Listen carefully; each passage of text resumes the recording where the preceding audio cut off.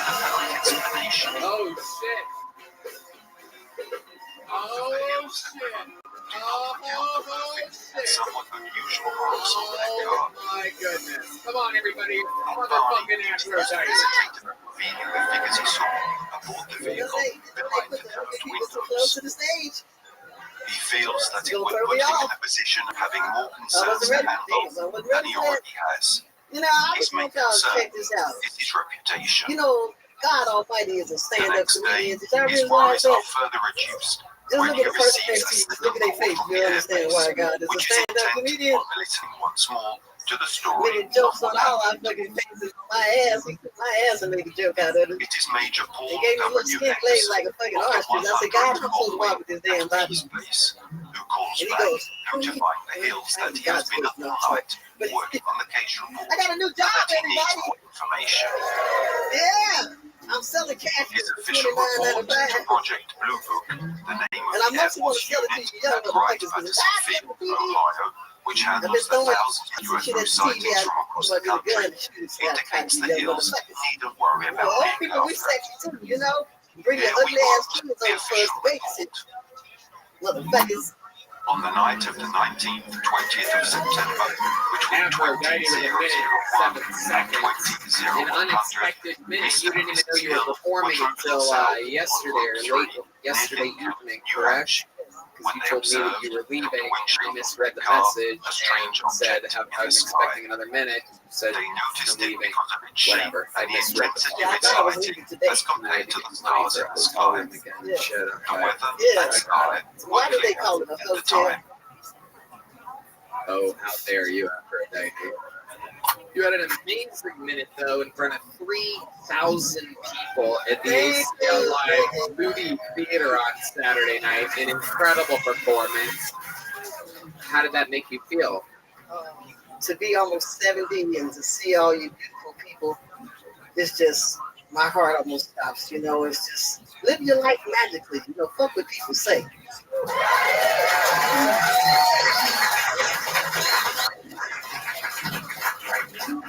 I love it. I absolutely love it. This is Aloe Meat's 6-month-old daughter, by the way. I don't know if you guys know that. Oh yeah, I got a new afro for $49.95. You white people, you want to? Yeah. Is that true? Is that not real? Hell no. A short Got it with time some later, EBT card Betty and goes shit, to you the know? library I to gotta learn take it back more after the about show. unidentified flying objects. Oh my goodness. She is Afro, did you disappointed with prepare the supply of anything else books on for the us? subject. Yeah, You want to yeah, sing yeah, along yeah. the song? You know how to bring the place. We're gonna do The a little Flying Careless Saucer Christmas for Conspiracy, y'all right quick. written Oh, by shit. Major Yeah. Colin Just gonna do a verse and a half minute, you know what I'm Geostasis saying? Because I indicates gotta that go the Air backstage Force and is get one of the dedicated to lunch. discrediting all All UFO right, ladies and sightings. gentlemen, giving us a little musical A former performance. Annapolis graduate and Marine Corps major, One and only he is motherfucking instrumental in Aphrodite. establishing an organization in Washington known as the National Investigations Committee on Aerial Phenomena. The committee was established to correlate and analyze every violent UFO sighting in an effort to find a solution to the mystery and to prepare the public, if necessary, to the possibility that the objects may be extraterrestrial spacecraft of unknown origin. NICAP, as Major Kehoe's organization is known, has come to the conclusion that there are basically only two explanations for the constant reporting of UFOs around the world every year. One, a widespread and currently unexplained delusion on such a vast scale that it should, in itself, be a matter of urgent scientific study. And two, people see maneuvered and apparently controlled objects in the atmosphere. NICAP members, many of whom are reputable scientists, professors, technicians, pilots, and high-ranking former military officers, argue that the hypothesis is more reasonable and that it is based on empirical observations. In its thoroughly documented study, the UFO Report, the organization analyzes 575 technical reports and other reliable reports from 46 states, Puerto Rico, Mexico, Canada, and other countries around the world. Reading this wealth of information leads Betty to take courage and write an exhaustive letter to the president of the foundation, in which she is willing to reveal even those details that her husband continues to hide. About 10 days after the sighting, Betty begins having a series of disturbing and particularly realistic dreams. We love her. The nightmares Used to continue love her for 5 too. consecutive nights, and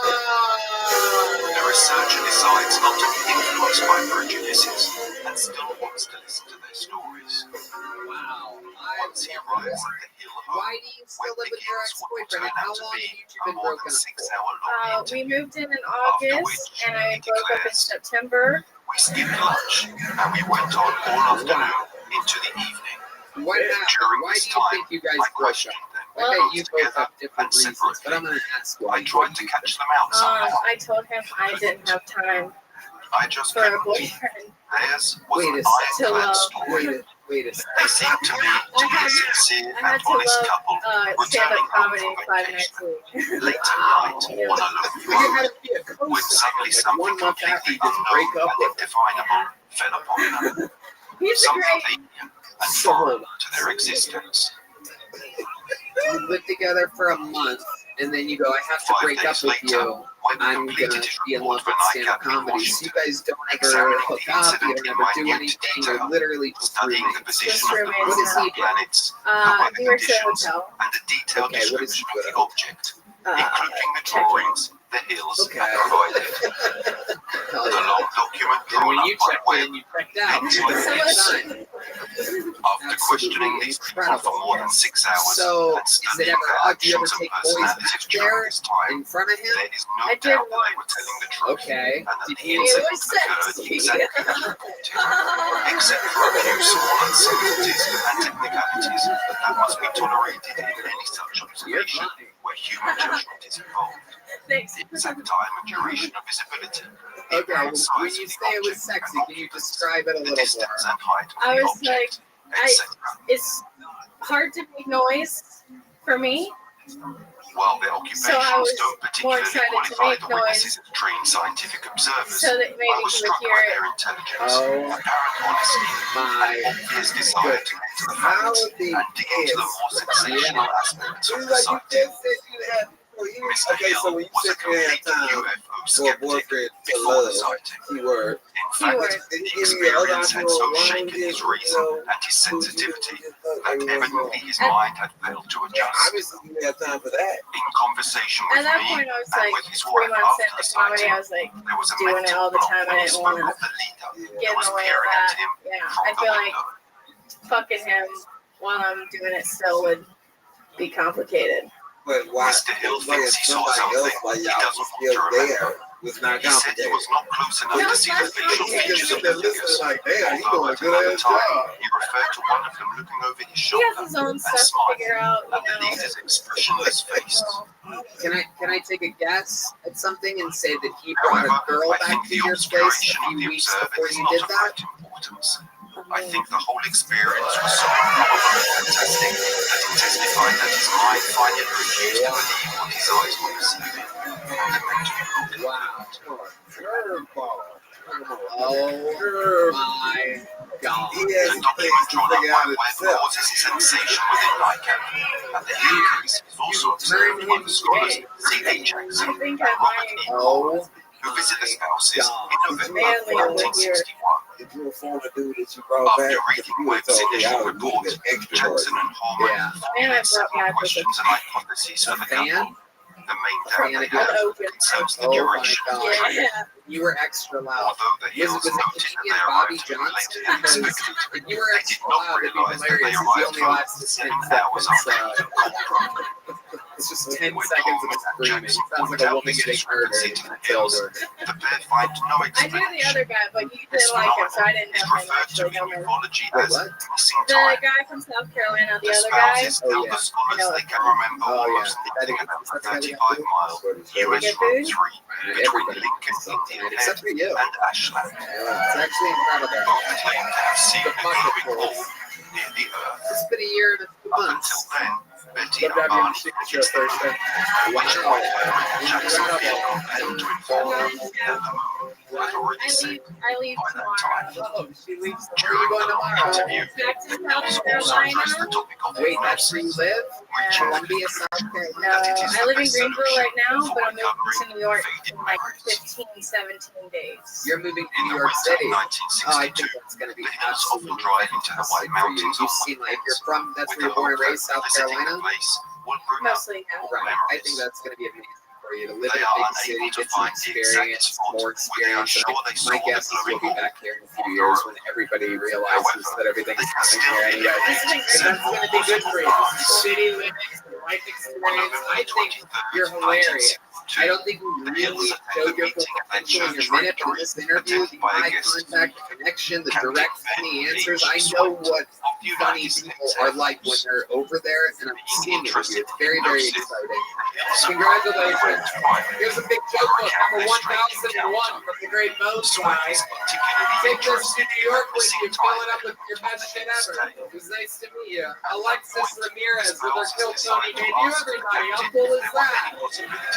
Hypnosis sessions guided by and swiftly forms the couple of a professional It's hypnotist. up to that time, ladies and The first gentlemen. modeling discussion by the two spouses dates Ollie, back you're to about to March see 3rd something, of the following but year. this is the The actual telling of the craziest story part of of the those show. mysterious events takes The man place that in you're their about to parish see has in done front of more a new small minutes than any person in the On history of the show, September more 7th, interviews than anybody 1963, in the history Captain of the Swift show. returns to the same parish On to Saturday hold a night, new he form became of the second conference ever, on only hypnosis. second ever After Hall the of Fame conference, the inductee hills to the inform the Tony captain Hall of Fame. that The Barney is man beginning a course is of an psychological instant support legend. at the office Out of of all the Dr. regulars, Stevens. he refuses to Captain retire. Swift He is the Jetsons refuses to asking take the doctor about challenges. the He use of calls the regressive shots. hypnosis He's making applied to tens cases of thousands of such as dollars a theirs. month on Cameo.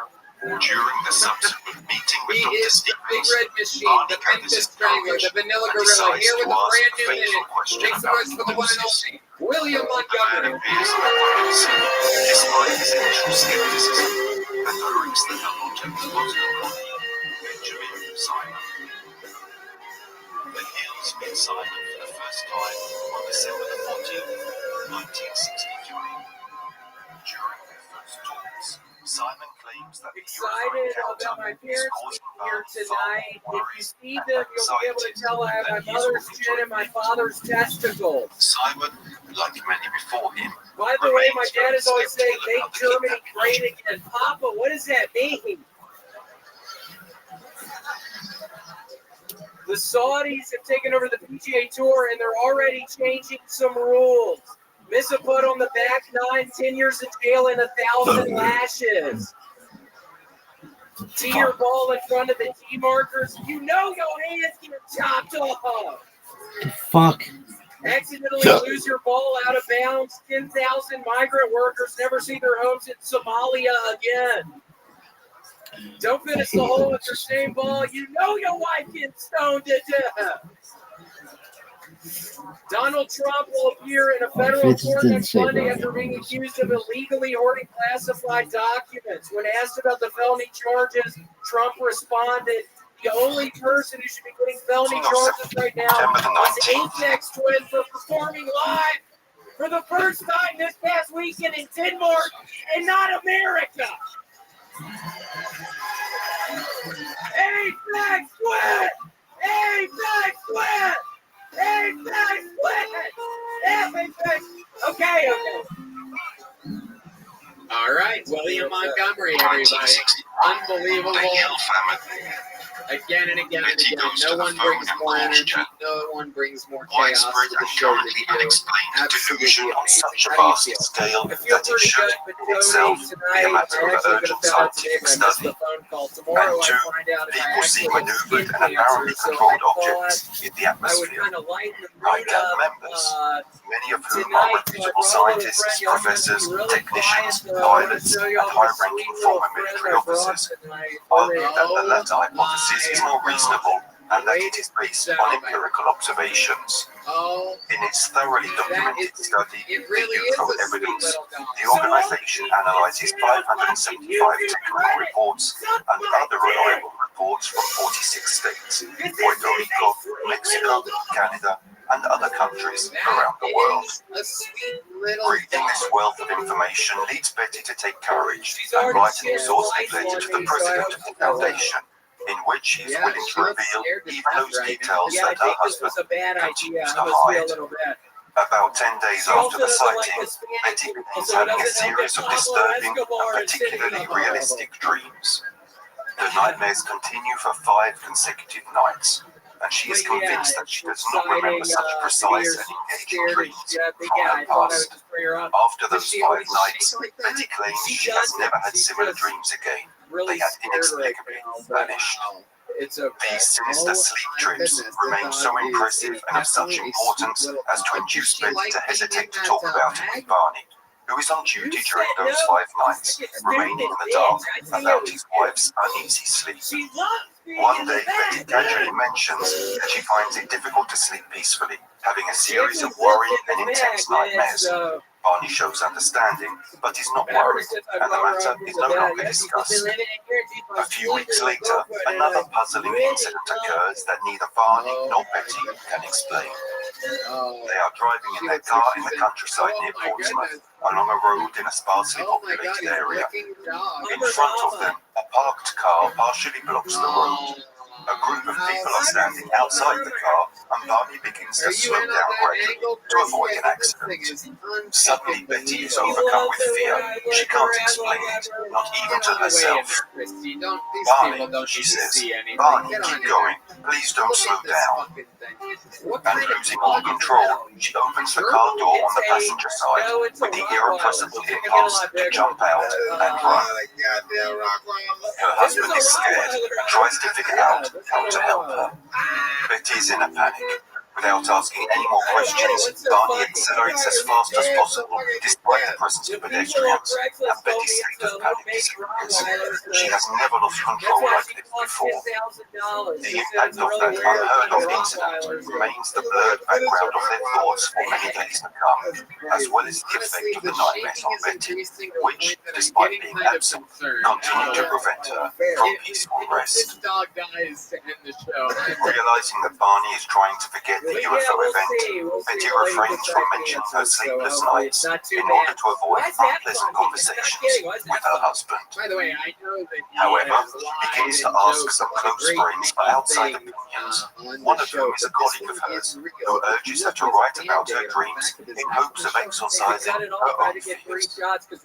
Thinking that this might ease her constant state of anxiety, Betty sits down at the typewriter, allowing those horrendous images to appear on paper in the form of frightening but helpful prose. But the doctor, her dreams are unusual in subject and detail. They reveal that she encountered a strange roadblock on a lonely New Hampshire road. Figures approach the car, a strange group of individuals in identical uniforms. When they reach the vehicle, the woman falls into a state of unconsciousness. When she awakens, she realizes she is aboard a disturbing, apparently flying structure, together with her husband. Here she is subjected to a thorough physical examination by what must be intelligent humanoid beings. Barney is dragged along a corridor that follows the profile of the ship, probably he too is being used as a guinea pig. In Betty's dream, the humanoid beings reassure the couple by communicating the following experiments would not have suffered any type of physical or mental damage, nor would she have remembered anything. Betty's written words about these dreams are remarkably detailed, with full descriptions of the craft, examinations, and the strange scientists. You want to lead everybody in it? I got a sweet little dog yesterday. The letter that Betty sent to Director Keevan describes in detail the events of that terrible night, and it was an important preview of the events that would follow. Betty and Barney evaluate the possibility of undergoing hypnosis sessions, induced by the accursed need to remember what actually happened to them. The letter also attracted the attention of the well-known Walter N. Webb, an astronomer and member of NICAP, known for his rich research related to the truth about the UFO phenomenon. Webb, initially very skeptical, however decides to go to Portsmouth to talk to the couple and make sure that they are not desperate people looking for fame and attention, and to verify the presence of a potentially disconcerting truth. The researcher decides not to be influenced by prejudices and still wants to listen to their stories. Once he arrives at the Hill home, Webb begins what will turn out to be a more than 6-hour-long interview. After which, he says, we skipped lunch and we went on all afternoon to the evening. During this time, I questioned them both together and separately. I tried to catch them out somehow. How about one more I time just for the best couldn't. damn band on the land? Theirs was an ironclad story. They seemed to me to be a sincere and honest couple returning home from vacation late at night on a local road when suddenly something completely unknown and indefinable fell upon them. Something alien and foreign to their existence. Chris Rogers, oh! It's the brand new 5 days later, went to complete his report for NICAP in Washington, examining the incident in minute detail, studying the position of the moon and planets, the weather conditions, and a detailed description of the object, including the drawings the hills had provided. The long document drawn up by Webb ends like this. After questioning these people for more than 6 hours and studying their actions and personalities during this time, there is no doubt that they were telling the truth and that the incident occurred exactly as reported, except for a few small uncertainties and technicalities that must be tolerated in any such observation where human judgment is involved. The exact time and duration of visibility, the apparent size of the object and occupants, the distance and height of the object, etc. We love you guys. Thank you. Good night, everybody. We love you. While their occupations don't particularly qualify the witnesses as trained scientific observers, I was struck by their intelligence, apparent honesty, and obvious desire to get to the facts and dig into the more sensational aspects of the sighting. Mr. Hill was a complete UFO skeptic before the sighting. In fact, the experience had so shaken his reason and his sensitivity that evidently his mind had failed to adjust. In conversation with me and with his wife after the sighting, there was a mental block when he spoke of the leader who was peering at him from the window.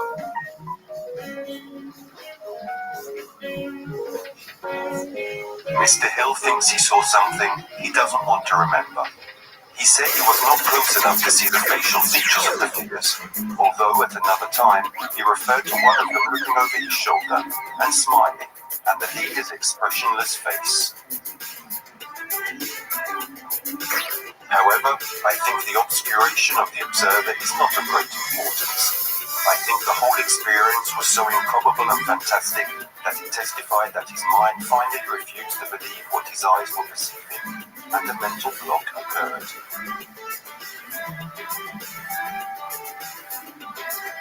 The document drawn up by Webb causes a sensation within NICAP, and the Hill case is also observed by the scholars C.D. Jackson and Robert E. Horman, who visit the spouses in November 1961.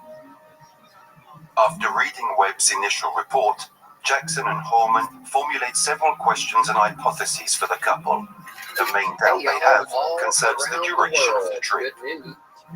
Although the Hills noted that they arrived home later than expected, they did not realize that they arrived home 7 hours after leaving Coldbrook. When Holman and Jackson point out this discrepancy to the Hills, the pair find no explanation. This phenomenon is referred to in ufology as missing time. The spouses tell the scholars they can remember almost nothing about the 35-mile US Route 3 between Lincoln, Indian Head, and Ashland. Both claim to have seen the glowing orb near the Earth. Up until then, Betty and Barney think it's the moon, at which point Herman and Jackson feel compelled to inform them that the moon had already set by that time. During the long interview, the Hills also address the topic of hypnosis, reaching the conclusion that it is the best solution for recovering faded memories. Join us on the ride of a lifetime. In the winter of 1962, the Hills often drive into the White Mountains on weekends, with the hope that revisiting the place will bring up more memories. They are unable to find the exact spot where they are sure they saw the glowing orb on the road. However, they can still eliminate several possible paths. On On November the 23rd, 1962, the Hills attend a meeting at their church rectory, attended by a guest speaker, Captain Ben H. Sweat of the United States Air Force. Being interested in hypnosis, the Hills approach Sweat privately and recount their strange encounter. Sweat is particularly interested in the missing time element of the Hills' tale. At that point, the spouses decide to ask the captain if there were any possibility of having hypnosis sessions guided by him. And Sweat informs the couple of a professional hypnotist. Hey, this is Rabbi coming The to you first live from the public Comedy discussion by the two spouses dates back to March the 3rd of the following year. The telling of the story of those mysterious events takes place at their parish, in front of a small group of faithful. On September the 7th, 1963, Captain Sweat returns to the same parish to hold a new formal conference on hypnosis. After the conference, the Hills inform the captain that Barney is beginning a course of psychological support at the office of Dr. Stevens. Captain Sweat suggests asking the doctor about the use of regressive hypnosis applied to cases such as theirs. During the subsequent meeting with Dr. Stevens, Barney gathers his courage and decides to ask the fateful question about hypnosis. The man appears apprehensive despite his initial skepticism and directs the couple to his Boston colleague, Benjamin Simon. We have an unbelievable show for you before we start. The Hills meet Simon for the first time on December the 14th, 1963. During their first talks, Simon claims that the UFO encounter is causing Barney far more worries and anxieties than he is willing to admit. Simon, like many before him, remains very skeptical about the kidnapping issue, but has only one certainty.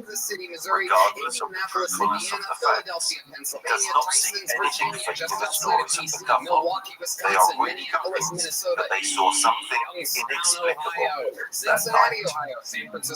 Only hypnosis can bring the truth to surface. Through therapeutic use, regressive hypnosis has the function of bringing out memories and emotions lost in the unconscious.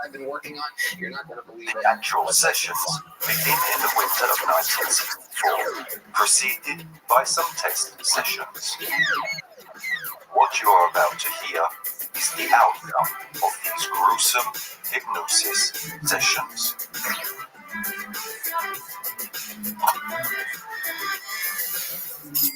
Hey y'all, using the internet without ExpressVPN is like writing an important report and forgetting to hit save. Most of the time, you'll probably be fine. But what if one day your computer freezes or crashes and all your hard work is gone? Let me tell you, as a member of the Writers Guild, that would be terrible. Every time you connect to an unencrypted network, cafes, hotels, airports, any hacker on the same network can gain access to your personal data. Passwords, financial details, etc. It does not take much technical knowledge to hack someone. Just some cheap hardware is needed. A smart 12-year-old could do it. Or a brilliant 9-year-old. Your data is valuable. Hackers could make up to $1,000 per person just selling your personal info on the dark web. I love it. I am going to the airport tomorrow, and of course, I am going to have ExpressVPN turned on my phone and my laptop. It could even be on my tablet. It's all of your devices. It's easy to use. Just fire up the app, click one button, and get protected. Super secure. Did you know it would take a hacker with a supercomputer over 1 billion years to get past ExpressVPN's encryption? Ain't no one got time for that. Fire up the app, click one button and get protected. Phones, laptops, tablets, and more so you can stay secure on the go. You want ExpressVPN. So secure your online data today by visiting expressvpn.com/KillTony.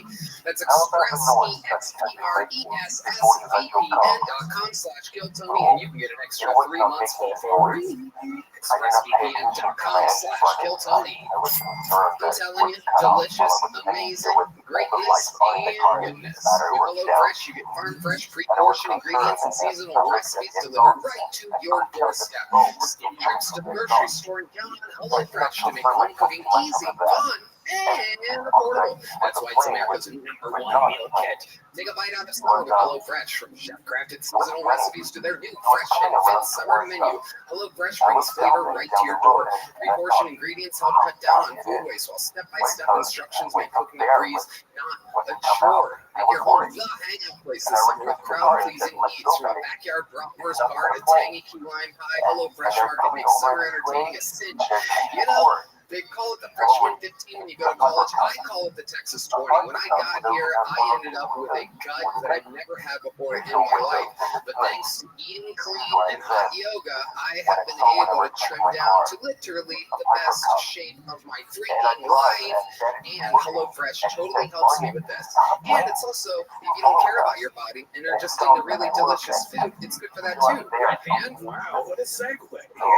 You know, ever since I moved to Austin, I am very guilty of getting delivery all the time.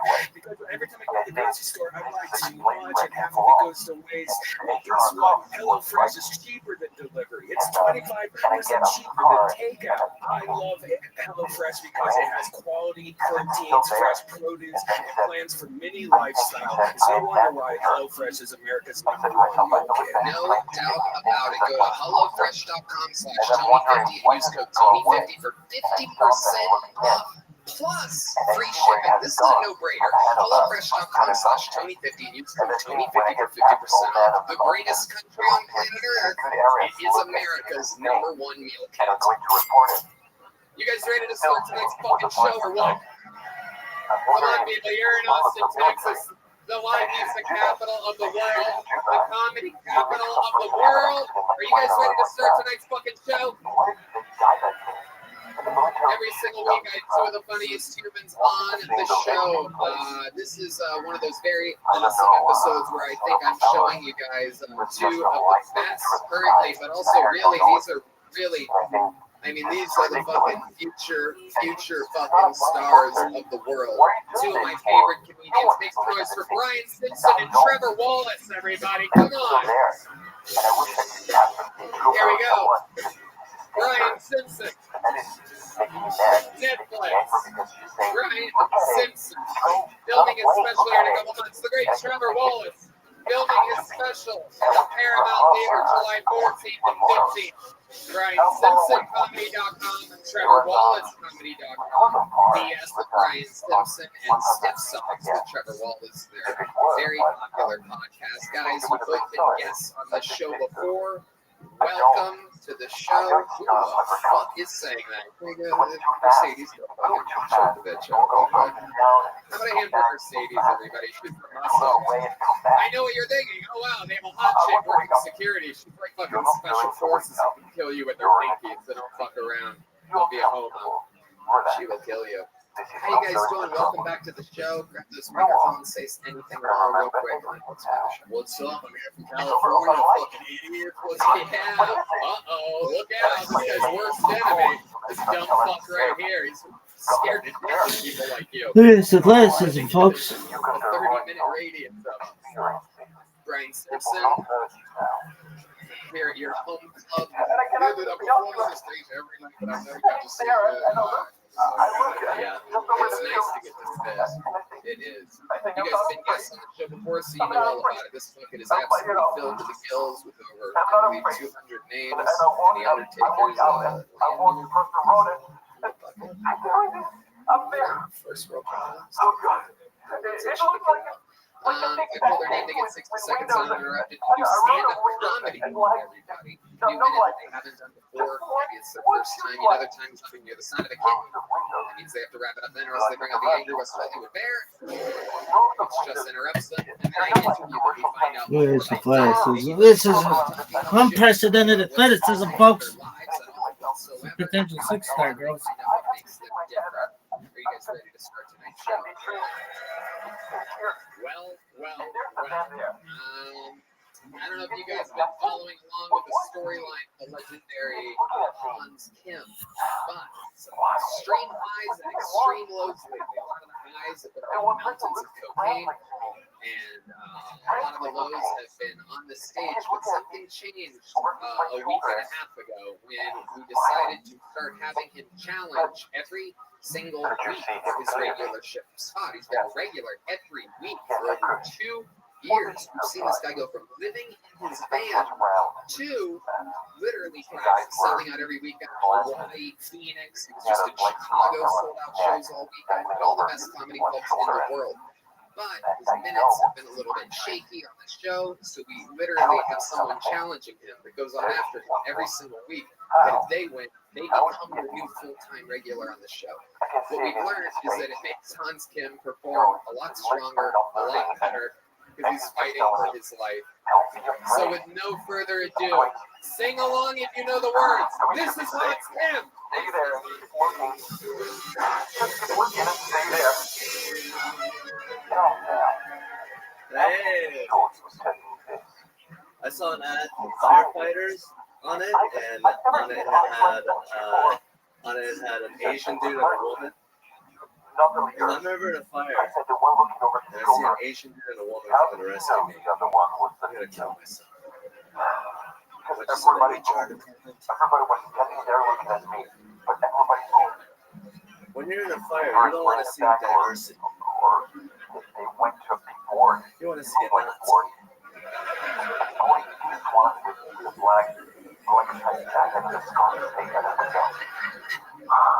I want to see generations of food security and white privilege. Not an Asian dude and a woman. Who's going to drive the fire truck?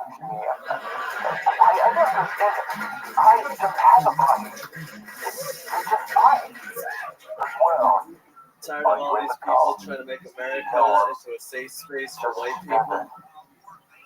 That already exists. It's called Europe. You want to drink tea and kiss dudes on the cheek? Go back to England, faggot. Thank you. Wow, there it was. Man, I was a little nervous at the beginning there. Tripped over the wall. I saw an ad with a fire ad. It was an ad of the fireman. It was a fireman. Oh, fuck. Oh, yeah. And then you fought like only a real experienced autistic Asian boy could do. How do you feel like that went, Hans? I felt like it went amazing. Oh, shit. Okay. Yeah, my right,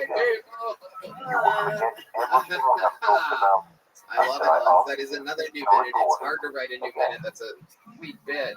Yeah. What kind of ad? Well, you say you saw an ad. You say it like you read it in a magazine or something like that. Are you saying to say you saw a commercial or? It was a TV show, but I changed it to ad because it hit better with my demographic. What's your demographic? Drunks and sex perverts. Incredible. Guys, you've seen Hans Kim before. What do you think about that minute? Brian Simpson, Trevor Wallace. Yeah,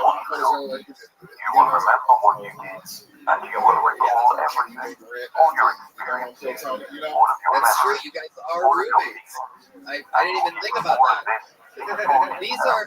You're looking at the real Phil Tony fans out here. Brian, is there anything about being a roommate with Hans that you can tell us? I mean, he's been a very regular character on the show for 2 years. I'm sure there's something people would love to know. Well, you know, my business is great, but I'll just say it's exactly what you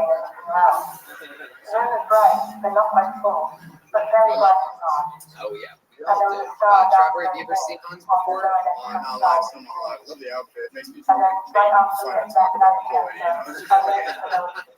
Wrap some shit up, you know what I mean? Thank you, Trevor. I wore this for you. Did you really? Yeah, you got your thoughts on you? Hell yeah. You're banned in California, so look it up. Hell yeah. That was great. Thank you. A good new minute, Hans. You know how this goes. Put the mic back in the mic stand. Go back behind the curtain. How about one more time for Hans Kim? We're going to see him in just a second. He's not gone. No, that was Hans Kim music yet. Guys, what you're about to see is, again, I mean, this is a whole new era of Wiltonism. Someone fighting for regularship to start the show is insane. And I can only give credit to one of my favorite mentors and heroes, the great Vince McMahon, who likes starting shows with a bang every once in a while. I think it works out great. Anyway, the guy who you're about to see has the opportunity to change his fucking life. He's had a very controversial run on Kill Tony. He's on or off. I mean, it's either home runs or fucking big miss swings. Also has a huge cocaine addiction. He has great musical abilities, a lot of different things. He's really new to stand-up comedy. I think only about 8 or 9 months in. So here he is, fighting to become a regular every single week on the #1 live comedy podcast in the world. Make some noise for Uncle Laser, everybody.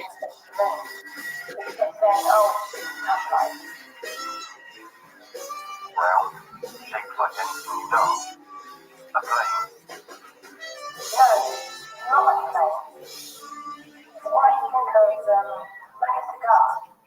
Cuckolding. Like a cigar. When one fucks one's wife while one other watches and or masturbates. Like a cigar. Not as funny as I thought either. It's not as good as it is. The other day in Vegas, I got involved in a cuckolding situation. Alright, I'm playing slot machines, being the degenerate piece of fuck that I am.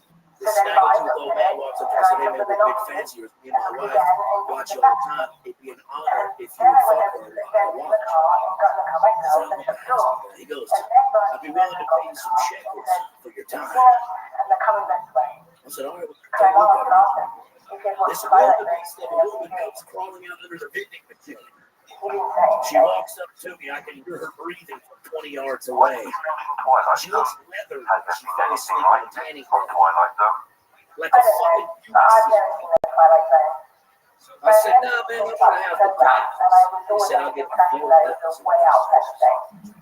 I said, "Man, to be honest with you, you don't smoke that bad, but I'm gonna take her for a spin."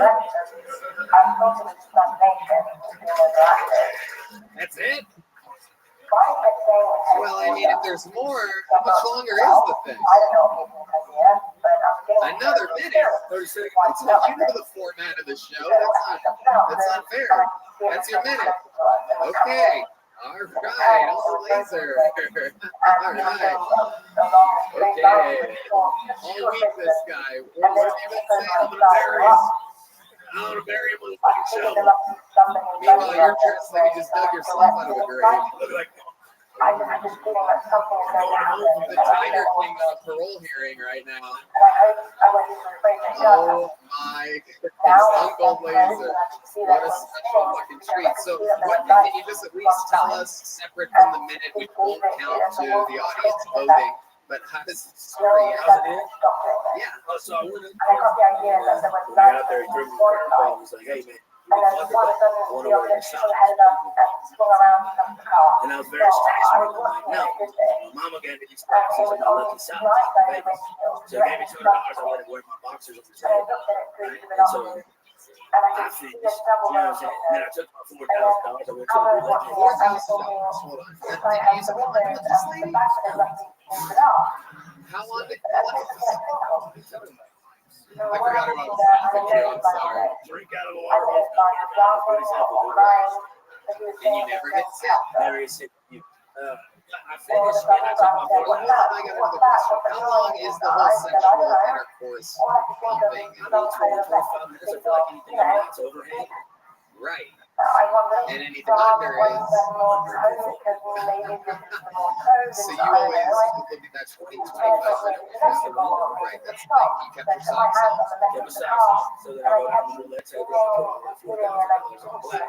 Color came out. Green. No way. So then I'm sitting there like, fuck, that was shit. So I did any piece of shit degenerate gambling. If anybody here has a gambling problem, you'll know this all too well. I marched my ass right back up to the hotel room and I fucked her again for $1,000 and I let him wear my socks. That does not count to your voting, by the way. You son of a bitch. You gotta learn how to edit. You gotta learn how to edit the fucking shit out, dude. You're up there singing fucking country music lyrics. Yeah, I was just gonna say, you like the reason you're gonna lose on this guy is because he's so much more experienced in writing jokes. Because you could have got to that and you admitted. You could have got rid of this dictionary. That isn't actually a dictionary. Well, I mean, you could have just been like, the dude paid me to fuck his wife. She wanted and then went. That just feels like you do stand-up comedy like you're reading a child pen. And then a wildebeest came from behind the vending machine. You gotta get to that shit.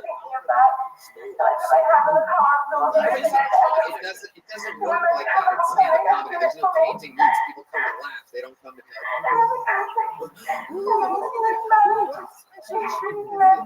Hans Kim, get back out here.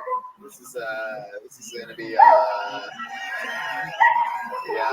Hans Kim has defended his throne twice already.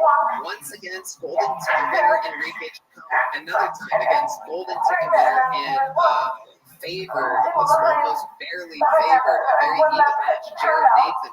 This is his third time defending his regularship. How many of you have Uncle Laser being the new regular after his performance tonight? Makes the noise. You guys get to decide.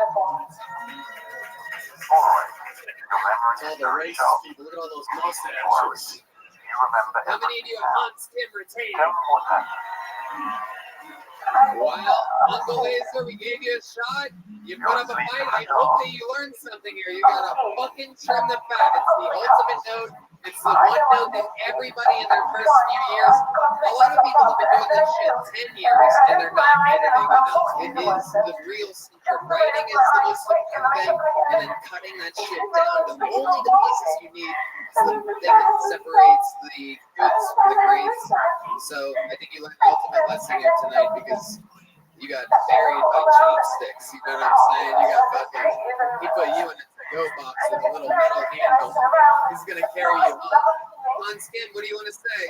I'd like to present Uncle Laser with this very little joke book made by Rothschild.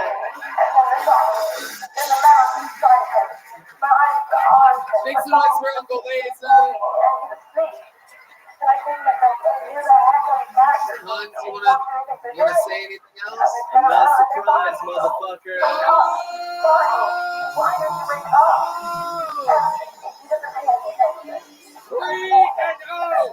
Undefeated. The first ever regular, not only to defend his position once, twice, but 3 times. Hans, you are undeniable. Make some noise for Hans Kim, everybody. That was Hans Kim. That was Hans Kim. That was Hans Kim. All right. Well, it ain't so lucky. Now, this is where shit gets crazy. You guys don't know because literally any random human being is allowed to sign up. So anything can happen. It could be somebody's first time. It could be a local legend that's been signing up for months, hoping to get a big break on the show. With a brand new business stand-up comedy, we're going to meet them all together. Make some noise for Kyle Drake, everybody.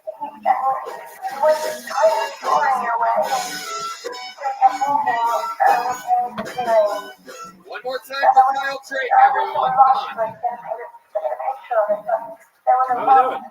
Doing good? I think it's a pretty interesting family. Most comedians do. Welcome. How are you? He was a drug addict. Yeah, but he was a responsible one. Like, he'd only do drugs on weekends. Yeah, because, like, that's when he had custody. Everybody But, fucking knows that. Everybody yeah, Happy fucking Father's knows Day. that. I don't know. Interesting family. All I really have to say is, like, white people, we're not the best. We're not. We don't even have the best genetics either, by the way. Like, I have a brother, right, who's 25 years old, and he's already completely bald. Yeah. It's crazy, but cancer's a bitch. I don't. Yeah, that's a fun one because it's real. I think I'm close to my time. I want to go over it. Kyle Drake, welcome. This is your first time on the show, correct? Yes. Absolutely. Okay. How long have you been doing stand-up? 2.5 years. Where at? San Diego. San Diego. What are you doing here? Visiting, scoping it out. See what the Scoping next it out. move is, yeah. You thinking about moving here? Yeah. Okay. What do you think about people moving from San Diego? Is that okay? Jesus fucking Christ. I love how happening didn't know that was in California. How do I feel? What do you do for work, Kyle Drake? I work at a research institute, and then I used to work at a comedy club. Okay. What are you researching? They do a bunch of stuff. They do like Alzheimer's, dementia, stem cells. Okay. Rogan stuff. All right. Okay. Which side of the argument are you on? Are you on Rogan's side or Dr. Peter Hotez's side? I believe Rogan runs this club, so I'm definitely on his side. I'm trying to get more attention. Would your dad ever give your brother with cancer like drugs, like cheer him up a little or something? My dad? Yeah, you get the bit where your dad does. Check this out. I'm going to show you how I afforded this Dude, car. what is this fucking shit? He didn't cheer him up at all. Did your brother really have cancer? Yeah, he survived that. Okay. What kind of cancer was it? Lymphoma. Okay. Yeah. What was that like? Did you try to make him laugh during it? No, I made a bit about it. But I tried to, you know, he came with me. He was confident. So he's here. Not right now, but he's passed away. Yeah. He's here spiritually tonight. He's no longer with us. What drugs would your dad do? What kind of drugs was your father on? Mainly alcohol. But Jesus Christ, dude. Where's the real shit? Give me Ozempic, brother. Give me the real shit. Uncle Laser has more drugs in his nose right now than fucking sounds like your dad ever did. Okay. Kyle, what do you do for fun? What makes you you? Tell us something interesting about you. You seem like a very, very normal white guy from San Diego trying to come into a place that's filled with monsters. So. I'll say anything for more stage time. I believe Rogan owns the club. I just came to conquer and take over. I think the only, I guess the fun thing I did is I went to TJ and I lost a butt plug in a girl's ass. Wait a sec. Yeah. Oh, you're careful on that. You had to pay for that. Oh. You went to TJ, Tijuana, Mexico. Yeah. And you met a girl? Yeah. And she had a butt plug, or you had your own butt plug? No, she. I don't bring them with me. But I mean, okay. Speak for yourself. Okay. I'm glad we got right down to one fart noise out of the way. Jesus Christ. This guy cannot wait. By the way, fun fact about the soundboard is that the fart board is a totally different app. No, don't put back to the fucking board. You're allowed one an episode. So he literally has to bring it up. Okay, thank you. Whoever's doing that, that's insane, please. Thank you. I literally hate that. So thank you, please. Thank you, John. Back to the comedy show. Thank you, Jeremiah. I mean, John. Thank you so much. There you go. Yeah. Oh. Are you fucking serious? Are you fucking serious? That's how loud this shit gets? Sweet. Okay. All right. Shut up, John. Are you fucking serious? Thank you. Hi, Kyle. Tim Cook, you suck so much fucking Tell me dick. more about you. He's the worst.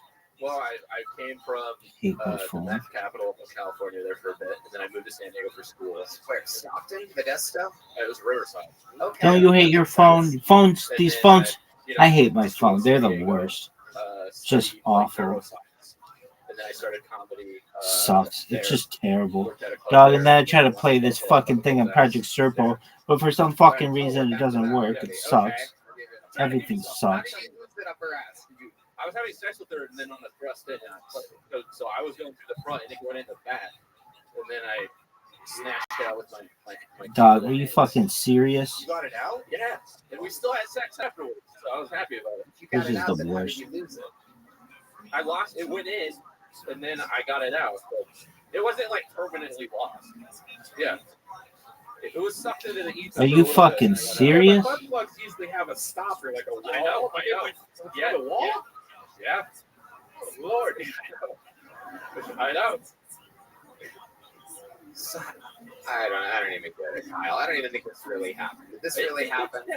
I'm trying to give you something. So what was she doing when you were in there?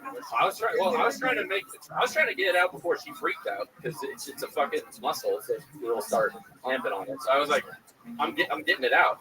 I just did it as fast as I could before she freaked out. And then you're a TJ. It's like I'm gonna take her to a hospital and I don't even speak English. I mean Spanish. Yeah. Holy shit. So did she come or not? What happened? No. Wow. A little dose of honesty there from Kyle Trigg. She was a big girl, right?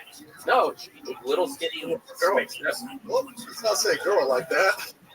I think it's going to be hard for you, Kyle, because you have a liar's face. Like everything you say looks like you're lying. Even though like your face doesn't look like you're lying. I'm not bad. I get it. Yeah, let me smell your fingers. Let me see it. Dude, this is the worst.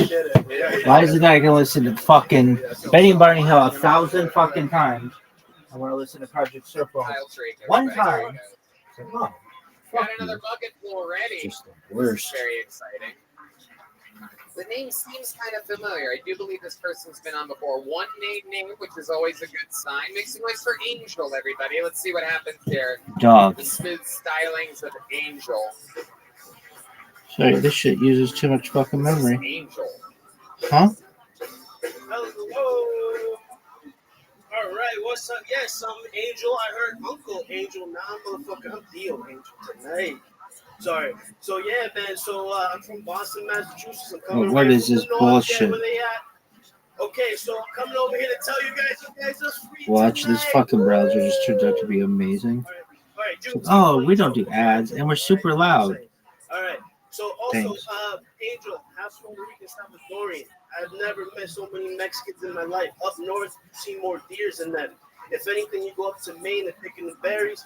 But yo, you see a deer, that's it. You open a drawer to your kitchen, those roaches running out, there's your Puerto Ricans. All right, what's up?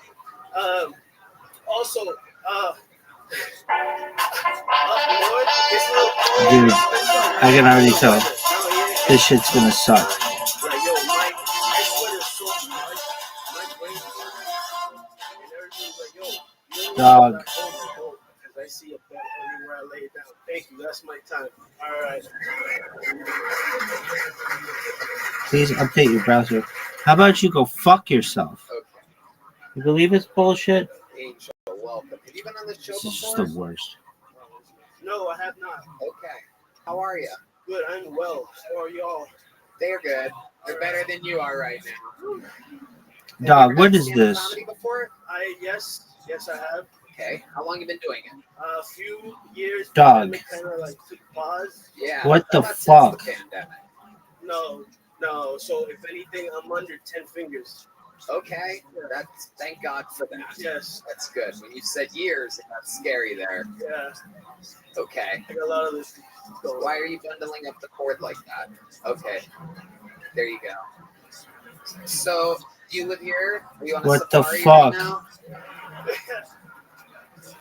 I don't want to look like a Lego piece no more. You know. But God wants you to look like a Lego piece, and that's This what is the matters. worst. He is the creator of the universe. So You already took away my wings and everything. You know. what wings? Thank you. I'm trying to get them back. What? What wings? What wings did he take? Looks like he gave you breasts and thighs. It's my shirt. Came like that. I think it means a guy named Jesus took his chicken wings. Yo, dog. Ah, If this shit doesn't work, I'm throwing fists. You think you do ballet at Rainforest Cafe? you do look like that. It will probably pay better than this. The human seat It's one. highly recommended. Thank you. Well, that's my favorite restaurant. So All right. Yeah, appreciate it. Sauce by Angel. Okay. Yeah, we're working on like. Okay. Okay. If this thing starts playing ads, I'm throwing fists. I drive for a living. What do you drive? Transportation, more medical stuff, so organs for transplant. You're in charge of driving the organs? A guy named Angel is in charge of delivering organs to people that need them? I won't go into any great details about my past. Okay, how long have you been doing that for? A special program. 2 years. All right. What were you doing before that? Landscaping from outside Home Depot. Angel. My goodness. Okay. That's why that hat. Honestly, We know. it's not out here. We know. It's a very specific hat. Okay. So, what are you doing in Austin, Texas? Where do you live? Boston, Massachusetts. I came out here for you and for the show. When did you arrive?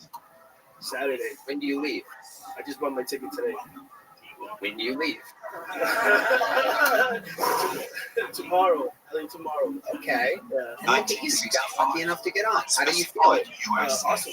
Let me ask you something. Because you're up here right now, a lot of people imagine what their appearance on the show would be like. You're looking right at it. You're in the room. You're in the moment. What surprises you about what you see and feel? What is expected? Did you picture it being like this? Did you envision anything whatsoever when you came here? I need a lawyer.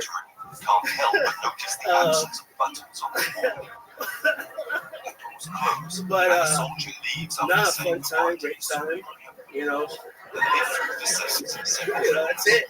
You know, Tony, I have a feeling that there's a organ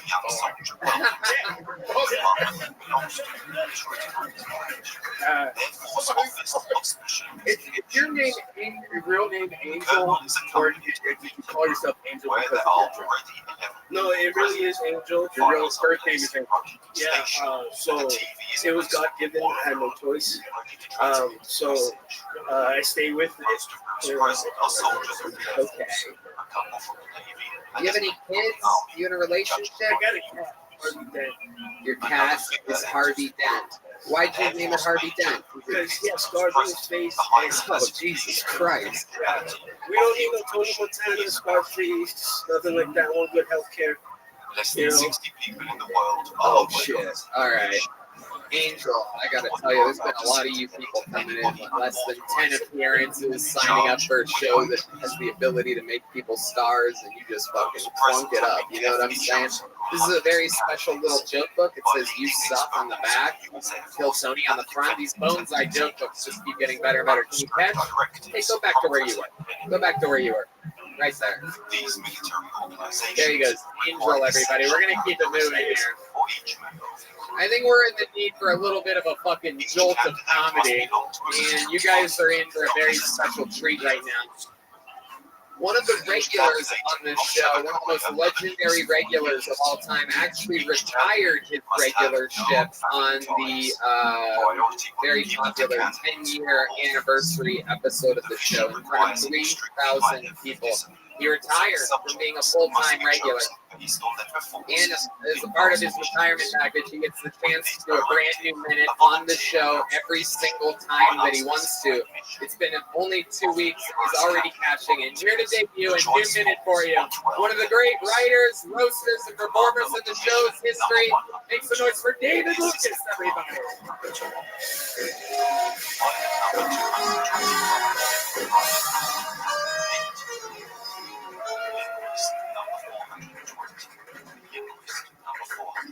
Yeah. Biologist number 518.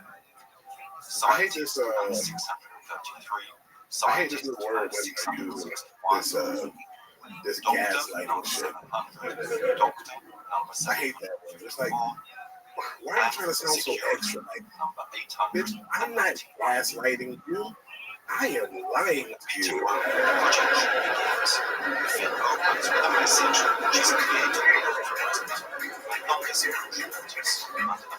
Why are you trying to make it sound fancy? Oh, this is old school, old-fashioned lying, bitch. And if you're in a relationship, you gotta lie to your bitch anyway. She don't want to hear the truth. Women can't handle the truth. If you having sex with your girl, and she asks, "Is this the best pussy you ever had?" By default, what do you have to say? Yes. You can't tell her no. The best pussy I ever had was actually from the IHOP waitress, bitch. That was. You gotta tell her she had the best pussy. All right, that's it. Perfect. Exactly a minute. David Lucas at it again. Love that joke. Love that you're already fucking back with us. Yeah. Daily took a break. You love this shit. You're used to it. It's part of your regimen. Yeah, you got a nice little audience. Oh, shit, wait, what's going on? You got fucking long neck and deep throat. Okay, what? This is long neck, your deep throat. Okay, well, you're the one that shoves more shit in your mouth than either one of us, so I don't know what the fuck you're talking about. Is that the trans flag? Oh, you son of a bitch. What the hell is fucking jean material? Is that? You wearing that shit on June 5th? Yeah. Tony was like, I was a slave last night. Does that count?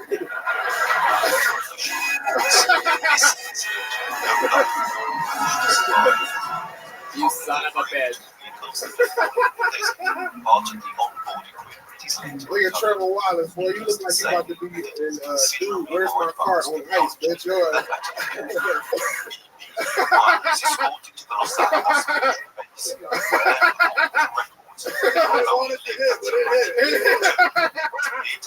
David doesn't do pillow, he's Waffle House.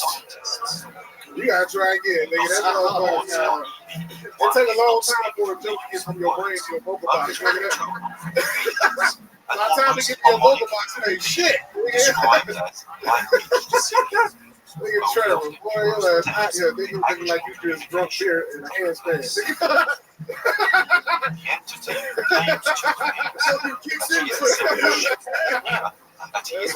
It's fun to watch you make fun of skinny white boys that aren't me.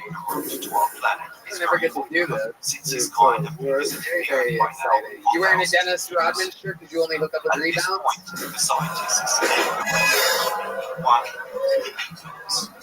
I wear a Dennis Rodman shirt because one of the shirts guys is no college, like you got the pose. Okay. You're the one, you the big ball player. You didn't do four scraps.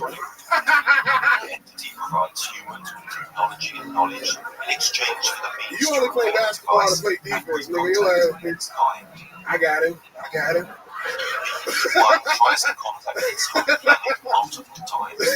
Each time, you root for the Denver Nuggets because it's your favorite thing to organize.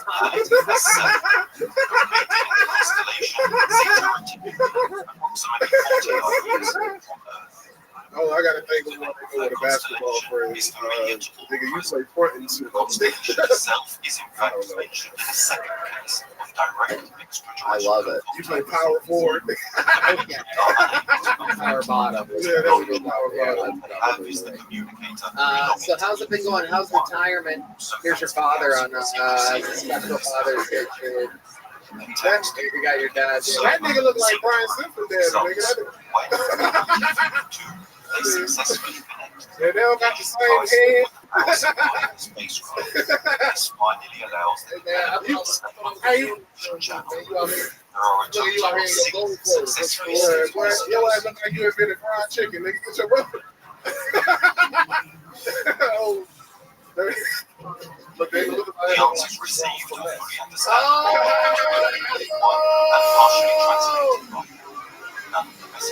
oh my gosh. He was being so good. He was so quiet. He left the mic on the table. Then you had to wake up fucking that nigga teach, Brian Simpson teach Frederick Douglass studies in high school. Until 3 years later. Now you can tell D-Man is blind because ain't nowhere regular come out with a gun looking like that. Oh, come on. It looks good. The front of D-Man, his hair looks like Florida. It turns out that oh, how dare you. That motherfucker got an Eddie Monster. He's not going to roast him back right now. Oh my God. He can't even see the mic. He got a feel for it. Oh. You got to tap the mic so he can hear the vibration. Oh, nowhere. All right. Blindness is also a side effect of diabetes, so you better watch your mouth, David. You're going to be double D at this.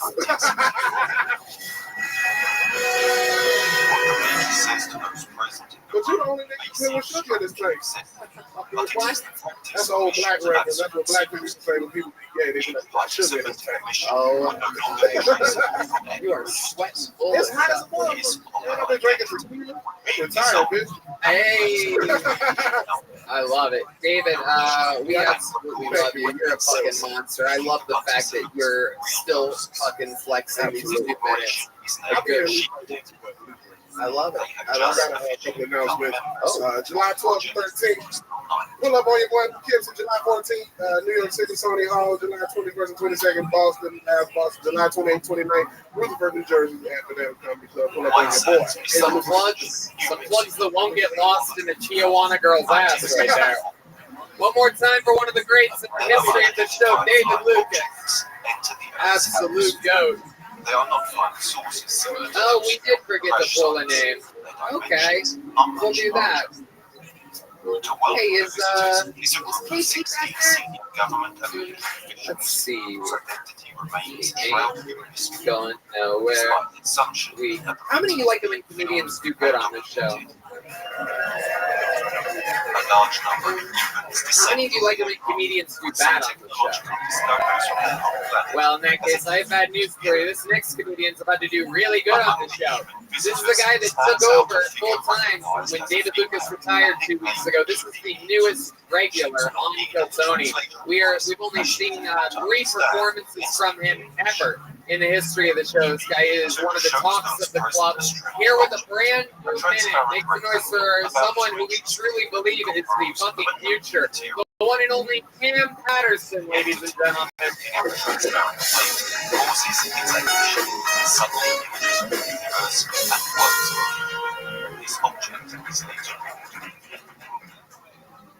This artifact when I was in high school, I had a basketball coach who smoked crack for real.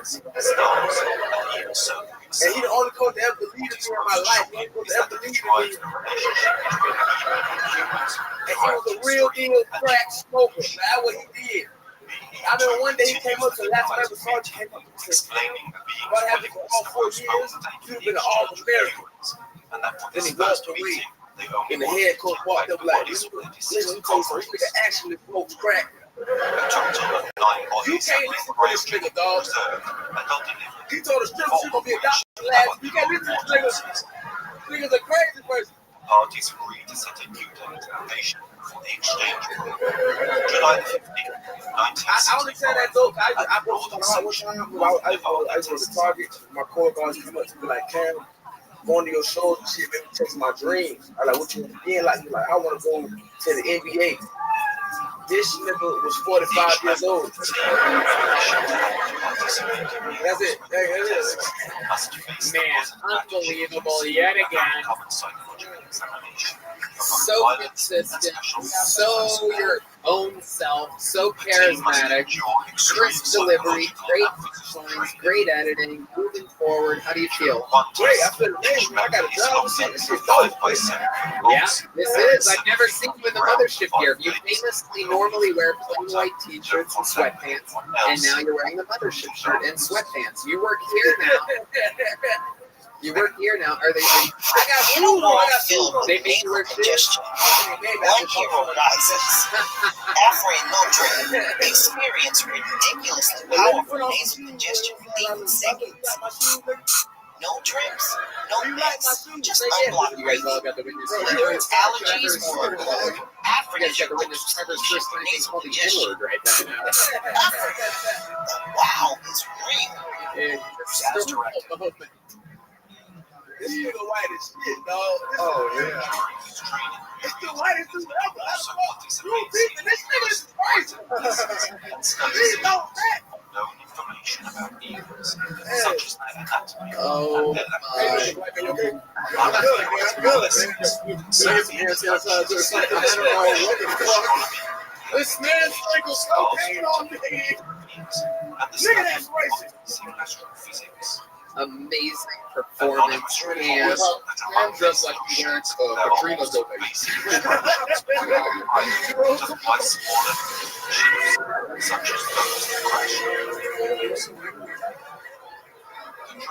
Oh my goodness. So let's say you work at the locker and live out of a locker at the same time. No, you can't. Don't talk to him. You only say that. The only thing missing from that outfit is a team that lost the Super Bowl t-shirt. It is amazing. Wearing his Hurricanes wear, Cam Patterson. Cam, how's life been going? You're writing in 1 minute every week. You're out here. You got the job at the mothership. How does it feel? What are you working tonight? What exactly is your job? Today I'm the stair nigga. The nigga on the stairs.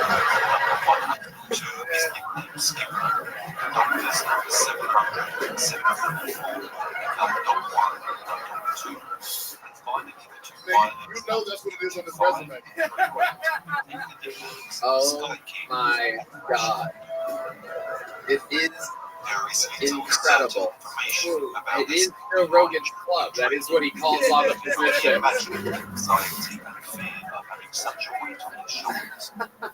You have the bar, the stairs, the yonder. Use your imagination. Is the word that Yep. You know. I know this guy knows. He doesn't even want Californians to move here. Imagine how he feels about black people from Florida. My goodness. Oh, Jesus Christ. This guy? This one right here. This guy with no happiness on his face whatsoever. What makes you nervous, nigga? Are you scared of me? Don't shake my hand! Don't shake my hand! Oh shit, here we go!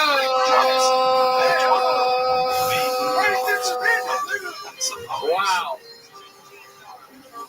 Oh wow. Wait, I can see from here, he's literally kissing his pants right now. It's incredible. Oh my God, he just shoved his wallet up his own ass to save it. That is absolutely incredible. He just got kicked out of the Proud Boys in this Harris. Wow. If you want to say, man, I will give you a phone back. Unbelievable. Cam, you know how to work the room. You come out, you're a fucking absolute stud of a goddamn up-and-coming rising star. I just don't see anything that can stop your fucking momentum. We absolutely love that you're part of the show, and it's going to be so exciting to watch your fucking trajectory. You are on an unstoppable path that I think everybody wants to be part of. So congratulations, Cam Patterson, doing it again. Thank you so much. Come on, make some fucking noise for the future. Cam Patterson, absolutely. All right, back to the bucket we go. Here we go. That was fun. We had David Lucas and Cam Patterson back to back, and now we are back to meeting people. Ladies and gentlemen, but this is how we met everybody. Every single one of these people, from Hans to Laser to Cam to David to everybody, we met them by pulling their name out of the bucket. So anything can happen. Make some noise for Sal Montilla, everybody. Sal Montilla. Perhaps Montilla. What's going on, y'all? Oh, thank you. You ugly people. Thank you for coming out. I appreciate that. I know what you're thinking. Why is my GTA drug dealer on stage right now? That coffee's worth a little bit. Train crashes are rough, right? Can we agree that they're bad? But I actually think there's a perfect opportunity to get something off your bucket list. Because in that 1 minute before touchdown, you get away with everything. You are a video game character. You know what I do in that opportunity? When I would Lisa and Nana, they're praying for salvation, for a miracle, I'm going to get out of my seat and I'm going to punch a kid right there. I've always wanted to be in a fight. I'm always going to win. Having y'all, hey, our parents see us. I want to know what that feels like. Right? Oh my God. I didn't think I'd get this far, y'all. Honestly, I thought I was going to black out on stage and pass out right now. Okay, wow. Hi over here, buddy. How are you? I'm your worst nightmare. Look over here. Keep looking at me. Don't get distracted. Your ADC is oh, there you go. You just said something else. Look at you. Yeah. Sal. Can I call you Sai? Oh, wow. Everything about you is fucked up. Look at that. I thought that was a lowercase L. That's an S-A-I. And Montilla? Yes. Okay. All right. Well, now that's out there. Is that your real name? That is my real name. Wow, you fucked up. I know. Okay, let's talk about it, Sai. One of the absolute worst performances imaginable. Doing everything backwards, coming out, calling the crowd ugly, getting sidetracked by a very light, normal cough by someone in the second row that nobody in the back of the room could hear. He had to describe it as rough. That cough was rough. Yeah, you got sidetracked there, and then you talk about plane craft as a punchline was bit of how you would punch someone else's kid because you were punched by your parents, because you're punching another person's kid, so it's totally different. The parent, I'd imagine it's more satisfying if it's your own. Control everything. Yeah, the type of juice to the finest details. Personalized. Well, you just abused 330 people here tonight. Ryan, what were you going to say? I said you missed one. He also said, I know what you guys are thinking, and then said something nobody was thinking. That's a good point. Why'd you call everyone ugly? Just Boston, I know that. I don't know. Oh, shit. Daddy Longneck's got some unfinished business over there. Oh, shit. Oh, shit. Oh, man. I don't know why I did that. Probably first time jitters coming on here. First time jitters. I'm saying this is your first time ever doing stand-up. No. It's your first time in the show. Yeah. How long have you been doing stand-up? It's like a year. How many spots do you think you've done, if you had to guess? How many times have you gone on stage? How many times has someone said your name and you've gone up there? Like, ballpark. What's your name? 1 to 300 times. I'd go up a lot. Somewhere between 100 and 300 I'm overestimating y'all. So that window is so wide open that Cam Patterson just crawled through it. So, Sai, who told you that you're funny? Let's talk about it. Oh, my God. What's the funniest thing you've ever done in your entire life? Actually, nothing, apparently. Being here, he agreed right there. There you go. Guys, He's please, my validation please do not sidetrack him. He's looking for anything to save him right now. I know. Sai, you signed up for that. Yeah, I did.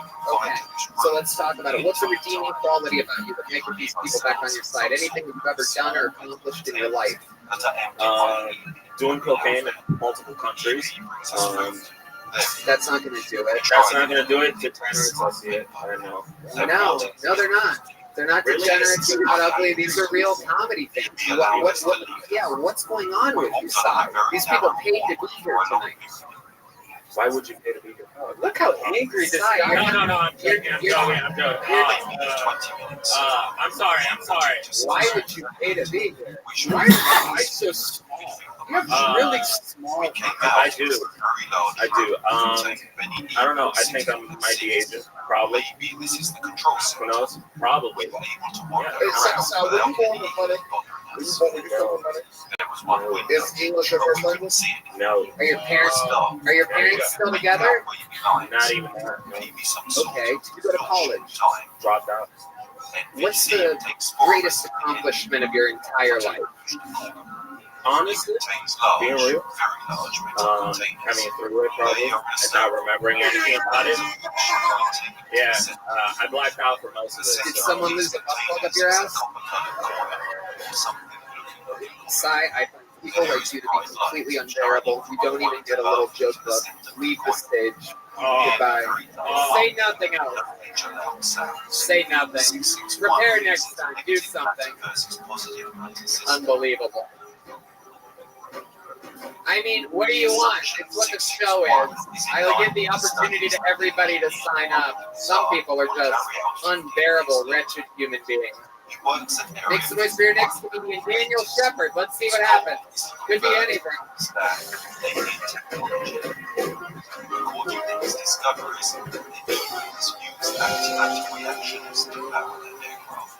How's it going, motherfuckers? Alright, I'm not super famous yet, I'll admit. But my aunt actually completed big. She just made an Netflix series. Yeah, right. But anyway, it's actually the confession killer because she got brutally murdered. Yeah, back in 1979, her and her boyfriend got murdered by 5 illegal immigrants. She was Mexican, the boyfriend was white, and some funny stuff. But I actually found out about this during Netflix was chilling. Okay, I was in the middle of trying to fuck, and my family's crying on the damn TV. And you know I had to rewind that shit, right? It makes you come harder than you feel here, evidently. But hey, you gotta do what you gotta do, right? My mother's a conservative Mexican woman. She thinks Plan B is murder. Okay, and I've administered Plan B thousands of times, unbeknownst to her. So it turns out I'm a serial killer. The mama's listener. Okay, thank you. Daniel Shepard, everybody. A real way to swing the momentum back around into the comedy show. Hi, Daniel. How are you? Hi, How long have you been doing stand-up? Going on like 4 years solid. 4 years solid. Actually, I started in 2016, but 2019 is when I started like Cheers to Grinding. Okay. You're in Austin. I'm from Austin, born and raised. Okay, there you go. That's That's how much you got from the hometown crowd. Hey, none of y'all from here, motherfuckers. Goddamn. All right, another. Oh, go ahead, Dan. Okay. Okay. Father's from New York. Okay. Mother's Mexican. All right. Y'all are California. You doing your own interview right now? You look like No Action Bronson. That's about right. You're the TikTok guy. That's right. Okay. Just sold out 3 shows in town. I know. Yeah. That's fun. I love that I love these guys just keep coming up here bombing and talking shit about the successful things around them. It's absolutely incredible. Daniel, so 4 years solid. Do you think that was your best minute that you've ever written? Definitely not. So no, sorry. That's one of my. Well, that's not the best minute I've ever had. Oh my God, it's unbelievable. You're just in your own little world, huh? Daniel, look at me. Look at me. You're being interviewed by me. Hello. Over here.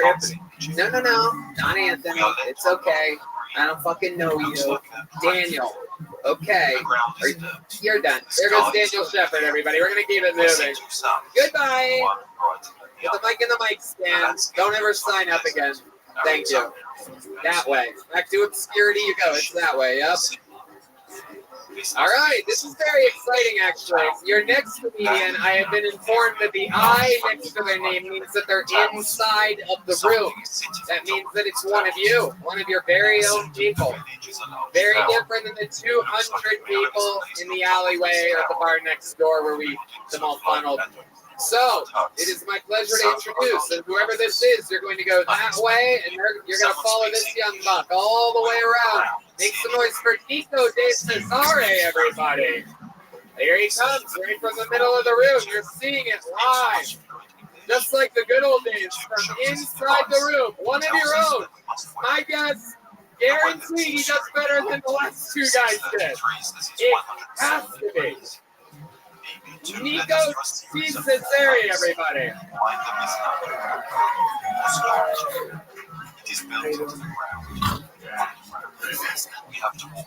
Sorry, I forgot the last name today. I'm Nico. Haven't said the N-word once today.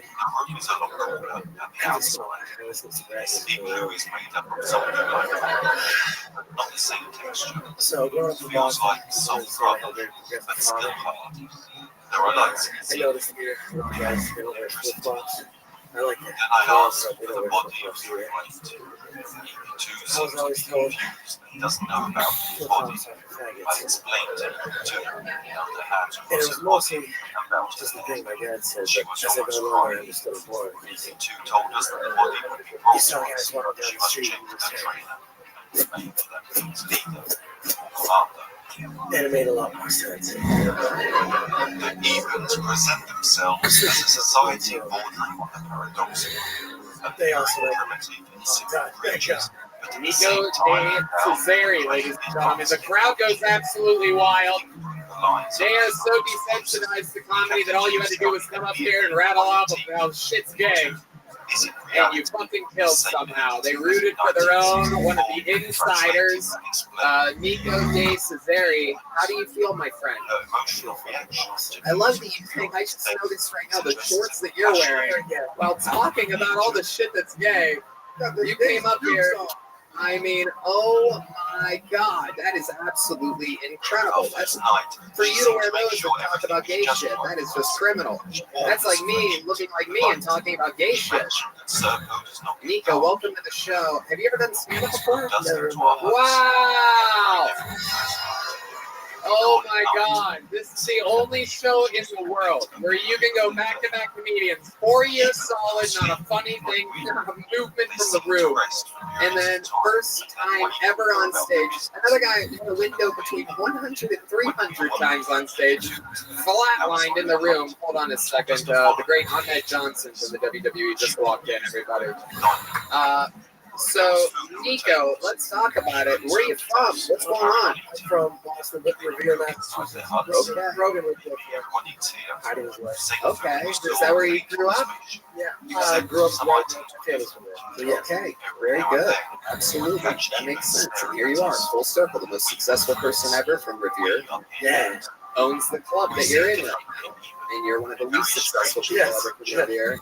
You're wearing those shorts. If he knew, Joe Rogan knew that someone was wearing those shorts on stage, you wouldn't be here. Yeah, for sure. There'd be a Navy SEAL with a red laser on your chest right now. Okay, so let's talk about it. What do you do for work, Nico? I'm in real estate development and family has a body shop. Family's body shop. Okay, I love it. Family's got a body shop. Yeah, That's cool. Okay. How's it going out there? Is business booming? Yeah, it's good. Cars are breaking down? Everybody's crashing, texting, driving. I love it. It's great. I love it. It's phenomenal. Hell yeah. Why are you dressed like a camp counselor that fucks the female camp counselors? Because I'm the guy that fucks the camp counselors. Hell yeah, you do seem like a ladies' man. You got the hair, you got swag, you're calling shit gay while we're shit kind of gay. What's your love life like? Can you give us like a, what's your body count? I got HP, so that counts. All right. But I am Austin, brother. I was here actually for my bachelor party, and this is the last night of the night to come here. Wow. For the show. Holy shit. So wait a second. You came to Austin to celebrate your bachelor party, stayed an extra night for Phil Tony, signed up. Your odds of getting up over 1 in 200, and here you are. That's incredible. So when do you get married? I'm getting married in August. Okay. Let's talk about it. What does this girl do? She worked at a hotel and COVID fucked that up. Now she's in digital operation. I don't really know. She's wonderful. She has a nice job. Use the left hand, grab the middle of that. No, yeah, sure, that'll work. Yep. There you go. Now you can stand straight up. I used to hunching. Yeah. Hunchback of Revere Beach over there. Exactly. Okay. So where'd you meet this girl? I met her at college. And then we started dating a couple years after we graduated. Okay. And you met her in college. Okay. So you haven't had much time to be a womanizer at all, huh? No, I started there. Yeah? Yeah. Okay. All right. You were just plowing through them on the right. Yeah, very sexually jaded from a young age. I was the youngest of 3 boys. There was a lot of pornographic material in the house. Why were you sexually jaded? A lot of pornographic material in the house. Oh, okay. I guess we have different definitions of the word jaded. Okay. All right. And do you have any special moves in the bedroom? Is there any Revere Beach specials like this girl that you have? Like, do you have any special moves? Not in general. How about another girl? Any other girls that you're fucking? Do you have any special moves in the bedroom? Well, I'm a chronic masturbator. So it's mostly just cooking. I'm in the process. Is that true? Yeah. Okay. How many times do you masturbate? At least really? Yeah. It is strange to think how such an advanced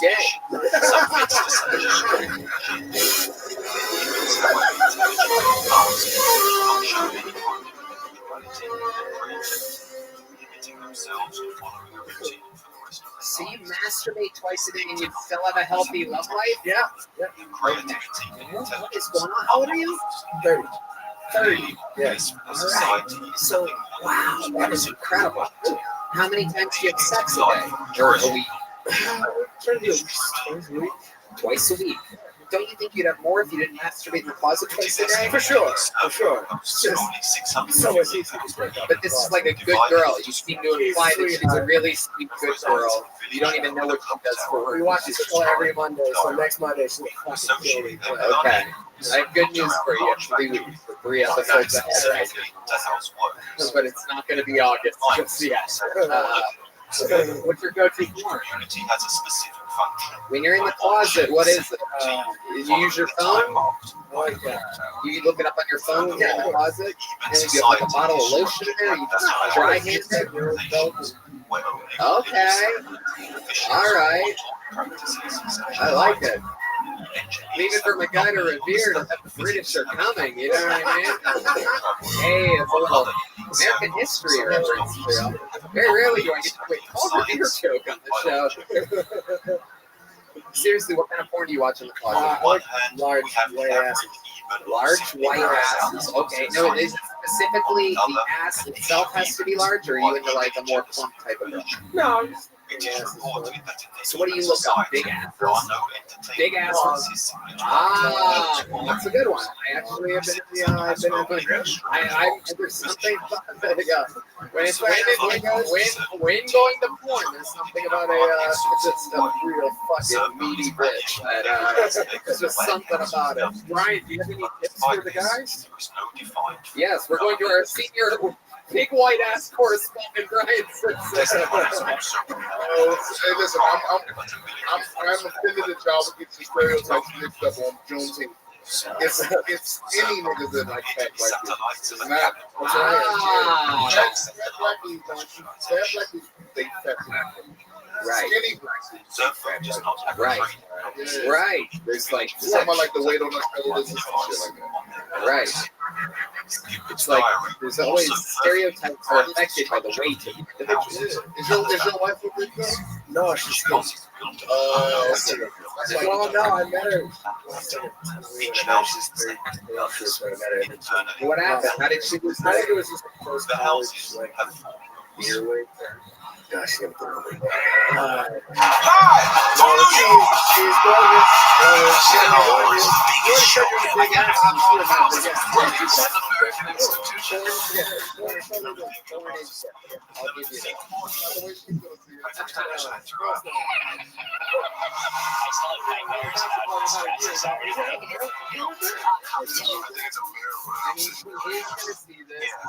Yourself in a little tiny bit of a hole, and I think you started masturbating in that hole. But since she's gonna see this, and you're getting married in 2 months, and this comes out in 3 weeks, why don't you look at that camera right there? Yoni, come on in here. Get really, really close, all the way in.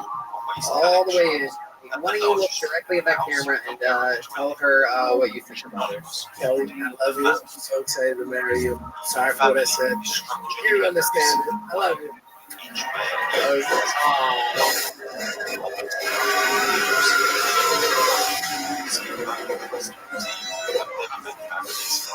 Yay! Yay! My friend, you are the first person tonight to get a big joke book. Represent. Absolutely awesome. Congratulations. There he goes. Nico Dacentary, ladies and gentlemen. And in an unbelievable turn of events, ladies and gentlemen, I pulled another name out of the bucket. And again, this never happens anymore. And this part never happens where it's back to back. I pulled another inside name for everybody. So another one of yourself, the person that's done the best so far tonight. Another insider. Make some noise for Brett Scholenden or Schonenden or Scholeben. Well, here he is. You're seeing it live in the flesh. Brett Scholeben or Schobabeinen. Schorben. Oh, we have to get a girl. Oh my god. So you ever do that thing where you can feel like you're very student with your partner, and you're with your friend fishing, drop the phone in the water, and then you call your girl from your phone, and then she picks up. She's like, "Oh, hey, babe, I was hoping it's gonna be you." But then you realize, like, you just think it's all sweet and everything. It's like, I'm calling from my friend's phone, but you know, it's so cool that we're connected like that. Yeah, not fun.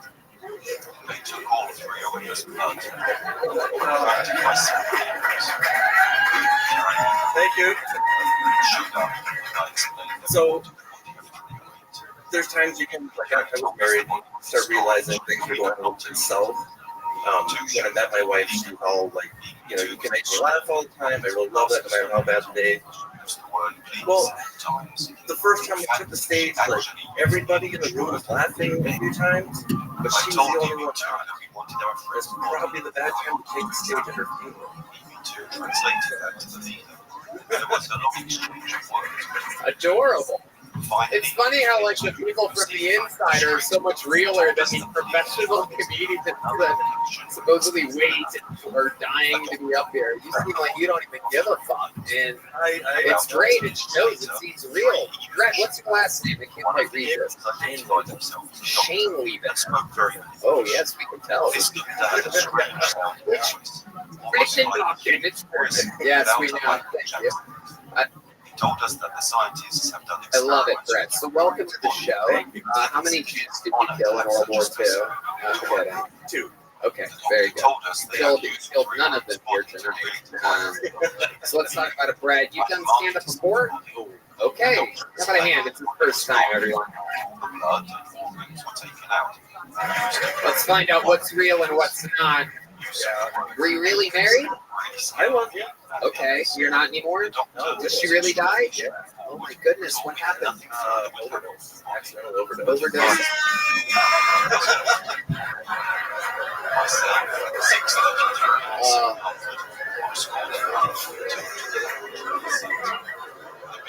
I'm staring at the lights right now, and so did she at one point, huh? Okay. What did she overdose on? Was it that sweet dick? You know, no. Once she was taking ketamine from her where she was working, and then she couldn't get it, I guess. She took something else. Yes, hope all you Austinites are listening to this, you fucking ketamine addicts. Yeah, I got real in here just that. People are like, wait, what? You ran out of ketamine? Yeah, everybody was thinking what I was thinking. Like, that doesn't sound like an accidental. Like, she was still, it shouldn't work. It sounds like when you say accidental overdose, that doesn't mean like it was some prescribed medication. Well, she was on Xanax and stuff too. How long were you married for? About 15 years. When did that happen? March 2021. March 2021. My God, that had to be fucking hard. Huh? Oh, yeah. Wow. So how many times nowadays do you masturbate in your closet? I'm not up to 2 yet. Right, you're working on it. The tears help. Working on it.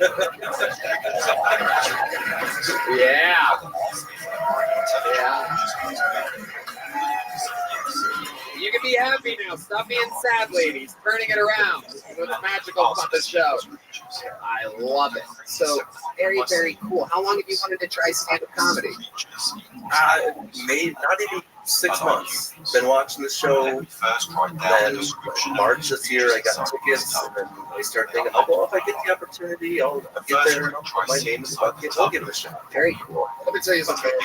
You have one of the hardest things to have. Like, some people, you just like them. Just automatic, like, you talk about some dark shit. Like, you right there on the line. It's impressive. Do more. It is about Thank you. What do you do for fun? I want to know more about you. Tell us more about the life of Brett. Recently, I've actually been going to a lot more cowboy games and stuff, getting out into this stuff. Is that where you live, Dallas? Yeah. Nice. Okay. Born and raised there? Oh, born and raised in Minnesota. Nice. How long have you been in Dallas? 11 years. Beautiful. Congratulations for getting out of Minnesota. Oh, yeah. Family wants me to go back. Yeah, it's very much just Canada. Don't do it. So now you're in Dallas, 11 years. What did you do to cope with the loss? How did you recover from it? You have kids? I have 2 kids. They're 13 and 15 right now. Right. And so you're just out there rocking, super cool single dad. Yeah. Okay. Have you brought any ladies back to the house yet? Not in that sense. Okay, but what do you do to cope with the Cowboys losing? Oh, come on. Come on. We're talking about a serious. I'm thankful this Bucks better than white, not Bud Light. So, you son of a bitch. You son of a bitch. Okay, so what do you mean not in that sense? I will bring someone like through the back door. Right, yeah, I gotta win. You make sure that the kids are asleep or whatever. Yeah. And then they come in. Okay. You're a funny guy. I think this guy might have poisoned his wife, you know? Yeah. Well, then it real helps. Right. I gotta go to my shift at Topgolf, kids. Make sure you double check the measurements. You don't want to over Benadryl them and follow their footsteps. So is that hard to do? Is it hard to sneak a woman in with a 13 and a 15-year-old that busted you yet? No, but then I mean, like in Austin, You not afraid of this? Oh my kids, it's creepy. They tell me often that their friends think it look like Johnny Sins. So yeah.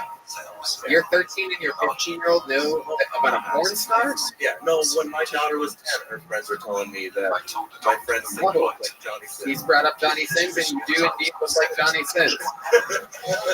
This just in, you look like Johnny Sins. That is incredible. How do your kids know about them? That's a great question. Their friends do, and I was at church yesterday with my daughter. Oh, yeah. Johnny confessing his sins. And one of my daughter's friends saw me and called to me and her, oh, Johnny Sins. So, parents are right there. I'm like, church, your kids know who Johnny Sins is, and what makes you think they're not going to find this episode of Kill Tony in which you're talking about sneaking hose into their house? 100% they will, but it's also I love it. Amazing. Yeah, just jokes. Just jokes. What else about you? What else do you do for fun?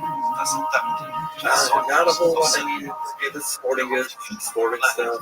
My kids at basketball, so a lot of taking him to and from practices. Been getting up more. I ended up finding a swinger bar where I live. Oh shit! Look at you! Hell yeah! And was oddly hit on by a really old guy. Right. Well, you're a fan of the Cowboys, so wow. So I'm going to go back to a question I asked earlier and that flew by. How did you fill that void? How did you cope with the loss of your? Were you there when it happened? You found her? So I was making dinner and I was plating it all up so that she's usually home around the same time every day. Oh, God. And I got a knock on the door. It was very authoritative. And I'm like, oh shit, this isn't gonna be good.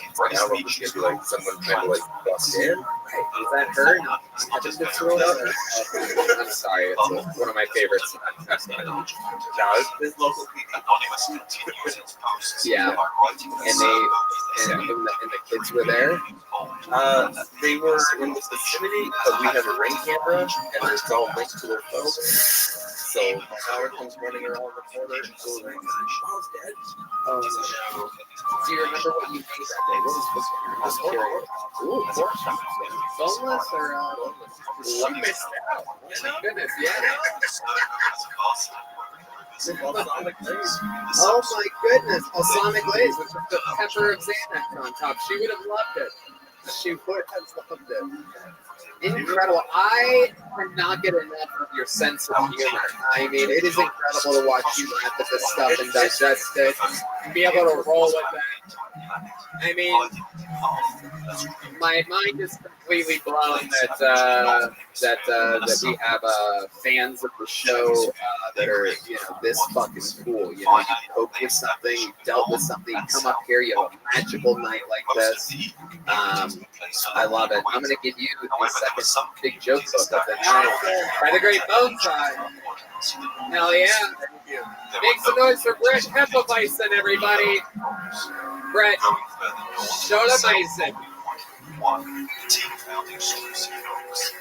right. We're getting deeper in the show. We have not had a female comedian tonight, so I pulled in the bucket until I found one. Ladies and gentlemen, make some noise for Anastasia Wallace. Everybody, here we go.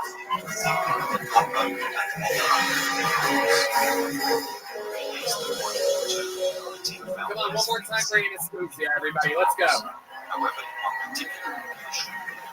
What is up, motherfucker? I love whores, sluts, and porn stars because they are willing to do the jobs I will gladly do the paperwork that's outsourced. All right, you know what I'm saying? Do I want a train run on me? Not particularly, no. I had a gentleman ask me recently, though, how do you know you don't want a train run on you? Since I'm such a genuine lady, I really believe it's fun, It's not the multiple dicks I have issues with. It's the multiple ego stroking afterwards.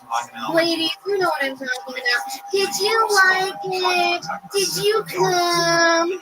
Motherfucker, you know how I know you did? Because as you were doing, I'm coming. Yeah, if I didn't do that, it's a good death that I don't yeah, good fucking yeah, no, I'm gonna leave that work ladies of the night with a heart of fucking gold, alright? They're fucking amazing. They're fucking great at it. Yeah, Daddy, right there. You're the best I've ever had. A lot easier to like when you get paid for it. You know what I'm saying? Okay, Anastasia Lawless. Very interesting set, talking about how silent you stay. What's more silent, you during sex or the audience during your sets? I'm actually very vocal, but you have to make me come. Like tell you, just like you guys do. Is that your real voice? Yes. Okay. All right. Is that your real voice? Yes, it is. It is. You've been working for me for 16 years. This is your first time on the show? Okay. When was your last time on the show? It's been about a year. How did that go? Well. Have you washed your hair since then? Yes. It's very hot outside, though. It is indeed. I don't lack sweat. Okay, absolutely. All right, Ed. What do you do for work? I'm a postpartum doula, newborn care specialist. What does that mean? I take care of babies and I help parents and families in the beginning stages of their journey. And what qualifications do you have to do that? I have lots of experience. I've taken 50-hour courses. Yeah, I've traveled the states doing it. Yeah. Okay. So you have to have certified, CPR certified is very. Have you ever had to save a baby? I have had to help a baby from choking to death, yes. So what did you have to do? You plunge this stuff out of it? Actually, it's not, and I have to be current on my courses, so I have to say you should not do this anymore. But it used to be that you could do a little hook. That's what I did. Is that you getting a butt plug out of an ass? No. You get the food out of their mouth. Oh, so it's choking. Yeah. Were you feeding it? No. It was so someone else was feeding it. She was feeding herself. It was hard to communicate. She was a toddler. Okay. He died instantly. Okay. Weirdest thing that's ever happened when you're working with these babies? Anything ever stand out to you? All of your tons and tons of experience. Weirdest thing that ever happened to me was a baby with pyloric stenosis. Ooh, what's that? Sounds like a future Kill Tony regular. It is a genetic condition where they do not fully digest their food. So even after 30 minutes, they're projectiling their full bottle. And yeah, so this baby was doing that for, I want to say 3 weeks before I got there. That's wild. You did it for 1 minute. That's all. Yeah, that was incredible. That is true. It is amazing. How long have you been doing stand-up anesthesia? June will be 2 years. June will be 2 years. All of it here in Austin, Texas? Yes. I do believe there's a universal Amber Alert going on right now. That is incredible. Baby vomiting all over everything, everywhere. Missing its postpartum of baby Bob. Okay. What do you do for fun, anesthesia? What's like your wild night like? I don't really have a wild life. I'm in my 30s, so. Right. You're already basically dead. You're right. No, I like to, hike, and I like to write songs, and write poetry, and I do pastel Hey, work. Anastasia, how many Burning Mans in a row have you been? I've never been. I don't have that much money. Yeah, I mean, change your stage name to Anesthesia. She is pretty good. So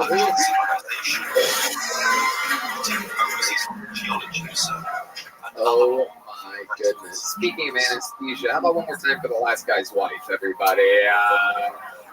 He's laughing. I see him. He's laughing. For those of you groaning, he's laughing. Oh, look who's not laughing over here. Jesus Christ. Anesthesia. Wow. Are you in a relationship? No. When's the last time you were in a relationship? I was actually in a 10-year relationship. Okay. When did that end?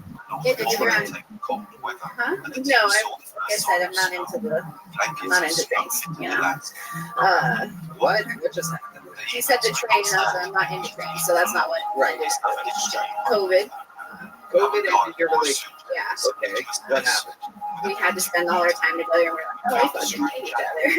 Right. And then after everything you say, you go, Jesus fucking Christ.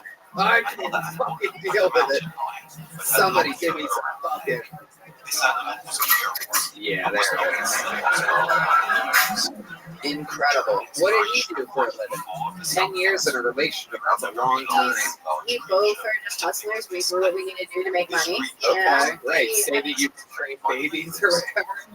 Train babies? I don't train them. I just know parents. You make you plus. Oh, yeah. I wouldn't be with somebody for 10 years if it wouldn't make me fucking dumb. Well, it seems like he didn't want to be with somebody for 10 years either. How did it end? Was it his idea? It was mutual. Okay. All right. Did you guys live together? Yeah. And you don't live We were together? engaged. Wow. what cracker barrel did he propose He did not propose at Crackle Barrel. But he did propose to a barrel that is a cracker. I'm actually mixed. Really? What are you mixed with? Japanese and white. Yeah. Oh, wow. I don't really see the Japanese at all. And I don't see the intelligence of the Japanese or anything either. Incredible. What is the most Japanese thing about you? You a bad driver? No. No. What do you think is the most Japanese thing about you? You ever do anything and you're like, that's my Japanese side. Like me, I talk with my hands. I'm Italian. You're Japanese. What's your thing? Well, the laughing, the giggling, the Asian giggle. Oh, I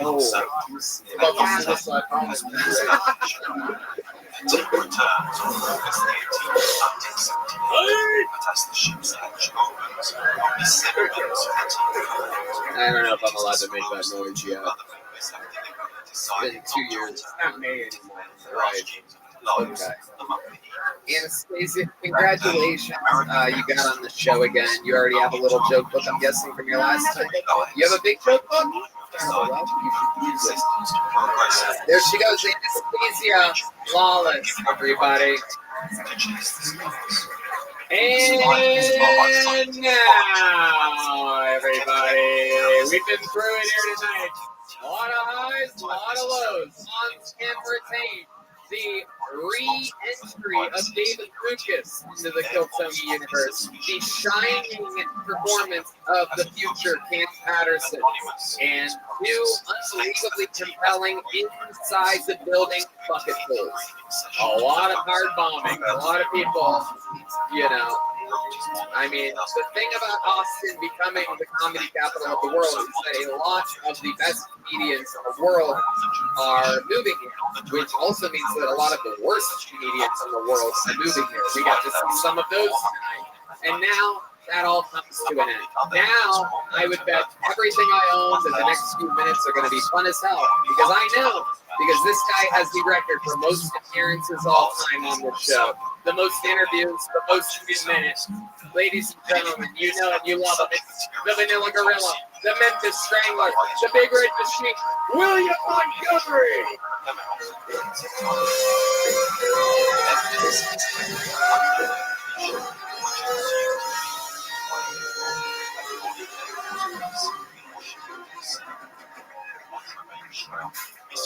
Shout out to all my boys in Jamaica for the happy Juneteenth.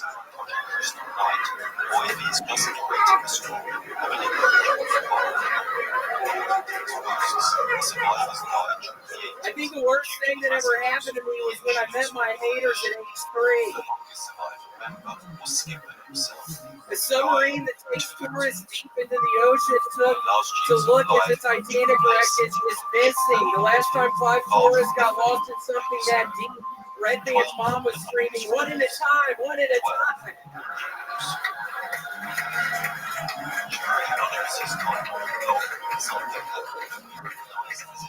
I'm actually thinking about becoming a Titanic truther. You mean you couldn't avoid an iceberg in an ocean that big?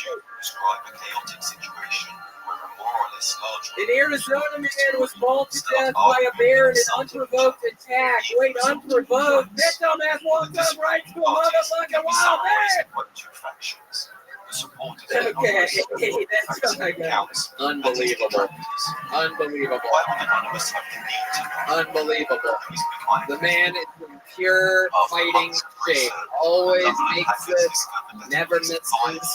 Again and again and again. The Titanic truther joke, perhaps being my favorite joke of the night tonight. Your delivery, your style, your energy, you've never been stronger. We found you when you were a bloated, obese mess. And I remember I still get the memories on my Instagram sometime years ago, and it's a bunch of me listening to the old back, zooming in on inanimate objects. At 4 in the morning, yeah, it makes me feel weird, but luckily I think we're past that, Trevor. What did you mean when you said that you met all your haters when you were 3? When I was 3, I actually went to a place called Silver Springs outside of Gainesville, Florida, and I went up there to get the snake wrapped around my neck.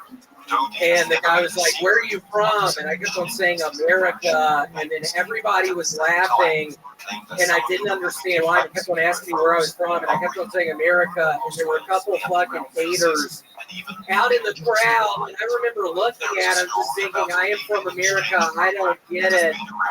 So it's pretty much that, just Silver Springs. If y'all are ever outside of Gainesville, Florida, visit Silver Springs. They have a really great glass on a boat. And Tony, I'm glad you asked me about that. I actually have a new sponsor tonight, Silver Springs Theme Park outside of Gainesville, Florida. Wow. So you know what I love about William? Yeah.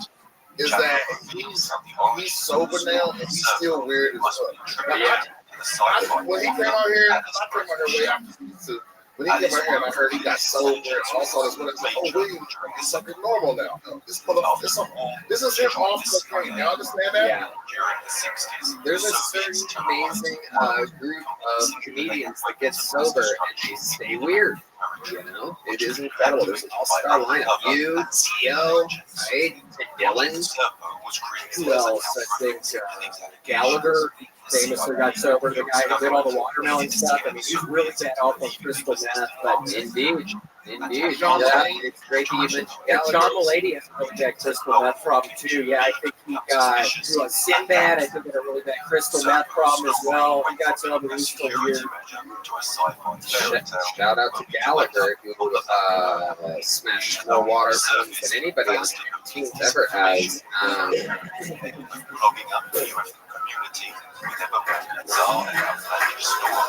Shout out to Gallagher! Wait, that wasn't a shout. Happy Juneteenth! So Juneteenth is a Jamaican holiday to you? Yes, I think it is. That's a little. I did a little bit of research earlier. I think it started out in Jamaica. Where did you do this research at exactly? It's on Mad Magazine. I've been reading a bunch of Mad Magazine. So there's an article.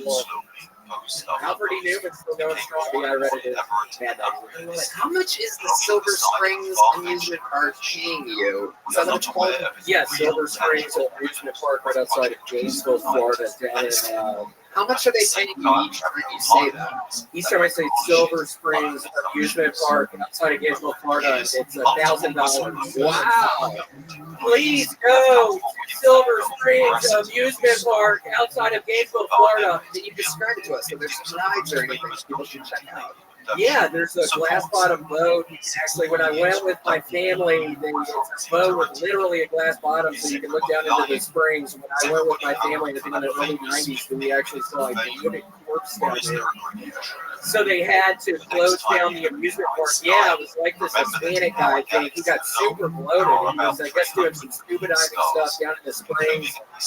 Yeah, we saw him, and I was asking my dad what was going on, and my dad refused to tell me. And it turned into a thing. And then that piece of shit literally put a snake around my neck, Tony, and he was asking me where I was from, and I guess I'm saying America, and I didn't understand why everybody was laughing at me.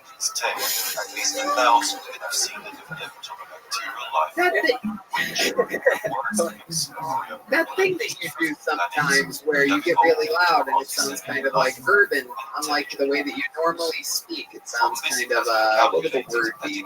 Like it's yeah. Dude, where do you think that comes from? Where did that start? We had a really sweet lady that used to help out my parents, an African American lady growing up, and her name was Imogene, and she kind of got me talking like that from an early age. Okay. What was Imogene? What kind of help was she providing exactly? When you say she was helping? Folding towels, doing the bedding, doing the dog walking, making the meals. I'm trying to figure out what my parents were actually doing back then. I mean, Imogene was doing everything.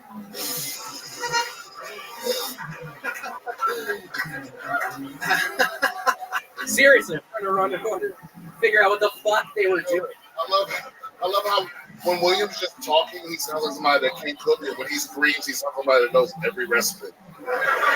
That is true. How long was Imogene in your life? Is she still with your parents? She is not. She sadly got in there's actually a lot of quicksand outside of Memphis, and she went out for a swim one day, and the quicksand got her. A lot of people these days are like, oh, quicksand, I've never run on quicksand. It's really not that deadly. Well, I can tell you firsthand, quicksand is deadly. Attention shoppers, want to spend less? Go to only #1 in everyday low prices. That's what happened to Imogene. In the 21st century, UFO hunters are armed with technology that allows them to William, is there anything else that you need to know about? Another incredible clarity. It's in fact a basal cell carcinoma that I have on my fucking neck. I have to get a laser off this Wednesday. So this Wednesday you're going under the laser. Yes, go under the laser. We're going to see him for a while. 1971. Remember that earlier? Sergio Loiser is conducting. Yeah, I gotta go under the laser. Hopefully it'll be alright. Also, for anybody who watched last week's episode, I was thinking maybe that was dog abuse bringing glitter out here. She was taking that. I'm happy to report she actually got drunk as shit and dancing. After the show, she was thinking, They're trying to calculate the environmental impact of this.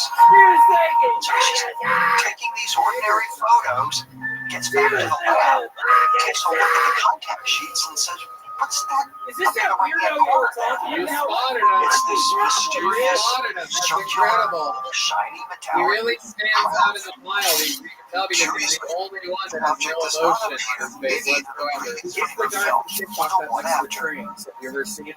Oh yeah, oh my gosh, Mr. Roberts. Is there your TikTok handle? Yeah, I don't know. And they do for some time. According to Loiser, He and his colleagues were forbidden from divulging any information about the object So you were captured in saying the that the photograph, dog that was in which was question estimated of to be animal cruelty 160 last week feet was in shaking diameter. profusely. Sweet But in little dog. 1979, the photograph was leaked to the That Argentine all is well newspaper because of those shots of and liquor analyzed afterwards. by Yeah, former she's researchers.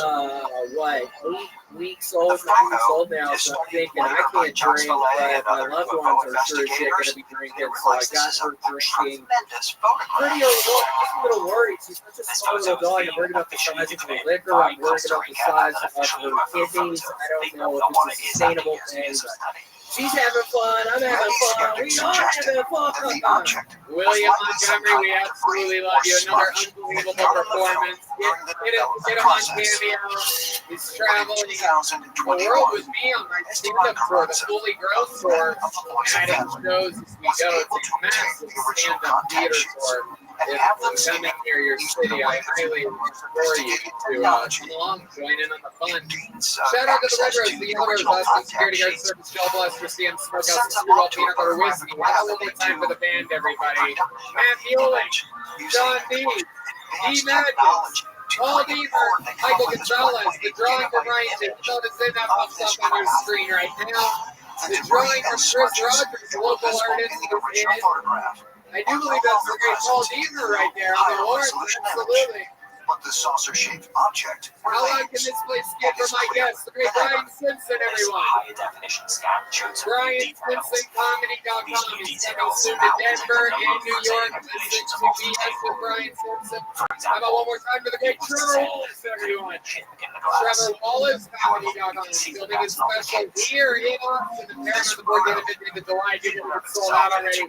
Listen to Skip Songs with Trevor Wallace. We did it again. Check out my new comic called The Sunset Strip. Sunset Strip, ATX.com. I love you. Thank you guys. Good night, everybody. Another example of this great work that we're making now in our understanding of these UAVs. London, England, March 19, 2002. Shortly after 8 a.m., the National High-Tech Crime Unit arrives at the home of 36-year-old Scottish computer engineer Gary McKinnon. They are there to arrest him on behalf of the United States Justice Department for hacking into top-secret computers at NASA and the Pentagon. McKinnon not only admits to the crime, but claims he uncovered evidence that the U.S. government was working with extraterrestrial beings. I was obsessed with UFOs. To find out the information, the internet was a real enabler for finding out information, by going to places you shouldn't be in, because they were so open. There were a lot of text files and lists of places, installations, military bases, Air Force bases, Navy sites, so there was a lot to go through. But identifying, I got a lot of information. According to McKinnon, he unearthed a secret U.S. military program that existed entirely in space. I found this spreadsheet was actually tied to the column of terrestrial officers, as well as officers' names. It had ship names, lots of ocean-going ships. It was astounding. But not Navy, but not Army, and not even Air Force. So, to be honest, thinking there must be an off-planet Space Force or space fleet at least. After McKinnon's arrest, he was told the U.S. government intended to sentence him to 70 years in prison. At the time, I thought 6 months community service was all you do for Computer Misuse Act in Britain. We actually won the case. But unfortunately today, the arrest warrant is still alive. And I'm still on the Interpol red list, so I can't travel. Could it be that Gary McKinnon's account of what he saw when he hacked into computers at the Pentagon and NASA is genuine? Is the U.S. government engaged in secret operations beyond Earth? I think Gary McKinnon is truthful in that he did see files on secret space programs and UFO-related material. Whether that information was legit or was just sitting there somewhere, we can't say. But there's no question that he did what he claimed to have done. While there are many who question the authenticity of Gary McKinnon's account, other, more notable figures have since come forward with similar claims. In 2013, former Canadian Minister of National Defense, Paul Hellyer, declared that the United States government and other governments around the world were working with organized groups of extraterrestrials. Why do you say that UFOs are as real as the airplanes flying over our heads? Well, because I know that they are.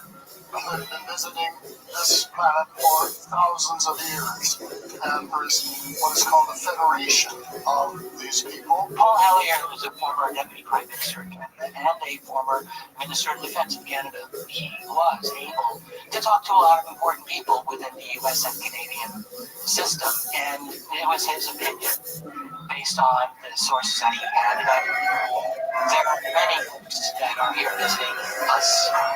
Paul Hellyer is not the only government official to come forward with alleged knowledge of a federation of extraterrestrial races. Recently, a former Israeli chief of space security came out and said that there is a galactic federation, and that indeed many world leaders know of and are in talks with delegates of the Galactic Federation. I don't know what to make of that.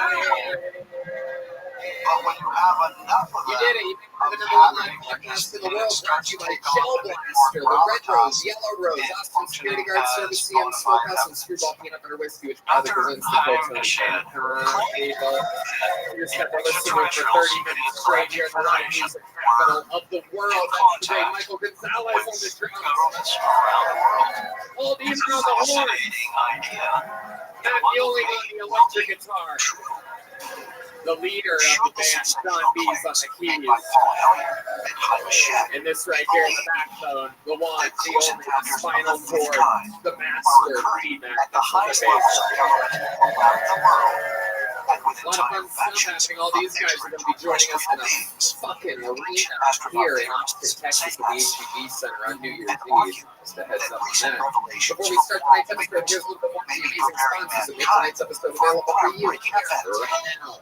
Hey y'all, it's official, it's announced, it's out there. My largest stand-up tour of my entire life. All the biggest theaters in all my favorite cities.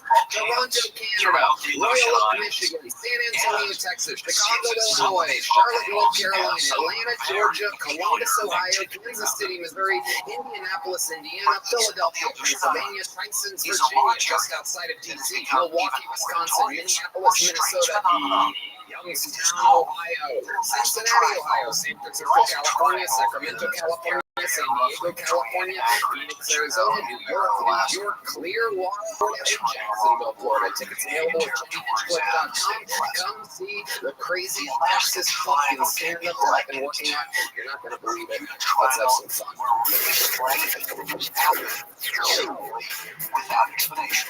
Within this region of anomalous activity stands Mount Hayes, one of Alaska's tallest peaks, and a place where UFO sightings are reported with great frequency. Many people have seen in stand-up comedy in all walks of life, let's face it, not everybody is always feeling the sunshine of summer. It's easy to get down nowadays with social media and family and so many different aspects of life.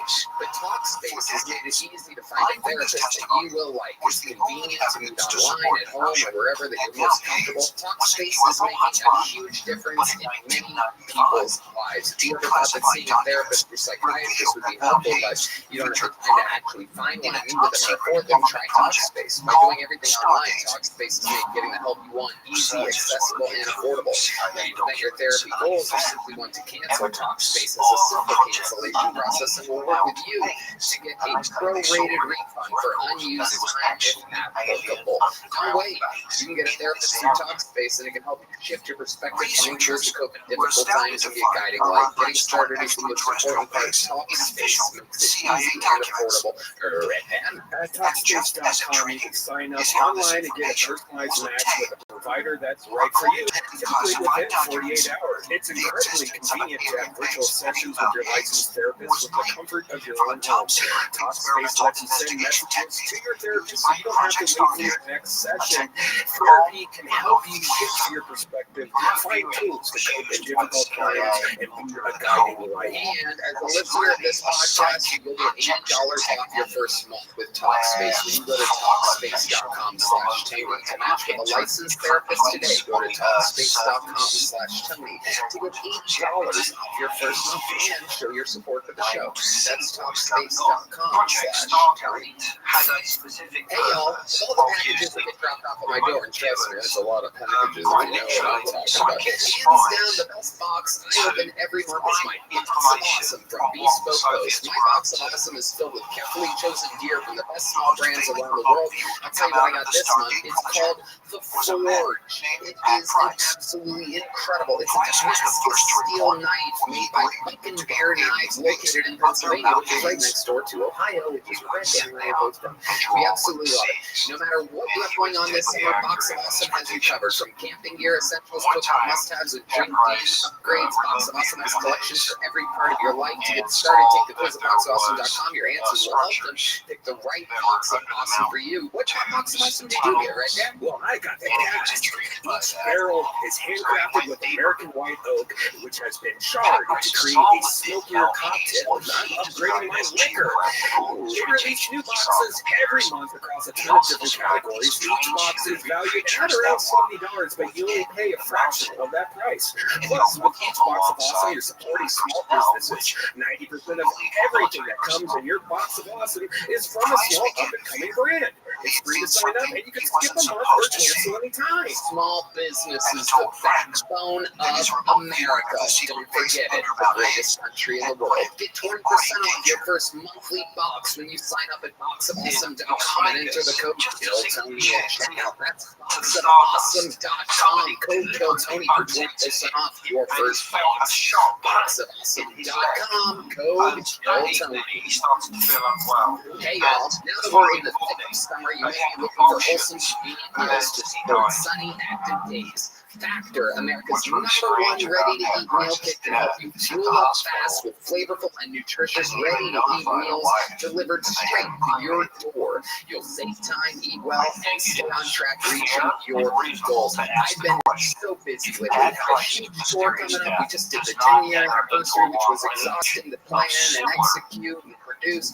And with all this stuff going on, I'm too busy to cook, and I'm even too busy, to be honest with you, I've gotten too busy to order delivery. Like, it's crazy. By the time I do it, I'm already too hungry. It takes too long for it to get there, no matter what type of delivery option I go with. So I have fallen in love, deeply in love with Factor. I split the extra trip to the grocery store, the chopping and prepping and cooking and the ordering, and I get all the flavor and nutritional quality that I need. It's fresh, never frozen meals are ready in just 2 minutes. So all I have to do is eat and enjoy. Then get back outside and soak up the warm summer weather. It works. Right now, It's great. In only 2 minutes, it really does save a lot of time. it doesn't taste like 2 minutes. It doesn't. It's amazing. It's not frozen. It's like it's cooked. Like a chef cooks it, and then we're just reheating it for amazing meals. And we offer delicious flavor-packed options on the menu each week to fit a variety of lifestyles. If you're on keto, or you're just calorie-free, vegan, veggie, and protein plus. Prepared by chefs and approved by dietitians, Eat Meal has all the ingredients you need to feel satisfied all day long by meeting your goals. If you're looking to mix it up, you can add a protein to select vegan or veggie meals each week. Ditch dry, get Factor, and enjoy eating well without the hassle. Simply choose your meal and enjoy fresh, flavor-packed meals delivered to your door, ready in just 2 minutes, no prep, no mess, no doubt. Into FactorMeals.com/KillTony50. Use code KillTony50 to get 50% off. That's KillTony50 at FactorMeals.com/KillTony50 to get 50% off. A star. And now, No one on Earth the show. knew existed until You guys ready to start tonight's show 1862. or what? Long after the Dogon claimed they knew of its existence. It's a sweet 73.0 degrees on stage right now. Every single week I have one of the funniest comedians in the world on the show. This week, no different. This guy, an absolute legend with the game, much like myself. The French Comedy anthropologists scores were through amazed the at that. roof. Black and red, an unbelievable superstar coming off one of the biggest specials of the last few years. Serious guy that is a fucking survivor, someone who I always looked up to. Make some goddamn noise for my favorite Big Brothers in all comedy, the one and only. Are you there, everybody? High-powered telescopes.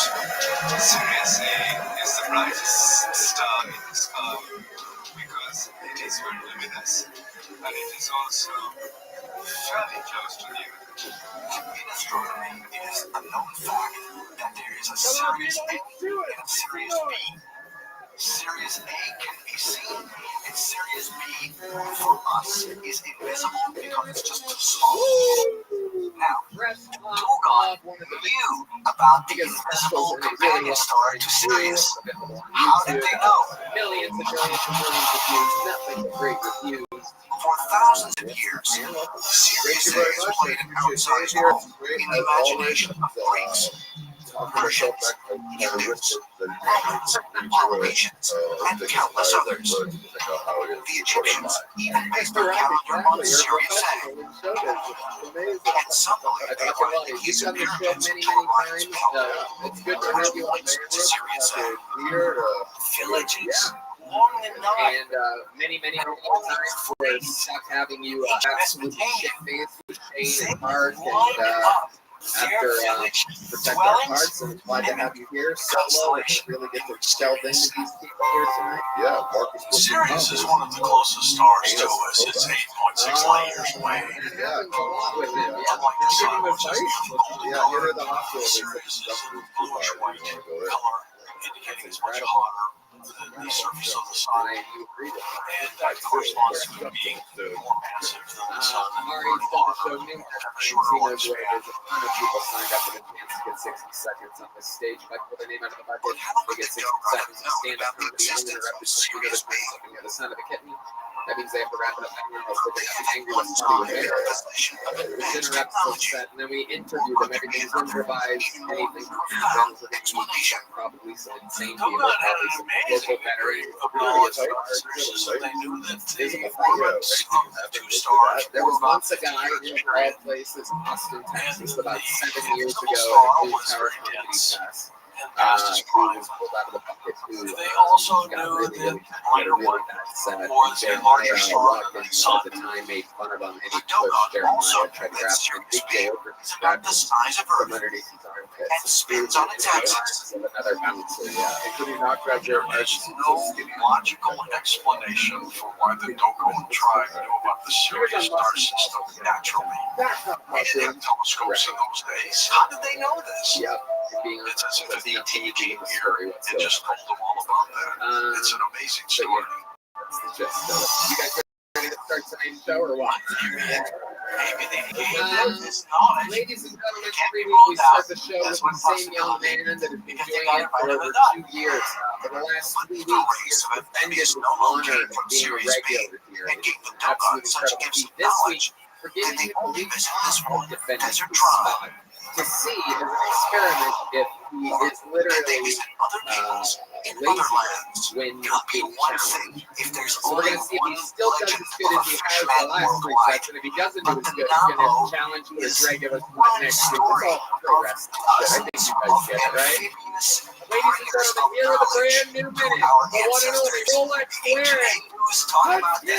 Ancient Greeks, they all had these fish people that during the day taught mankind, and then at night they wandered back into the ocean to just emerge the next day. Sand Province, Pakistan. 1922. As a peace offering, An officer of the Archaeological Survey of India is led by a Buddhist monk I'm to actually an going to area start my own submersible tour of the submersible tour of under the mounds of dirt. Archaeologists find instead an ancient I like how Indus Valley easy city it was like, hey, you dating know how they're all back making to stuff 2000 BC. How about we make ours shitty? It is called Mohenjo-Daro, Space. or Mound of the Dead. These fucking It is one of the oldest civilizations discovered in the world. Mohenjo-Daro was very advanced for the time. They had sanitation. They had all kinds of good things going. People are stupid. And they had a lot of trade going with us. Produced by rapists. The city of Mohenjo-Daro rivaled the ancient civilizations That's in like moving Egypt to and Japan to take Mesopotamia. Oscar photos. Archaeologists believe that over 35,000 people once occupied the city. Thank you. However, Very only 3 skeletons have been discovered at the site. Now, let me ask you this. Did you know you weren't going to be challenged this week? There are many theories surrounding the mysterious disappearance of the Indus people Yeah, from Mohenjo-Daro. exactly. What do you think would have happened? Do you think your set British researcher David Davenport would have been as discovered good if I would have that told you a part of week the ago? archaeological site Next week, showed evidence of having been destroyed by an extremely powerful explosion. it wouldn't have been as good. Remains Yeah, I really hate the competition. I bet you This do. area was the epicenter of It's kind of some inhumane show to be explosion that destroyed the I keep having another comedian come out and go a minute, and if you have a better minute behind the audience decides if the other person wins, they are the future fire. And you crush it every night. Three, baby. That's several right. calcified skeletons found at the site And suggest I love they it. suffered an instantaneous death. In Mohenjo-Daro, they found bodies, arm and arm, skeletons, arm and arm, vitrified, virtually vitrified. I love it, Hans. What's been going on this For week? years, Personal restricted access to the site I found out has my prevented girlfriend is scientists from analyzing the vitrified ruins. But in 2014, meteorologist Dr. Sam Lionheart was able to obtain a piece of fused pottery from Mohenjo-Daro through a series of tests. What do you need? Give us an example of a She'll be on her. With some calcium and potassium. So my thought was maybe it could be some type of a clay. What? Till I did the X-ray diffraction. What is that? She's just on her computer. X-ray diffraction is able to determine exactly how a material was formed. Jesus fucking Christ. What do you When I did the X-ray found a diffraction, It makes that noise? it's just You think that's correct? Yeah. Did you talk with her about and it? you can see some crystal peaks here. I can see what she's looking at when she's making that noise on the It gives computer. you the results from a glassy phase Good in day, the sir. rock. The composition is I've similar never to heard that volcanic before. rock. The only way the clay can be converted into something which we saw is subjecting the clay So to you're saying very, that very happens high when you get into temperature. arguments with her? I'm Yeah, when talking she's stressed 4,000 to out. 5,000 She makes that degree noise? Fahrenheit. Yeah. That is not something No, every that's civilization I've can never do heard anything like intentional. this. Anger, It has activated to be Tourette's, is something that a thing? supernatural. Same thing with people with Tourette's? I guess so. I don't know. Anyone with This Tourette's out pottery there? sample, which shows Really? irrefutable Really evidence have of Tourette's? having been subjected to extreme heat, Okay. the definitive Yeah, evidence it that does. Mohenjo-Daro really Really? was the site I want to of see. some type of powerful explosion in ancient I'm past. gonna move. You like your front row seat? I'm gonna move you to the back of the room right now. You And other oh, researchers shit, there in it is. these Whoa, ancient there you Vedic texts have suggested that this is the case, and that Mohenjo-Daro Can you may in record your fact girlfriend be the talking kingdom like this of and we can put London, it this episode before it gets released? I'll do a that. city Yeah, whose try to get on destruction is for detailed no reason and in what is record known her. as the All right, Ramayana. you think I should have you challenged The for your spot next week? Ramayana No. is Okay, described so as the here's what we're guide gonna which do. Let's just treat it like besides you're being challenged. And the first time that you have a set, which I find you being lazy, kind of like you were in this weird coat spring that you had, the spring that you went there, then I have a long list because once we're done out 3 weeks in a row, people have started. There's a lot of people that are like, enemy. for In the fact, regular most show. of his powers was acquired from God Shiva himself, because he was in great devotee of Shiva, What happens and Shiva gave him lethal weapons. Yeah, no, they are. Trust me, Uncle Laser. What happened last week was like on Uncle Laser forever. Like, it was literally one of those ones where it went, how many of you have Uncle Laser? He was described as the sun turning brighter suns with this incredible blast. It was way far out there. So some people have suggested that perhaps at Mohenjo-daro some type of a nuclear blast occurred. Not only do we have Hans, I love it. You know what's going on. We're pushing you to your absolute limits. We want you to continue to be great. Right in front of our very eyes. Thank you so much. Hans, as the show started. And the only way that stone can be vitrified is if it's exposed. Your first bucket full of the night, ladies and gentlemen. A one-word game. Anything can happen here. I'm not sure if this person's ever been on before. Superstition. Make some noise. We're going to get them all together. Solomon, everybody. Here we go. Warring with each other using advanced technology. That was on scan. One more time for Solomon, everybody. Here we go. Now we're doing it right now, and then something happened. All right. So I worked with a very Mexican bridge worker. He called himself Speedy Gonzalez. So I told him, man, you can't say that. That's racist. So he tells me, fuck off. You're racist. Go clean the mess. So the whole staff found out about it, and they started calling me racist.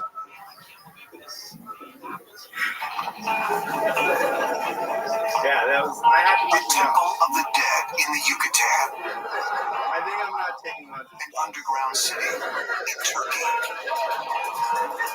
And a South American cave said to contain a treasure from beyond the stars. Holy shit, 41 seconds of Solomon.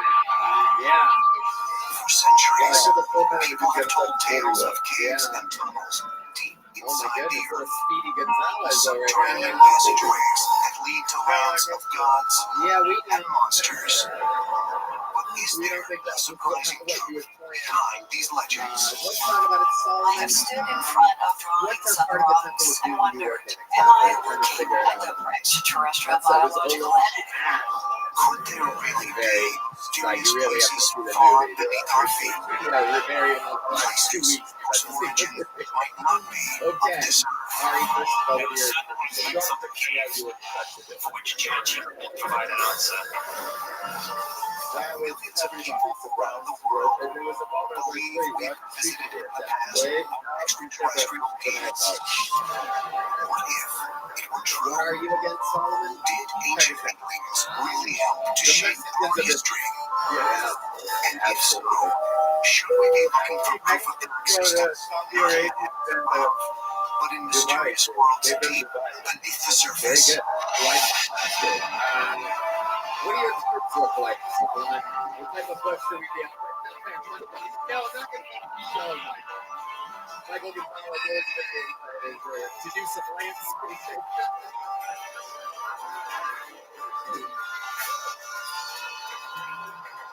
I'm guessing full bush, right? Fucking, you have like a turban on it or something like that? What's going on down there? A little magic carpet? No, it's pretty good. Oh, really? North by the Black Sea, and by the Taurus Mountains to the south, lies Cappadocia in central Turkey. Here, wind and water have sculpted strange shapes out of the soft volcanic rock. Rock which ancient peoples once turned into small primitive dwellings. Not just that, it's More recent years, the site has seen the construction. go. In 1963, in the town of Derikuyu led to an extraordinary discovery when a cave wall was opened, revealing a passageway to an underground city thousands of years old and more than 280 feet deep. I've been there on multiple occasions, and it's incredible because there's 13 stories that go deep into the ground with ventilation shafts and 15,000 little shafts that bring air to the deepest So, first of all, let's start here. What was the moment where you thought there might be chemistry? Was it when you looked at you, you're washing dishes? over 20,000 men, women, and children. There was even evidence of religious centers. What was the moment, first moment where you're like, wine presses, and stables for livestock. Oh, Derek Cook would have been a massive undertaking for anyone, even in modern times, with modern equipment. So you're Those days, it would have been right? stupendous. You guys with her and she lock size, People to the pyramids. she's white? Yes.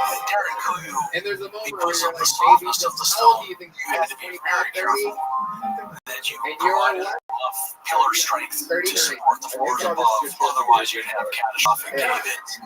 Surprisingly, there's no evidence of any catastrophic cave-ins, so they So were you're apparently 39. extremely clever Pakistanis is and knew their rubbing a material. plate.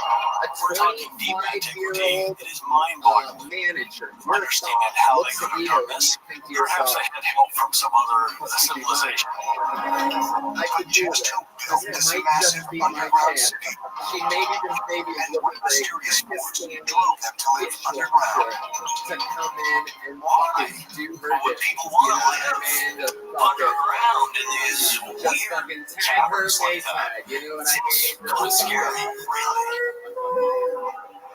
Okay, so According to many archaeologists and scholars, what's your first move? You say Derek something? Cook Is it that was night? most You likely wait a little bit, intended to play it serve cool? as a temporary shelter from invasion. Built around 800 BC by the Phrygians, a Bronze Age people related to the Trojans. Others believe it was built by the Hittites, You a can't do warrior her people dishes if mentioned she in the only eats Bible out. who flourished hundreds of years earlier.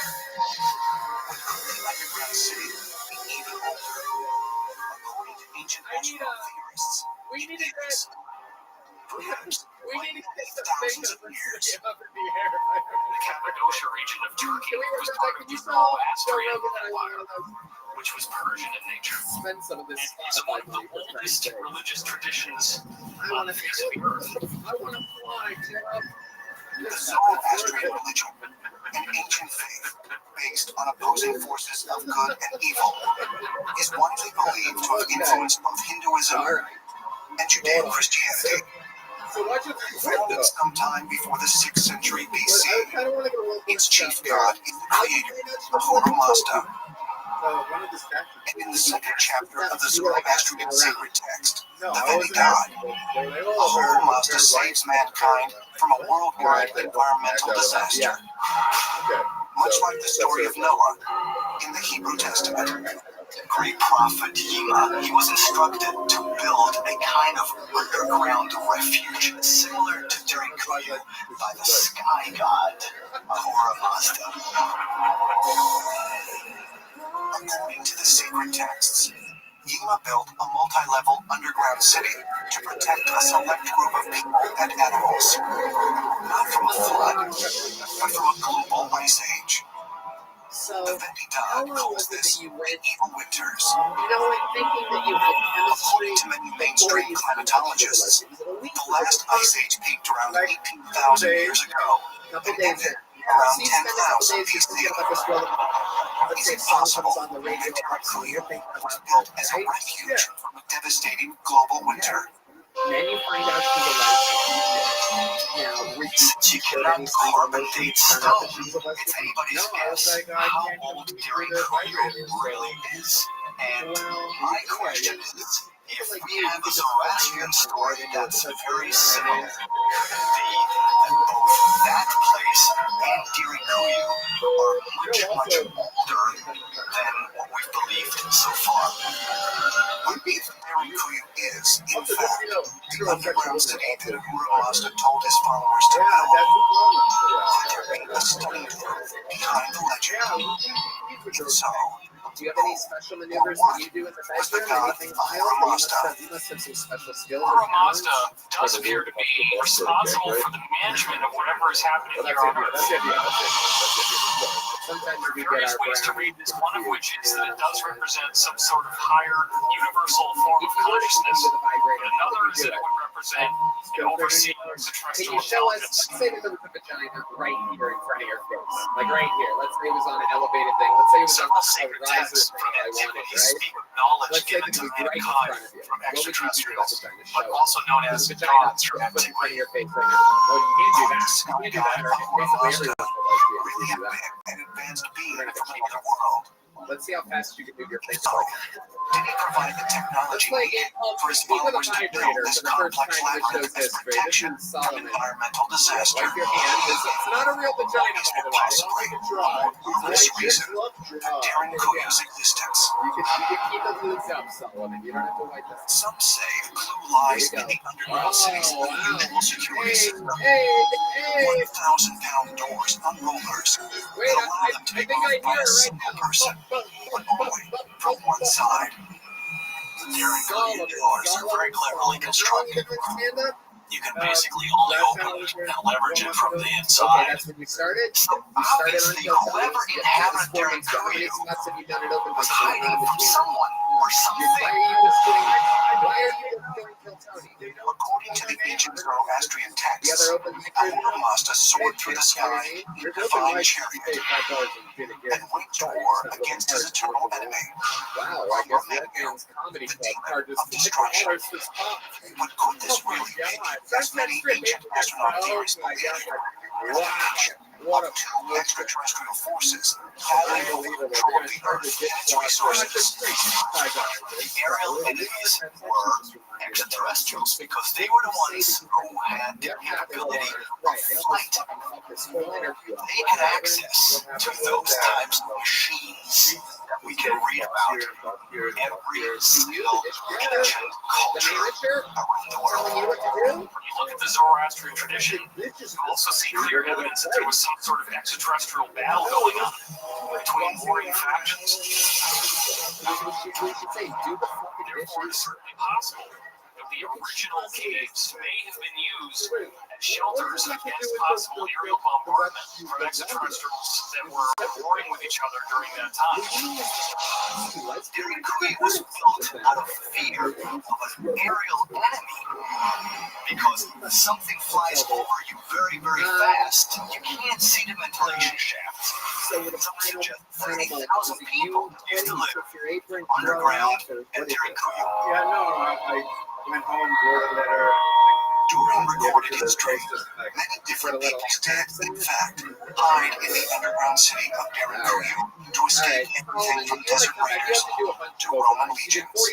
You're a hell of an interview. But some If you want to do experts this, you wonder gotta be in the whether such last time you got a little attacks joke book. can really explain why Daring Kuya was built in the first place. If it were There an you go, enemy Solomon, that was on horseback, it would be easy for them to just smother everyone inside by just closing all the ventilation shafts.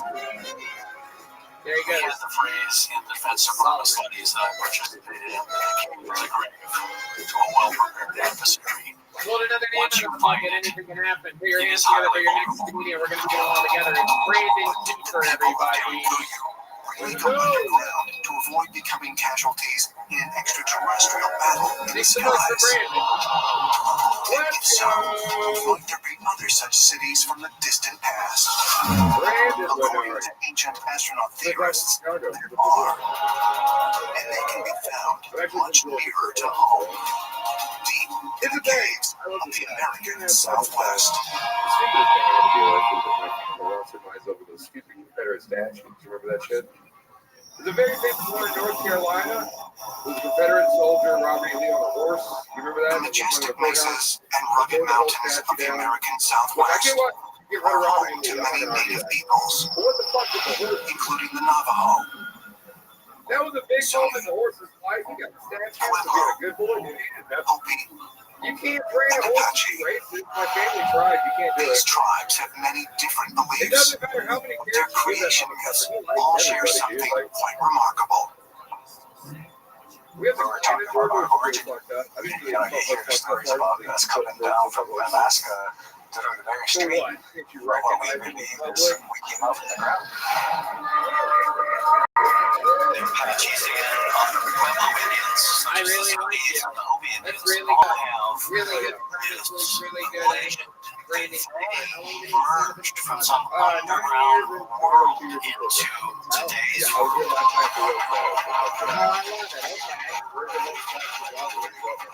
In some legends, the southwestern peoples went back underground for safety.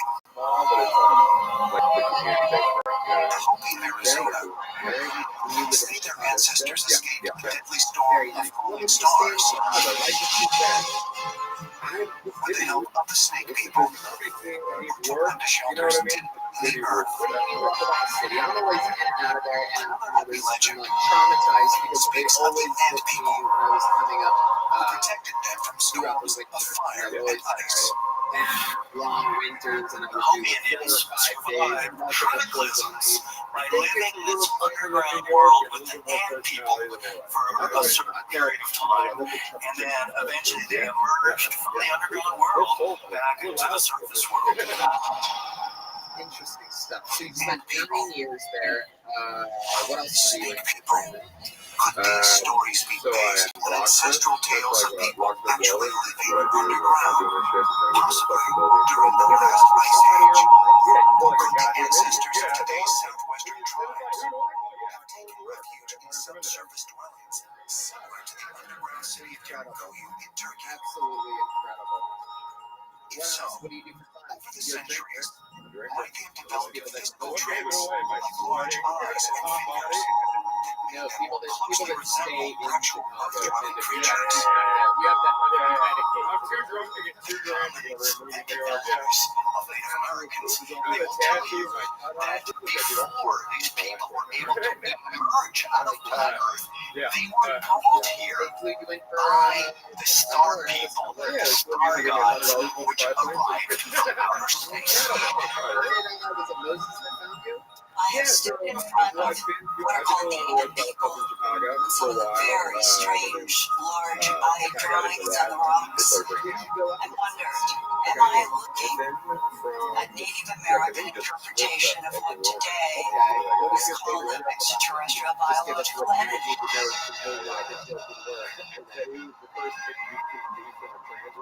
If extraterrestrials were here in the remote past, there are multiple species out there. Is it possible that they might have looked lizard-like and ant-like? And the answer is yes. Is it possible that these underground creatures of Native American legend were actually alien visitors? If so, could some of them still be living beneath the surface of the southwestern desert? For decades, stories of encounters with UFOs and alien beings have been told by the people of New Mexico's Ikaria Apache Reservation. Some of the aliens of these stories bear a strange resemblance to the ancient tales of the ant-like and snake-like beings from the Hopi legends. The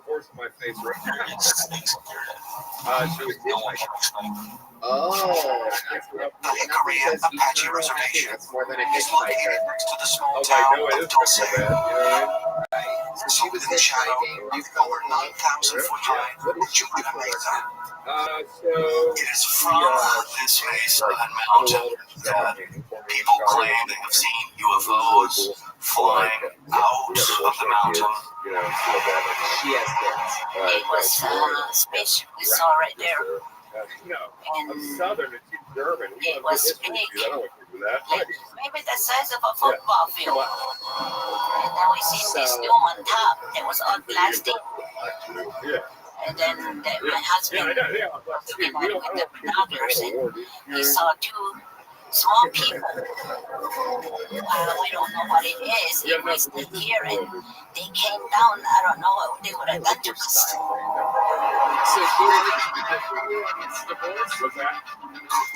Tales of spaceships and strange creatures be true. Some UFO researchers and conspiracy theorists believe that these eyewitness accounts are not only true, but are evidence of a secret collaboration between underground aliens and the U.S. military. The amount of military traffic over Tulsa, the unmarked helicopters, the black helicopters, the heavy-duty jets, all these helicopters spend a lot more time in Tulsa than they should, if nothing were going on. Among the stories that we've heard from the Hickory Apache is that they discovered events actually right here on the Midland. Moment, as a stand-up comedian. Musician for years, like that. What kind of music A while did back, you do? when my brother was still alive, we used to You come up play here in the back. drums? No way. Show him the shaft. No way. Married me. It's been a while, ladies and gentlemen. I want to go any further. Brandon, I got bad news for you. Yes, You know how it works on this show? Okay. Here we are. You're in that moment right now. Historically, we have a thing called a Mexican drum up where And this led a where lot of credence to the stories comedian that that says they human know how to beings play will drums does a drum solo, followed by the resident drummer doing a What's drum the legend solo. of strange creatures and strange noises coming out of this mesa Absolutely. grew and expanded? So here we go. You're going to do a drum solo, and then Michael Gonzalez does a drum solo. If you win, Brandon, you're moving to Government cover-ups. be the new full drummer. Native American legends are underground Yeah. beings built by knowing the truth behind these incredible stories. Some think the answer might be found deep beneath the surface of North America. That's a good one. I've never done that one. Others It's believe the the Mexican truth lies drum off. And deep in a mysterious if cave you win, you have to, thousands of miles to you the win, south. Brandon, you have to move to Chicago and fuck your That ex-wife. holds proof of alien visitors who journey beyond the stars. All time in the show's history, never before has a comedian beat the resident drummer. You, the audience, live get to decide. Ladies and gentlemen, starting off South the Mexican America. drum off, this is Brandon The Kiefer, Andes everybody. mountain range in Ecuador. For thousands of years, this rainforest, high on the eastern slopes, has been the land of the Shuar.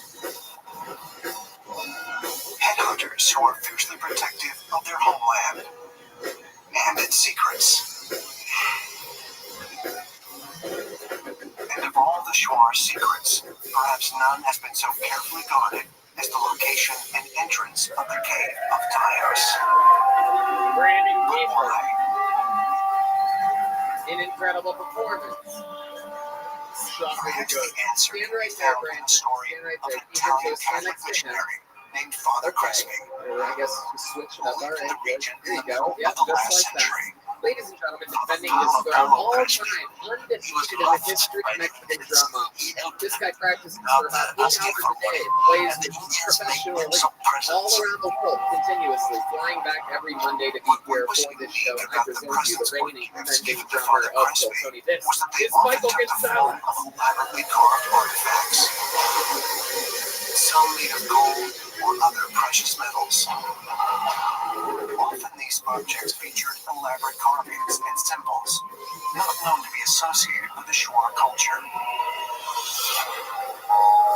In his 1973 book, Code of the Gods, ancient astronaut theorist Eric von Daniken wrote of Father Crespi's incredible collection, which he believed to come from the Cave of Taos, and which were, in his opinion, treasures from an unknown and highly advanced culture.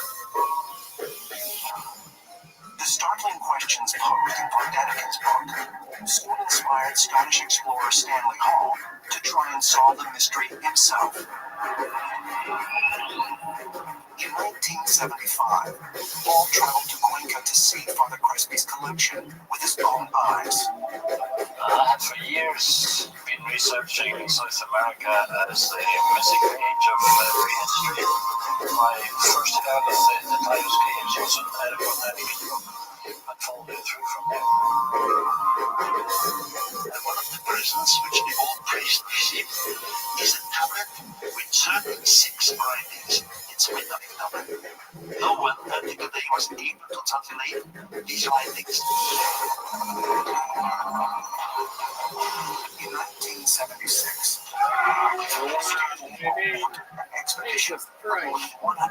to explore Taos. All right. Brandon, step back up to that microphone real quick. Was American astronaut Neil Armstrong, the first man to walk on How many of you have Brandon Cooper winning this Mexican drama? entering a cave through a jungle How many entrance much known more to than the Uncle Ecuadorian Razor Army? last week for this one? How many of you have Michael Gonzalez with Explorers were fascinated with what they encountered, especially large areas that appeared to have been excavated by someone Brandon, remind me one more or time. something. How many years have you been stand-up comedy? 11 years. How many years in Chicago? 9 years. What's the biggest place you've ever performed? Geological group. The right in 1976. Right. If there's any place in Chicago that you could dream of ever performing, where would it be? Mars doorways that you can see in these caves. It's a pretty good answer. How about in Chicago? The big theater or something like that. Or like you would make it bigger theater? What about the Chicago theater? Would you like to do a guest on my show, the Chicago theater?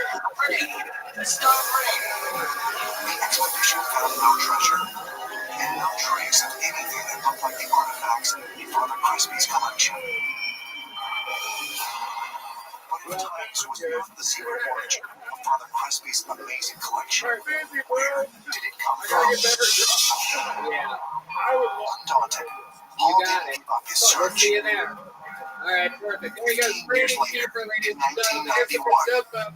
the explorer tracked down Great stuff, Ecuadorian man. named Petronio Jaramillo, That's what happens when people have a lot of entered the experience cave of Taos still through a sign up secret for the show. entrance I mean, back in you know, it's amazing 1946. back to back. We had Solomon, who's done it twice, only on the show, a minute and 40 seconds combined. And we got to see him walk away with nothing. And Brandon Cooper is performing at the biggest theater in Chicago, one of the biggest theaters in the country, the iconic Chicago Theater. Jaramillo told Hall he wanted to chamber anything can after happen chamber here. of ancient relics, And including a vast one of many the books amazing from parts of gold this and show other metals, is books yeah, with those unrecognizable pens writing, been around for at least 200 years. That's the first time possibly anyone's like looked that that up. on one of the It metal really, tablets really, in Father if there's Crispy's something he collection. said, the hoods on horses, it's unbelievable. Yeah, And so on and so on. totally. So, It really is. It's one of those things. Usually it's like, you know, Louis or Bill Burr get something like that, right? Where it's had come down to Earth and had used this cave system to discovery is the artifacts of their civilization behind right then, for us to recover. a real second gear. To be able to show that in a minute, it's Unfortunately, really something else. before he could guide Someone Stanley that's Hall been to doing the that underwater regularly, cave entrance, you know, we're Petronio making history Jaramillo here all died. the time. So one of the amazing things that we do here is we always have regulars on the show that you get to see, watch, and grow, and perform. You get to watch their Stanley live Hall streams all himself the died time. in We have a 2008 new regular on the show before that's he been was a able to regular on renew the his show. search for the After so-called only metal one library. appearance, after only 1 minute, the next set on this show, he was in front of 3,000 Stanley Hall's people at daughter, the ACL Live Theater, has showing decided us to all continue why her father's he's work. the newest regular. A 100% Unless we find this bad treasure, man. unless It's we can just his see, own translate style, right, his own swagger. We still a could big not be question more mark excited to over present to you the who wrote newest it, regular why on you the put it show. there. Cam Patterson, everybody. Paul began to look for the location of Father Crispy's original artifacts. She learned that much of the priest's collection had mysteriously vanished shortly after his death in 1982. But why had Crispy's artifacts fallen prey to thieves? Or might the Shua have taken the treasure back into the cave where they found it? Whatever the answer, Eileen Hall has continued to research other artifacts from elsewhere in Ecuador. And like Father Crispy's objects, some seem to have uncanny resemblances to other cultures that, according to mainstream archaeology, ancient Ecuadorians may not have had any knowledge of. This collection is made up of what my father believed to be the formative cultures of Ecuador. This is probably a coastal culture from 600 BC to 1600 AD. And this is where human life, but at the same time some features have been exaggerated. Here you've got the smaller face with the kind of bigger ears and the elongated skull shape and the head. His head looks like There an he elongated is cranium of elongated skull. again. There he is Identical to this. again. The future has arrived, ladies and That we gentlemen. find all over Egypt. to see Yeah. this picture right here and compare it to the Egyptian bust we see right here. It's uncanny. The head shape is identical. We love that. We need Stanley someone Hall's like you artifacts to show format like evidence this. that Egyptian culture could have crossed the ocean to influence South American culture. Really the newest war guy, the Is it newest possible regular that both were influenced by another culture, one from beyond our world? If so, were the strange writings inscribed on Father Crispy's metal tablets actual messages from an alien world? Father went as far as saying it was possibly an advanced civilization, but we can't know for certain until this library is ready. So this metal library is still there in Ecuador, in a subterranean cave. Not because he's the two-time Heisman, the only person ever when it plays Sergeant Griffin, who was the Ohio State University. Anyway, but anyway, Maurice Claret is academia once descanted to has been found, and whether it is income or extraterrestrial, and he was so hyped up his first year that he had seen what was in there. Just started robbing people. Perhaps Taos has yet to reveal all of its secrets. More than 700 miles to the north, there's another cave. One that would prove that the Mayan underworld and the terrifying gods who ruled it were not only very real, but thirsty for human blood.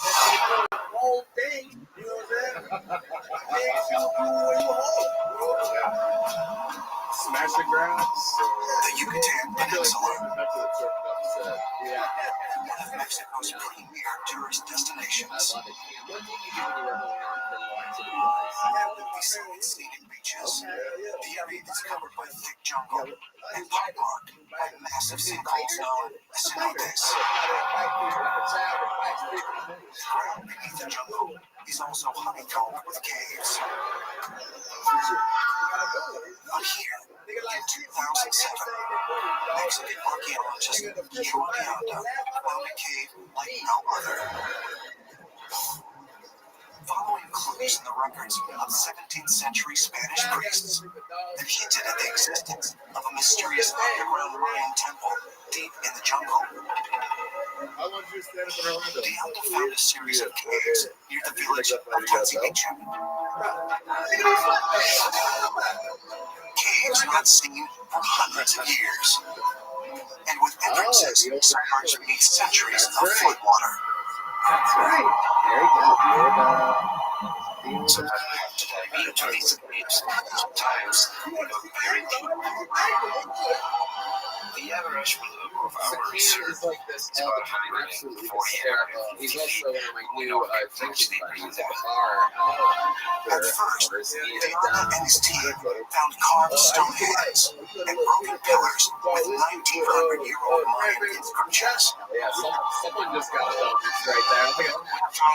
Columns. And these columns are basically some of them are 5 feet high and at least 10 feet wide.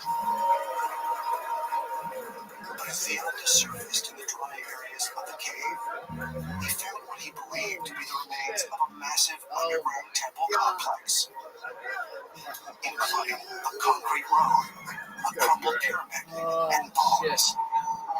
So this week, and ever since we first met, you were telling me about your uncle. The Mayans themselves have perpetuating legends of an underground world called Xibalba. And it's believed now by archaeologists what they found is what the Mayans thought was the entrance to this legendary underground world that featured prominently in the book. Could this dark and mysterious cave really be the underground world mentioned in the Mayan legends? Here right now. Is he back there? According to the Book of Ra, the written record of Mayan mythology, okay. The underworld kingdom of Xibalba, Can we get him? Is he ready to do anything? was ruled by the sweet. lords of the dead, Because I told him the other day at the bar that I wanted him to come out and do a minute after you did a minute, so I was just seeing if you had that all set up. I didn't get to coordinate with anybody before this, which is nice. So we're going to do it right now. Easy done first? No. Okay, let's get him then. Let's find him. We see here in this one archaeological spot an actual physical representation of what the Mayans felt the soul would go through. Is there some kind of like how you guys This do? cave of stalactites, sharp enough to pierce flesh, represent the room of knives in the book of Anybody have a 9mm I could shoot There's from also the the room of bats. And a trench that might once have been filled with blood, like the river of blood that Mayan pilgrims had to cross throw over. it up like LeBron James? There are places cold and darkness, and even a room with the bones of jaguars. So anyway, These caves were littered with large patches of spiders, reptiles, and all types of tumultuous things that a human really wouldn't want to be exposed to. Although some archaeologists claim this unique site simply modeled after the description of Jehovah in the book of everybody was Law, watching me like, the others insist that items from the cave date back to a time centuries I was before the really, Mayan I book was was written. just enthralled and completely entertained. He is hysterical. You guys try.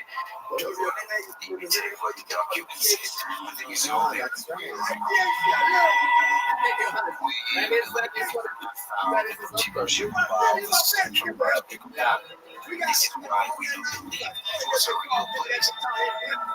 That is true. If Jehovah is real, were the lords of the dead also I real? was hard as a rock all night. It was If so, incredible. who or what You think were he's in they? the building? Get your phone on you? Call him real quick. According to the Balaam book, which is the book of the Jaguar priests, it says in there that at that time, the road to the stars descended from the sky, and the 13 and 9 gods came to earth. You got him?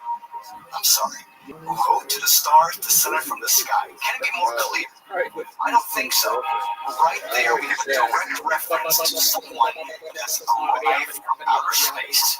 And we have a written record about this. So, Could the lords of Jehovah and other Mayan gods would have been extraterrestrial travelers? If so, why did they display such a thirst for blood and torture? I do not believe human sacrifice was originally taught by the ETs. I believe it came in the aftermath of when the original teachers of humankind arrived. The ancient gods, which were really just humans from another world. It's true. From the area, and the people became distraught. The more they became distraught, the more they took the original mythology and interpreted it in a much more literal way. So what might have started out as the myth about the sun dying and being reborn when it sinks below the horizon becomes literally the idea of killing people to make sure the sun is going to come back up. wait a second, there's a loud nothing for the back door. Archaeologists and explorers continue to uncover sites We've where never heard legend a and beat at the back reality door meet. that loud before. Could there be even more evidence? Mankind's history on this planet is much more profound than we currently understand. There are those who believe the secret lies deeper within the earth, as deep as its very core.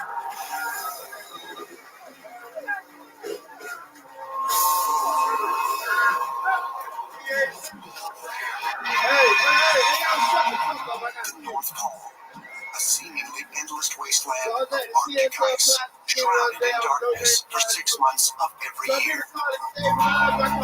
Here, there is no food, no shelter, not even a cave to hide from the slashing winds and temperatures that can dive to 90 degrees below zero. But according to mainstream geology, beneath the pole and the Arctic Ocean lies the Earth's mostly rocky crust, up to 30 miles thick. Below this is molten rock, heated by the planet's spinning core, where the solid center of iron can be the size of the moon. Scientists had to use this information for measurements of Earth's gravity, magnetism, and seismic waves.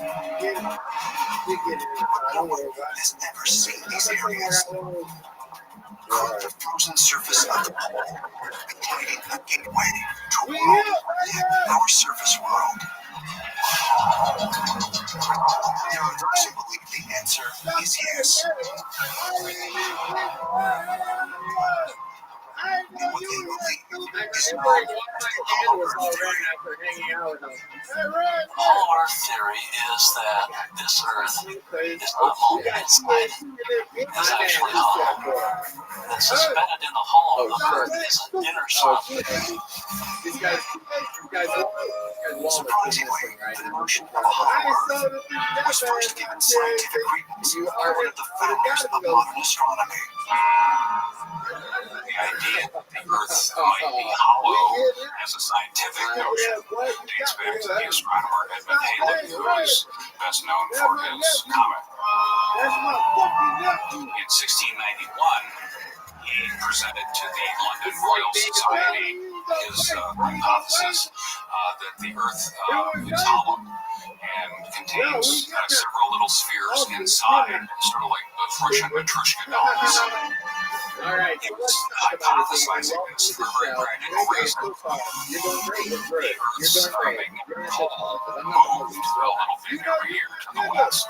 And the idea was there are outer spheres and inner spheres that turned independently of the outer one. He also suggested that these interior spheres would also be able to support life. In 1818, former U.S. Army Captain John Cleves Sims Jr.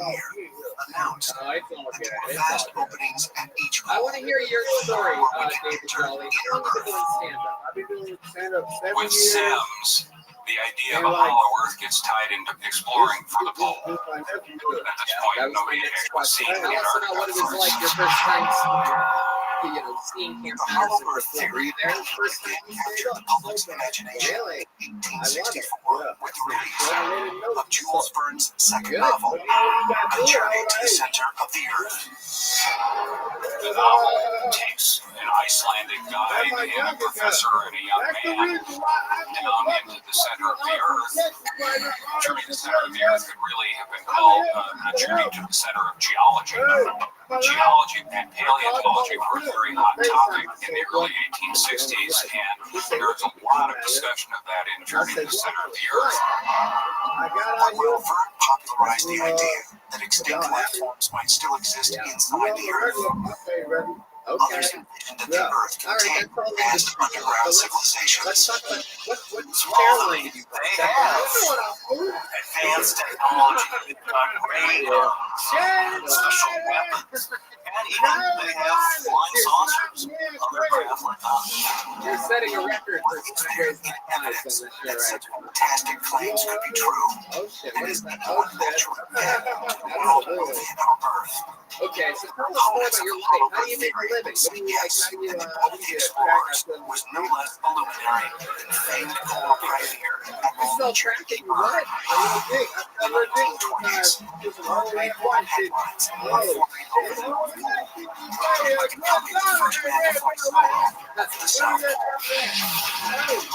But hollow Earth theorists believe that the famous explorer went Okay, so describe to us some of these women that you be selling them to. I'm very interested to know what into the interior of the Earth. Flying saucers like craft to control of its airplane or some kind of tracking. And they landed them near an inner Earth city. And the message that they had for us was that they consider themselves the guardians of this planet. Okay? He says we don't approve of you people using nuclear weapons. We had to blow up a couple of cities in Japan a couple of years before. So this was the message that he was given. But when he got to Washington, they put a lid of secrecy on this, that this was not to go out. It ain't no prison Some say Admiral Byrd's own account of this flight into the Hollow Earth is detailed in a secret diary published in the 1990s, almost 4 decades after his death. But skeptics claim the diary is a forgery. They point out that in February 1947, at the time Admiral Byrd was supposedly visiting this other world underneath the North Pole, he was actually part of a vast 4,700-man naval exploration called Operation High Jump, 12,000 miles away near the South Pole. It put Byrd's conclusion to this large military operation at the South Pole had been merely a cover story. Some people claim it was, and this allowed him to slip away to the other end of the planet, noticed by the media. That's all like machines. Second from the front, too easy, you know what I mean? He left again. It's a myth. Nobody's really been able to prove it, but it's very Vast open spaces within the Earth where past civilizations live. Could extraterrestrial gods really have come here centuries ago and hidden the evidence of their journeys deep within caves and tunnels? Perhaps we've only just scratched the surface of the planet's underground mysteries. If so, what clues to our distant past might still be waiting to be found and hiding in the darkness? It's hot. Stupid ass boy. Hey, look. Shout out to Tony. I don't know where the fuck he at, but listen, we hit that pussy ass nigga and I fuck with Tony Hinchcliffe. That's my real homeboy. That's my real homeboy. Stupid ass boy. Gang violence. Gang violence. Gang violence. Oh my god. An instant legend of the show. How often do you think they're going to be coming back out to the Scientists and scholars for decades. Oh, hell yeah. Locations with names like the Zone of All you Silence, need to do the Gate of the Gods, and the Bermuda Triangle. Visitors to these mysterious sites report a variety of strange energies, unexplained disappearances, supernatural phenomena. Numerous legends describe star beings traveling in and out of these places from other worlds. Might these myths be describing real events? The strange energies in these locations have attracted visitors from other worlds for thousands of years. 10,000 years ago, youth in magnetic spots as the sun pulses. We have to enter here through doorways and portals into our planet. Is there a pattern to where these spots are located? Someone told them.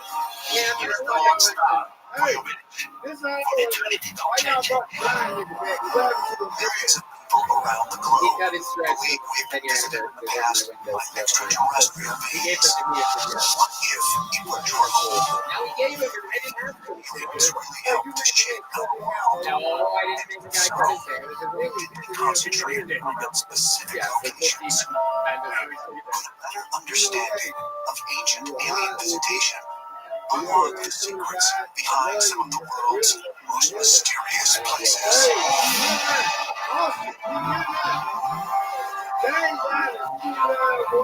Make some noise for Tony Hinchcliffe, ladies and gentlemen. Wow. Unbelievable. Amazing. I mean, there's some poor innocent souls about to have to follow this. It's incredible. I love you. I love you. English. Okay, there you go.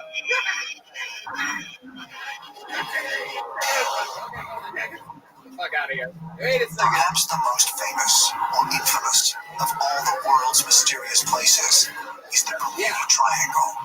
For decades, this stretch of ocean covering over 500,000 square miles, located between Miami, Puerto Rico, and Bermuda, has baffled scientists, experienced sailors, and even military investigators. We are at 75.7 degrees right now. The room is heating up. Various kinds of strange life It's getting being hot in seen. here. A whole bunch of weirdness, all conglomerating into this very All right, tight corner of some the Atlantic. innocent poor soul is going to have to follow all of that energy Absolutely right now. empty. No sign of any You guys having struggle. fun out Yet there? the crew has just vanished. Take some noise for your next comedian out of the bucket. Seek, They're all gone. In fair weather. hold on. That is not a supernatural phenomenon to me. That is something unexplained. It caused ships and planes to disappear without a trace. Why has aeronautical and navigational equipment stopped working or changed course by itself? Historical shipping records show that the mysteries of the Bermuda Triangle are much older than many people realize. Ever since the earliest days of oceanic exploration, sailors have witnessed strange sights. Really, the awareness of the Bermuda Triangle started with Christopher Columbus being such an esoteric navigator and a well-respected sailor. His log traversing to the New World is very accurate. It turns out, just as when Columbus got into the area known as the Bermuda Triangle, he recorded having compass malfunctions. The following night, he saw a large fireball hit the ocean. He saw strange lights, he saw strange weather phenomena happening there. So it's definitely a case that the story of the Bermuda Triangle is not just some modern or some urban myth at the threshold of the 21st century. It is as old as there are paths of people going into that area. About 450 years after Columbus, on December 5th, 1945, the U.S. military experienced the Bermuda Triangle's most perplexing mystery. At 2 o'clock in the afternoon, 5 U.S. Navy torpedo bombers flew from the naval base in Fort Lauderdale, Florida, on a routine training exercise. Not long into our mission, all 5 planes were suddenly gone. The mystery was compounded when the Navy sent out a rescue plane, and it too disappeared. 6 planes, all followed by skilled pilots, vanished into oblivion. That struck everybody as very odd. This was now the modern era. We have radar, we have radio, still 5 aircraft vanished. Now the question is, where have all of them gone? It really is as if they have been snapped out of our reality into something else. And of course, what that something else is, that's the mystery of the Bermuda Triangle. I did go to the Ohio State University. Few have lived to tell of any strange anomalies that have occurred to them in the Bermuda Triangle. But American pilot Bruce Gurney is an exception. In 1970, Gurney, his father, and a business associate were flying from the Bahamas to Florida. When Gurney reported seeing a strange cloud directly up in front of the plane. Then, as they approached, Gurney claimed the cloud formed in a cold or vortex. Tom was curious at first.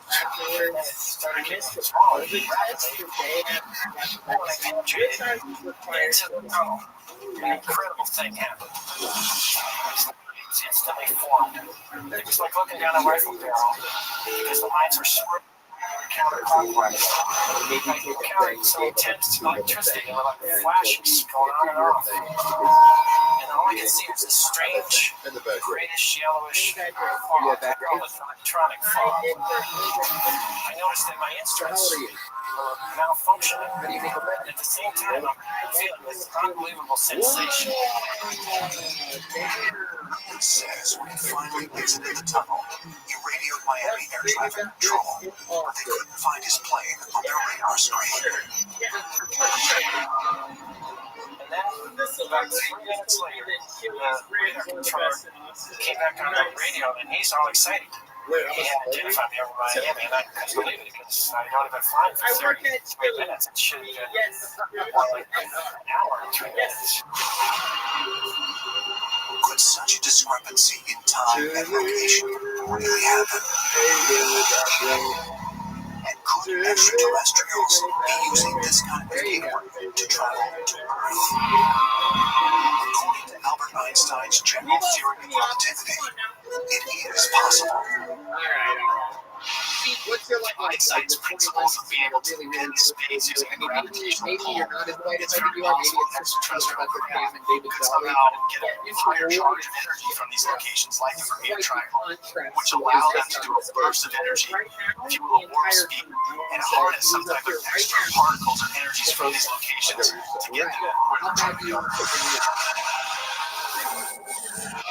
What happens is that anytime you have energy generated at all, especially from a higher plane, a higher dimension, it's going to come out by spin. It's going to be rotational spin that allows that energy to move through. So by definition, such energy emissions are going to be vortexes.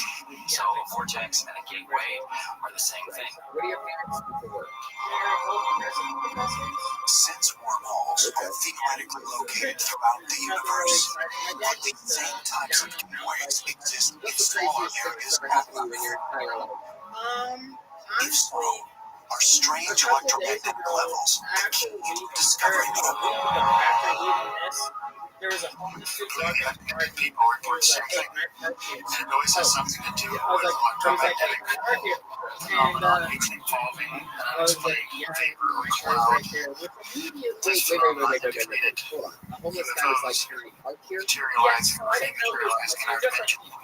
Right now. It's quite possible that the Bermuda Triangle is exactly one such interdimensional doorway that's used by these aliens. I'm asking you what you saw. Reports of UFOs appearing and ships and planes disappearing.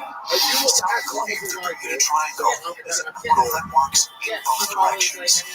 So if, as ancient astronaut theorists claim, otherworldly visitors have been using them to come here since ancient times, might we someday use this shortcut to visit them? And if there really is a portal in the open waters of the Bermuda Triangle, might there be others on the land? Okay.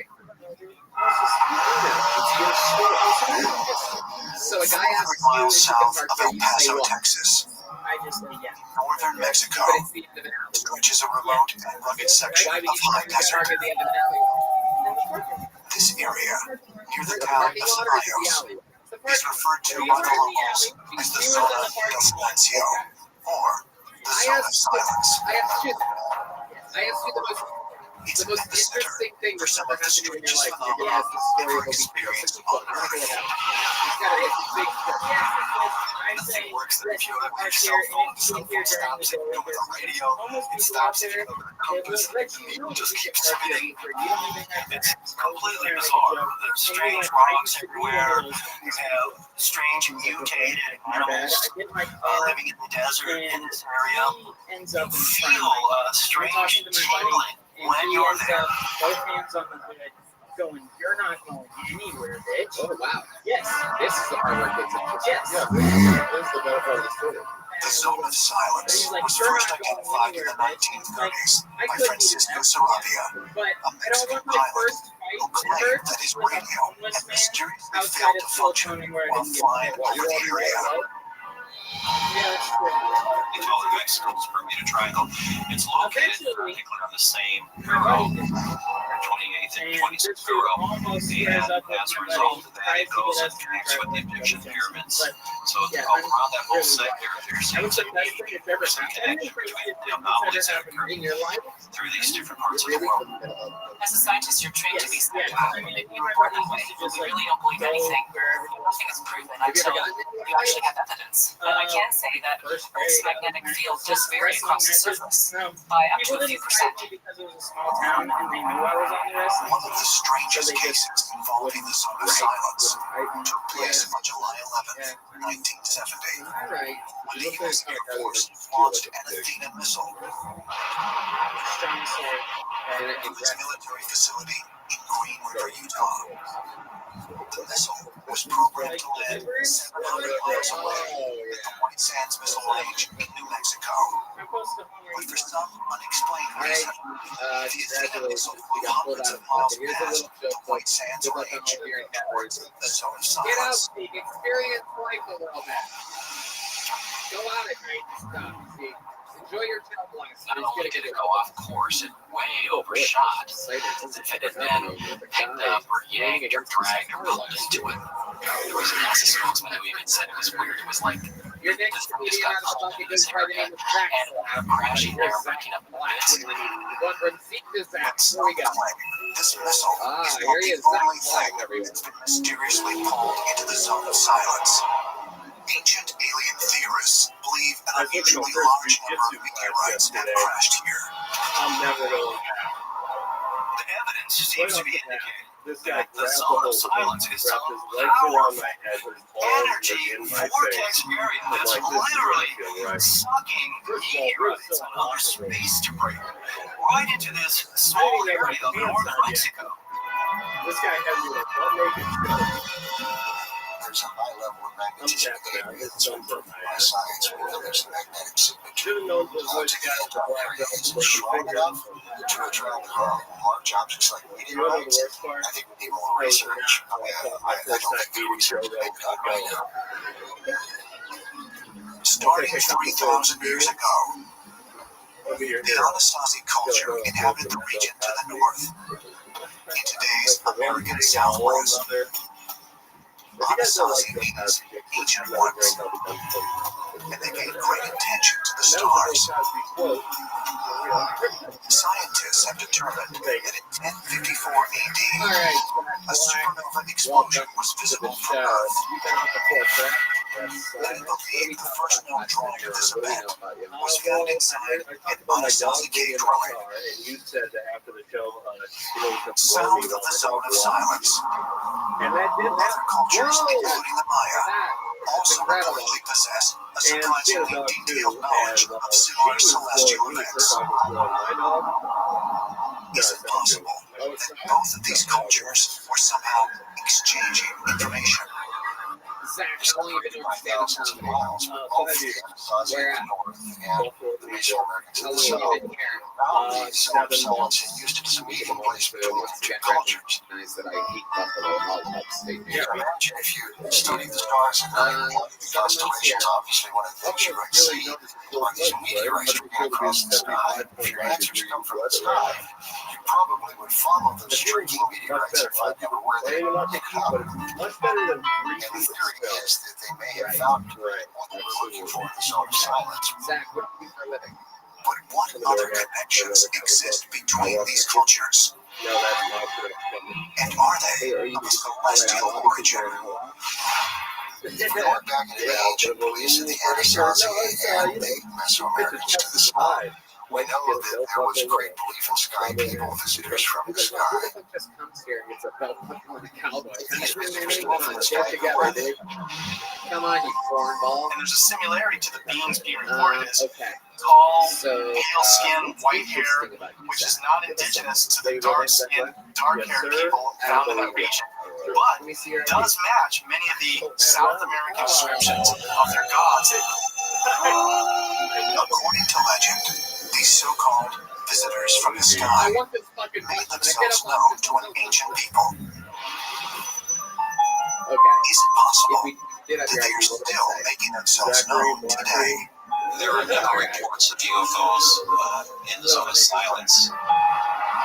That's the most interesting thing about Probably the most prominent and most popular report came out of the town of Ceballos. It was on a late summer afternoon when a number of townspeople saw an object hovering in the sky on the outskirts of town. It was described as being about 100 meters wide. It had multicolored lights flashing. It wasn't doing anything. It was just hovering in the desert.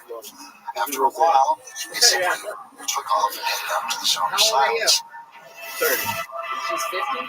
I think, too, that that's what's going on today. The high activity of UFO sightings, the anomalous reports are still going on. Perhaps there is a connection. Maybe it's a vortex. Maybe it's a dimensional report. We can't explain it, but something unusual is going on in that area. Might extraterrestrials be able to detect these magnetic differences? And would they have been of any use to ancient visitors? If I was an alien coming here 10,000 years ago. Obviously, there weren't any road maps at the time. However, I could use the anomalous magnetic spots on planet Earth as signposts of sorts. And so that when I come back, those signposts would be my guides to find my way around planet Earth. There are spots on planet Earth that are highly magnetic.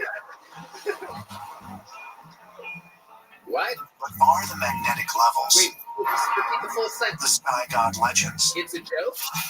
You And explain to recent me sort of what sightings you of mean right UFOs.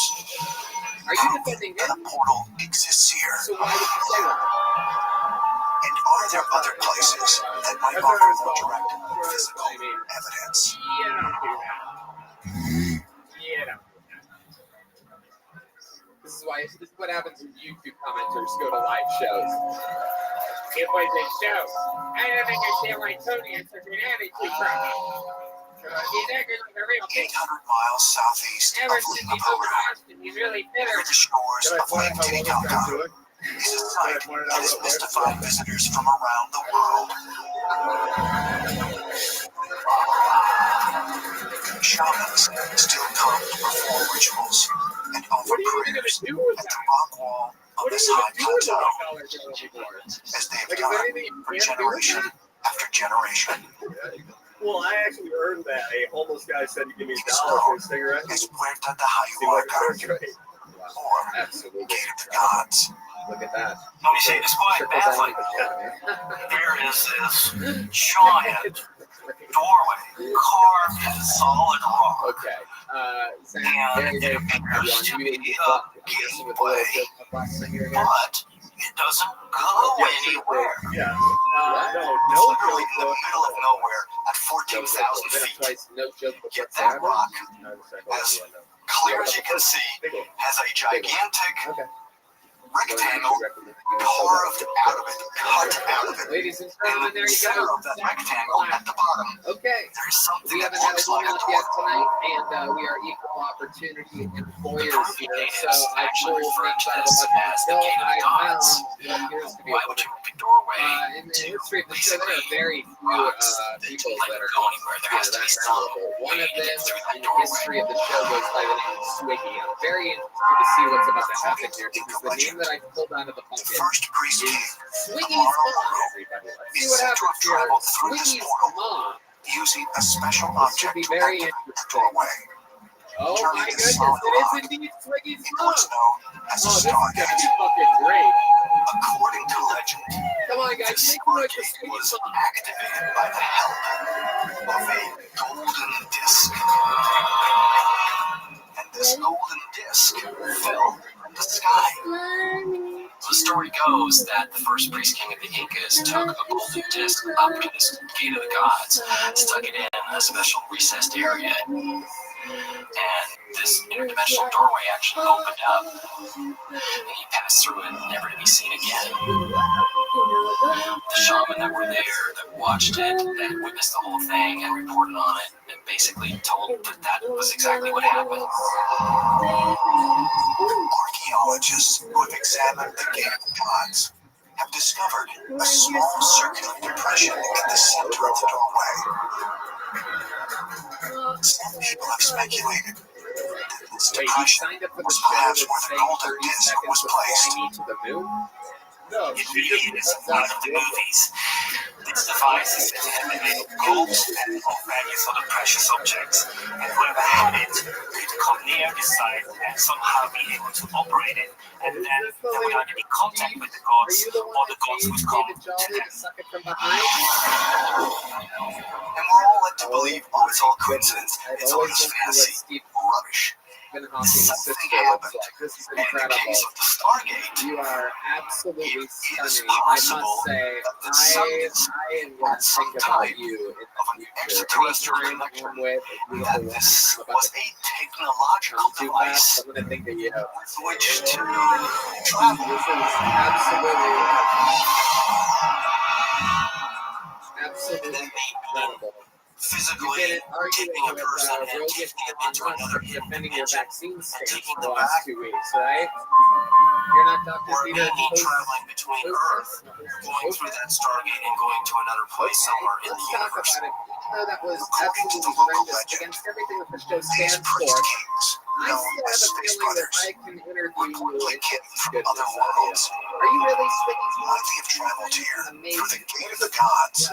The first library of the world. Came from the You used to answer the phone for the constellations of Ghostbusters, other correct? planets. In our language, we have a word called Okay, so what have you been doing your whole life? You which is some of the constellations like the Southern Cross, Orion Belt, Pleiades. You're the one One that of the built eldest the DeLorean for Michael J. Fox, right? bridge to home. So, That'd be real cool, wouldn't it? these manifestations has to do with this So what have you been doing your whole life?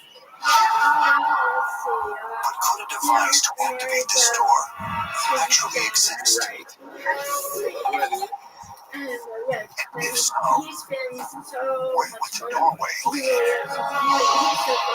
You're According to ancient astronaut theorists, right. We can help the Gate of the you. Gods Talking about is one that's end not the of point a of the wormhole, Swiggy. I want to know about your life. a type of portal You sign that up for connects this? either to another part of the universe or another dimension. A wormhole is a theoretical construct through general relativity. The concept is to believe that there's a possibility of space-time being connected, various parts of space-time being connected through a small channel. And if such a construct was made, then we have a short between very distant parts of the universe.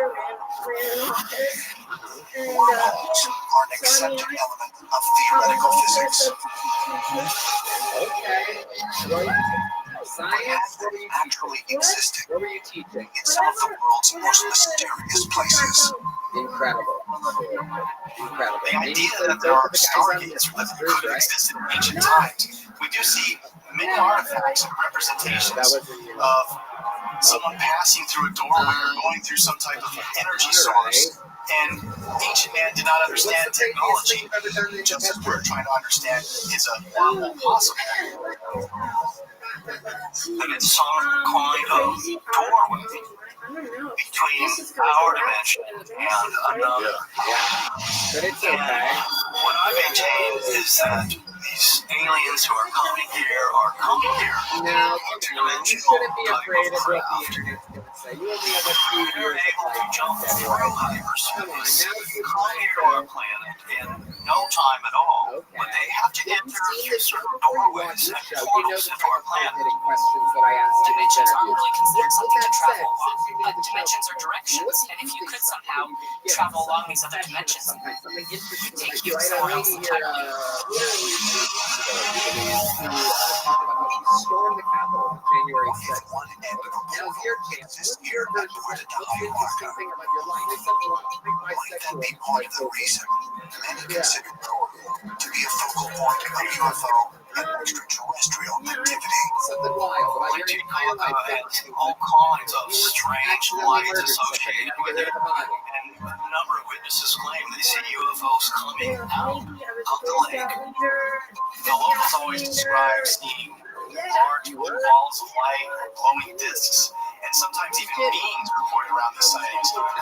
These beings are always reported as tall, pale skinned, completely non-indigenous to the people that are dark skinned and dark haired in the South American region. Another theory to how extraterrestrials may have traveled across the universe involves the scientific concept of teleportation. But is it really possible to have something disappear from one spot and suddenly appear somewhere else? At the Max Planck Institute, scientists have already dematerialized subatomic particles and made them reappear somewhere else. So science is just on the precipice of being able to do this, to move it from one place to another. So I believe that is a secret that the ancient stone builders knew. even though the gate might be closed right now, the reality is you can still access the energy because it's still flowing around the area. It's the area itself that seems to hold the energy and put it out and draw people to it. Mine does not have a back seat. That is incredible. That's a tight squeeze. And so is the back seat. I'm kidding. I don't think you're mother. Swiggy's mom, I tried. Put in the hot flat 30 seconds. Didn't cut it. I tried to make the interview interesting. I tried my very best. My advice to you is don't sign up for things that have a low chance of you getting up if you don't have anything prepared. If you get up. Yeah. Okay, there you go. There's some wisdom. Swiggy's mom. I'll tell you what, though. I'll give you a little joke, though. Swiggy's mom. Swiggy's mom. For centuries, over here. It has been considered a powerful sacred place among the Incan people. It's called Marcoasi. Write your will. Marcoasi is a very beautiful region. Now, we started late. We should get a real female comedian here, right? Very bizarre energy. Sorry People to go there and Christopher. experience Sorry bizarre to energy Hunter. patterns. The local people say it is a place of It's the wizards inside, and too. gods There's and an eye here, genies which of means they are old. inside. And they We treat got it with a Caitlin great deal of Cannon. veneration. There we go. Here she comes. When people go Look at there, this. they report One of your a own special kind of people. frequency and energy, Defending the a audience's honor euphoria here of the tonight. fact. With 60 seconds Most geologists uninterrupted. consider the many stone This is always formations on the interesting plateau when they come to from be the naturally inside. formed. Because the people that do the sign-ups, they ask if they're inside and processes. it's inside. One more time for your final fucking floor of the night. Caitlin Cannon, everybody. Marcoasi to be a massive sculpture garden filled with carvings left behind by an ancient civilization. This is the region whereby stones are not just stones. What we have here is almost like the Disney Island of gods. The question then is this a purely natural phenomenon, or is this something more?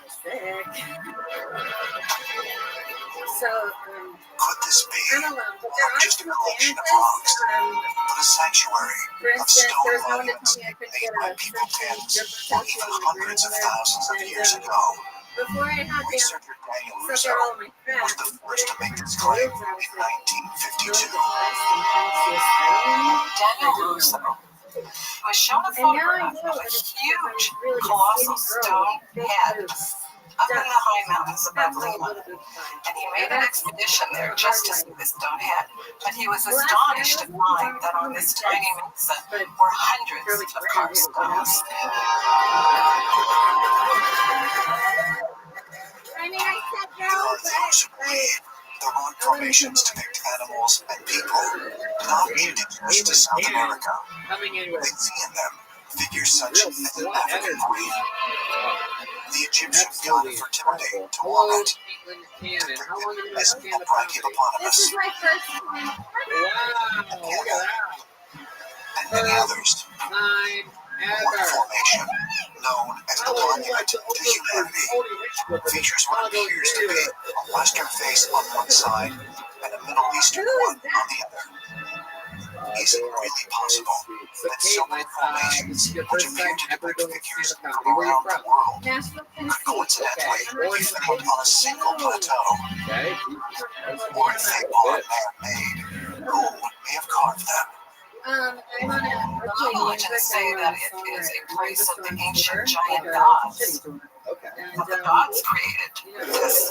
In fact, when the Spanish chroniclers came to Peru and investigated the ancient shamanic religions of Peru, they told a story of Tisaracocha, the Creek god, who arrived in the guise of a man to walk and inspect his land. No one's told you this before, right? And he had given them different orders, and there were some other nations that were not doing what they were supposed to do.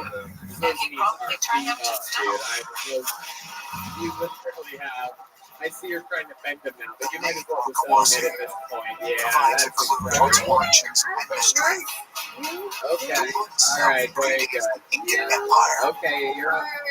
Marcoasi scholar and researcher Daniel Russo And you believed the name meant two-story house and referred to the strange complex of buildings located on the site. That really raises the question that scholars and theologians have been trying to figure out for many years.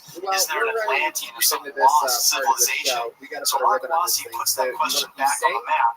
Could this be possible? Were there transoceanic cultures visiting thousands of years ago off the books of recorded history? According to Daniel Russo, the ancient civilization that created Markwasi were people known as the Mazma. And supposedly, Peru was not their only home. The Mazma was just very, very ancient, advanced civilization, advanced culture, if we want to call it that, that seems to have been global, seems to have traveled worldwide. And Russo spent much of his time looking around the world for evidence of this advanced civilization, and he thought he found it in Markwasi. You wrote it. He actually saw Markwasi in many ways as being like a huge sculpture garden that the Mazma had built here. Such a worldwide community existed. What happened to it? Was it, as some believe, wiped out in the Great Flood described in the Bible? It's very interesting that these carvings are found at 12,000 feet because that kind of implies that civilization started at the top and then worked its way back down as the waters of the flood receded. It's almost as if the first thing they did when Noah's Ark descended and maybe landed at Markwasi, was to record all the animals that they had collected. If you buy the whole concept of the story of saving what was left of humanity and saving what they could at the end. If these are real sculptures or even natural formations that were touched up, they are so old.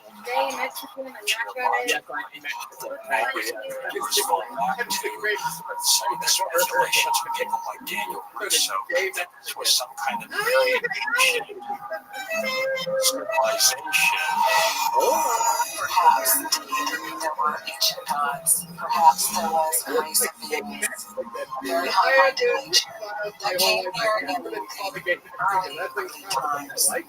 That helped mankind and that helped them oversee their handiwork. I suspect that they were trying to record something about their civilization, something that could be passed on to future generations, but they didn't realize that they were not going to last forever, and they wanted to leave some kind of mark, some kind of record, maybe even some kind of warning for future generations. If this advanced, globe-traveling race existed in early history, where did they come from? According to author George Hunt Williamson, who first popularized Markwasi with his 1959 book, Road in the Sky, Markwasi was a sacred forest where extraterrestrial beings meant to plan the future. And many UFO researchers believe they're still returning to this day. The mesa has a plethora of UFO sightings, multidimensional visitors. It's extraordinary. What is probably Peru's most famous UFO was taken near Markwasi in the 1970s by a businessman who himself was going up the trail to the plateau of Markwasi. When he looked back down the valley, and there was a silvery disc in broad daylight flying up the valley. But are there really special types of energy flowing around Markwasi that we're just beginning to understand? So, have they been attracting visitors for thousands of years, as reported at some of the world's other mysterious places? My suspicion is that extraterrestrials are more inclined to come to these energetic places, not just because it would make their technology work better, but because their bodies are going to vibrate at a frequency that's more appropriate for the universe that they inhabit. As I've looked at studies and studied myself, I think there may be something in the air too that responds, or maybe electromagnetic, maybe geomagnetic anomaly. There have, in some cases, different types of rocks, different types of crystalline structures, maybe underground flowing water that having no one in your life. So I think there are a lot of possibilities that you don't understand I'm exactly talking about what's the going creative on. process. Think about the creative process. I think that it helps to. Is there a reason I think that it why helps these to so-called interdimensional space portals allegedly kind appear of in certain spots on our planet? Is there, as some suggest, a pattern to their locations?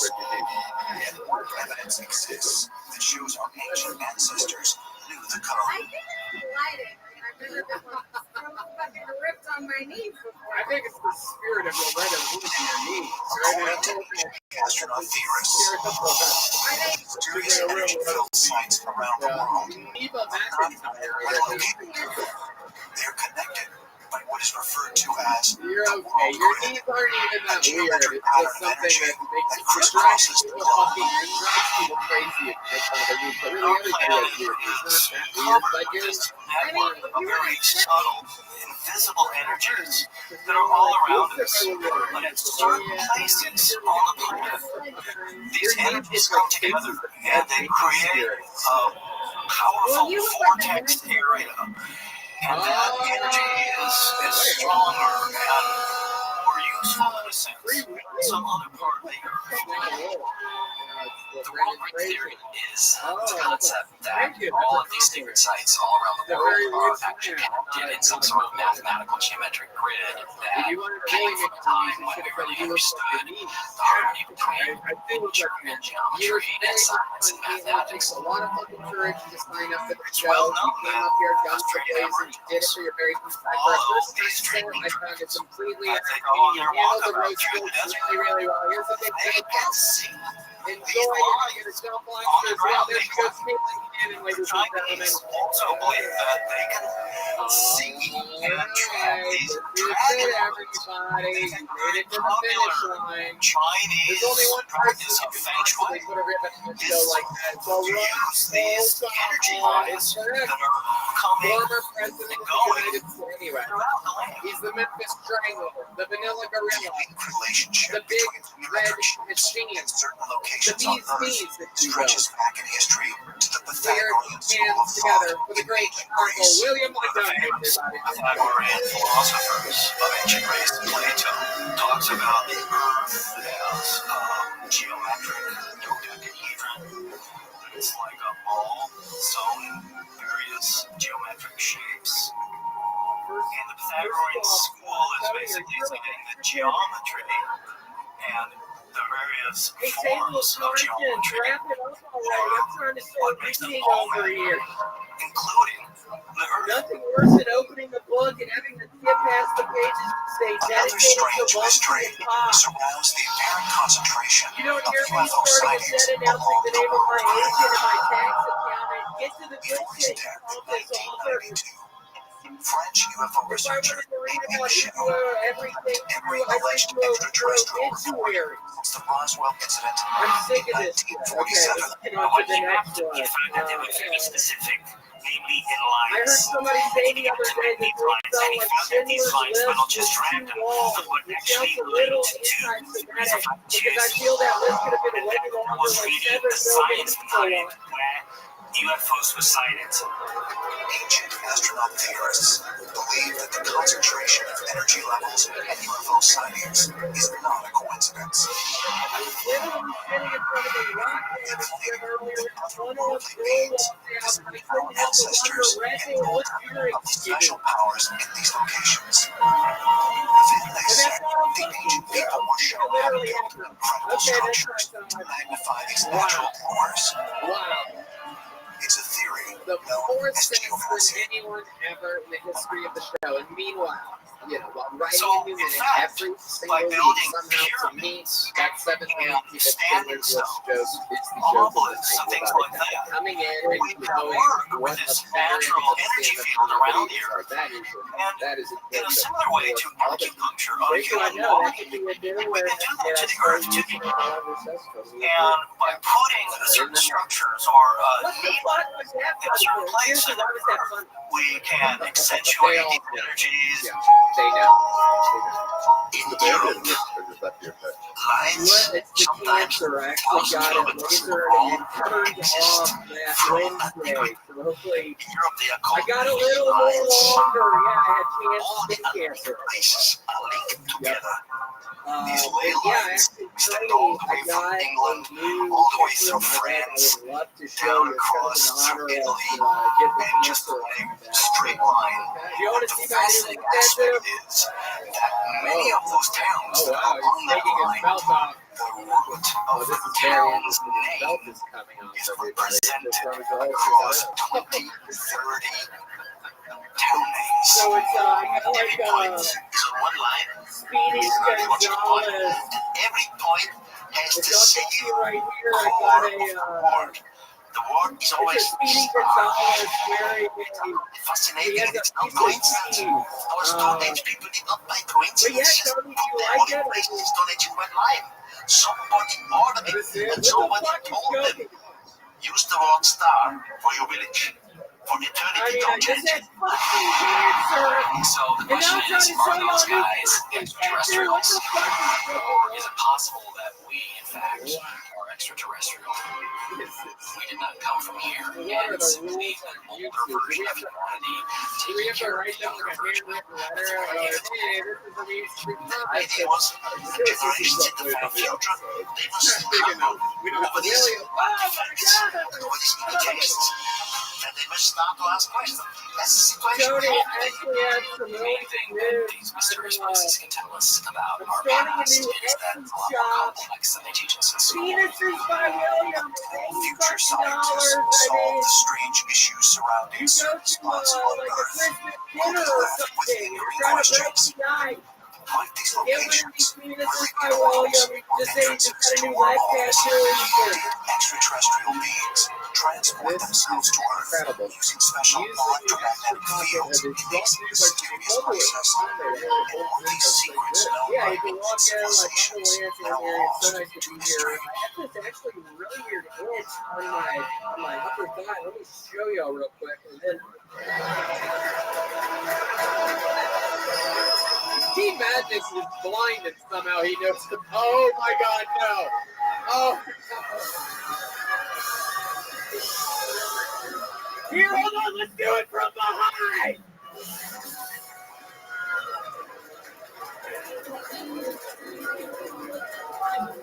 No worries, this was actually my real penis. Mysterious structures located all over I knew I would take your ass It's up. as if all these ancient builders went to the same school. Magnificent monuments emitting powerful energy. No, but we made some really good. I can do Etsy style. It's really good. Penises by William for $75. Extraordinary intelligence.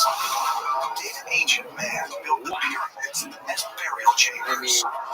If you were to talk enough for use to cut big groups of stones, or did they serve a much more profound purpose?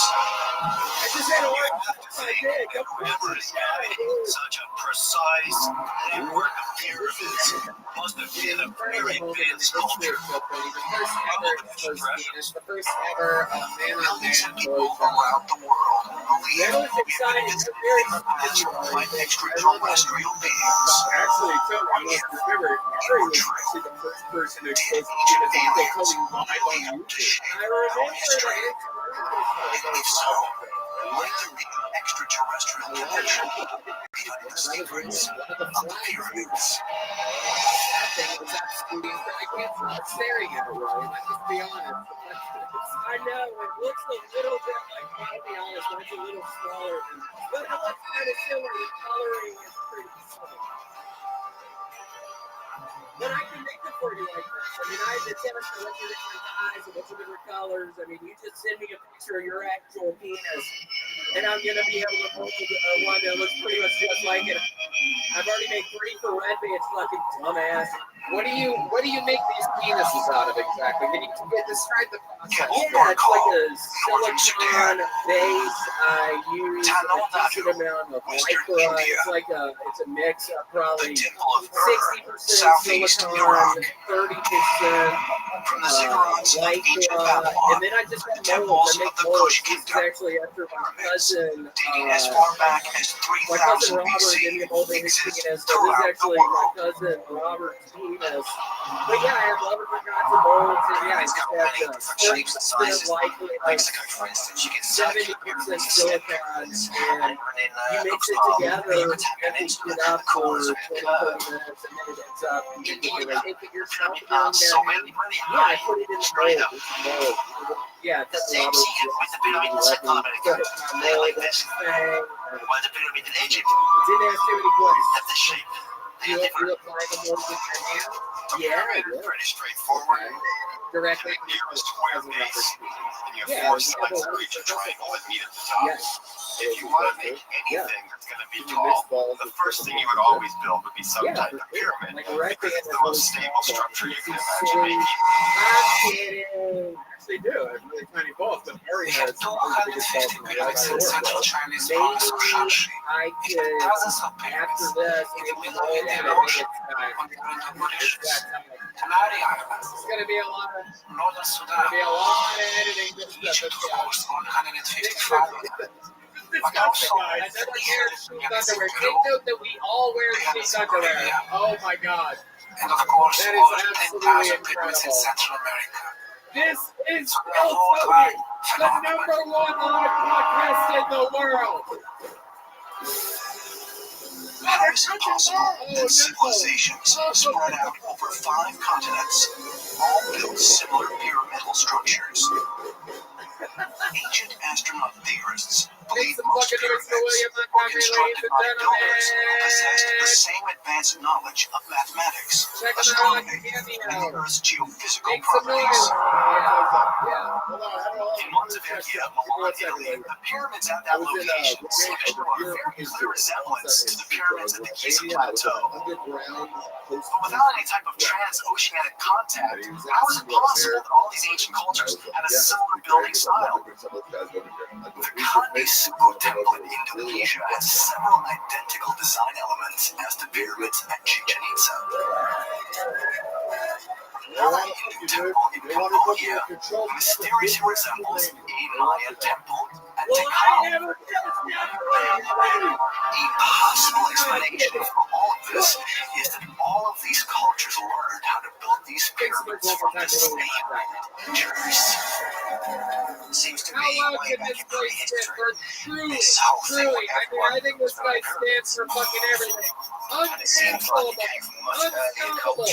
That's the top of his career right now. My big brother, they seem to be everywhere.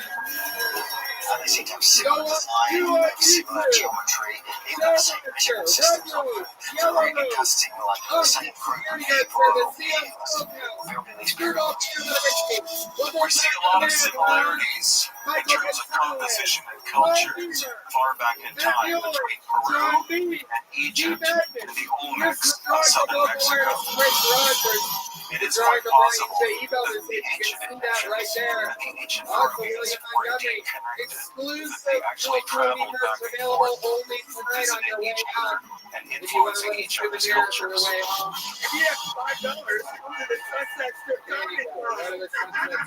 Giza Plateau, Egypt. And the arena is over halfway sold out. That's going to be gone soon. So get your tickets for that New Year's Eve. Why not spend it with us? It is going to sell out. This gives you a chance to get tickets for Phil Tony, those of you listening around the world. Not going to last much longer. And go to killmerch.com for all the official Phil Tony merch you can possibly want. We love you guys. Thank you so much. Good night, everybody. Great Pyramid. It is the most wondrous place on Earth. When you're standing in front of it, you are confronted with the greatest mystery of all time. Who built this place? How could it have been constructed? Why is it still standing? And then when you go inside it, you have the feeling like you are in the hands of an extraordinary intelligence. Got a structure that's 480 feet high. It covers 13 acres and 2.5 million blocks of stone. The heaviest stones weigh 70 tons. The storing thousands of tons of granite 500 miles away. It's an amazing structure. To me, the most intriguing thing is the scale of the project. You know, if you have been at all, fair enough, but why go on at 46 meters high? Why use 2.5 million blocks of stones with a mass of 6 million tons? Mainstream archaeologists theorize that the Great Pyramid was built sometime around 2500 BC as the burial tomb of the pharaoh Khufu. But this claim has yet to be proven, and the debate among various researchers over for whom or for what purpose the structure was built continues. We're told that the Great Pyramid was a tomb for the pharaoh, but there's never been a body found inside the Great Pyramid. We have found pyramids in the 1950s by respected Egyptologists, whereby the tomb was sealed, whereby the sarcophagus was intact, and inside there was no body, there was no corpse, there wasn't even a coffin. And so this notion that we really think that grave robbers somehow were responsible for everything can no longer be maintained. There has to be a reason for them to be there, and there are tremendous expenditure of resources, and if not for that reason, they have to civilization to build them. Tickets for the ATV Center, New Year's Eve, Austin, Texas. A lot of shows happening that weekend. Come visit Austin, Texas, the live music capital of the world, and the pyramids at Giza capital of the world. New Year's Eve, ATV Center, last chance for tickets. Then why were these towering monuments built?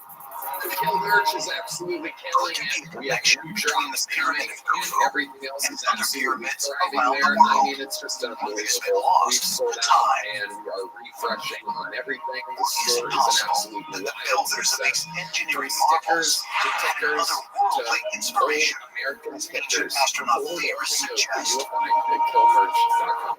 Both the Mayans and the Egyptians have legends that the gods came down and gave them instructions to build pyramids. For instance, with the Egyptians, the famous god Thoth is known as the architect of the universe, and it was he who allegedly designed the entire pyramid complex at Giza. The contact person who was responsible for the first pyramid actually said that he received this information from the god. Not so much that God appeared to him, they told him that he was able to access this information from a different window and from there begin the pyramid process. The fact that different cultures took on this planet would have similar structures, I think, is quite possible. Let's do these pyramid shaped objects. For the red sword, yellow rose, Austin, security guard, service, screwball, peanut butter whiskey, and to come up with a conclusion that new sponsor, very possible. you can go to use the promo code L10 at the one and only CMHUS company and Mobile Health, an amazing local company here in Austin, Texas. Not only like the thousands of pyramids found around the world, extraterrestrial natural as ancient astronaut theories pretend. Perhaps more proof can be found by looking at pyramids from the ground. And it's right here, the great and powerful deep magnets, ladies and gentlemen. In the flesh, here, yet again, lots of good times ahead. Before we start tonight's episode, there's a little bit more from the amazing sponsors that made it all possible for you here. A British Air Force pilot photographs one of the most amazing features of the Great Pyramid. The structure actually has 8 sides instead of 4. All my favorite cities: Toronto, Canada, Royal Oak, Michigan, San Antonio, Texas, Chicago, Illinois, Charlotte, North Carolina, Atlanta, Georgia, Columbus, Ohio, Kansas City, Missouri, Indianapolis, Indiana, Philadelphia, Pennsylvania, Wisconsin, Virginia, just outside of DC, Milwaukee, Wisconsin, Minneapolis, Minnesota, Youngstown, Ohio, Cincinnati, Ohio, San Francisco, California, Sacramento, California, San Diego, California, Phoenix, Arizona, New York, Clearwater, Florida, and Jacksonville, Florida. It's available at ChickenSlip.com. Come see the crazy Texas fucking stand-up that I've been working on. You're not gonna believe it. Let's have some fun. The Sunset Strip Comedy Club, owned by Brian Redband, is in downtown Austin, Texas. Check out the secret show every Thursday. All shows can be found at sunsetstripatx.com. Why is the Great Pyramid's true shape only visible from above at the equinox? Hey y'all, if you're hiring, you know that it's incredibly hard to attract create such a current labor market conditions. It's even harder just twice a year. That's why you want a partner who gets it. Only be seen ZipRecruiter. from the sky. ZipRecruiter knows how tough it is right now. They figured out solutions for the problems that you're facing. See for yourself. Right now, you can try them for free at ZipRecruiter.com/telltony. According to scholars, the Great Pyramid was built on what is considered to be the center of all the land masses of Earth. The massive structure is almost perfectly aligned to make the Inside the pyramid, the designers added a small shaft aligned towards two specific constellations. Serious. Right. No matter how shafts hiring for new employers who post on ZipRecruiter get a quality candidate within the first day. So just go to this exclusive web address to try ZipRecruiter for free. ZipRecruiter.com/shafts were simply used as ventilation during construction. But might there be another reason why they align with the stars? Hey everybody, Midsummer HelloFresh can work be well with recipes like delicious salsa, rosemary chicken, and 2 degrees of freedom. 50% off plus free shipping. Code 250 at HelloFresh.com/250.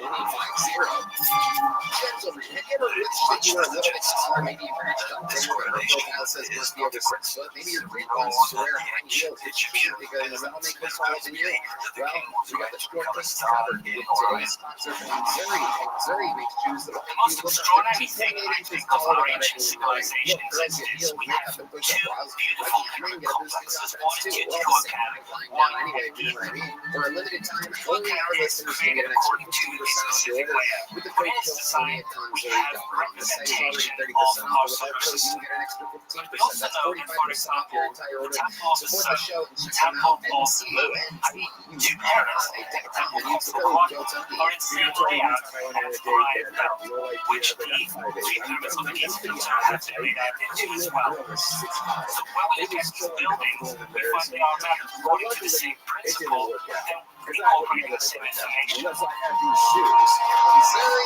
The whole concept built the 3 pyramids Did you know that there is keys one phase of sleep that most everyone fails to get enough of? And this one phase of sleep is responsible for most of your body's daily rejuvenation, repair, controlling hunger, weight loss, hormones, constructed hundreds of thousands of pyramids throughout Central America. Many of these pyramids may be designed to reflect the constellations in the sky, like the Orion constellations or others. The old saying is, as above, so below.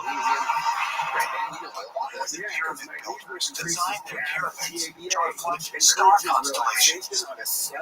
Like the reason for specific placement of the pyramids on Earth, something that only the ancients understood. Pyramids in general tend to be very large in scale and can only be truly seen from above. So it's quite possible that the earliest pyramids were made as beacons, as a way for those not of this world to connect with those of this world. Magnesium breakthrough contains all 7 of those magnesiums designed to help your mind and body fall asleep, stay asleep, or wake up fresh. Deep sleep benefits are really noticeable. Visit magbreakthrough.com. These pyramids like TNT pyramids Use the promo code TONY because there's always amazing gifts with purchase. That's why I always love shopping at Optimizers. Now go to magbreakthrough.com/TONY to get your magnesium breakthrough and to find out this month's gift purchase.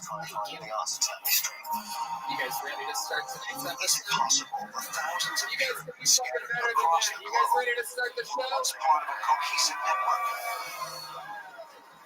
One that can only be Tonight's understood from the guest sky. is most likely your favorite Who comedian's or what favorite could have fucking coordinated such a comedian. precise design? 16 years ago when I started at the store, I hung out late night, the very first night I was ever there, and watched this man perform for an eternity, 2 hours, 3 hours, and then I did the same thing the next night, the next night, the next night, the next night, for a decade and a fucking half, basically. This is the guy that actually holds every real show at the Comedy Store. All the other teams of late night, they over an interim champion. This is the actual guy who hosts every show. He's the original. He's the creator of the funniest movie of all time. I double dare you to watch it or watch it again.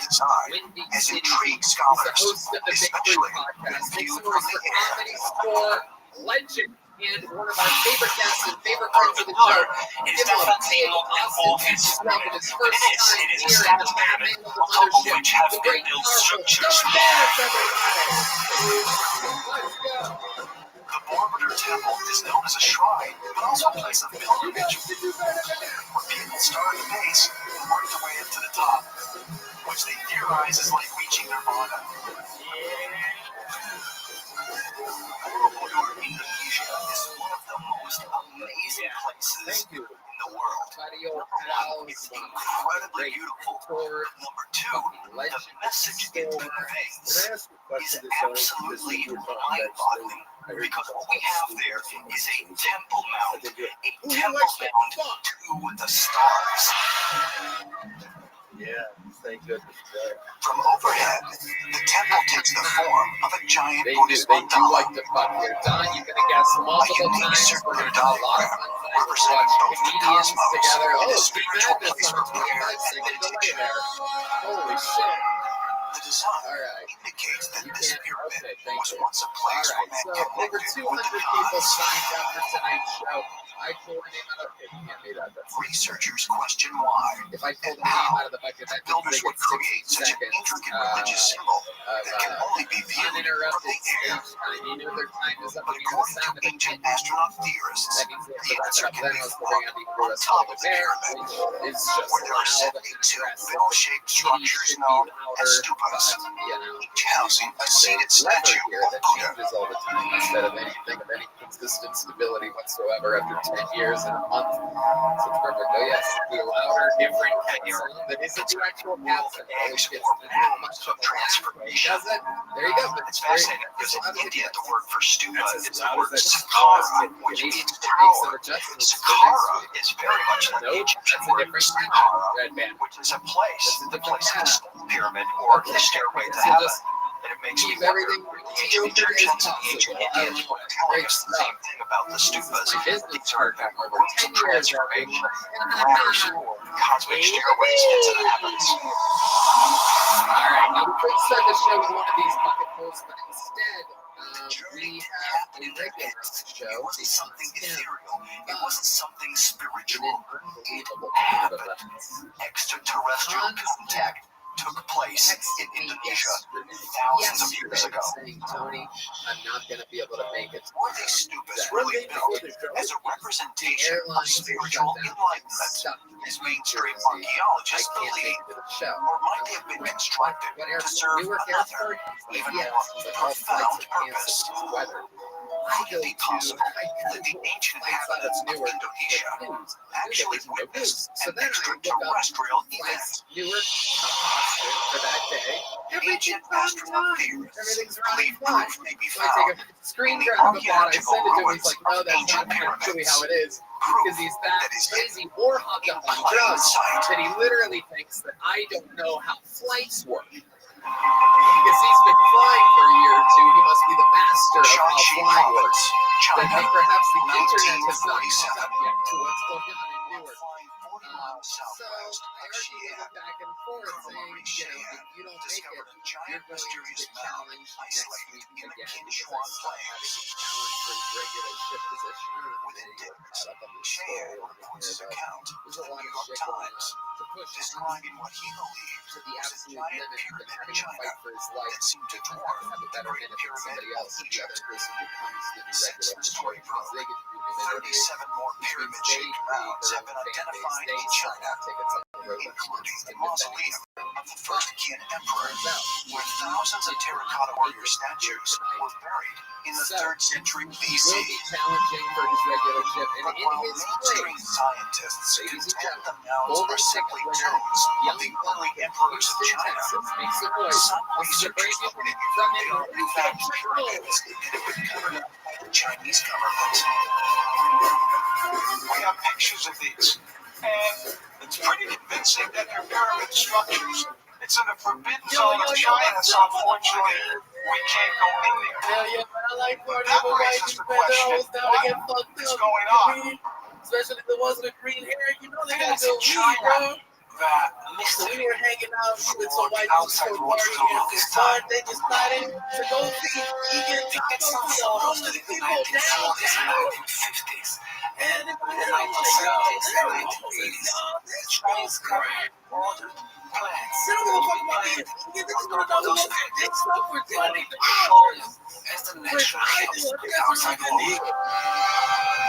It's interesting to know that the pyramid structures in China were purposely covered over with plants and vegetation by the government to just look like normal rolling hills. Maybe because of the significance of the artifacts and presence of what took place in the past at these structures, no more tourists are being able to disrupt these sacred sites. Why is the Chinese government attempting to hide these giant structures? Is it really to protect the sacred tombs of China's ancient emperors? Or might the government be attempting to hide another, even more profound secret? Now, an interesting correlation with this is that ancient Chinese emperors claim contact with extraterrestrials in their writing. They claim people from the sky came down and helped them with information, and therefore there could be a historical record that could possibly link these pyramids with visitors from another planet. Yeah, he was causing a little Is bit it of a stir up possible, in as ancient astronaut theorists believe, that the Chinese pyramids, like others found all over the world, have an extraterrestrial connection? And could this explain why the Chinese government would want to conceal them? If so, might there be more hidden and otherwise undiscovered pyramids in other countries? Countries that want to ensure that the truth of their extraterrestrial origin will never be known. last time you were on the show. Oh, man, I said, wow, I got bit by a fucking rattlesnake, y'all. Hey, we paid for that bitch, but we paid her to stay alive right to live. I did for that big by rattlesnake yesterday, man. Triangular-shaped hills located 20 miles northwest of the capital city of Syria, have been the subject of a controversial debate between mainstream scientists and a handful of international researchers led by Bosnian historian and archaeologist Dr. Stan Osmanagic. According to Osmanagic, the hills are in fact engineered pyramids, including the Pyramid of the Sun, the Pyramid of the Moon, I think you multiplied it instead of divided, Don. in Egypt. Yeah, I'll fight anybody in here. Fuck you. They look like hills, but you can see 4 caravan faces, obvious corners, and when I took compass, Enrique, what else is going on? Your love life's good. I met your lovely lady after the 10-year anniversary episode. Yeah, my sister walked out looking like a lesbian couple. It is true. Like I said, like all that line into this. Yeah, you guys look like the number 10 when you're with each other. It's incredible. Cheesy, but really true. She is a wine and you are a ball. A round son of a bitch. You don't gotta be shaped as fuck. You look like one of those street soccer intervals the poor Mexican kids make out of like tinfoil and paper. There seemed to be evidence of the activities of man that go back much earlier than previously believed. Osmanagich's theory suggests the pyramids were built by the Illyrian people who inhabited the Balkan Peninsula as far back as the 12th century BC. Little is known about the prehistoric Illyrians, but Osmanagich thinks they were more sophisticated than many experts have suggested. The director from the movie was. How many of you have seen the movie Rick and Morty, by the way? You son of bitches. I've done it before. Last time it was a wild push for it. I'm going to do it again. Every good fan gets a homework assignment this week. That is go watch Rick and 350 years, meaning these are the oldest pyramids on the planet. And they require our history books, and also take note of when it was made and the cast and the characters. Mainstream geologists insist the mountains are simply geological formations made up of natural rock and soil, and that Osmanagich's pyramid theory lacks credibility. Osmanagich claims to discover evidence of advanced human construction. Thank you so much. It's not including a paved entrance plateau, one of the an fewest extensive residents in underground Austin, network of Texas. tunnels and chambers, Okay, here's a little fun fact for you. and concrete building blocks, You remember each like weigh up to the name 80,000 of the pounds. accidentally dropped the name out of the bucket The earlier. pyramid And dome then I put it is back in. covered by I split the approximately bucket 18 times, but I million looked at it tons before I put it back in. of And the name concrete. that I pulled up is that exact. We analyzed So this person, in whatever 6 must happen, was institutes for supposed materials. to be on this The stage. answer is The always odds the of that, I same. think, are This 1 in is like 400. artificial If there's concrete, 200, or which maybe is I 3 would say times 6,000. more performant than what we had in 21st century. Where did they find the Thanks material? so much for your first bucket full of the night. We're going to feed them all together. See What that? we're beginning to realize about those Everybody. pyramid site is not just that we are dealing with one of the most gigantic pyramid complexes in the world, also one of the oldest ones, but also one whereby the approach, which is being taken there, is probably going to tell us an awful lot of new material, not just about the Rothschild pyramids as such, but about pyramids worldwide. It's a way of life. Okay, see that? Despite Osmanagich's findings, mainstream scientists continue to deny the existence of the Bosnian pyramids. Expensive. But why? Is there something hidden in these hillsides that the government wants kept secret? Just like the pyramids of China. We seem to have been conditioned from childhood from texts such as the Quran and the Bible. We are limited in terms of how long we have existed as a civilized people. But the oral traditions of many cultures state clearly that humanity goes back farther back in time than what Western science believes. Conventional science is almost like a closed system. They have a very structured belief system, and anything which doesn't fit within their belief system is simply rejected or hidden from us. This is what is called forbidden archaeology. Sea bass. We can see them, Yes, explore them, but stuff that has already been explored leads to the idea that this place has been in fact built artificially. Okay, you're Mexican? So, what's with all the secrecy of the Bosnian Pyramid? The Bosnian Pyramid were in fact man-made, and that's the entire history of Bosnia upside down. Chilean, how we say it, in the great screen on planet Earth. Teachers of builders. And so, a whole new line of questioning opens up. With these so-called natural formations found in China and Bosnia, man-made pyramids. I was born in America. And if so, why did it seem like who designed these pyramids reveal information as to why they were built? Astronaut theorists believe the answer will be found in the modern pyramids of Russia. Wow. Incredible. Where have you been doing this for 6 years exactly? So I started off in Miami, and then I've been out here for about a year and a half Moscow, Russia.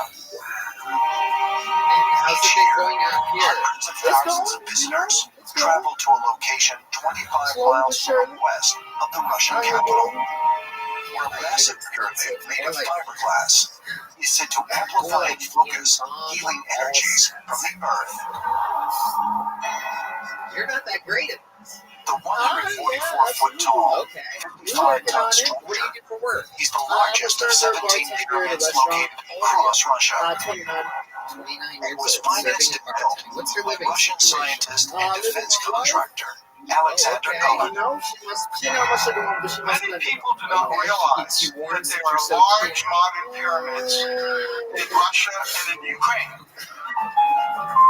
And this was because around 1989, Alexander Cullen from Moscow believed that pyramids produce large energy fields that could affect both biological and non-biological materials. You know, it's like In the past 10 years, the Russian scientists actively answered the question of pyramid energies, and have shown that placing layers within a pyramid that promotes growth, it promotes health, it promotes longevity.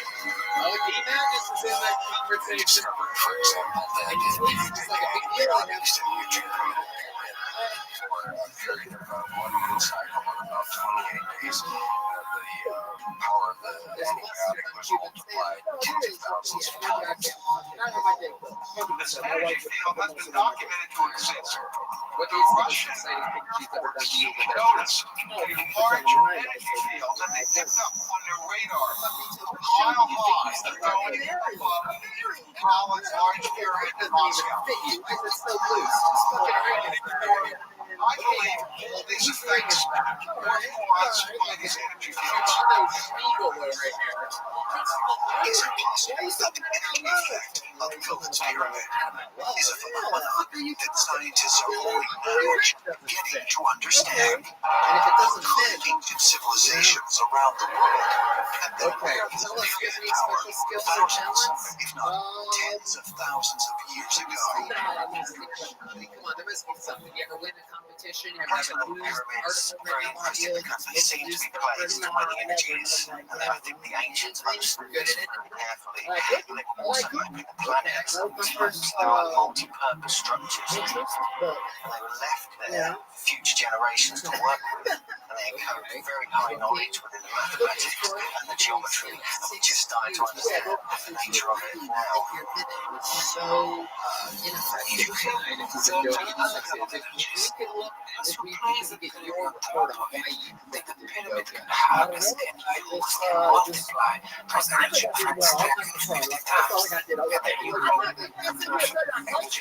breaking news. Word pyramid comes from the ancient Greek, meaning fire in the CNN, the center. Cuban News Network. Ancient Greeks thought that the geometric shape of pyramids focused cosmic energy, and the pyramids all over the world were some kind of energy conduit. Ancient civilizations built pyramids not just to represent a symbolic cosmic connection, but to mark a place of actual extraterrestrial contact, as many ancient astronaut theorists believe. Some researchers suggest evidence can be found in Central America, where the Mayans built more pyramid temples than any other civilization in antiquity. In terms of pyramid builders, it's safe to say that the Maya created more pyramids than every other culture in the world combined. But the functions of buildings in classic Mayan society is really one of the weakest points that archaeology has. We don't have a good idea about what pyramids were used for. That's for life. If it was a girl down, I'd say you might be right. The biggest Maya city was Tikal is in today's Guatemala. Make some noise for your next bucket bowl. We're gonna meet them all together. Anything can happen. You guys having fun? All right. Let's noise for Chris Beasley, everybody. Here we go. Chris Beasley. All of these pyramids, even though they have a temple on top, also had a chamber inside. And there's rituals were performed inside these chambers. Yes. These chambers were also identified as places of transformation. What people had to do to be kidnapped differently because they had been contacted by or had contacted the gods. Maya, as many other ancient cultures, viewed planets and the moon and the sun as gods. And It's okay. the Maya to collect bodies of data about planets to try to see what the gods have and how can we emulate and honor In many of the religious belief systems, the function of the pyramid was to connect that above with that which is below. That's symbolic. It could mean simply that people were calling to the gods from on top of these pyramids, or it could go much deeper than that. It could be an actual connection between human beings and beings from other planets. That was great. Chris Beasley. Absolutely. I like your. Is it possible that the Mayans and other ancient cultures were given information about the energy-producing properties of pyramids from extraterrestrial beings? And if so, what could be the true function of these structures? Astronaut theorists believe the Great Pyramid of Giza revealed that the pyramids could generate enough energy to reach not just across the clouds, but across the universe. So when in 2020 exactly you decide to move to, of all places, San Francisco? I have to know what is it with Dallas? Electronics engineer and inventor The Joe year Parr 2020 conducted experiments on hope the to top pray of that the it's Great Pyramid. January. March 13th. Oh my God! Using Oh my God! That's like the weekend. That's like the big weekend. People are like, wait, what? We don't have to do what tomorrow? We don't have to go to work. Wait, what? Joe Parr, who was my very close friend and research colleague, So let's go through discovered what I believe is the most incredible discovery about the Great Pyramid and pyramids in general. Joe believes that the pyramids had an energy field around them. All pyramids have them. The problem is the pyramid energy field was usually not strong enough. Why did you bring it So up? he developed this laboratory There's no pandemic yet. There's no talk about it. People like are saying they're coming out of China. so that he could actually do scientific studies on it. No, I wish it was. Over the last few decades, people have been experimenting with pyramids. What has come to the forefront of this is the fact that pyramids they really have powers which are very hard to explain. And so people like Joe Parr have been looking into this. When somebody goes to the Great Pyramid and experiences this weird electromagnetic vibration, this is not just a coincidence, but this has to do with the fact that the Great Pyramid is causing this. I told her we shouldn't move because she's not going to make me look taxes. Joe Parr found out that a model pyramid we get there, spun into the centrifuge through an alternating magnetic current. The world shut down. Energy field equal to the forward yelling. So me and my wife don't talk to model pyramid. Energy forward. Sign up online to get a personalized magnetic radiation within 48 hours. And as a listener to this podcast, you get $80 off your first month. Many types of energy forces that could do this. That's $80 off This is the your most first incredible month. thing about Just Joe go to Parr. Experience.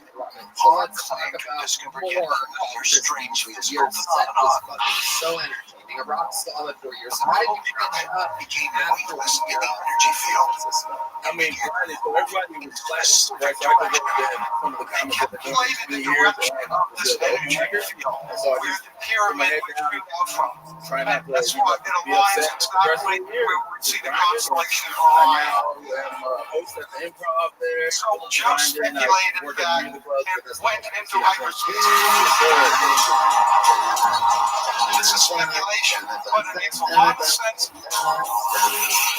In string theory in physics, postulates the existence of 6 additional spatial dimensions.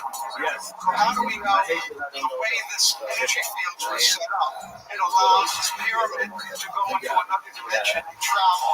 I'm sorry. Chuck never proved this before he died. Black people that bring That the pyramid acted as a time machine if you could unlock its key. You know what? Let's try it, right? You know, Thank you. yes, you do. Enable the transmission of people, objects, or consciousness from other dimensions into our dimension. It sounds like that. Is it possible, like Joe thought, that the Great Pyramid would facilitate travel through interdimensional space? And if so, were there other pyramids with the same capabilities? I had 2 encounters. Might the Earth's pyramids Other be kids did. I just got to school. not simply by shape, But but by one of purpose? them, we actually were As dating part the of same some girl. otherworldly plan. Don, you ever had any experiences with any The ancient people were all I know that you building these same pyramids because it was a way for them to tap into the natural energy of the earth. And you have to think that whoever is guiding such a precise network of pyramids must have been a very advanced culture, probably extraterrestrials. I love it. Well, Chris, In all of amazing this, stuff. You have any special skills or talents other than question. stand-up Where are the blueprints? Yeah, I'm good at that. If all of I this mean, I'm was married, so so I can see incredibly that. important, Can you give us any tricks or wouldn't you tips for think being a that great we would dater? at least one record? Okay, first Something off, of a blueprint. figure out The ways to reality is, survive. there is not a single piece. Why? Wait, provide some. Could it be because the blueprints have Y'all don't know what disappeared? No, man, you didn't even know what Clips kind of was. It's like the great hip hop song. Like a slime, No, okay. transforming This the is Earth's so here's the electromagnetic God power actually gave us to our in ways I gave my wife otherworldly travelers. don't do Is that. it really possible that She the was ancient upset. pyramids Yeah, this is true are story. part of an advanced, We were perhaps struggling. Again, we alien listened to technology, and so one we which were we have not struggling. We yet didn't have each other. I discovered? was like, look, I can tell you. If so, Let me just look at what it. will I happen checked when their secrets Myers are Briggs. unlocked? So technically, I'm the Is mankind finally ready 7 years for later, the you still truth? rock. You ever cheated on your wife? You ever cheated on your wife? Have I cheated? No. Did you not listen to the last one? No. Chris Beasley, I love your stuff. How long have you been in Austin for? I'm doing all of 35 visiting families. So I'm up and down this whole week. San Antonio to Dallas, back and forth. So I'm around. What? Does that make sense? You just beach the freeway and then a bunch of cities. How long are you in Really is the quintessential Well, wizard. tonight right now. Technologies far before their time. Images would be burst into his mind. He also claimed to have contact with otherworldly beings. You have to wonder if extraterrestrials themselves were feeding information. Nikola Tesla is considered one of the most innovative and mysterious men that ever lived. But was he simply a mad genius? Or might his brilliance have had extraterrestrial origins? He's actually being communicated with by extraterrestrials and publicly proclaimed this. Millions of people around the world believe they've been visited in the past by extraterrestrial beings. True. Ancient aliens really helped to shape our history. And if so, is there a connection to the genius of Nikola Tesla? This could be something we've seen before. Nick Devlin, everyone. Here he is, the guilty debut of Nick Devlin, everybody. Hey, what's up, guys? Just got my first haircut in Texas. I sat down in the chair and the barber was like, all right, on a scale of 1 to 10, how racist do you want to look? I was like, I don't know, 7?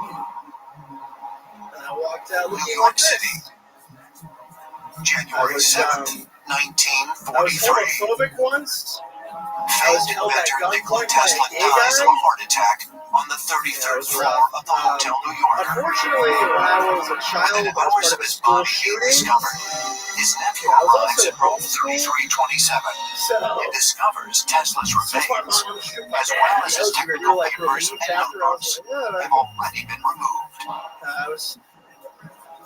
Speculation spreads that the Federal Bureau of Investigation had seized the Pulled items over and recently quickly and designated arrested on them top technicality. secret. The technicality was that I was drunk. Nikola Tesla was completely paranoid about someone trying to kill him, and as soon as he died, U.S. government agents swooped in and confiscated all of his scientific papers. In a very short time, everything he had been guarding with his life was gone.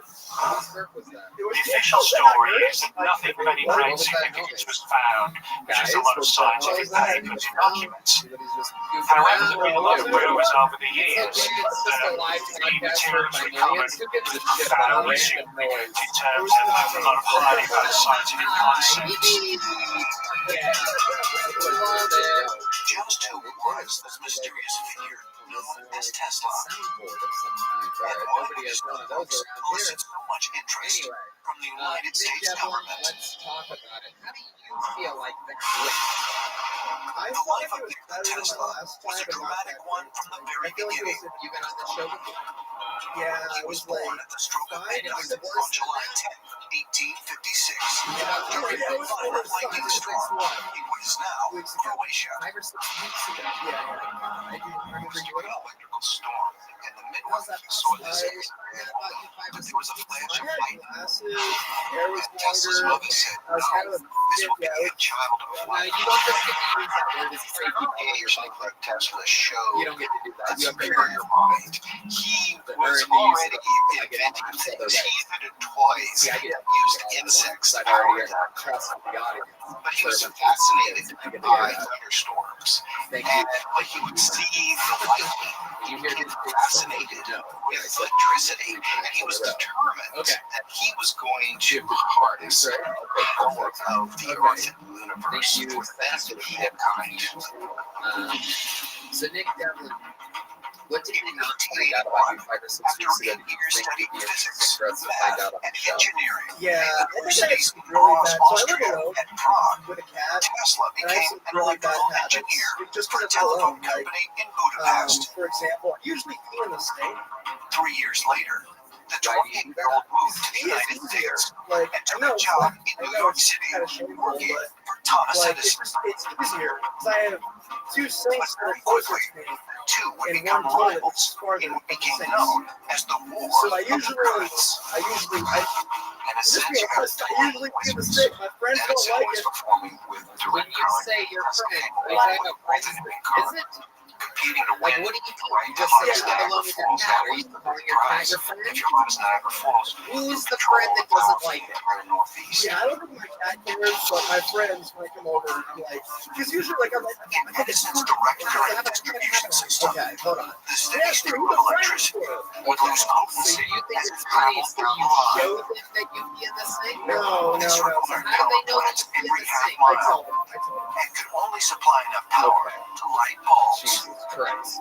What do you think? Tesla designed a far more sophisticated system utilizing alternating current, which could easily be manipulated along the way, allowing for not only light bulbs to be powered, but also other electric devices. Yeah. Using Niagara Falls as a hydroelectric power source, Tesla's system could illuminate the entire Northeast, There you go. There you go. You don't have to high five these people. Please don't do that. I don't want them to feel like they accomplished anything here. And I put the mic where you found it over there. Lily on the X over there. There you go.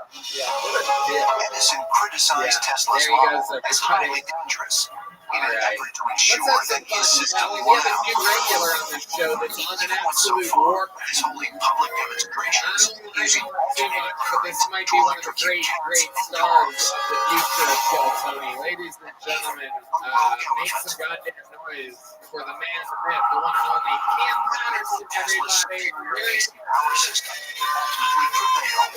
Oh, And today, it still remains the foundation of the world's power grid. Tesla electrified. And not only that, it blocked electricity from being kind of a useful thing to being a universal thing that could be used all throughout society. Nikola Tesla, one of the most amazing geniuses mankind has ever known. His ideas went far beyond what was accepted at the time. If it hadn't been for Tesla, we would be living in very different times. But Nikola Tesla not only efficiently electrified the world, his legacy includes groundbreaking work on electric railroads, fluorescent and neon lights, wireless radio communications, X-ray, remote control, turbine engines, speedometers, helicopters, and even torpedoes. By the time of his death, Tesla held nearly 700 worldwide patents. Nikola Tesla was one of the world's greatest inventors. Tesla was likely not an invention. He had the mind of a futurist, and he was able to do incredible things. During Nikola Tesla's time, the Industrial Revolution was firmly taking hold. Factories using steam and coal power replaced manual labor. Hundreds of thousands of miles of railway and roads were built, dramatically changing the landscape of society. But this extraordinary innovation came at a price of complete disregard for the environment. Nikola Tesla said that there was a difference between progress and technology. Progress benefits mankind. Technology does not necessarily do that. If you have a technology that is polluting planets, that's not progress. But just how is it that Nikola Tesla was so far ahead of his time? For decades, the forward-thinking inventor, a man shrouded in mystery, has fascinated scholars and researchers. Tesla came from a very strange reaction was interfered in his way. He was tall and thin. So, Cam, what's been going on this week? Tell us more about your life. What's happening? I mean, I know you're actually driving for you for your first time for this week. Show last week. Nikola Tesla time coincidentally coincides with ancient Zohar prophecy that speaks about I do believe you managed to stole on the earth. Was born at this time, Nikola Tesla, Albert Einstein. This is the beginning of so many things. Yeah, first time in the movie, all of the prophecies by design, and you did it with great speculation. Everybody was watching Tesla. With the story of the night, literally, it was incredible to see. I got to sit there with a lot of the young scientists that affected the human evolution. Sure, Einstein, Galileo, Copernicus. Tesla's definitely one of these type of people. Over their we have to wonder if these people are somehow involved in some larger plan of influence on humanity as a whole. Yeah, there's no doubt about it. Some researchers to Tesla think that he was some kind of special human receiver.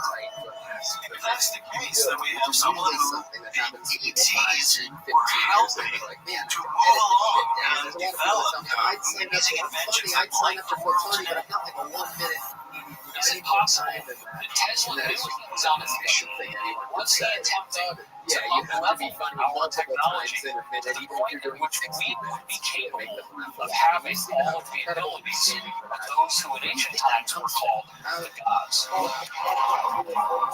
Is it possible, as some ancient astronaut theorists suggest, Nikola Tesla he is a first time last night. extraterrestrials on a mission to advance mankind. Perhaps answers can be found by further examining the inspiration behind one of Tesla's greatest achievements. I wanted to do that. Come on, man. Goddamn right. John's from Michigan, so he's basically any other huge dick, so he's basically black. The Massachusetts Institute of Technology is home to some of the world's greatest minds. MIT researchers are on the forefront of innovation, including the development of wireless transmission of power. Efficient wireless transmission of electricity has eluded scientists for years.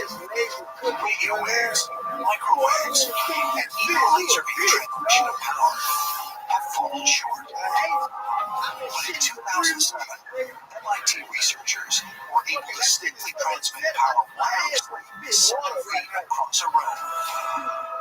A feat heralded as a first step to cutting the power cord. A world with all electrical devices are being automatically powered at all times, requiring no charging on wires, was envisioned more than a century earlier by inventor Nikola Tesla. And by some accounts, he was close to actually achieving that goal. The ideas of Tesla for wireless power have only been briefly investigated by various scientists. The tests that were done by Tesla in 1899 to 1900 cars produced verified the fact that the use of wireless was absolutely possible. Tesla had to Colorado Springs to see if he could send electricity miles, which is a tremendous achievement, but he had a huge town, almost 200 feet to the top. His assistant was located at the laboratory, and Tesla said, "When I give you the signal, I want you to throw the switch." The wireless system, and Tesla probably 4 miles away. Tesla inserted light bulbs in the earth to see if his tower was in fact creating a wireless circuit with the ground. If not, her bulbs would light up. These light bulbs were liquid, so he was able to establish that he could transmit electrical power over great distances. He did keep it secret. Literally see the future like a crystal ball, and this guy's part of it. Makes me one more time for the great Cam Patterson, everybody. Short of New York, 1901. And I pulled another name out of the bucket. Here we go. Tesla convinced all together. E. Morgan to give him $150,000 for the construction of a radio station. Another uncle. We're going to meet them all together. He uses the Sydney. money to build a giant wireless transmitter he Here we calls go. Uncle Cliff Tower. Okay. Uncle Sim. Cliff was 187 feet to the top, but it also went 120 feet down into the ground. My name is Uncle Henry. That's a nickname I got. Receiving stations which look just like the Cliff Tower at different nodal points around the Earth, using technology by means of wireless from station to station. He even thought that he could eventually use the same system to jump power to different planets. Tesla's dream of creating a highly efficient broadcast of wireless electricity was cut short when in 1904, its funder, J.P. Morgan, discovered Tesla's true intentions to provide free power to everyone on the planet. With lack of additional funding, by 1908, the project was completely abandoned, and in 1917, the tower was demolished. Don't take your fucking family. No company, no corporation wants to give away its technology freely. So Tesla was shut down so that the world wouldn't have free energy. Oh, yeah. We will be talking about it later with your many personalities that you have. Wow. Modern scientists only manage 7 feet. Tesla turned its many inventions to the ability to realize them entirely in his mind. He also described experiencing intense flashes of light. Profound moments of intense creativity and clarity. with no He would see an emotion appear before his and then you told eyes. us a story about Airbnb, but turns out you forgot your said that he which I guess has a punchline these for victims, take them apart, nothing piece memorable by whatsoever. piece, Coming and there he knew is exactly how he was going to build these inventions based on his visionary So no, experience. but in high school I did. Oh, that was glad I brought that. Sorry, I don't know where you're. There's a lot of answer there, Sorry. Sam. So, okay, how bipolar do you think you are, buddy? It's debatable. Yeah, I know. Yeah. It probably looks pretty bipolar right Yeah, pretty bipolar right now. now. On the meds. Off the meds? On the meds. Okay, here we go. This guy just came back. He's You back. wouldn't believe what she wanted you got Hi. What? Oh, man. Jesus. You gotta, Yeah, let me. you gotta keep an eye on this. We gotta put her I'm in working on. yonder. I'm working on something right now.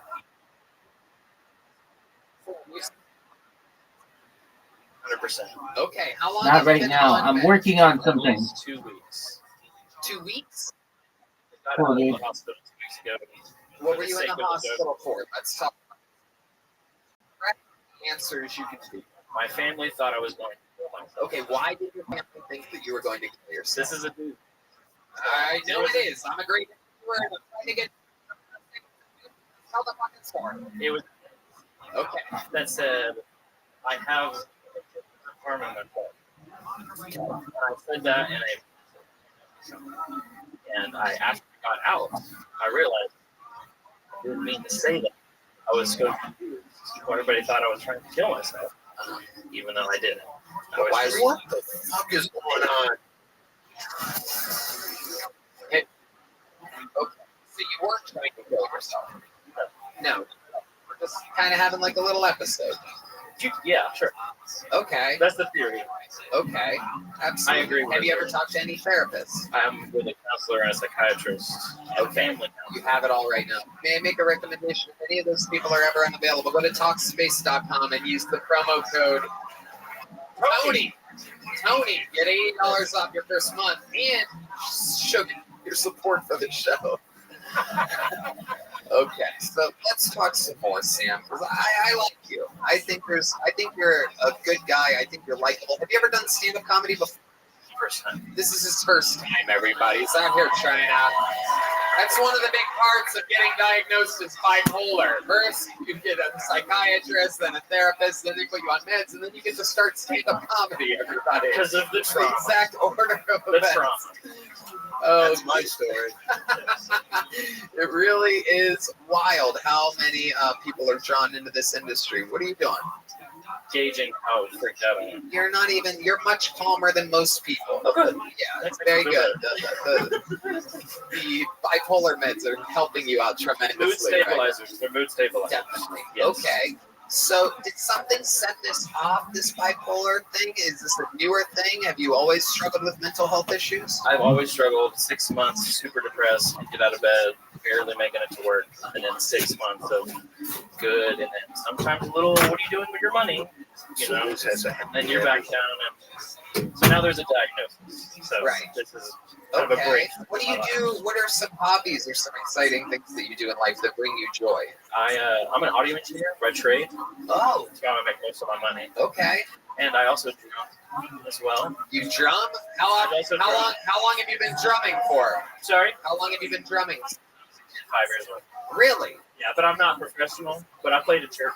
So. Oh, you played at church. I made church. Yeah. Wow. Okay. And look how God rewarded you with bipolar. Incredible. Whatever that is. No mercy. What's God of It's coming ours? someday. You think you could do a drum solo? Really? Yeah. You know what? Let's have a little. Let's have a little good side of the story. I don't know if you guys know this, but historically on the show, we have a little thing that we do where someone can challenge the resident drummer, obviously Michael Gonzalez in this case, to what we call a Mexican drum up. And then our drummer does the drum solo.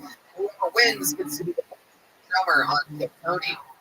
And if Michael loses, So he has to be an audio engineer.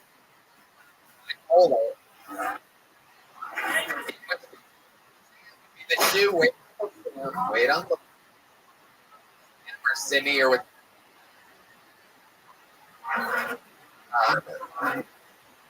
symbol. All right, I guess that's one way. Ladies and gentlemen.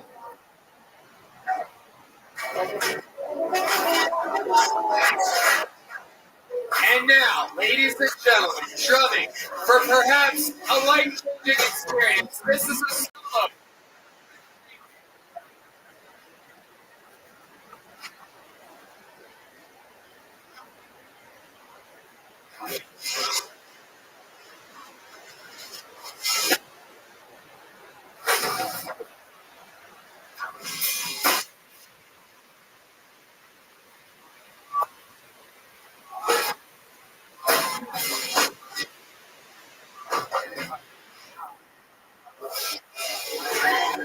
There you go. Uncle Sam. Not bad at all. Could have done That was absolutely incredible, ladies and gentlemen. I don't know if it's incredible. Bipolar Bear himself, Uncle Sam. And Sam, stay right over here. Stay over here. Over here, Sam. Undefeated all time in Mexican drama. This is Michael Gonzalez.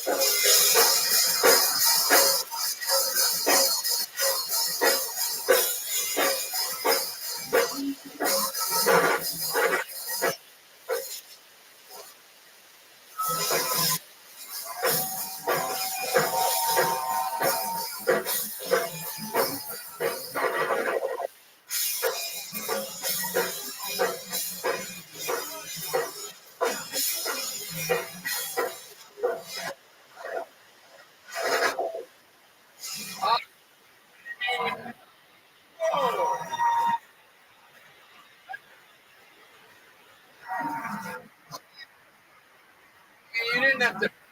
Oh.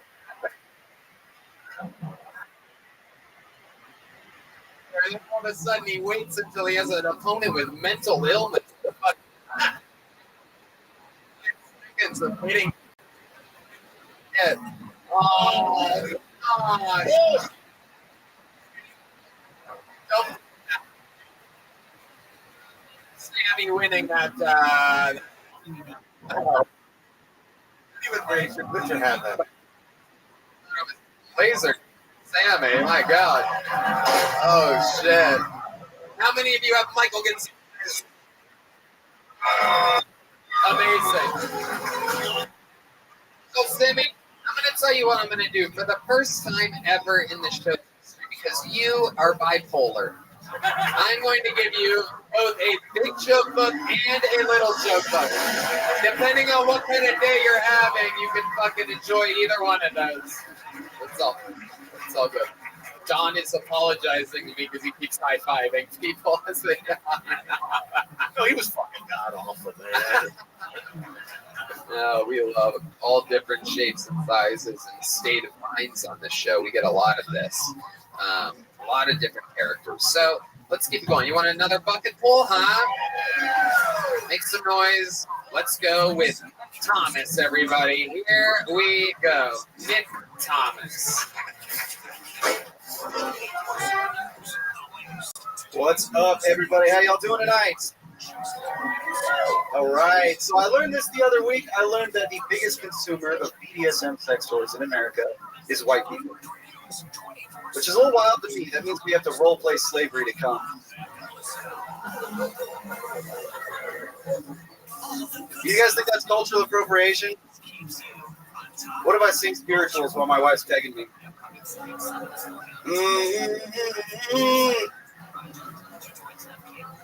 It's all right, guys. Don't worry. I'm married a Mexican. I'm one of the good ones. I don't know if you guys know this. When you marry a Mexican, you get a stepkid.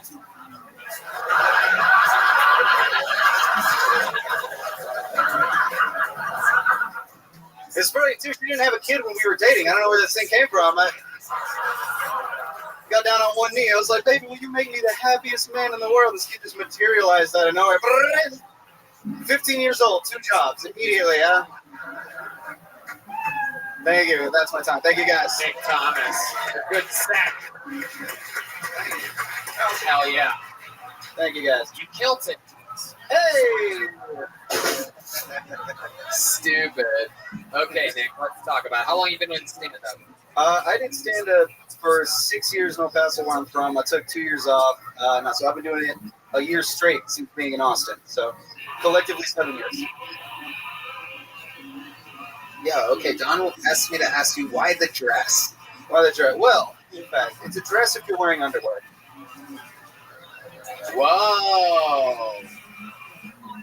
Oh, my goodness. You got nothing under there, huh? Hey, that's for me to know and for everyone in here to be uncomfortable about. Wow. Well, kill this guy. I love it. Nick, where do you meet your Mexican wife at? In El Paso, where I'm from. We went to college together. Oh, wow. Okay. Yeah. What college is in El Paso?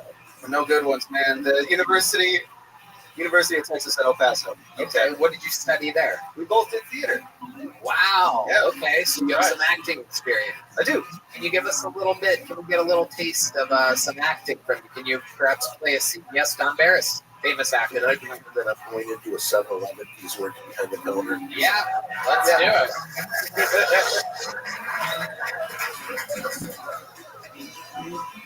Hey, what's it do with the dress I'm for? You wearing underwear? Well, fun fact, it's only a skirt if you're wearing underwear. Can I help you? All right, there you go. A little acting, a little Shakespearean acting by Didn't do any improv. Okay. So Nick, how many kids do you have? I have one kid. Just one. Just the one. How have you been able to only maintain one kid with a Mexican wife? Birth control. She started it after the. No. Well, so here's my stepkid. She's actually my stepdaughter. And after the calm down. Did you hear that? Some asshole. That was incredible. Somebody your fucking kid, dude. Assholes. I know, man. So that was kind of mean. Yeah, I mean, you do have a pretty fucking wild side, Don. I mean, remember what happened when you ran over that? I remember. Yeah. You want to tell the people what happened? I'm not going to say another word back to No, I think you should tell these people because it'll give them a better understanding of who you are. When you were driving in Michigan a few weeks ago, do you remember what happened? Yeah. No. I should say this right off the bat. The only reason this is a joke, and the only reason I say this, I want people to know I've never eaten the vagina of a squirrel. Okay, do you still want me to tell the story? Okay. I'm driving in northern Michigan. I hit something with my car. Has anyone ever been in an accident before? Yeah. All that adrenaline goes through, and it's like crazy. When I was thinking the adrenaline was going through me, I kept thinking, what did I just fucking hit? So when the car came to a stop, I'm on the ground, I'm looking everywhere, and then I feel it. I was not doing very well. For 45 minutes, I lost just, and at the end, we lost a squirrel that evening.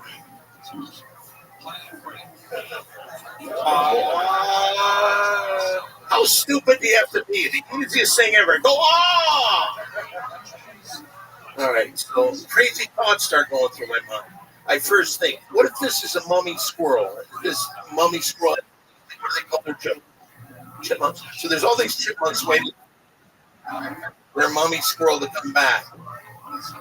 Then I started getting mad at myself because I thought I just ruined the family. Then about 40 minutes, I looked at it and it did not look good. And so I thought, what could I do to make this squirrel's last moments on this earth beautiful? So wait, this squirrel's missing. Now, real quick, here's what I found out tonight. Did you know? Shut up, man. That night I found out, did you know a dead squirrel's vagina tastes exactly the same as one that's alive? Could I describe that taste with one word? Yes. Nutty. Okay, go ahead. Fuck yeah, Don Barris is here, everybody. Make sure you check out the Big Three podcast on the Don Barris podcast. How come this chick wouldn't applaud for me? Thank you. Ah, there you go. All right. Do you have any special skills or talents, Nick? I'm also a chef. Oh, wow, boring. Okay. All right. Do you have any special moves in the bedroom that you do? I recently learned that your dick goes in the front hole. Okay. That's, now that I think of it, that's probably why I only have one kid. All right. Well, I'm trying my best with you. Where is sitting in your refrigerator right now?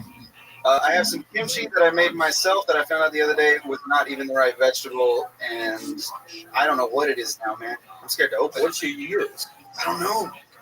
Haven't figured it out yet. You don't know what vegetable you use? I was pretty high. Okay.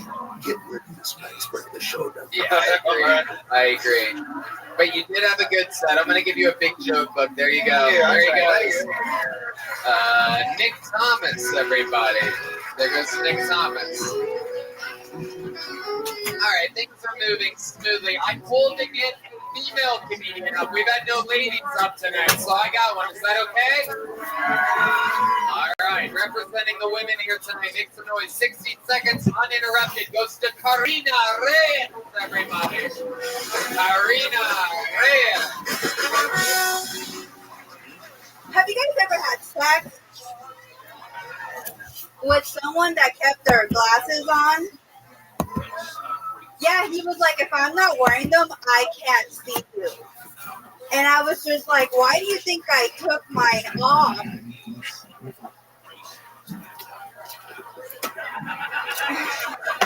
Yeah, I went on a date with a doctor thinking this will be good. But then he told me he was into BDSM. If you don't know what that is, just ask Tony. But just imagine choking, pain, being told what to do. It's like having immigrant parents. Like, does it look like I'm into that? Well, yes, I am. He calls me master because I have a master's degree. Yeah, I have a master's degree in environmental engineering. Like, I can read code, but I can't read red flags. Fuck yeah. I like it. Karina Reyes. You're like a nerd with balls. You're a courageous little dork, aren't you? I like your style. Thank you. How long have you been doing stand-up? Almost 5 years. 5 years. Seems that way. Very, very good. Where at? LA. In LA. Okay. Wow, you're a little bit edgy for someone that started in LA 5 years ago. What brings you to Austin? Your show. Perfect. How long are you in town for? I leave tomorrow. Amazing. You're on a flight back to LA. Yep, 7 a.m. tomorrow. Okay, very good. What airline are you? American Airlines. That's a good airline. Okay, good job. I was expecting Spirit. Well, I'm an engineer. Amazing. How long have you been in town? Since last week. Okay. What did you get to do in Austin this week? I did the mothership and then we did like 11 shows. You did the open mic here at the mothership? Yes. How did that go? It went really good, but they didn't ask me back, so. Well, it's really, I mean, yeah, you have to do a few to, yeah, they have to really, it's not like a one-time thing, just to let you know. It's not like that. You have to keep I mean, I was on America's Got Talent in Mexico. Oh, is it called America's Got Talent in Mexico? Is that what they call it there? Because that's a fucking ripoff. We have those too. We're starting to get some ripoff fucking. No, it's called Tengo Talento, Mucho Talento. Oh wow! For some reason, I'm hard as a rock right now. I don't know why. I don't know what that means, but I guess I'm into whatever that is. I love it. Karina, very fun. How do you make a living? I work as It an is a cold electrical morning engineer. in November 2005. That is The absolutely administrator of the incredible. largest How long have you online been doing UFO that? community is sipping a hot coffee while scrolling through emails. Amazing. So you have like your own life, The your wind own place, races you have a outside the boyfriend? window like a How long sinister have you been moon. with him? Like One 5 email months. stands out among all of them. He is a First, cancer let me researcher. introduce myself. My name is Anonymous. I am a retired employee of the U.S. government. I mean, he's I won't go into any great details about my past, but I was involved in a special program. The gobsmacked administrator appears naively curious, unaware that he is looking at highly classified information from all U.S. government bodies and taking the truth about the last 50 Where did years you of meet this American history, 6'3" Mexican as well? No, he's such as the Lithuanian. events following the disastrous Roswell crash. Events that would have led the U.S. government to Yeah, make he it doesn't have a green card, so I was like, he's only dating me for that, but at least I met the only guy in LA that wants to get married. Okay, yeah. Why have a green card when you can have a brown bitch? You know what I'm saying?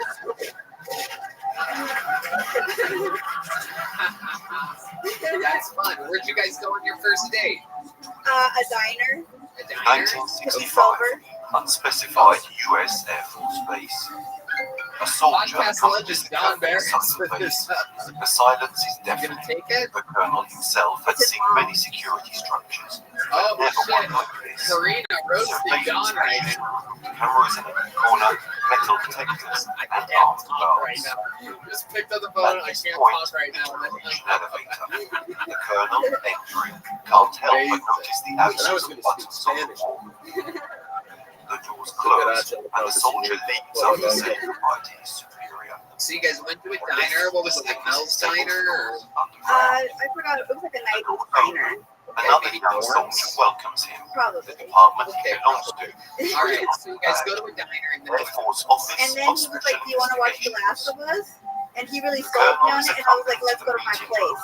Where there are already oh shit! miles of place in front The of the Last station, of Us. and the TV is based on the wall of the room, ready to transmit. My goodness. So you take them back to your place, the lanky Lithuanian fucking level basketball player, and then what happens? And then we watched 3 hours of The Last of Us. 3 hours, that's how long it took for him to do urania? I don't know. Well, what I would do was like I would get like really close to his face and talk to him, and then I would like move my head, and he'd be like, "Is this girl crazy? Like, is she just getting me here for games?" And then I kept doing it until he finally made the move. Damn, look at you. Well, you can take what you want. I love it. Did you think she was going to kiss me? I was really hoping she was going to spit your mouth. Not a lot of people know this, but Don Barris famously used to have people at the comedy store, females specifically, spit in his mouth. And all that it would take for that to happen is the audience would have to chant, spit in his mouth, spit in his mouth, spit in his mouth. Come on, Don, world. It would be fun. Hold on. I want the guy with the beard. Oh, shit. Will you do it, sir? Will you do it? You better not. No, I'm joking. I'm not doing it. Will you do it? Stand up. Will you spit in his mouth for us real quick? How many of you think she would spit in his mouth?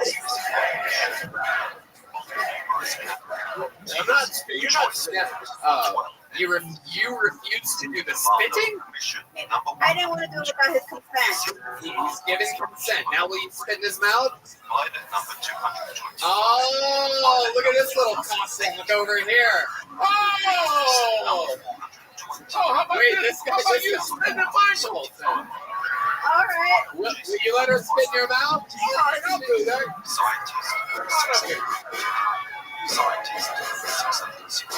Hold on, wait a second. Hold on. I just heard her go. It's got Oh my goodness. Here we go. This is. What is your name? I'd like to know before their saliva touches my mouth, that means their name. Samantha, my birthday's on Wednesday. Okay, no one cares when your birthday is. What's your name? What's her name? Make some noise for Samantha, everybody. And one more time, for the first time in Kiltony history, let's all say it together. Spit in your mouth. Spit in your mouth. Spit in your mouth. Spit in your mouth. Spit in your mouth.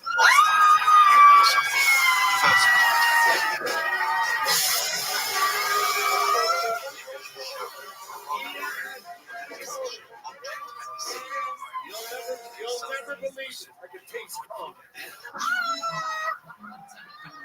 That's yours? I got a napkin spit in my mouth.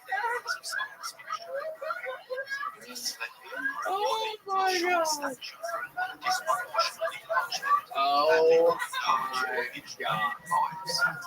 Hey, get your fucking lips off there. Oh my God.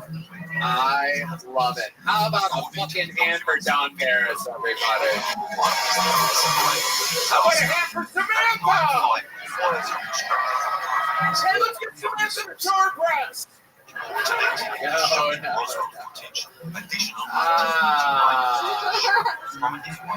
I love it. This is the type of chaos that I absolutely love. Karina, I find you to be so interesting. Can you give us another fun fact about your life or something like that? I was supposed to be born a twin, but I'm also a magician. When my mom was pregnant, I made the other one disappear. Oh my goodness, I think you're also a murderer. Wow, that is incredible. So is there like pieces of the twin inside you somewhere? Like the glasses. All right. Should I have your jerky off? No. With scientists. No. Reports how Sorry. but through She's from LA. She could meet to us at any point. Anything could happen here. I'm from Swanson. Oh, wow. Oh, my goodness. That Yeah, is... I went to the same high school as Kendrick Lamar. Oh, so what? Oh, wow. that he is not the first traveler. Did they tell you anything about Kendrick when he was at the school? Is that a thing that the school's proud of? They didn't know that he was going to be popular. Back then, he was just some kid with ADHD trying to get through. Oh, that's right. You guys don't know fucking rap references. The shit that I would hear deep methods say. I cannot see in the script where you had lines. I know, it is incredible. Someone missed the script reading earlier. All right, Karina, I love your style. Thank you so much for coming on the show. I'm giving you a big joke about. Thank you so much, Karina. You're going home with the gel blaster as well. You're going that way. Thank you. One more time for Karina, everybody. You know, I was about to make a smooth descent into ending this show, but then I was handed this piece of paper right here.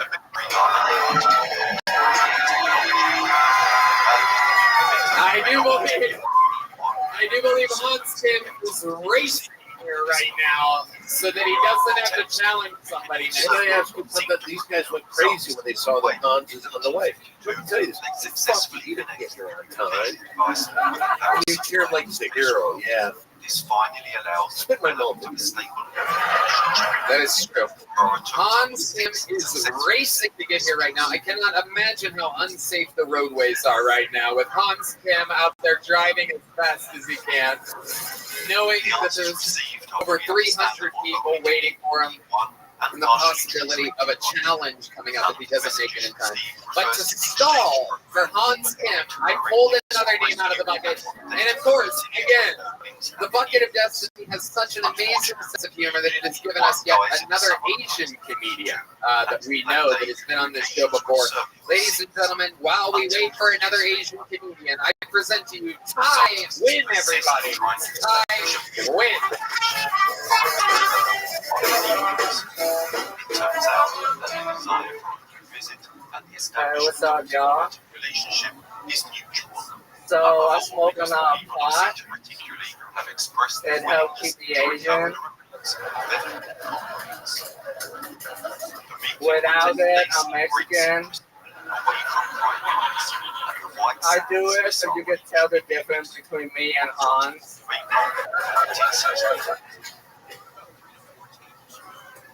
This year, I'm working on being more vulnerable. I found that it's hard for me being an Asian male and being vulnerable because I was raised by the Viet Cong. So now when I'm on a date with a lady, I try to be vulnerable and let her know, hey, I text and drive. And if she's okay with that, then I'll be a little bit more vulnerable and let her know, hey, sometimes have a drink or two and then drive. And if she's okay with that, then I'll just be 100% honest. Hey, I committed manslaughter in a Volkswagen.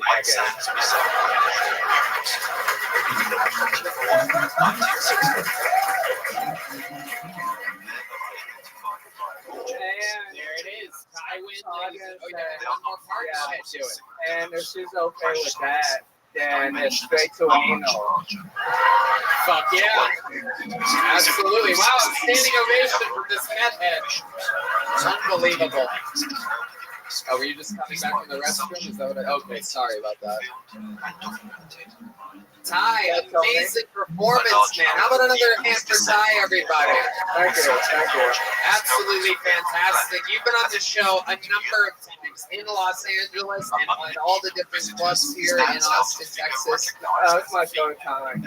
Ever on the show? Yeah, in Austin. Oh, in Austin. Yeah. Right. The Asian look the same to you. No, that's not true. That's not true. You're a very, very special looking Asian. I specifically don't forget you. Sean Barrett. Yeah, I think, first of all, you were hysterical. Thank you. You just have an attitude. I wouldn't want to be your friend. Why is that? You sound like you really wear it. Okay. Well, you know, if I was in a film, they would put me as the villain, like, immediately. Yeah, one of the villains. Yeah, I don't think the main villain. I think one of the first to like get killed by the good guy. I think you'd be good at that. Oh, but he knows martial arts for sure. Oh yeah, for sure. Can you show us some of the martial arts? Can we get a little martial arts music by the band? The 1, 2, 1, 2, 3, 4. Oh. Okay, that was pretty good. All right, guys, that was good. All right, I guess all aren't the same. I feel like I just sold out my race right there. You just sold out your rice? Oh my goodness, that is the final boss in the Asian video. If you sell all of your rice, you are.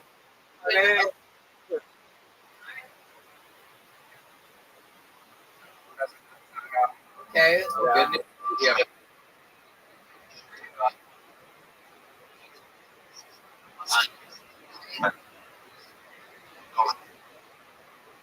These people more about your. Some of you.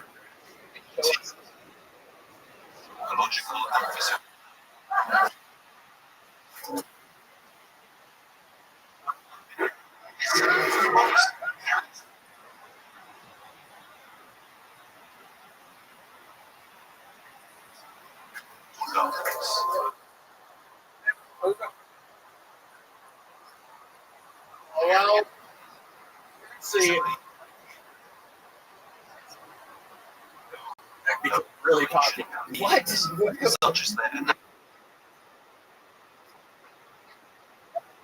Okay. Tell Michael what it is. So, 130 tempo. 130 BPM. How about that? I'll just sing acapella on your phone. Get the guy with disability. Here he is singing. I'm from a city with a name. That's hard to spell. After people living here got a job at Dell. Blue shirt, gray khaki, that's my cubicle bed. have a Honda Accord with a beautiful kid. Me and the boys hang out in the cul-de-sac. We drink red wine, eat shell mix snacks. The homie got drunk and he tried to rap. I received complaints on the next ass. Got the ring along for the petty burger. Told my brother had a lyrical murder. When I see them sucker, I'll make them pay. Like the grass ain't mother, I'm the HOA. Over there. I'm at the door part, find a tunnel reaper. Can't go outside with a seed of fever. So I told Johnny knows his needs of finance. When I say to the bill, the fee is silent.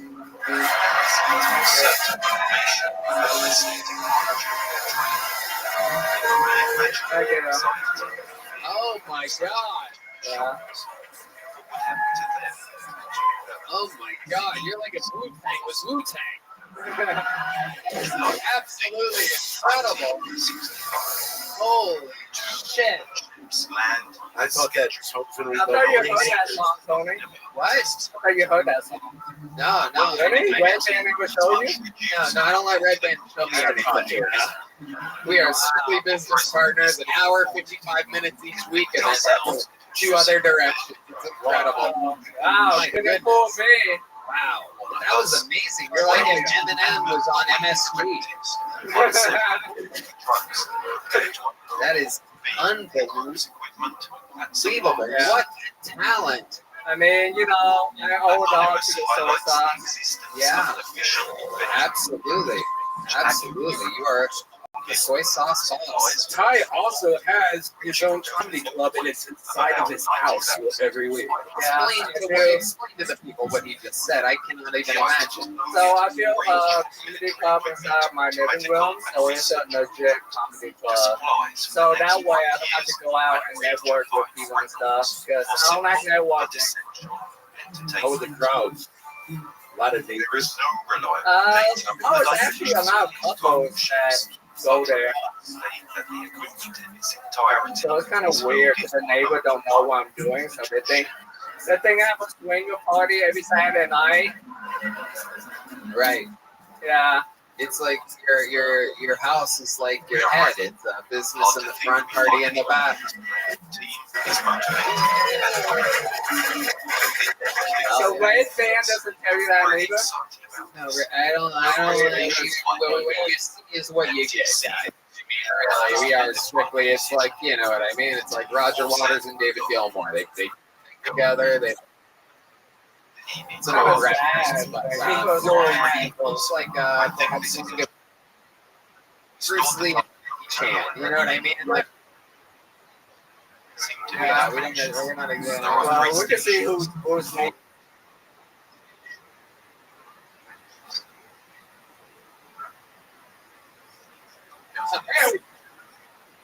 First man, But unfortunately for you, you chose the wrong Bruce Lee, because I have Tony and Friends show, one on Tuesday, one on Wednesday, but since he's Bruce Lee, I'm not booking you on it. So I'm going to book legends like Don Barrett. You win a little, you lose a little. Yeah. It's part of the game. That's it. Yeah. That's it. That's just how the fortune cookie crumbles. All right, there you go. Sorry, everybody. Here's the big joke. You have one of these yet? Have you ever gotten one of those? Okay, absolutely. Is Hans here yet? He is? Wow, ladies and gentlemen, this is one of those. Ty, you're going that way. What's happening? Why? That's the first time ever people have started to try it. Okay. Ladies and gentlemen, this has never happened before where Hans has missed his spot. It's never happened before where Hans was threatened to not show up the next day. It's never happened where he faked flights being canceled out of Newark. I think he felt the pressure. I think he knew I had something up my sleeve. So here, with a brand new minute, this is Hans New.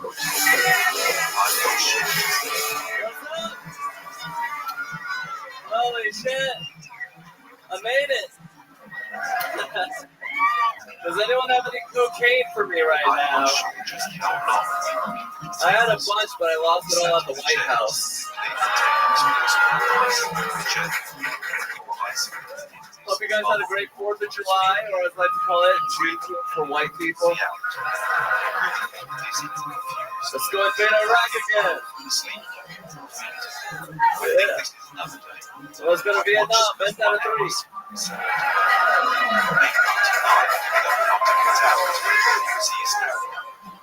I used to think I was trans, but I'm not that into women's sports or drag for children, so.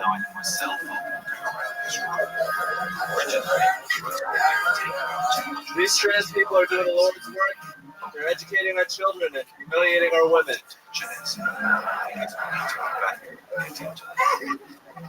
Because sometimes these bitches have to be reminded. You're not that good at pickleball. Don't make me put on a dress and prove it. Thank you. What? Look at you, buddy. Look at you, buddy. Here I was ready to have you go against one of your hardest challenges next week. And then you come in, you speed in. Obviously, you called Yoni ahead of time. You wanted to make it. You warned him. This is absolutely incredible. And you come in, without a doubt, you and Cam Patterson, the 2 resident regulars with the sets of the night, showing how it's done. And it should be much harder for you 2 guys than everybody else, since you have to do this every single week. Everybody else should be doing their best minute. You should be crushing it the way through. You come in and you show exactly how it's done. Topical stuff, real jokes. How do you feel right now? I feel great, Tony. I was just in seat 12B. Tell us about it. Tell us about the delays and the travels. I tried to update the audience. I said that you were lying to me. At one point, I forgot to tell you guys this. At one point, he sent me a picture from the customer service line. He goes, "This is how long customer service is right now at the airport." It was like a long line. I go, "That's not even that long of a line." And then I remembered. I'm not kidding you, by the way. And then I remembered. I have Tim's location on my phone. And something in my gut was telling me. He gave it to me a long time ago so that I could yell at him when he does bad open mics. And sometimes I'll see him in a bad open mic and go, "What the fuck?" Anyway, so I checked his location. He's at the fucking hill. And then I go, "Did you just Google a picture of an airport line and send it to me?" I swear to God, this is some dialogue. I could have been dealing with anything on a nice Sunday off, and there I am going, "Come on, make it to the fucking show." Tell us more. Tell us about these fake delays. The very real delays. It's all over the news. It's on Wall Street, Journal.com. Very tricky to get over here. They canceled all the flights for a thunderstorm that never happened. These fucking pussies. I know, you told me there were serious thunderstorms coming in. I looked at the weather report, and it was like a 40% chance. I'm like, what the fuck? This is the weirdest lie. So I felt like you were in the room with your girl, right? She didn't go on this trip with you? No, she didn't. Oh, normally you take the lady on the road with you. Don Barris? Yeah.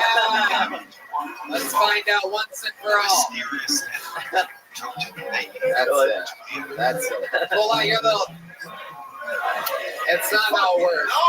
No! That it only works with the spit in the mouth thing. You can't just start your own can. I feel like I'm back in the Korean War.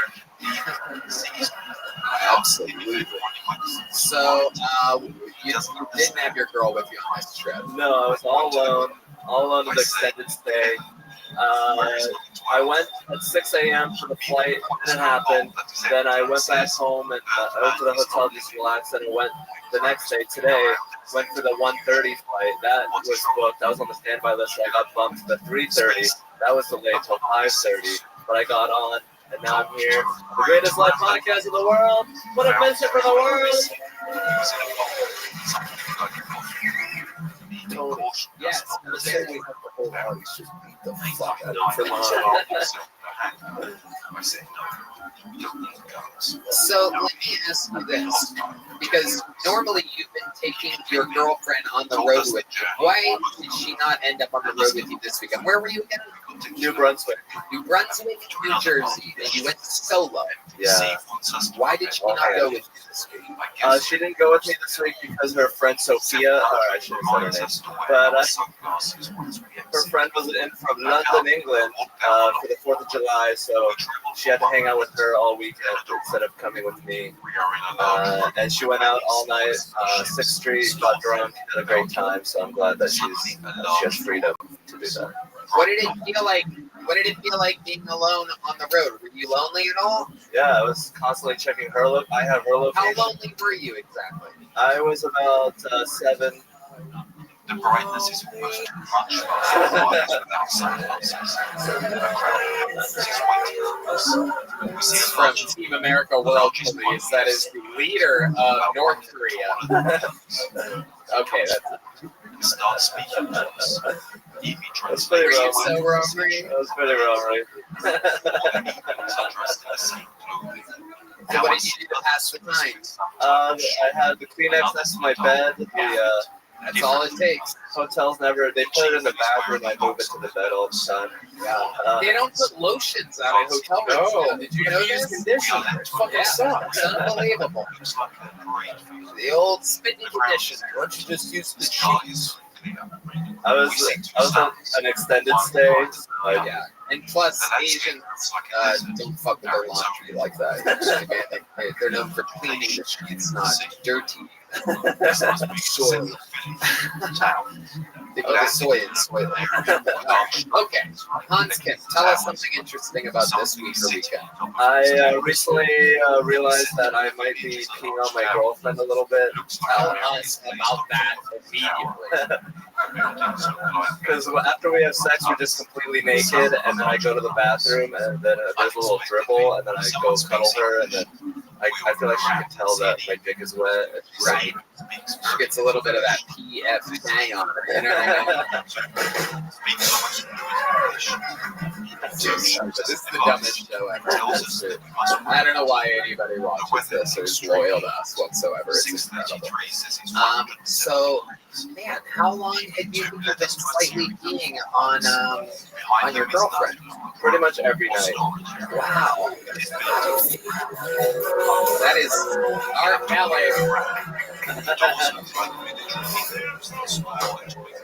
little R. Kelly reference to the great Hans Kim.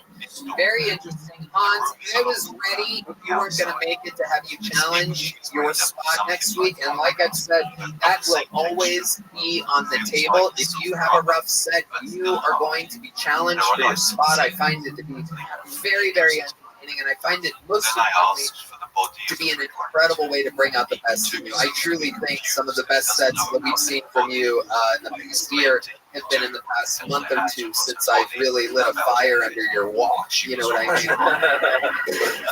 And I'm going to keep it that way. And I was so ready to have you challenge next week, but god damn it, you fucking rushed to be here, and then you came up guns a-blazing with one of the best sets of the night. So, you have to still do good next week, but you're not going to have to challenge for your spot. We're going to let you have it. But if that one goes wrong, the next week you're being challenged. You get it, right? Yes. So keep it up, Hans. You're doing great work. How about one more time for the great Hans Kim, everybody? That was Hans Kim. That was Hans Kim.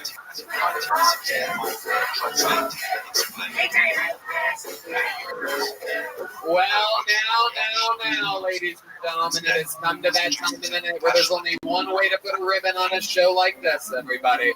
There's one guy that never misses his flight. There's one guy that never is running late. This guy has the most sets in the history of the show, the most interviews in the history of the show. The only living Guilty Hall of Fame member. He's the Vanilla Gorilla, the Memphis Strangler, the Big Red Machine, William Montgomery!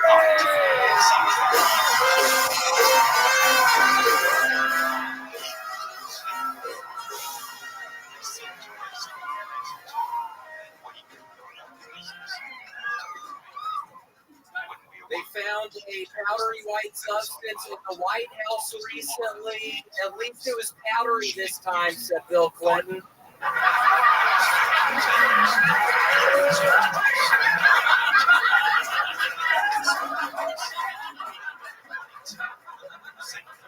Pete Davidson is going back to rehab, stemming from PTSD and depression. I mean, imagine if you had dated Ariana Grande, Kate Beckinsale, Kim Kardashian, Larry David's daughter, Cindy Crawford's daughter, Christina Applegate, Caitlyn Jenner, Chelsea Clinton, Larry David's other daughter, Red Band's mom, Michelle Pfeiffer is Catwoman. You need the breast, dude. The more I think about it, the more I have questions about the moon landing. In fact, I'm starting to have my doubts about Knox landing.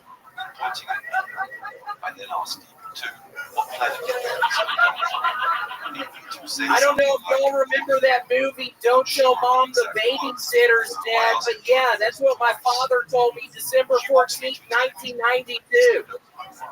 Then he handed me a shovel. I was 5 years old. I didn't know what death was.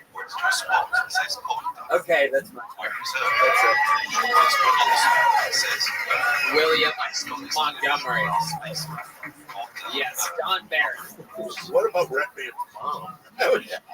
You'd be surprised. She's quite the top of the conversation. She's in good company with all those ladies, though. Yeah, she was. It's a real classy bunch. William, you have a real knack for some outdated references. There was a Knots landing joke that literally did not land at all. Yeah, Knots Landing, the famous spin-off of Dallas. Yeah. There's another one. You just did it right there. The Dallas reference. Knots Landing is a famous spin-off of Dallas, the famous. You don't tell mom the babysitter sketch joke. Have you ever thought about writing movie jokes about recent movies that are? I have thought about it, but it's hard. I don't know. Have you gone to see any movies recently?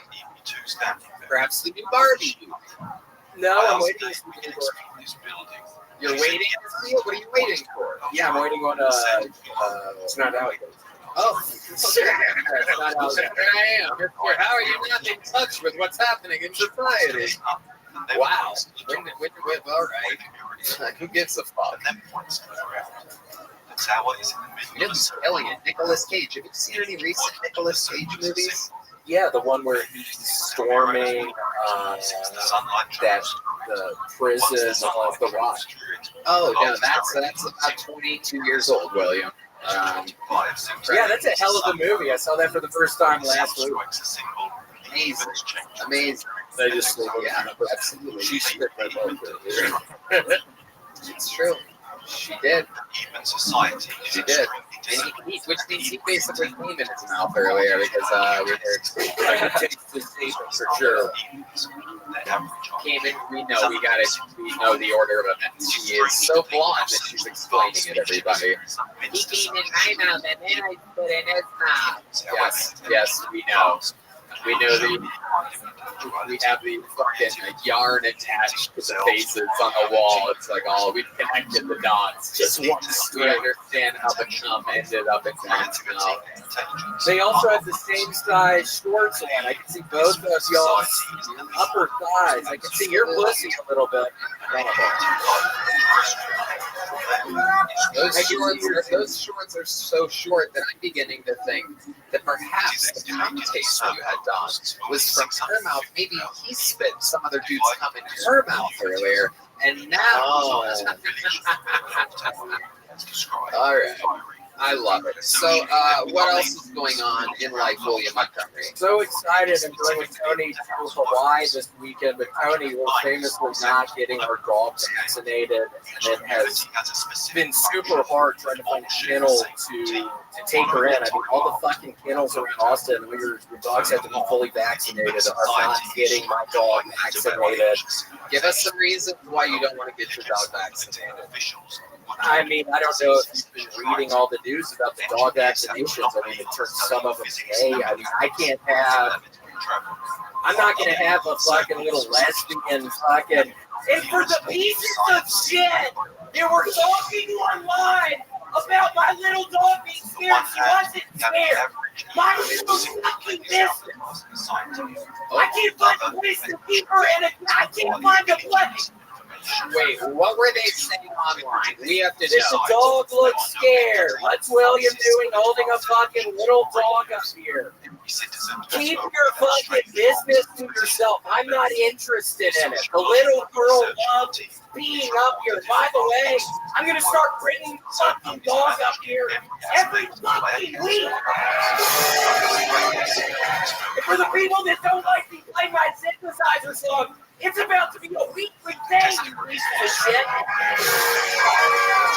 You don't like that song? Well, I love that song. It's a bunch of bitches out there talking shit. But yeah, I love it. You're doubling down. You're gambling on yourself. Are you ever going to stop playing that song?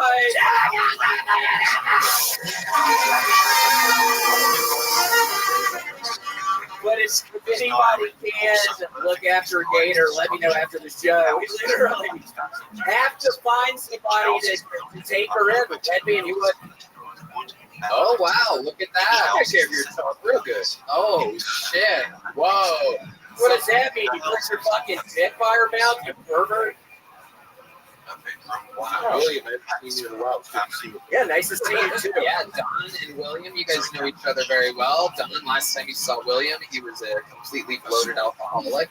But Don, wasn't it fun? I swear to God, every single Monday night on Kill Tony at the Comedy Store, I was always off Tuesday, Wednesday for my self-storage unit job. So I would be at the fucking Comedy Store till 3 in the morning, and Don was famously close to O Bar. Do you remember all of our conversations in there? It was, I'd be talking to you for 2 hours in there. I don't know if other people didn't like it, but I was the fuck. And answer nobody else liked it except me and you. Yeah, they really did not. I remember a lot of Comedy Store employees being like, William was annoying last night, he did this, he did that. But I loved it. So yeah, it was fun. It's Don loves the chaos. It is absolutely incredible. William, what else before we let you go? I don't know. I mean, I'm super pumped about that. And also, you'll have to know, Tony told me on a Saturday, or maybe I shouldn't even say this, but he said it was my best set I've ever had. And it's very sweet. It's coming for Tony, and it was. It felt, other than one time, I thought I was having a heart attack. My chest started hurting for about 2 seconds. During that, my best set I've ever had, I felt as well. My heart literally started hurting, so I thought I was about to die on stage. Well, that so might be good for you. That might be good for you because that was the best set you've ever had. I mean, 25 minutes of absolute crush, fucking fire kill. Everything was wild. William is indeed going with me on this massive theater tour for the rest of the year, August all the way through December. Giant, massive theaters. So we're getting in shape for that. He's going to Tony and Friends shows tomorrow. The next day, we're going to Hawaii. Then we have 3 weeks off, and then 26 cities, massive theaters. Exciting stuff. Exciting stuff indeed. You're gonna not retire, right? You're gonna keep doing comedy. Yeah, I mean, I'm pretty sure. Hold on, what did you say? You're ever gonna stop doing comedy? I never unless I have a heart attack on stage. Well, that's not really a kind of a momentum killer. Really brought that energy to a halt there. The old if I have a heart attack. But I never go have a heart attack. That's right. That is right. I'm never gonna have a heart attack. So. That is true. You are never going to have a heart attack. William, everybody loves you. We love you. How's that funny, bitch? I wanted to slap that chick all night. I know it's She has a little bit of an attitude problem. It's because she is waiting for that guy to die. Is that true? About 20 minutes. Is this a family here? Yeah, it's a family. Don't let the son start to answer. I just want to tell the daughter. You look down at a strange sound almost like a human's voice. without a Hyper Jackson. All right, well, Scientists okay. have experiments with Thank you to the piece of shit that just threw me at this. Dude, you're not allowed to do that. I'm going to kill you right after the show. Someone throw a car at you? What is that? It's a Hot Wheels car. Why would someone throw a Hot Wheel at you? What the fuck were you thinking, dumbass? Why'd you throw the Hot Wheel? After the shit of my life on here right now. Oh, Jesus. All right. Ladies and gentlemen, one more time for the great and powerful William Montgomery, everybody.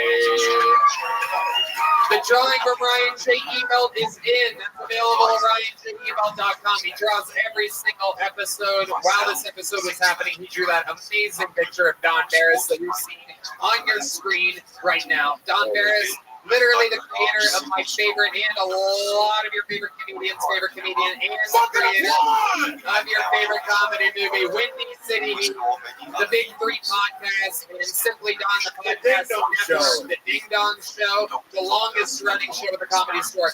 Literally, if it wasn't for this guy at the Comedy Store having his own show, Kill Tony never even would have been created. He was the only person that ever did a show different than a normal stand-up show at the Comedy Store, which completely inspired this show.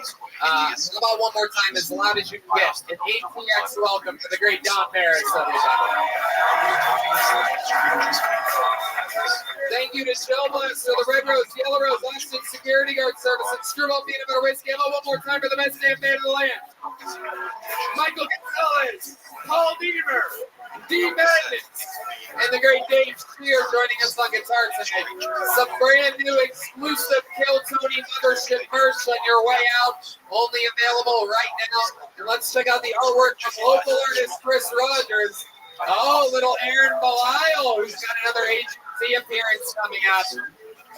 Rock and fucking roll, Red Band. Check out my new book, Sunset Strip, SunsetStripATX.com. Right, I love it. Come see me do stand-up tomorrow night and the next night. Secret show on Thursday. Go see the band the other night. Don Barris and Friends in tomorrow night with Tony Hitch. That's right. I'm going to be on there, and they're going to be on my show. It's going to be a lot of fun. Very incestual comedy happenings here. To you, the best comedy fans on planet Earth, we love you. Thank you. Good night, everybody.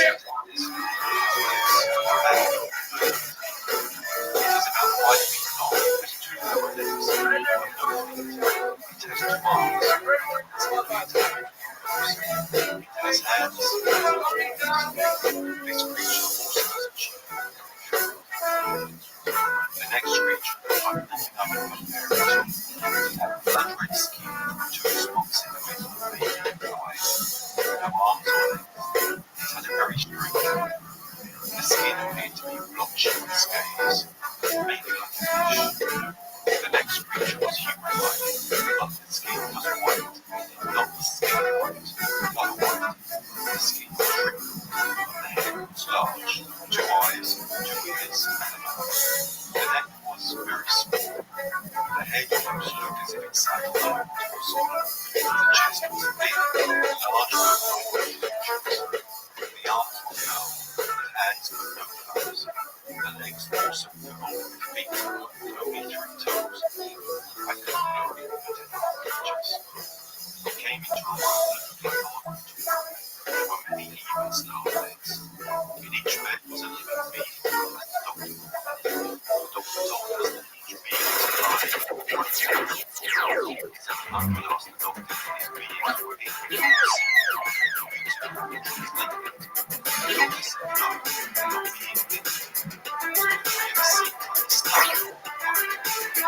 asked him to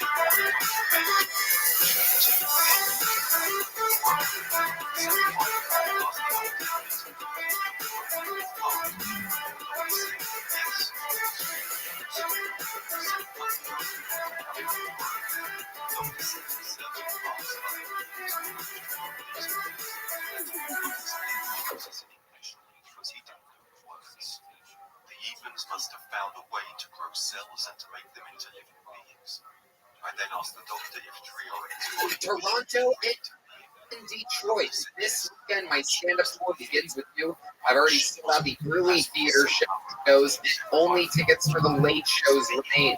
Those shows are at 9:30. That's at the Queen Elizabeth Theater in Toronto on Friday night, and the Royal Oak Music Theater in Royal Oak, just outside of Detroit, on Saturday night. Hope to see you there. The Kill merch is absolutely killing it. We have new drops coming, and everything else is absolutely thriving there. I mean, it's just unbelievable. We've sold out, and we are refreshing on everything. The store is an absolute wild success. From stickers, tickers, to old American pickers. Only the Lord only knows what you'll find at killmerch.com right now.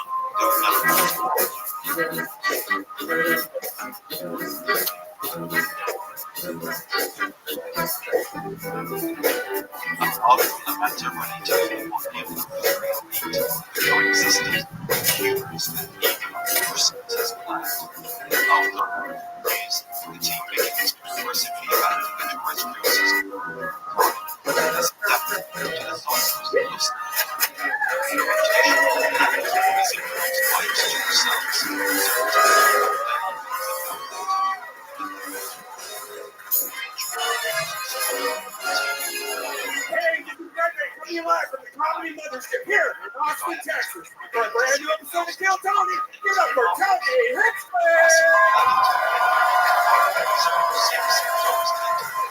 You guys ready for the best fucking night of your lives tonight, or what? Yippee! How about a hand for Red Band, everybody? Oh, yeah. This is Kill Tony, the #1 live podcast in the motherfucking world. You guys excited to be here? This show is brought to you by Gel Blaster, the Red Rose, the Yellow Rose, Austin Security Guard Service, and Screwball Peanut Butter Whiskey, which presents the Kill Tony band. There they are, everybody. Make some noise for them. That's Michael Gonzalez on the drums. Paul Beamer on the horns. This is the great Ken Mullin on the electric guitar right behind me. John Dees on the keys. And this is the great Deep Madness on the bass guitar. Also, for those of you coming in to visit Austin, Texas, if you need an IV drip, make sure you go to Connect Mobile Health, CMHUS.com. Follow them on Instagram at Connect Mobile Health. Get an IV drip on a Sunday before a Kill Tony, or a Monday, or a Tuesday to recover, but by then it might be too late. This place is fucking wild. Welcome to the show, everybody. We're going to have a lot of fun tonight. Before we start, here's a little bit more from the amazing sponsors that made tonight's episode available for you here, right now. The Sunset Strip Comedy Club, owned by Brian Redman, is in downtown Austin, Texas. Check out the secret show every Thursday. All shows can be found at sunsetstripatx.com.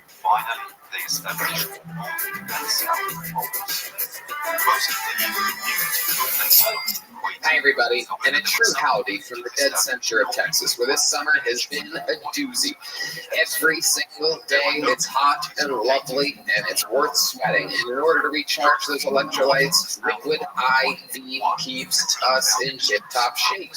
No doubt about it. From hot yoga to the hot days of golf to the hot nights of Texas, Liquid IV is the #1 powdered hydration brand in America and is now available in sugar-free. Years in the making, Hydration Multiplier Sugar-Free uses a proprietary zero-sugar hydration solution with no artificial sweeteners, with 3 times the electrolytes of the leading sports drink, plus 8 vitamins and nutrients for everyday wellness. Liquid IV hydrates 2 times faster than water alone. Keep your daily routine exciting with 3 new flavors: white peach, green grape, and lemon lime. Red Band. Man, those new flavors are amazing, especially that green grape. I love it. It's great. You can throw it in your pocket. You can put it in your book bag. So later, just put it in a 1 bottle of water, and now you have a amazing drink. 16 ounces of water hydrates you 2 times faster and more efficiently than water alone. The result of an extensive R&D process to perfect the flavor and efficiency. Liquid IV is non-GMO and free from gluten, dairy, and soy. Liquid IV believes that access to clean and abundant water is the foundation of a healthier world. They partner with leading organizations to fund and foster innovative solutions that help communities protect both their water and their futures. To date, Liquid IV has donated over 39 million servings in 50 plus countries around the world. No doubt about it. Real people, real flavor, real hydrating. Now, sugar-free. Grab your Liquid IV Hydration Multiplier sugar-free in bulk nationwide at Costco, or get 20% off when you go to liquidiv.com and use the code TONY at checkout. That's 20% off anything you order. Use promo code TONY at liquidiv.com. Hey y'all, profiling, surveillance, data harvesting, there are lots of things not to like about tech giants. But what can you actually do about it? When you rely on so many of their products, well, the good news is it doesn't take much for you to take a stand. For less than $7 per month, you can join us in our fight back against big tech by using ExpressVPN. How do you think big tech companies make all their money anyways? Well, by tracking your searches, video history, and everything you click on, and then selling your personal data. ExpressVPN helps you anonymize much of your online presence by hiding your IP address, a unique identifier that every device has that allows big tech to match your activity back to you. That's why I use ExpressVPN. One click, one press of a button, you are protected. No doubt about it. So if you don't like big tech tracking you and selling your personal data for profit, it's time to fight back. Visit expressvpn.com/KillTony right now to protect your online freedom and privacy. That's expressvpn.com/KillTony. expressvpn.com/KillTony. With the busy fall season just around the corner, you might be looking for wholesome, convenient meals for jam-packed days. Factor, America's #1 ready-to-eat meal kit, can help you fuel up fast with chef-prepared, dietitian-approved, ready-to-eat meals delivered straight to your door. You'll save time, eat well, and stay on track with your healthy lifestyle. If there's anyone that I know that loves a healthy lifestyle, it's Red Dad. That's right. I level up with gourmet plus options, prepared to perfection by chefs and ready to eat in record time. Treat yourself to upscale meals with premium ingredients like broccoli, leeks, truffle butter, and asparagus. Refresh your healthy habits without missing a beat. Choose from 34 plus weekly flavor-packed dietitian-approved meals, and they're ready to eat in 2 minutes. Need an extra boost to support your wellness goals and feel your best for the rest of the summer? Try Protein Plus meals with 30 grams of protein or more per serving. This August, get back or enjoy eating well without the hassle. Simply choose your meals and enjoy fresh flavor-packed meals delivered to your door, ready in 2 minutes, and no prep, no mess. Head to factormeals.com/KillTony50 and use code KillTony50 to get 50% off. That's code KillTony50 at factormeals.com/KillTony50 to get 50% off. Hey everybody, I know everybody out there is trying to have fun and enjoy yourselves. Look, it's not easy to get tickets to things. We just sold out all the Kill Tonys from all the way up until February in less than a minute. We broke the website. It's just how life is nowadays. Buying tickets to your favorite events shouldn't be stressful. Game Time is the fast and easy way to buy tickets. No doubt about it. Sports, music, comedy, theater, whatever it is. With killer deals on last-minute tickets and their best price guarantee, you can stop stressing over the tickets and start getting hyped for the fun you'll have. Red Band. Locally, we got the Offspring. Oh my God, Boy George is coming. Snoop Dogg. They have flash deals and last-minute tickets. It's easy to find and buy tickets for every kind of event in your area. You get images of the seats before you even sit there. You get lowest price guaranteed, event cancellation protection, job loss protection, etc. It's the place for last-minute ticket deals. It's the fastest-growing ticketing app in the country for a reason. Snag the tickets without the stress with Game Time. Download the Game Time app, create an account, and use code KillTony for $20 off your first purchase. Terms apply. Again, create an account and redeem code KillTony for $20 off. Download Game Time today. Last-minute tickets, lowest price, guaranteed. And when I say that I love this sponsor, you have to understand that I have had this sponsor pressed against my balls, my pee-pee, and my butthole every single time you've ever seen me on stage, every episode of Kill Tony you've ever watched. The best underwear in the world is Jeep underwear at cheapunderwear.com. Comfortable, high quality, moisture wicking, keeps everything cool and separated. Great for working out, comfortable materials. It's hot here in Texas, and I threw away all my other fancy Nike and all the other underwear in the garbage can with Jeep. We need from the bottom of our hearts, even Red Band. I'm wearing it right now. So for 2023, step up your underwear game. Graduate from Holes, loose fabric, cheap cotton, or overpriced designer brands, and buy the greatest underwear that has ever graced the balls of man. Cheap underwear. underwear. The underwear, like that sheet can be worn like regular boxer briefs, or you can use the incredibly high-tech sheet pouch to keep everything separated. I wear these every day, and I can tell you, they're the most comfortable pair of briefs I've ever worn. Every single day. We all wear them. Everybody that's from the show that you love, everybody has Sheath underwear, from Yoni to Tony and everyone in between. So go to sheathunderwear.com and use the promo code Tony to get 20% off your next order. So once more, sheathunderwear.com and promo code Tony for 20% off. Hey y'all, I have to tell you about this super blend I'm loving called Kachava. It's hands down the best thing I've found to feed my body the nutrients it craves. Kachava is an all-in-one plant-based super blend made up of superfoods, greens, plant proteins, antioxidants, adaptogens, and probiotics. In other words, everything your body craves to feel your best. And I know what you're thinking. Something that is good for me can't possibly taste delicious, but that's where Kachava really earns their thousands of 5-star reviews. It tastes amazing. It's creamy, smooth, and comes in 5 delicious flavors. Chocolate and vanilla are my 2 favorites, but it also comes in matcha, coconut acai. Some folks like to think of it as a part of a healthy breakfast or lunch, but others think of it as a protein-packed snack before or after a workout. I know I do it. It beats me after I'm after a long day on the golf course with 25 grams of plant protein per serving. And personally, I love to eat it right when I wake up with breakfast and lunch every day before a workout, after a workout, whenever I'm craving fire.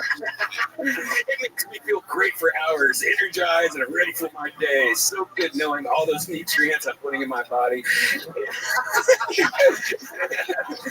And you know what? My first impression was, wow, this is delicious. I love drinking it. It makes my day better because I don't like eating. It's easy just to pound down right before I go out. I am so with you on that. Pound down to Pound Town. Kachava is offering our listeners 10% off for a limited time.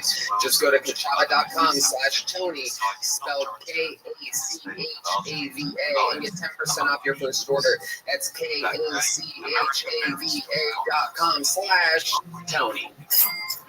Hey, you think you were sly skipping the ads? Let me remind you that my stand-up tour begins right now. Toronto, Detroit, San Antonio, Chicago. Those are just the next 2 weekends of my life. So we will see you there and many more dates. Check out TonyHinchcliffe.com. Support stand-up comedy. Support me. I love you. Now here's another free episode of Clips. All right, we're gonna have fun tonight. You guys ready to start tonight's show? Come on, are you guys fans of stand-up comedy or what? Ladies and gentlemen, this is one of those nights where just fucking I could not be more excited. One of my favorite stand-up comedians in the world. One of the greatest guests we've ever had. Truly, one of the best. Make some noise for the great and powerful Jim North.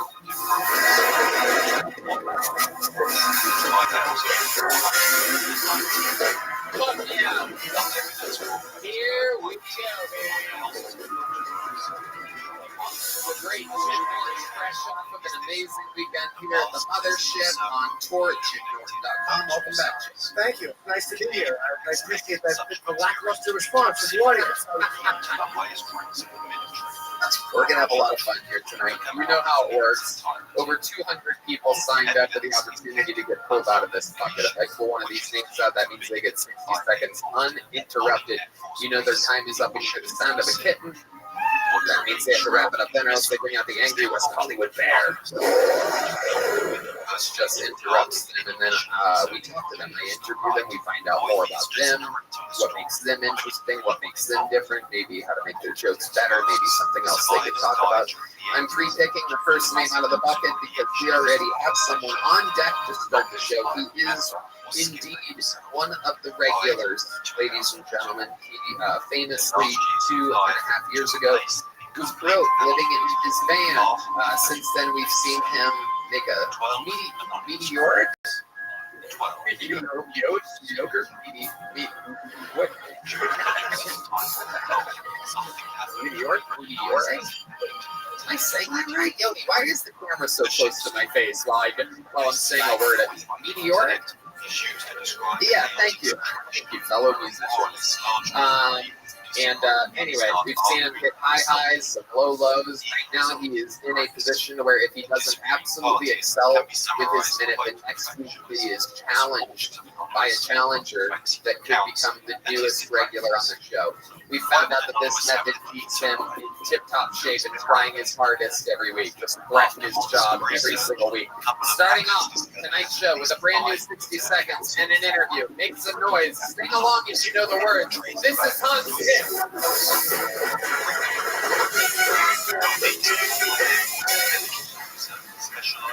Thank you. I feel bad for the girls that have to have sex with me.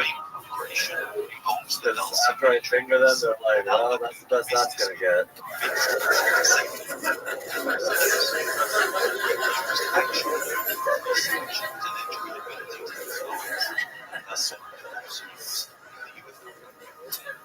I'm glad affirmative action is now illegal because I'm sick of all these minorities in my colleges.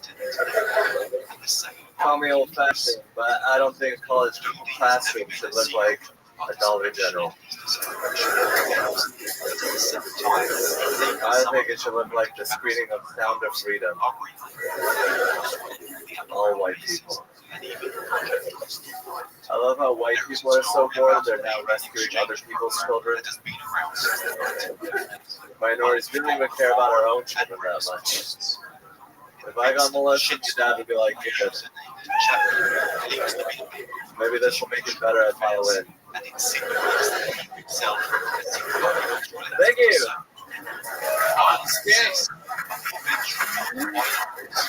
Fun stuff. I actually love that finger joke that you did. Thank you, That Tony. was amazing. It's incredible that you can still kick out new funny jokes about your tiny Asian penis. I thought we've heard them all. It's a gift that keeps on giving. And you really let the laugh come. I like that. People are laughing, you're ready to talk, and you're like, no, fuck it. I'm going to count down from 60. Let them laugh for a couple more seconds. Good for you. Fucking molesting joke. You were terrific. I enjoyed you a lot. You started strong, you ended sexy. You really did. Did your dad try to make you learn violin? Or did your Asian parents make you try to do Asian things growing up? Can you give us some examples of some of those things? He wouldn't let me watch TV at night or on the weekends, and I got really mad and I punched a hole in the wall. Oh, shit, that's an after school special. Dad! Yeah. That's incredible. That is so, like, Asian to punch a hole through the wall. You think about kicking the wall first? Did you punch it like that with, like, a hand? Like Time A or something like that, perhaps? Did it American boxing style. Ah, okay. Look, you good. Oh, wow. Wait. That was incredible. That made it sound. Do it again. Me too. The timing of it is just perfect. If you guys do it one more time, it's incredible to watch you two work together. Fuck you. Amazing. Hans Kim, what else is going on with you this week? Tell us more. I've been killing it on the road. I just did a rally in North Carolina, which is great. It's a practice for my 1 minute, and then I have to fill in 59 minutes after that. Where was that at? Raleigh, North Carolina. Okay. Did you open with the same joke about fingering a girl? That's a great one on the road. Yeah, it was in there. Did you open with it? No. Okay, yeah. I don't like That's a make or break joke. They're going to love you and hate you guys. It's a good temperature reading. Yes, literally. My dick. When you finger a girl, Hans, what finger do you use exactly? I use the middle finger. Whoa, this he's going for distance. He's going for speed.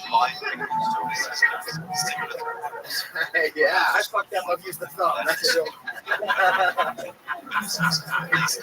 It's like, I figure you might go with the pinky. This way, when your dick, you can exceed the expectations of the pinky. You're fucking up throwing your biggest finger out. Do you have to let it finger? Do you have to? So let's me ask you this: your middle finger compared to your dick, what is the length and width difference there? Yeah, it's way bigger than my middle finger. Okay, when you say way bigger, can you give us an example? Would it hurt Lena the plug if you? Not everybody's on. It's a good dick. It's not. It's not like your dick, Tony. I heard some things on the grapevine. That's crazy. You've heard nothing about that. Okie dokie. God damn it. I don't want people knowing about my huge dicks. Stop embarrassing me in front of our people. It's very, very normal, guys. I'm just like one of you. Stop with the horse sound. Okay, there's a lady squirting in the corner right now. Hans, anything else we should know about you before continuing on? I drove my girlfriend on my moped, but she was drunk. She sort of passed out on the back. Oh shit. Yeah. Is that a true? I thought that was a setup to a joke. Yeah, that's she was on there because she was sitting on my dick and didn't keep her on there very well. Wait, you had her in front of you? No, I was just trying to put a punchline on it. That's weird. You actually snake your dick Attention back. shoppers, Go to what's been left? Go to Aldi. Yeah, They're it's number more one like in everyday low prices. No, she was a ropey hard on. 21st century. Well, that's a little travel with it. Yeah, this fucking guy's a roper right here. His name's actually Ropey Hardon. You know, if you've met him before. He's a header and a healer. If you don't know what I'm talking about, you don't know shit about shit. I know all about it. It's called roping. You know what I mean? You just fucking take the rope and you just fucking swing it around your fucking claw. You throw it out there. He's conducting an aerial survey. See that shit? You see this guy? Yeah. See the Walked to him, and I see what you mean. He's got a stapler for a right hand. 13-second intervals. I love your about 10,000 feet. He's taking photos of a hydroelectric launcher and trying to calculate the impact of this. So he's just taking these ordinary photos. I love it. You do it every single week. You will not look at challenge for your spot next week. I love what you're doing. I think you're hitting peak Mysterious, circular, a lot of great stuff lately. I love it. Make some noise for Hans Kim, everybody. Curiously, the object does not appear in either the previous frame of film or the one after. With Hans Kim. I repulled the second rating for the first name out of the bucket tonight. We're going to put them all together. Historically, one-word names on this show end up being very interesting characters. I feel like this is going to be interesting. Make some noise for the Kill Tony debut of Coach, everybody. Here we go. 16 seconds of stand-up comedy, and then this is Coach. 1979. Hey, what's up? My name is Kojak, and if you haven't seen my pearls and finesse, I am black and gay. Let's go, baby. I'm black and gay. That means I get in trouble with my white boyfriend brings back ponies house to pictures. I'm black and I'm gay. I sack my pants. But I wouldn't show up my underwear. Hey, I'm black and I'm gay. Cam knows about that. Cam pulls his pants up around me. I'm black and I'm gay. Many skeptics I could suggest say figure that the object was likely some kind of debris and not get in trouble. that got on the film during the I'm development black and I'm process. gay. After I shoot my boyfriend's house, I yell, Obi! Esteban Carranza, a friend Then I of the helicopter my Poison dick. family, was able to I'm obtain the black original and I'm contact gay. sheets and have them scanned I get using more the latest operation and most than slowly sophisticated born technology. white children. It gains Woo, access that to tastes the so original good. contact sheets. I can taste the It crust. sends them off to a photographic lab and they do a reproduction of the I'm black image. and I'm gay. All right, there it is. He's got a catchphrase, folks. They come up with this Welcome to the show, Kojak. This is your first time here. I would remember if I'd seen you before. I'm here for the horse. No. It's very, very, very tiny. Very tiny. Oh, I'm here for it. Very tiny. Nice to meet you, Kojak. I'm Tony, and believe it or not, I am white and I'm straight. I believe you. Details. I'm black and I'm gay, baby. For example, Holy shit. said that it could have been shipped That's in like the you US. might be a redneck, but instead you just say, I'm black Black, and gay. Photo. Do you know that everybody knows that you're black and you're gay? Tremendous. That with the necklace and the skin color, it is a dead giveaway.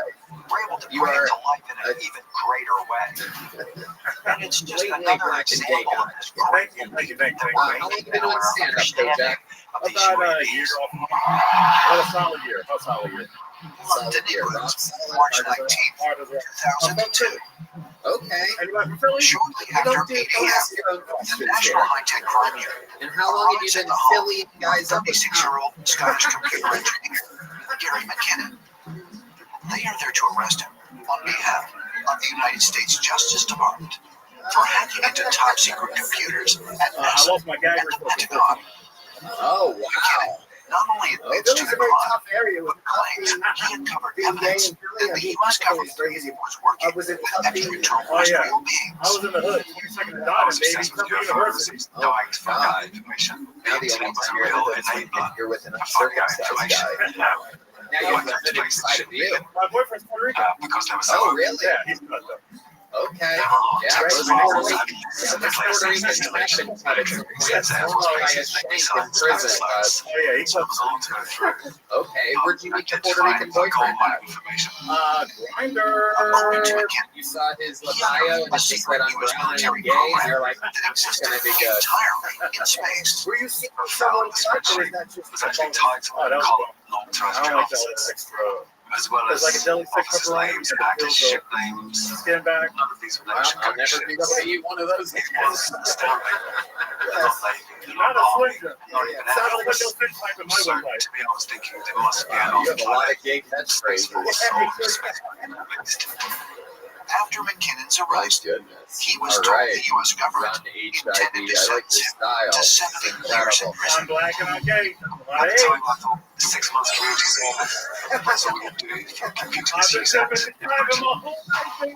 Okay. All right.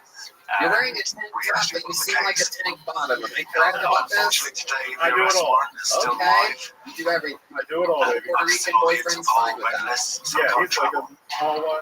Puerto Rican.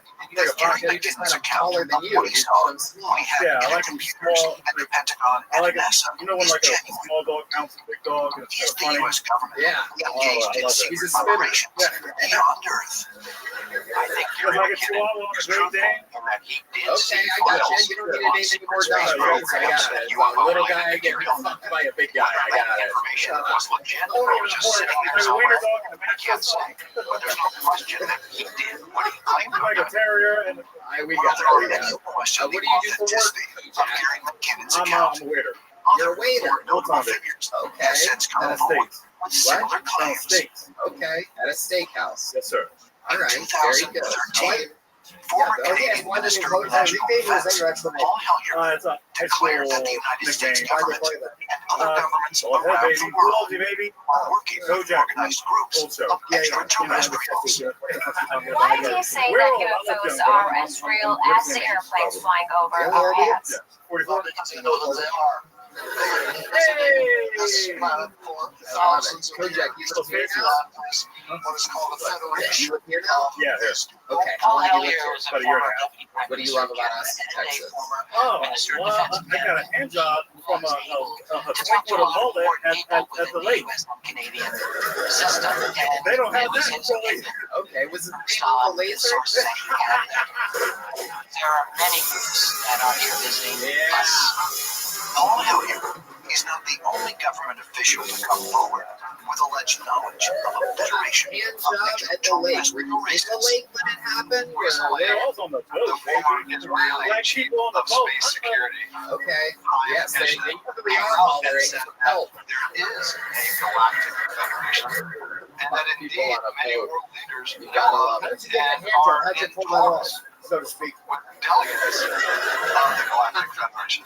I don't know what to make of that It claim, was all news. but when you it was have a gala. enough of them, So everybody a was naked, pattern so, emerges, yeah. and it starts to Just take a hand on job a bit more Gay guys on a gravitas boat just in come functioning everywhere. as bona fide evidence. God, I'd rather take a Under submarine down to the Mission Titanic. claimed that the extraterrestrials in this galactic Exhausting. federation Took about a were different in contact. Okay. All right. To get here, you know, you just sign. You can sign up on a piece of paper. And one that may well be true. You gotta sign my dick. You're not going out there. Should the sensational claims made by Paul Hellyer and Glenn Shedd be believed, that close encounters of the fifth Seems like you guys get to do whatever you want. Your Puerto Rican boyfriend on the phone with you? around the world. And Oh, with that's entire funny. factions, I was asking a serious question. ancient astronaut theorists say yes. Oh. And argue that recent revelations from world leaders Don't get in there. may be preparing mankind I'm not. Don't worry. But have you ever had any like close calls? Have you ever thought maybe you got AIDS or something like that? HIV, whatever. I know you guys get like islands. Yeah, we got a plan B for it. Oh, you do? Throughout They the cure Aleutian HIV Islands. and AIDS. And Okay. it seems that Nobody some has of that. these volcanoes have This some does not seem to very agree with peculiar you. activity. The famously homophobic keep is a large area that has become even more notorious old for school strange black man phenomena. just will not go with the flow on it Alaska Triangle whatsoever. is an He area cannot believe roughly he between is literally Anchorage angry that there is a pill that cures AIDS. It's running along the border of the Canadian territories and the state of Alaska.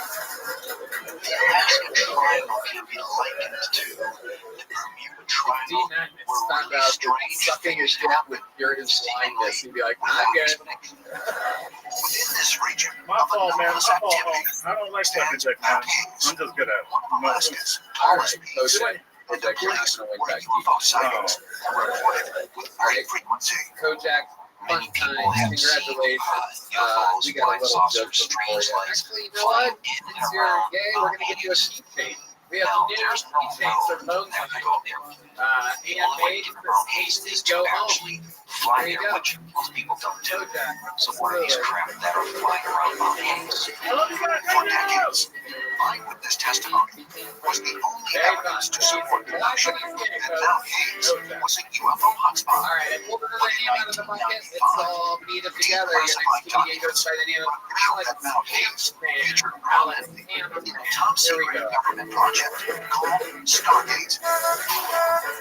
Researchers were getting CIA documents and found evidence of a project Hayes. Alright, I got a question. How do you guys feel about bird watchers?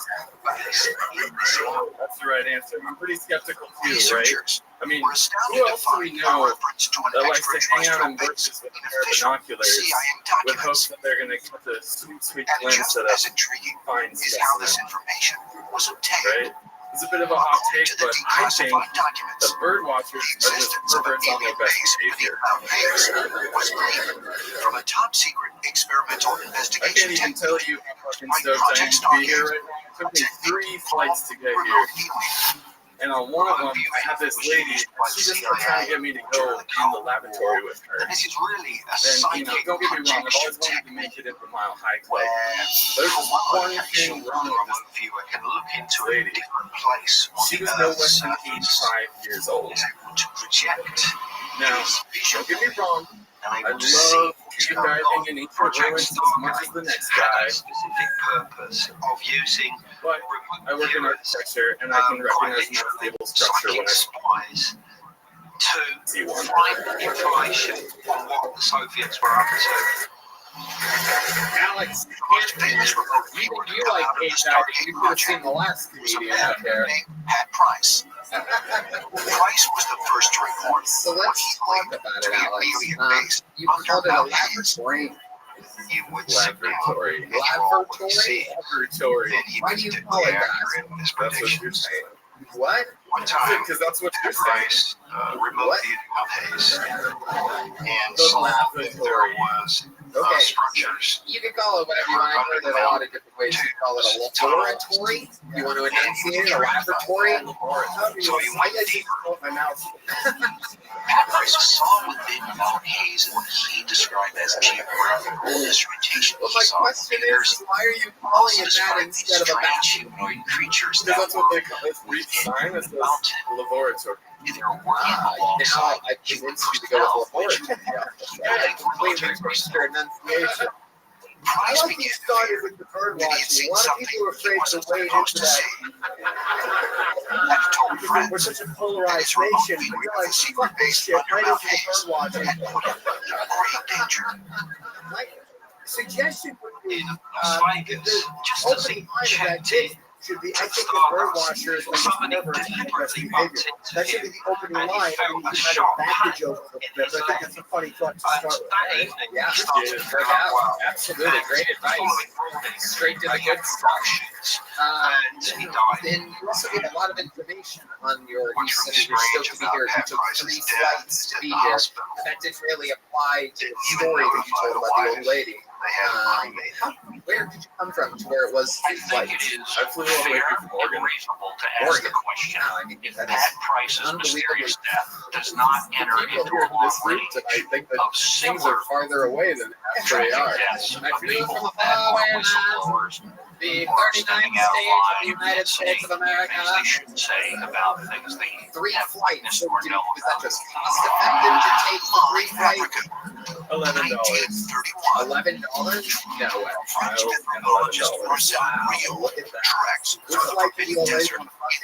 Yeah, which way did the flight was that? Yeah, San Diego to That was a great opening line. That's like an 85-year-old woman on the way here. You got my attention. Notices an eerie similarity to ancient tales found That's out of your range? tales of its gods. In this case, called Noah, came from the sky. That's the dream. 17 to 77.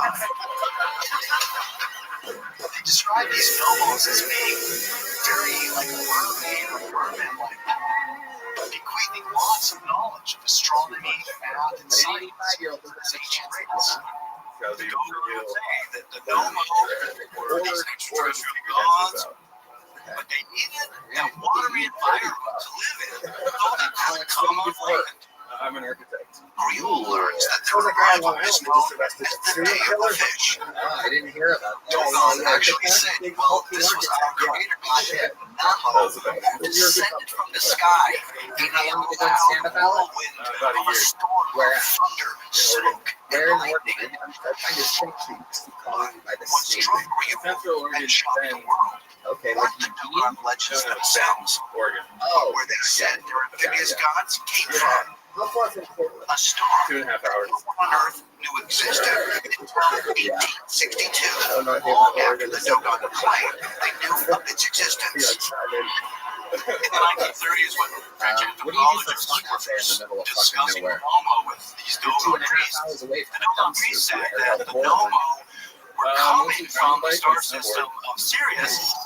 Well, the French anthropologists were amazed at that and were confused as well. 4 years. 4 years, and you just broke up Their with gods didn't come from Sirius What A, made you break a up with star that is clearly visible in the night sky from its tiny companion, a dying star called Sirius B, that can only be seen with advanced, high-powered telescopes. Sirius A is the brightest star in the sky because it is very luminous and it is also very close to you. In astronomy, it is a known fact that there is a Sirius A and a Sirius B. So what made you break up with her? Sirius A 4 can be years seen. together. Sirius B, for us, is invisible because it's just too Where in small. California? Now, the Dogon knew about the invisible companion star to Sirius. How did they know?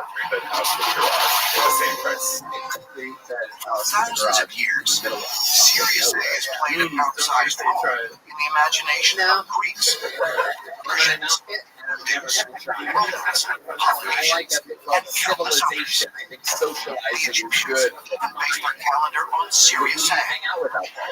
Like a little And some believe they town, just the guys getting outside of a shop, you just ring everything in yourself and walk out like, hey, later, Pete. villages along the Nile. No, I hang out with all the homeless people that live in the desert. Ancient Mesopotamia. Homeless people in the desert? They Oh, yeah. lined up You think their during the village pandemic? Just at the end of, yeah. Oh, okay. You like property values were a little low, decided to go there. And the world opens again. You're like, what the fuck am I doing here? I find it hard to believe that there's homeless people there. Do they not know about the incredible property value rates that are happening there in the middle of nowhere? I don't know if they're really going to take advantage of that. The surface of the How sun. much would a studio apartment be value? Corresponds to it being more massive than the sun. Shorter lifespan. That seems way high for dating 2 hours outside of work. Yeah, it does. How It could the seems really donor high. have known about the existence of serious pain? We broke up in Sioux City, Portland, or Oregon for a while. At one time, an intersection of advanced technology. Or could there be another, even more So did she go profound back to explanation? California? Yeah, right. Someone Absolutely. had an amazing degree of How did knowledge you break about up with her? sources, and they knew that the Sit her down face to face with your dinner? Was it in the morning? Were you in bed? Were you in the shower? The toilet? Like, what's the setup here? Paint a picture for us. What if she picked up with him? You wanted to look at his heroes in Los Angeles They and see also the hooker knew at. that No, the brighter she's one going home. was a Oh, larger sure, she star shut up. than the sun. The Dogon also knew No, that I was a serious woman pain that drove is her the down to biggest size of California, and Earth. then we got her all It the spins stuff on on its the axis. car, and I was like, well, see ya. And drove back There up. is no Wait a logical second. She didn't know explanation that you were breaking up with her? There was some rumblings out there. It was official. What, did she not wonder why you were loading her possessions into a U-Haul? It's Did just you go everywhere with all her shit? It just told them all about them. It's an amazing story. What's the interesting thing about you before we let you go out? I grew up in a meditation cult in Iowa. Meditation cult. Tell us more about this meditation cult. I'm pretty sure the last comedian was probably raised in a meditation cult as well. Came from Sirius B. Years of transcendental meditation, and yeah, I used to meditate before and after school every day on the top floor of my school. All my classmates. If they visit other people's Horrible. in other lands, Yeah, it's actually like there's only one legend of a fisherman Culty. Everyone wears beige all the time. Everyone's house is facing exactly the same direction. Everyone's vegetarian. Previous And bringers very of black. knowledge to our That's ancestors. actually correct. Who's talk about this? Yeah, Greeks. meditating. They all had Did these anyone ever fish molest you? people Anything? that That's how you know it's a cult. taught I mankind got out when I was 14, so I skipped wander that. back into the ocean. How long do they wait to molest people? They're fucking lazy pedophiles. Come on, fucking articulate you trying over here. Officer of the Archaeological Survey Use the produce while it's still good. to an area to a bit of religious monument. I love it. Alex, congratulations. Fun times. Archaeologists find instead Here's an a ancient little Indus Valley city dated back to Oh 2000 yeah, good BC. catch off the bank. All right. It is called Mohenjo-Daro, or Mound of the Dead. There goes It Alex. is one of the oldest civilizations. Ladies and gentlemen, this is something has happened here which I cannot believe. I know for a fact that this young lady has signed up for the show a few times. Over the many years, there is times where The city of she has Mohenjo-Daro, said, "We're rivaled ready the to ancient school. You civilizations know, of signed up Egypt for and this, so Mesopotamia. and stuff." And her name has never, ever, not once, Archaeologists believe been that told over 35,000 people once occupied the And city. right now, for the very first time, Only it is 43 happening. skeletons have been discovered at the site. I can't believe what I'm about to say right now. Ladies and There are gentlemen, many making her theories hills surrounding the figure. mysterious disappearance Red of Band's the Indus girlfriend people of from over 7 years. In 1977, British researcher David Davenport discovered that part of the archaeological site showed evidence of having been destroyed by an extremely powerful explosion. This fire was remains of the past. This area was the epicenter of the site that the explosion destroyed by the sea. He found evidence of pictures from the choose the method of each find. Scholars claim that several calcified skeletons found at the site suggest they suffered an instantaneous death. Oh, what the fuck? Okay. Legendary So my mom is super religious, and she doesn't believe in grief. So, For years, so I was like, okay, Mom, restricted what would you access to the do site if has I prevented was scientists from And she analyzing was the like, petrified I ruins. stuck you back into my boob, But in and you can come out all 2014, over. mineralogist Dr. Sam And I was like, was yeah, able to Mom, obtain a piece of fused pretty pottery gay. from Mohenjo-daro and put it through a series of tests. So, I have hemorrhoids, Mostly silicone. and With some calcium and potassium. So I thought was maybe something I was like, until I did the so X-ray if you have hemorrhoids, it really sucks going to the bathroom, like being in the public restrooms, to determine exactly how the material was formed. because, you know, those one-ply papers, they don't really work out, so I have to take anyway, so I come up with this method where you spit on it, and that's what you do. The only problem with that is that every time you go to the restroom now, your mouth starts smelling. Oh my God. Sweet little kid.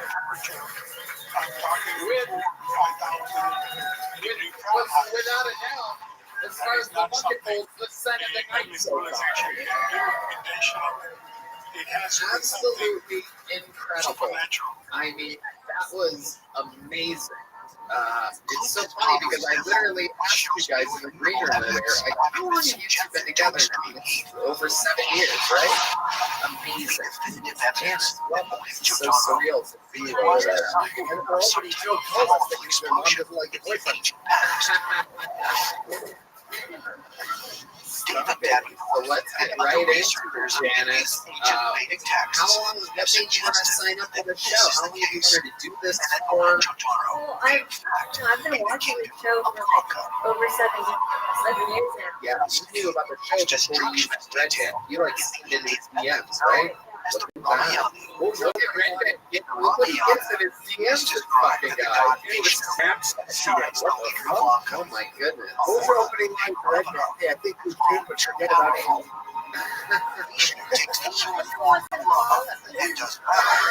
Oh, wow. You're good at this. I've been watching for a long time. Adorable. I love it. The gay joke was hysterical. Every day, the hemorrhoids thing. I didn't know hemorrhoids, but you could catch that from your boyfriend. That's incredible. Didn't realize it's an STD. Rick tears his asshole lining at first that happened. Okay, you Red Band. Dr. Red Band explaining how hemorrhoids work. So Janice, what else is going on in life? Tell these people about yourself. Well, I like to crochet. I like to sew. I like to do things with my hands. So some people have suggested. So I like to do all the things that little kids are trying to like do. Yeah, absolutely. She made us all new iPhones for Christmas. And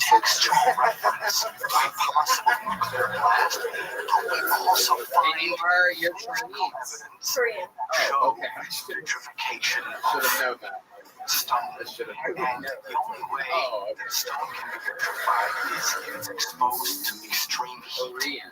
Absolutely. So that's fun. And you were born and raised where? Superstition. This is documented. In America, the greatest country on planet Earth. With each other using advanced Okay, technology. how do you like Austin? I mean, it's great. knowledge, and then they things. Tell us, what do you do for work? And then something I just want my last name.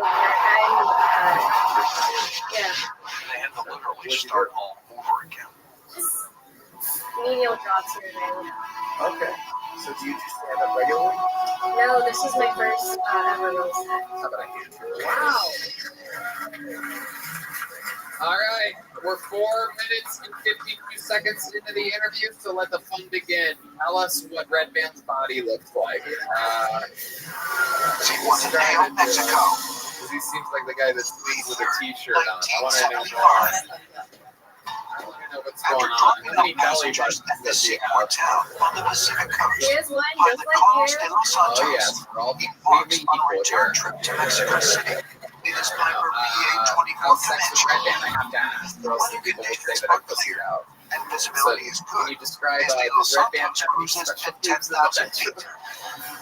1 hour into the flight, Does he move he at all witnesses in the something bedroom? I guess unusual. it's a little small. He's actually, Wingless object like, I'm on the impressed left every side is time. plane. How As he approaches Mexico City, he notices basically a small Who's my flying little saucer baked potato? plane. It's not as Who's my large as his sweet little aircraft. He's baked one of the very potato? small aircraft. Well, it doesn't mean And what he it says, doesn't mean she comes. then he She's looks just over to his impressed. right and he sees another plane.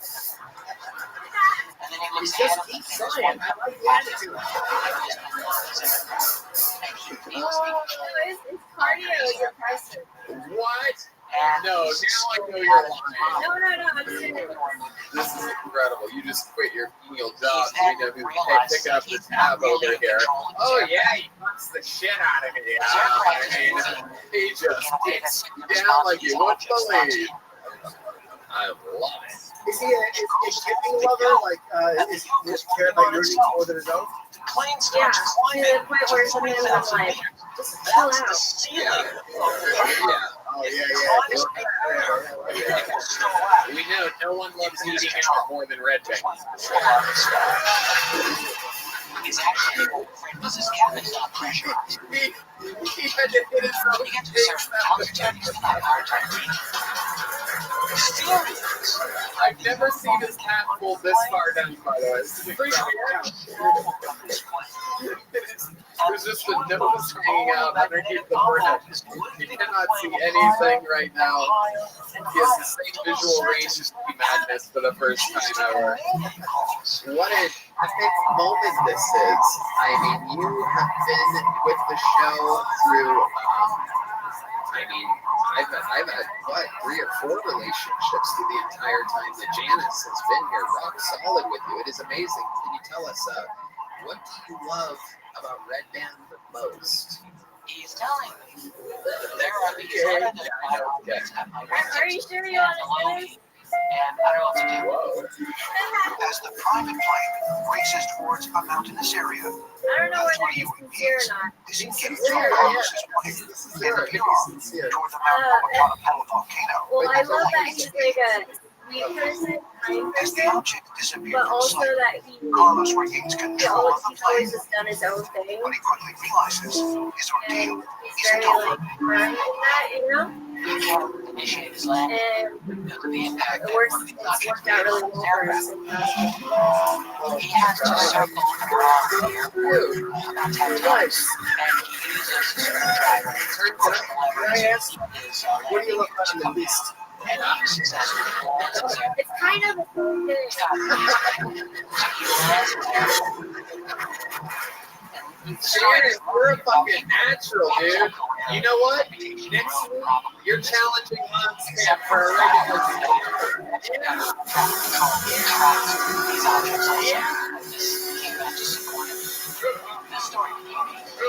It was me all along. I've been holding the strings the whole time. Fuck you, Red Band. It's gonna be fun. We're gonna have a fucking not the first time 2 Koreans have battled. It's going down next week. This is incredible. Was just before he was scheduled to be interviewed by a Mexican television station. The second, General So versus Kung Pao in a battle of the Titans. Janice, you are so naturally likable and funny that it is absolutely incredible. I'm excited to see a new minute next week. We have to do it. You're very, very special. So sweet. What an amazing performance. And you know what? You're getting a big joke buck. No doubt about it. There you go. And a Jill Blaster. And I'm pretty sure you can perform on the secret show if you want. This is just one of the most incredible First time Red Band hasn't invited girls to the secret. Pilot Carlos de Los Santos ultimately emerged from his harrowing mid-air encounter Fuck me up, I really. That could not have gone any better. I'm so glad that she did it so good. Because that could have been fucking awkward as hell. This show's crazy. Anything can happen. I'm re-pulling a game for one pull from now because we have a special treat for you guys. We have a golden ticket winner, famously from 5 or 6 years ago, out of Phoenix, Arizona. He now lives in New York. Golden ticket winner means that when we're doing a road show, if we find someone absolutely extremely exceptional, they can perform a minute on the show anytime they want for the rest of the history of this show. So this guy is visiting from New York City. We found him when he was, oh my God, we found him the day before his 21st birthday. 20 years old when he started on the show. He's so fantastic. Make some noise for the Mothership Kill Tony debut. The golden ticket winner, Tristan Foley. A legend of Kill Tony. Oh, how the fuck we doing, Kill Tony? Huh? Yeah, who just tried to kill themselves, huh? Yeah, me. I am Bill. Not like this. You'd be able to tell. If I was just up here visibly inspiring, no, I was thinking, this is what I think. I was thinking about it. I think this is one of the silliest ways to kill yourself. Hear me out. You tell you like on Halloween day, you blow your brains out in your front lawn with a bowl of candy in your lap.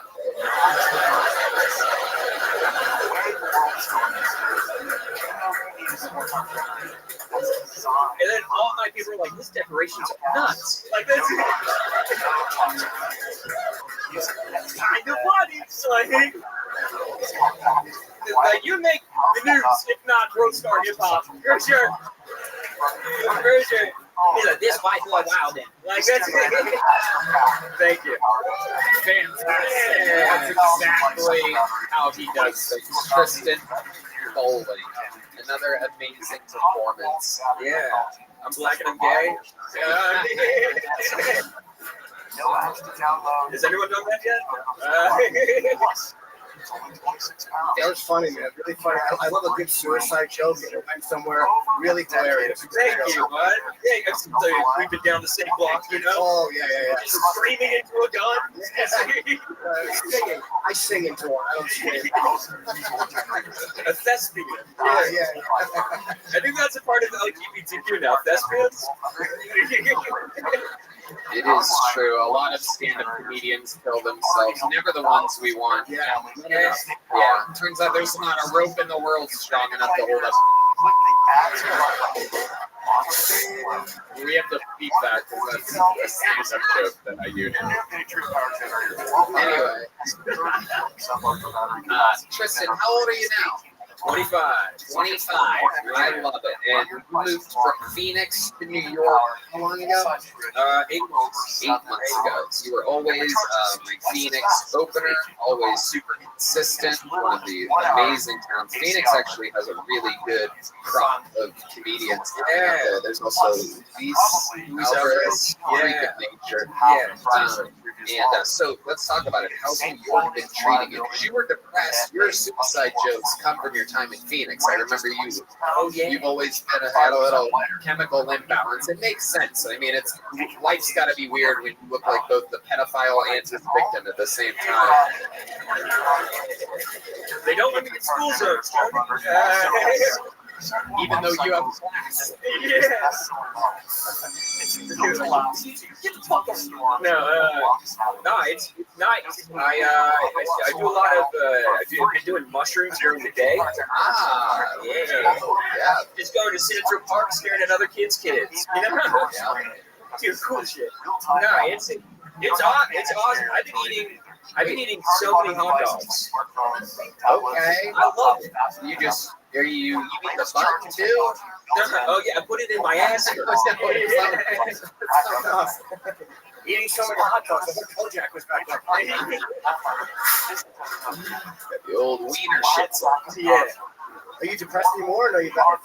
It fluctuates. You know? There you go, folks. That goes to show you the power of numbers, everybody. Yeah. Listen, if I'm a little glizzy, days change.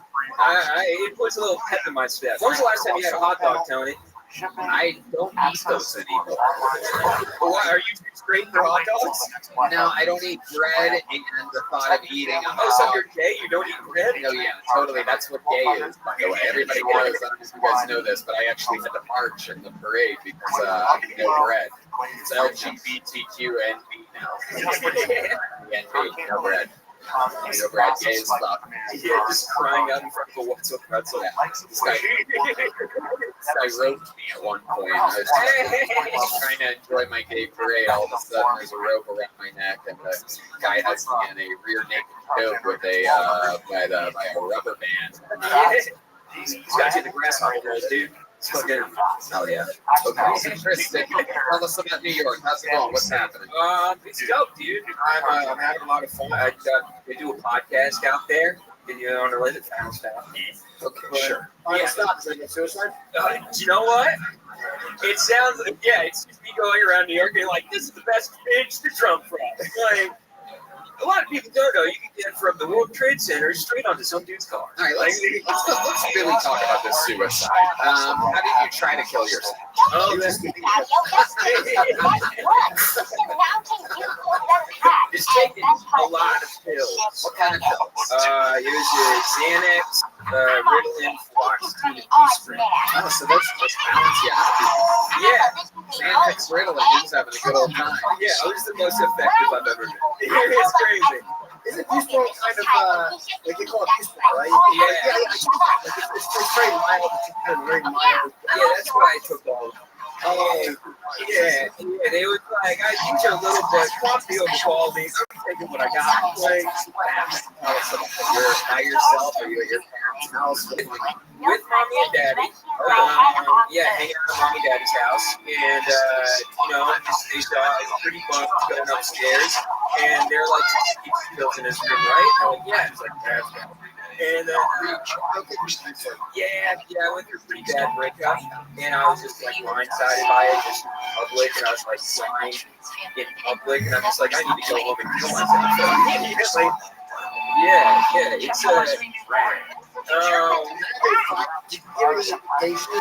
you say, good night, Mom and Dad. I'll see you tomorrow. Maybe. I'm gonna go get some eternal rest. I love you guys tonight. I can go hang out with Grandpa. Catch ya. Yeah, how'd they find you? What happened? I was, they were like, I pretty much came home and was just a wreck, and I'm like, nah, You were a wreck. Yeah. Hey, what side of Yeah, it was Xanax. Okay, so you were a wreck. I was a wreck, and You're like Hans came on a scooter. yeah, this fucking thing, I'll go stick, and my dad came in and he's like, what are you doing? And I'm like, and then he's like, let me see your pill bottles. And then he knew how much I had, and then compared to how much. He's like, you need to vomit now. And then I was like, I'm not fucking vomiting. He's like, you're vomiting or going to the hospital. And then I did so, yeah. He tried to shove his finger down your throat. No, but I wish he. I mean, is that a bad dad move? No, I took pills, and my father said the same thing. I wouldn't fuck my mom in front of me. Into the mountains. Just 2 days after this event, government officials secretly gathered a team of scientists who are curious assignment. They were to investigate the crash of an unidentified flying You thought you were wrecked when you came in. Look at you, Dad. So you went to the hospital, they blew your stomach? Yeah, and then I went to the psych ward. How long were you in the psych ward for? Like 4 days. What was the highlight of the psych ward? What was the worst part of the psych ward? The highlight, I'd say, great ice. They have great ice for you. And ice? Yeah, As in frozen water? Frozen water, like a little popcorn ball. Yeah. Oh, yeah. And they use that so that people don't try to choke themselves on it? Yeah, I guess so, but it's like a snow cone. It's so good. I was just chomping down things by. I did almost get raped. So that was it. Tell us more about this. Yeah. What's a raping? Show tone. Yeah. I would. It was not fun. It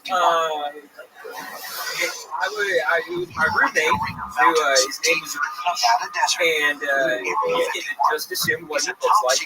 And I do believe I do believe that's Bojack's current boyfriend.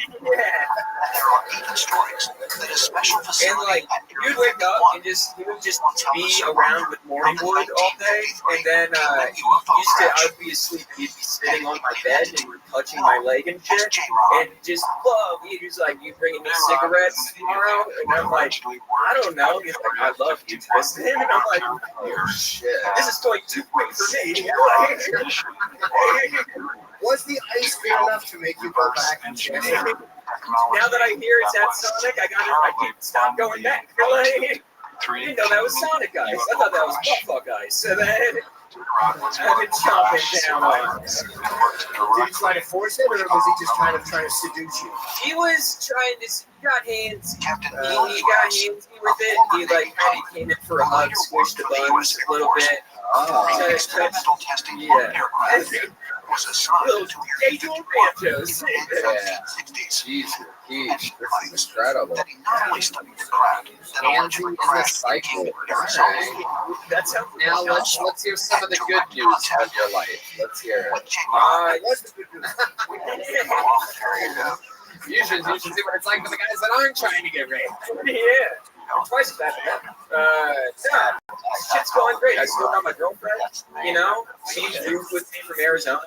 It's in New York. She fucking loves it. She's Emily Paris in New York. And I'm like going to Brooklyn Mics being like, my dick's getting stomped. And it's a lot. Yeah, you stomp your dicks there. It's fun. No, but what? Stomp dicks? It's like an emotion of dick stomping. You know? You just go to an open mic and they just have a bunch of kids nowadays. They use technology. Red Band knows he's got a Discord server. That's something different. I've watched videos of girls stomping dicks, but you're talking about good old cock and ball torture. Tristan, very fun times. Always a pleasure to have you. You're an absolute rock star.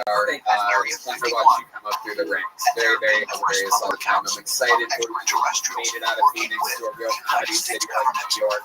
And there's a lot of stories that we work with aliens in Area 51. Thank you. Or some say enemies nearby. Tristan Bowling, everybody. Working with aliens in an underground lab.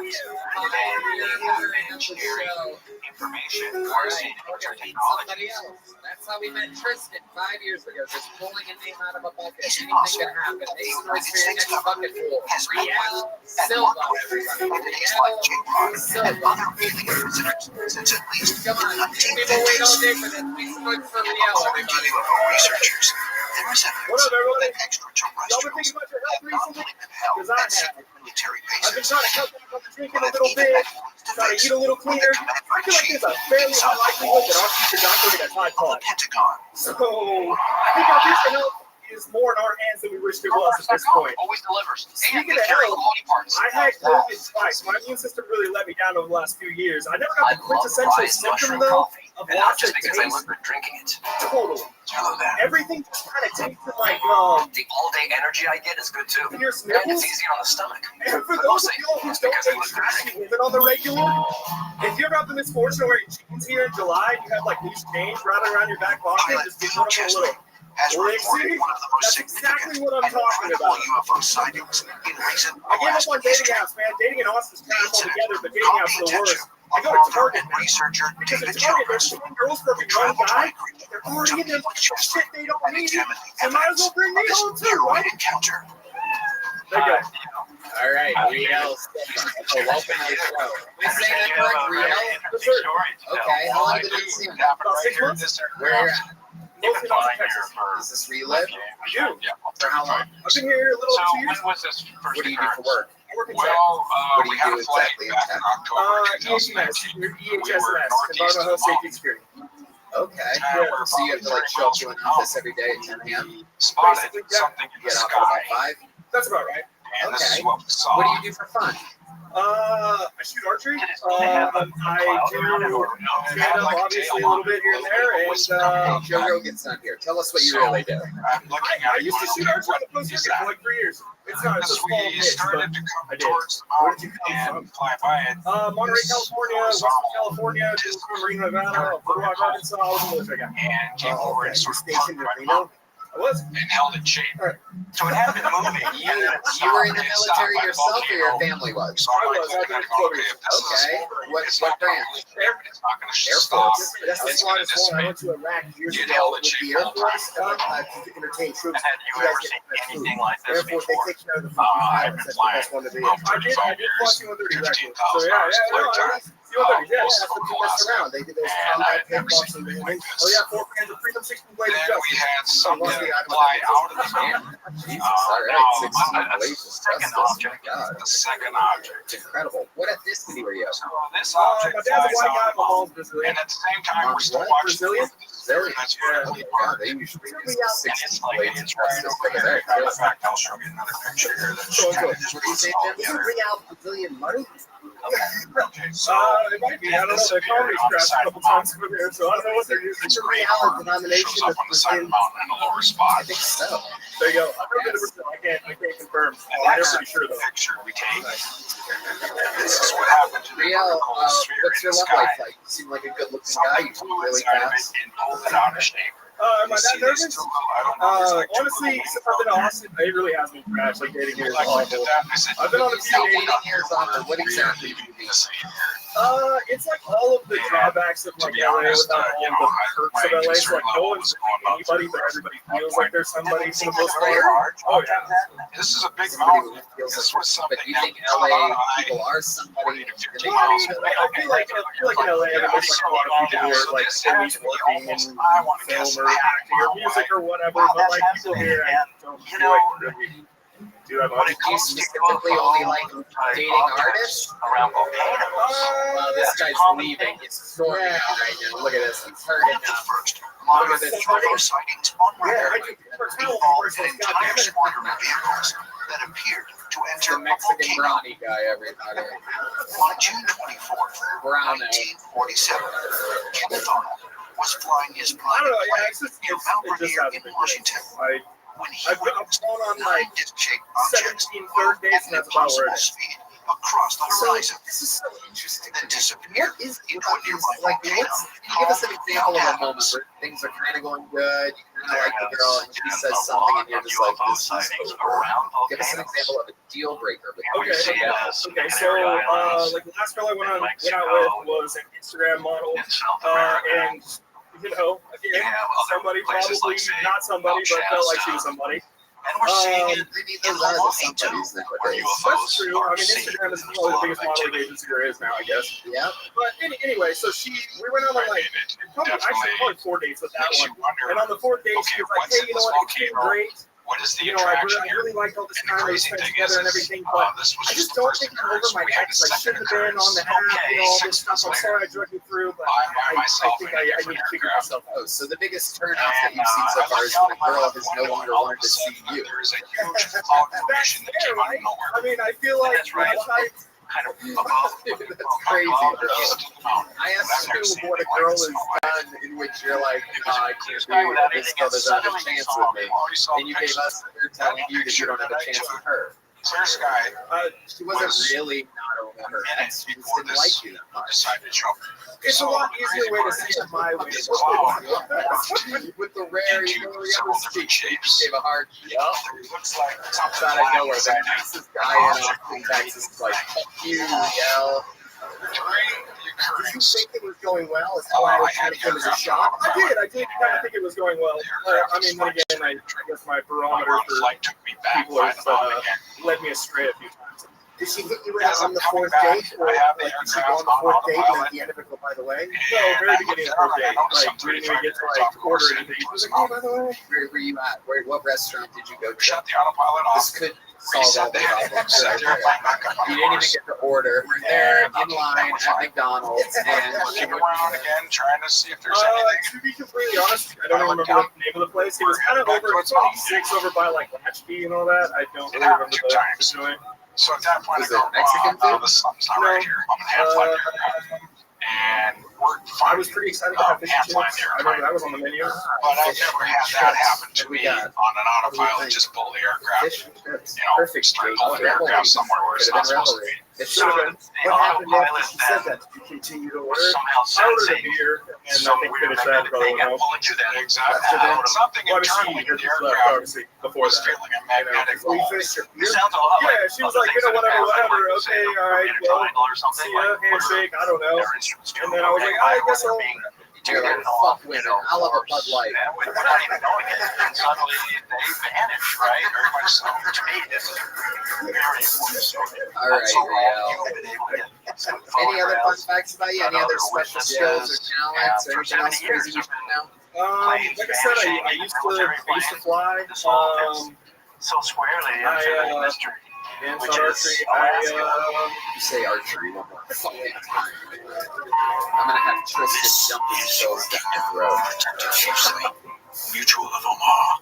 Oh, wow. No, I guess that's really the only thing I'm scared of. Tell her about Fast Five? Anything that scares you? Tell her. Oh no. The quickest way I'm from saying a million like points of scary data people, to a point of I view. don't know, like, Satisfied. you know, Alaska, November 17th, 1986. Nobody Japan Airlines Flight 1628 is carrying cargo from Paris, France to Narita International Airport near Tokyo. The three-person crew You think is led by Captain Kenji Terauchi and Oh my god. Okay, you're getting a little joke, but you're getting out of there. There he is, Real Silva, ladies and gentlemen. approaches Anchorage. Oh, Captain people are Terauchi doing him. notices two strange lights out of his Oh cockpit wow, the window. crowd is turning on the young comedian. It's Hold another very name out of the early bucket. before Let's see what sunrise. happens here. Your next person, we're gonna meet them all together. Hi, Marion, everybody. These lights Hi, are clearly indicating they are in relationship to each other. One is on top of the other, and they move directly in front of these aircraft. I think it's He's making me flying gay. about 500 miles per hour. Before I started this diet, These things are pacing him. I never really liked sucking dick. Captain Terauchi realizes the lights are strange oval-shaped flying objects. And they're getting dangerously I like black close chicks to so his much that when I aircraft. jack off, I only come As with black bright lights socks. fill the cockpit, Captain Terauchi radios the Anchorage Air Traffic Control Center Cats and are weird. asks if they can identify the objects he was You playing. scratch a cat up by his neck and his eyes will get real close. Move your hand down his back and then his eyes start to open. The cat's eyes will damn near pop out of their head. Get all the way to the end. And you jam your thumb up their ass.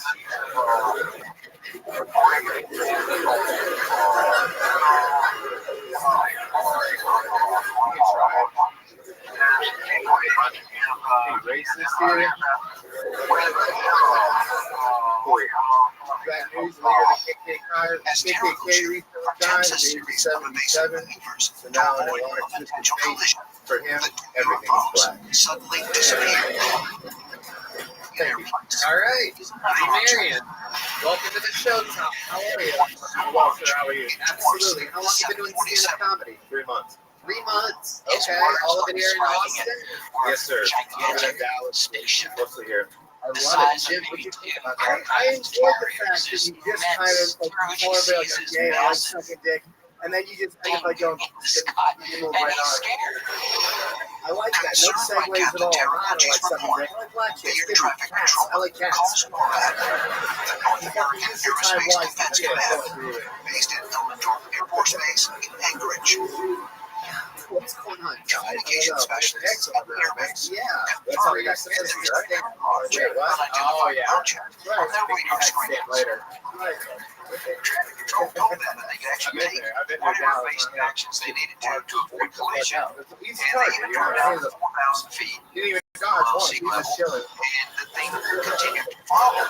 Okay. Traffic control What do you do for work? Are you kind of an electrician, are you? Exactly. By the time they got there, I thought it was completely gone. The reasons why the JBL I'm actually a report is personal such a shopper. big deal is Basically because help the elderly people get corroborative their evidence groceries, is Target. overwhelming. Found your eyewitness reports, but there's the records of the communication systems that Terralucci was in touch with. Very well, obviously. Actual I like to go to dialogue the doors that because happened. most of them Hey, are older. we are up here. We see this. Are you guys seeing this on your radar? All this stuff is recorded. Once safely grounded, Captain Terralucci, his co-pilot, and flight engineer were immediately interviewed by Alaska Federal Aviation Administration officials and other special agents. There's an FAA investigation into this, lots of documentation. There's no lost information about this, and so perhaps out of frustration talks to the media. What ethnicity are you? You have a very interesting look. I appreciate it. 1 month after the encounter, Captain Terralucci contacted basically white. and said My he mom's side believed the has Native disturbance American, crafts so were of that kind of just helps a extraterrestrial little bit origin. of darkness. The unauthorized statements prompted Japan Airlines officials to remove Captain Terralucci from pilot duty and assign him to a desk job. Yeah, fuck yeah, you know what I mean? Around the same time, John Callahan, the FAA's division chief of the Accidents and Investigations Branch, learned of the incident and named it worthy of investigation. John Callahan went to DC about this, and there was a meeting that was chaired by one of the top people of the FAA. Risk reward. This meeting was also attended by representatives of the FBI, What do you do for fun? representatives of the CIA, when you're not doing and representatives of President Reagan's White House. They had audio tapes that were played between the pilot and the air traffic control describing everything that was happening. Like no one has the Browns down And at the end of the meeting, one of the CIA I would just write like 10 agents stood second up and songs, said, 4 to 8 bars. "This meeting never Can you happened, give us an example of one of the songs? and we're confiscating First off, do we have any Spanish speakers here? that has been shared here." I'll do a Spanish original. Callahan, I don't want them to his feel little slide, that he was within his rights. They never asked me, he said, This is if the I original, had you a might know copy the of words. any of this myself. He said, which I did. Oh, la He had a copy verga! of the audio recordings and everything else. And a little over a decade later, shared that with the public. John Callahan, in a way, was a feeling. Okay. Can you do one? Yeah, absolutely. Let's do guys. To get out. Sweatpants is based on a situation that happened at ATV. Amazing things happen, but never reported because of fear of being disbelieved, ridiculed, and perhaps The canyon's all burned together and shit. Now it looks like backed up and your kid's got So, a what zombie do they say? Most times, nothing. Wow. You You know, have none of these took countless off on TikTok. commercial and private airline pilots No, yeah, who spend an exorbitant amount of time up in the sky. No, I still And in come up my with them opinion, I think they're the they just best kind of like people shit that happens. to And discern I'm like, oh, that'd be a what cool is little jingle. natural Yeah. and what is You see all not. these people going viral during As the far pandemic. as So, yeah, ancient it's, astronaut it's theorists just are a lot of concerned, this UFO shit. And it's encounters like, oh, that's reported 2 by million civilian people. pilots Yeah. provide What was the some of most the most useful compelling evidence that there is an actually, it's not one of my songs. extraterrestrial The only presence in the skies viral or above inappropriate Earth. post that I have on there. And according to I some got like, pilots, it's like what they've witnessed 400,000 presents views. a serious So we danger. all know what ATV is. Yeah, I got these wooden swings that are Mexico City last one had a Dallas Cowboys logo the on, current which day is capital why of we're in Mexico. Texas. And so when I Like filmed it, ruins I of mean, the we're really ancient nice. The ATV Aztec has metropolis these nice known swings on sale, as and Tenochtitlan. for Pride Month, we also have one for the The LGBT Aztecs community. dominated much of central Mexico from the 14th to the 16th century AD. Yeah, there was Tenochtitlan is considered to be their first official apparently really settlement. offensive for some to be called a Cowboys. An incredibly sophisticated city featuring a grid system of canals and You're a very causeways. funny guy, Tiberian. For 3 months, then you are well, super duper on your fucking way. Here's the big notebook. I like your style. You're a great writer. I love your deadpan delivery. You have a silly looking, fucking weird ass face. I think you should sign up. Come back again. Give us another minute. There he goes, Tiberian, everybody. All right. This should be our last fucking pull of the evening. Make sure it's for Laura Ortiz, everybody. Laura Ortiz is next on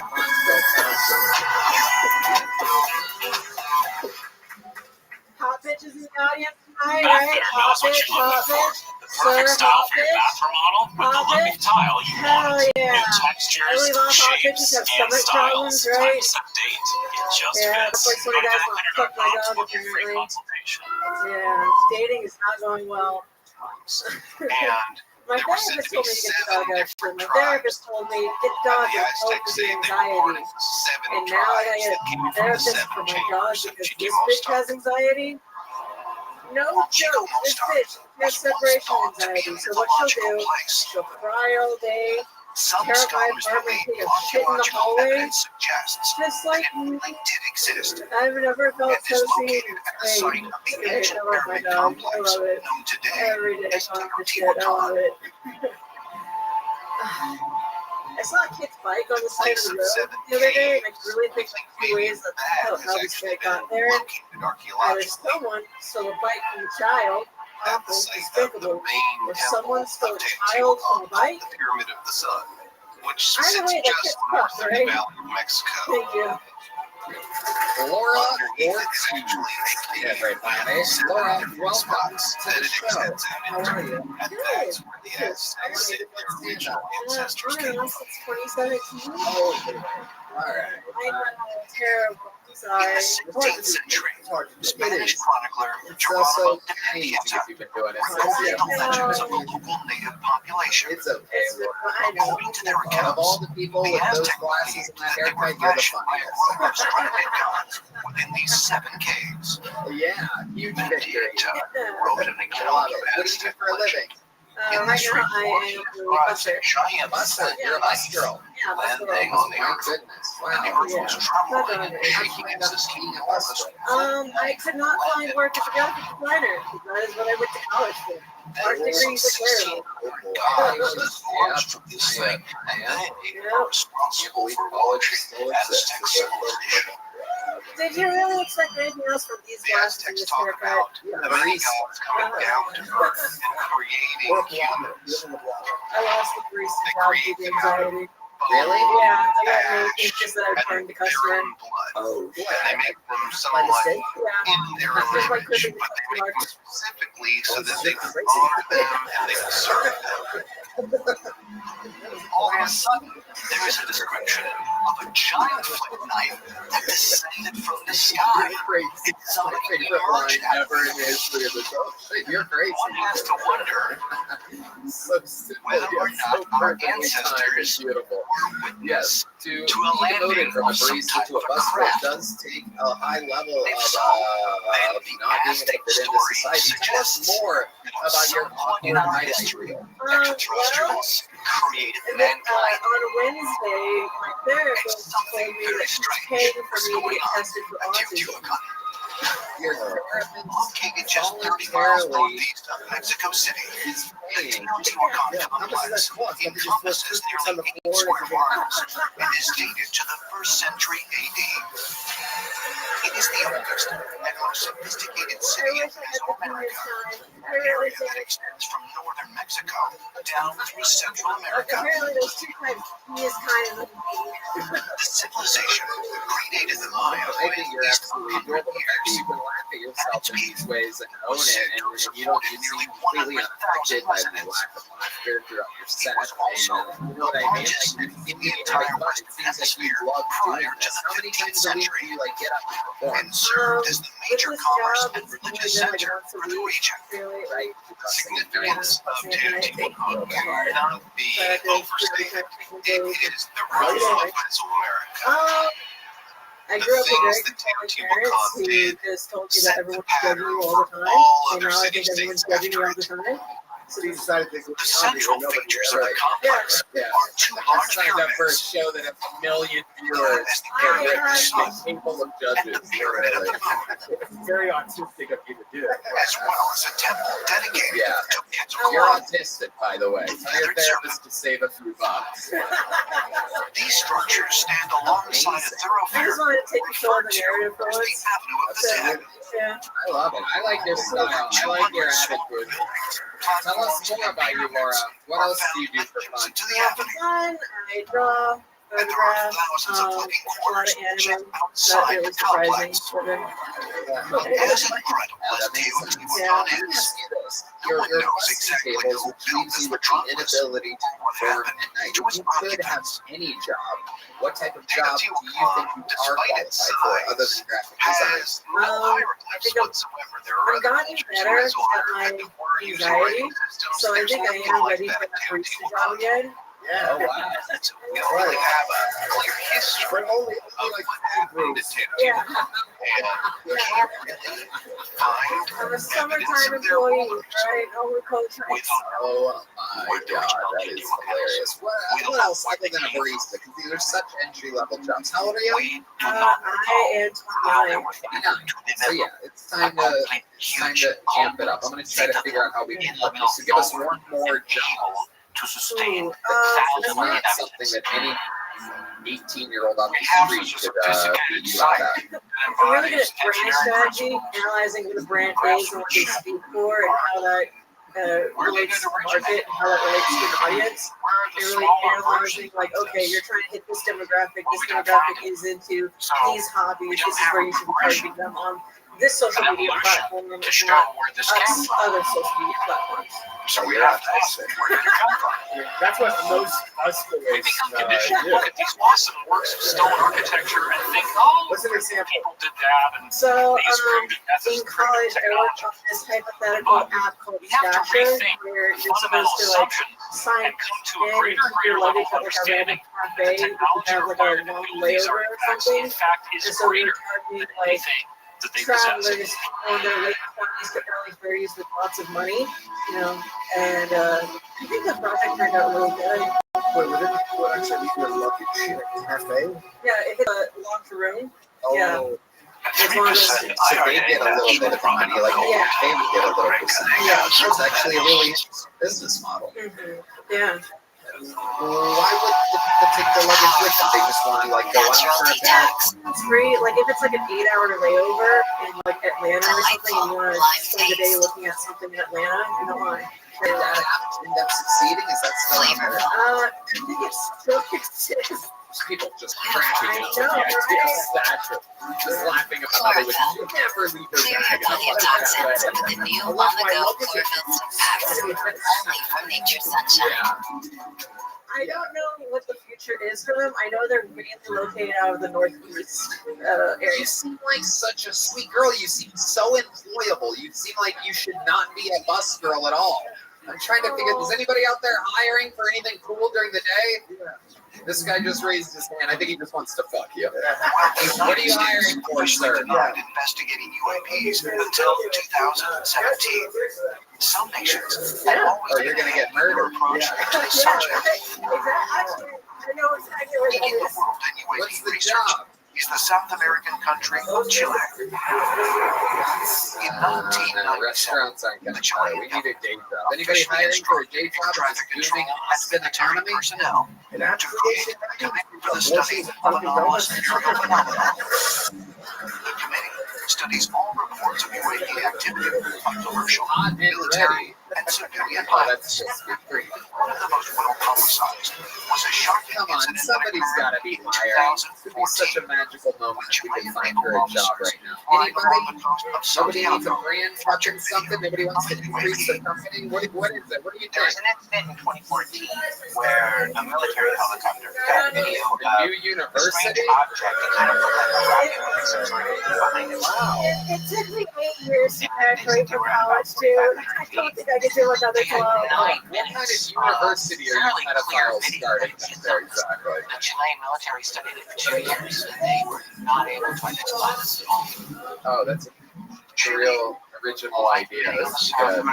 You guys like fucking with us right now? Because you do. You guys look like nerds, so I'm guessing you are starting. It seems like you would start a cult.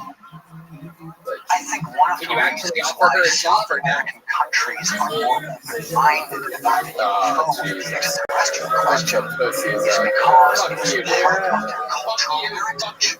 University. Exactly. In fact, I'm going back to Trump University. financial tropes for the ancient astronaut theory. The whole creating a culture and even You know what? We serve cold brew at the Sunset Strip Comedy Club. We might be able to get you every strip The booming economy was sitting next to me the whole time. The barista job, and it's during the day, and you can also pick two mics to go to work and stuff. Yeah, there's comedy shows there. You gotta look at the comedy club. Does that sound fun? Yeah, that sounds really fun. Alright, send me a message on Instagram. There you go. I just got hired at the comedy club here on 6th Street. Your set was so lackluster that I think was completely likable and charming, and I'm giving you a big You Kill Tony joke book just for you. Laura, to join this international effort is also there you go. one of the most skeptical. Japan. In 2018, the Japanese government released an official statement denying existence of UFOs. 60 seconds uninterrupted for For the Joel. longest time in Japan, those in charge, those at the top of the defense departments, have denied UFOs, showed a disinterest in UFOs. Basically, a complete dismissal of the UFO topic completely. The Japanese government made a sudden press release that said they would not recognize any UFO encounters or extraterrestrial presence on Earth or in the airspace of Japan. I thought this was very strange, as we had already interviewed two pilots who had several incidents and testimonies that they gave us regarding various pilots encounters in the air and from the ground over the years when they were active in the military.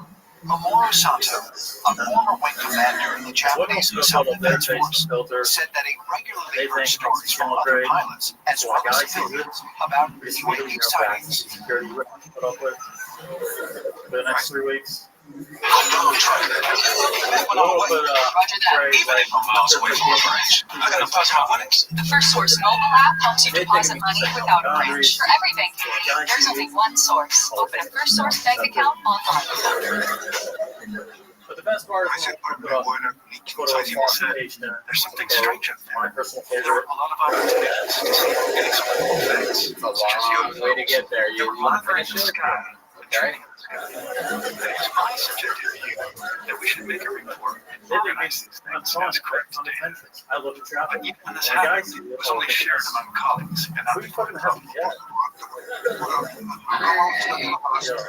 Joel Runyon, everybody. Your final fucking tonight. Joel, I feel like I've seen you before. You've been on this show before, correct? Yeah, I went way too long that time. This time?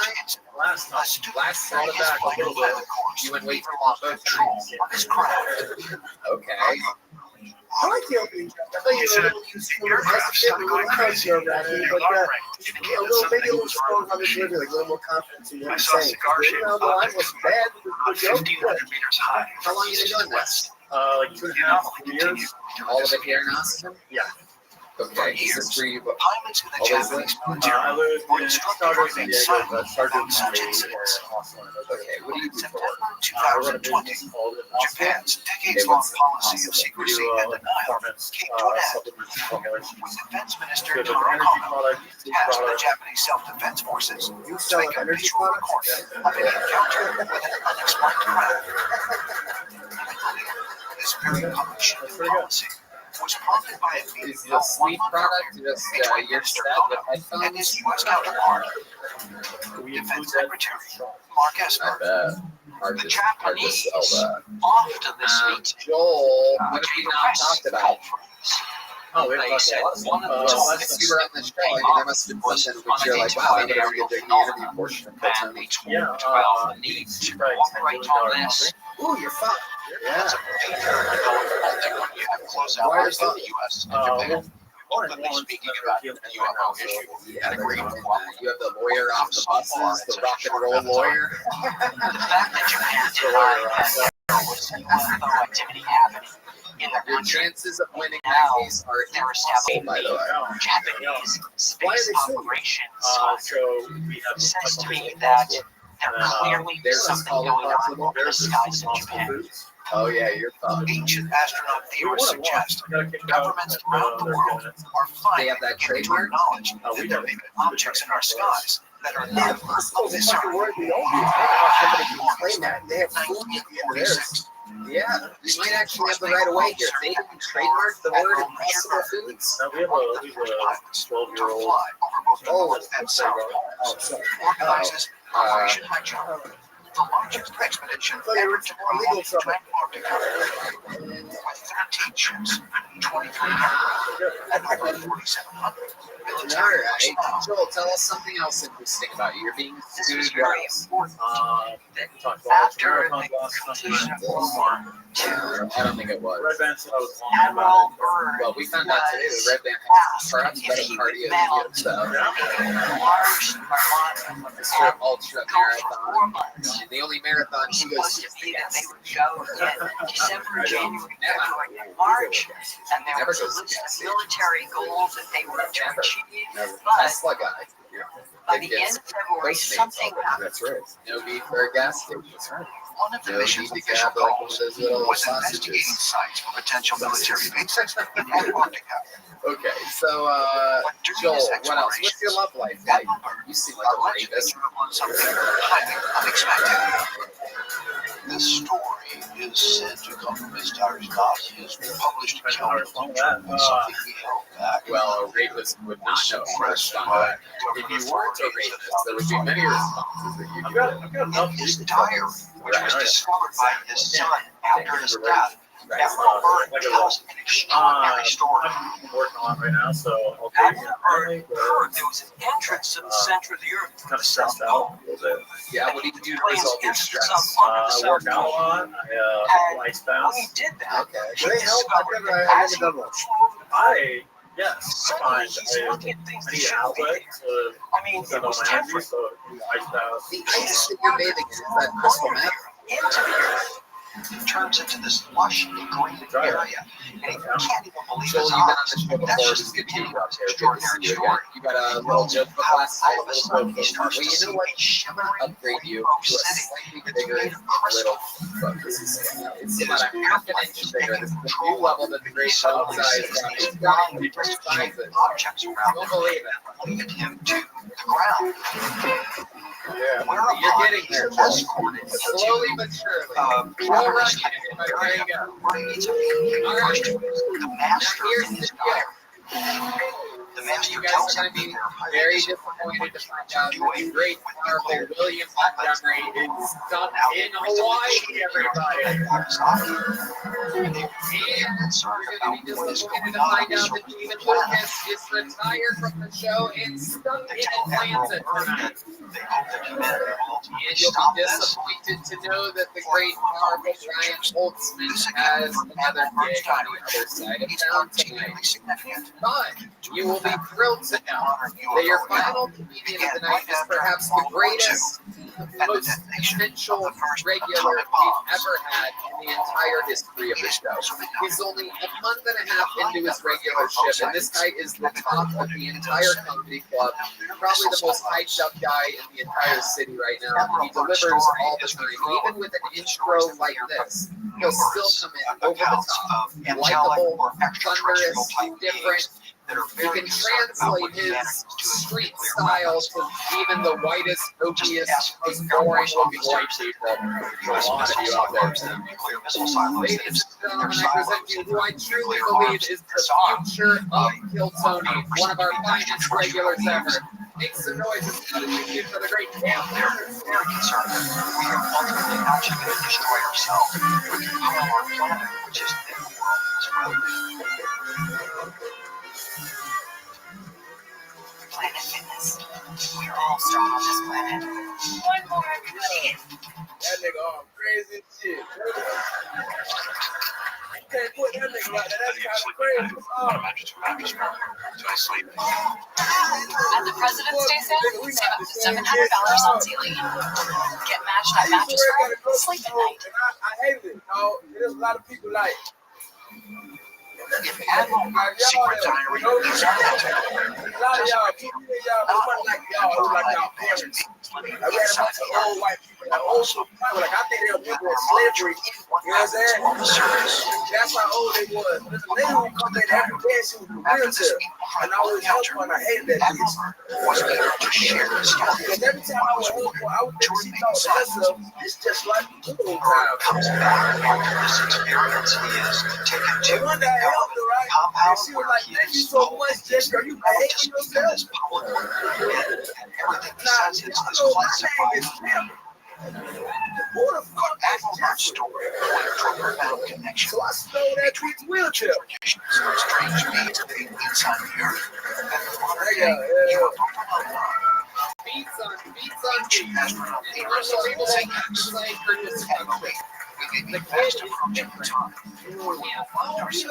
One of those 24 years old. Been doing this how long? 2 years? How long in Austin? Like 3 months in Austin. A real comedy city. 2 years.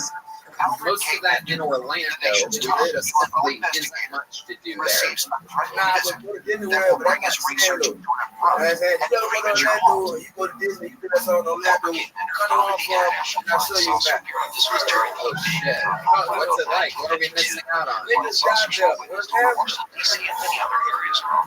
I'm into You it. have a good time, bitch. Nigga, who is up? I like your tattoo, nigga. No Just problem. a year later, he suddenly ended the international Great timing, and I love that you ended on that joke. I knew you wanted to say something else, be like, fucking, that's a big laugh. And then it's great instinct. It's really funny. Exactly. Knowing what you get out is a huge part of usually, again, something that people learn years and years and years in. You seem like a fucking natural all the time. Everybody talks about it. All the comedians talk about it. It's a very fun thing. It inspires everybody all the way to the top comedians that come here. Everybody lives vicariously through that. It reminds them that there's people coming for all of our jobs. That we have to keep writing and working and focusing. It pushes everybody. Tell us how life's been the past week being Camp Patterson. Good, man. Wipe headaches, they got a rock and shit. The rock is taking off. I got tagged in something. Somebody reposted that thing from the 10-year, and I'm not big on fucking numbers and stats, but there's a clip that blew the fuck up of you talking about rocks. Like, you got famous as fuck this past week. Coming up to me like, cannot allow you or anyone to interfere. And in fact, we have taken many humans to cover up our operations until we are done. This is a very influential point. Power is especially the community in which different entities interfered in thwarted science research and possibly set the example for years. Rocks. Just Albert Bedford He loves rocks. He finds the rocks and keeps them in his pocket. Look at those. Wow, those are actually beautiful. I can tell these aren't the street rocks that you're used to. Where's one street? Look, you can tell he's getting rocks from girls that are like, just going to need energy and power. This is fucking money, alright? It's gonna make you money. Those are his rocks. You can tell the rocks that he found that were given to him by one of these fucking Austin girls with bangs and bad tattoos. You just see. Why do you like rocks? They said to not know things that are common, like, you know, what you can do, or for something to eat or drink, they don't know how to eat or drink it. But the hat man and the men in black were wearing a hat influence people tell them that they sometimes and they couldn't be the same type of fall asleep and stuff. You keep it in your hands when you fall asleep. Yeah, I keep in my bed and shit. They direct the shadow people to influence humans in particular. Hell yeah. Investigating absolutely. Experiences. We'll never be able to not collect that. Yeah. Fucking Mars or jewelry, rocks. You always have access to it. Well, I'm mad at you, right? I like that. It's yours for the taking. Yeah. I get the feeling that when he gets as rich as we all think he's going to end up being, he's probably going to spend money on fancier rocks. He's going to take a vacation to the Grand Canyon. There is a remote forest in the village of Rothschild that is becoming famous for quite extraordinary UFO encounters. He's going to spend that money, I can tell. And some of those who experienced it believe this incident also I've been naming involved it time professional travel. athletes that got The event occurred on December 26th, about it at night at the bars. I just start naming them. Airman Like, John don't you Burroughs be a was performing a routine Maurice security Claret. check at a U.S. You Air could be Force a base very easily when turn he into received your own orders 30 for to 30 investigate with how I see things down going. aircraft. Bicycle guys are calling that You're a juggernaut, man. You're setting the standard for what it is to be, what the level is of a door guy here at the mothership, of an opener here at the mothership. We were on a lineup last weekend in which I thought I've seen what you do on the stage during a full set. I had you on my show here, and it was incredible. I mean, just that type of non-stop, absolute laughter. And this guy's doing the opening spots because he has to be there right now. But I mean, it is so undeniable because I saw the two comedians actually weren't getting the same exact thing up until the headliner, the second opener and the feature act. Just they don't have the same absolute demand for continuous laughter throughout.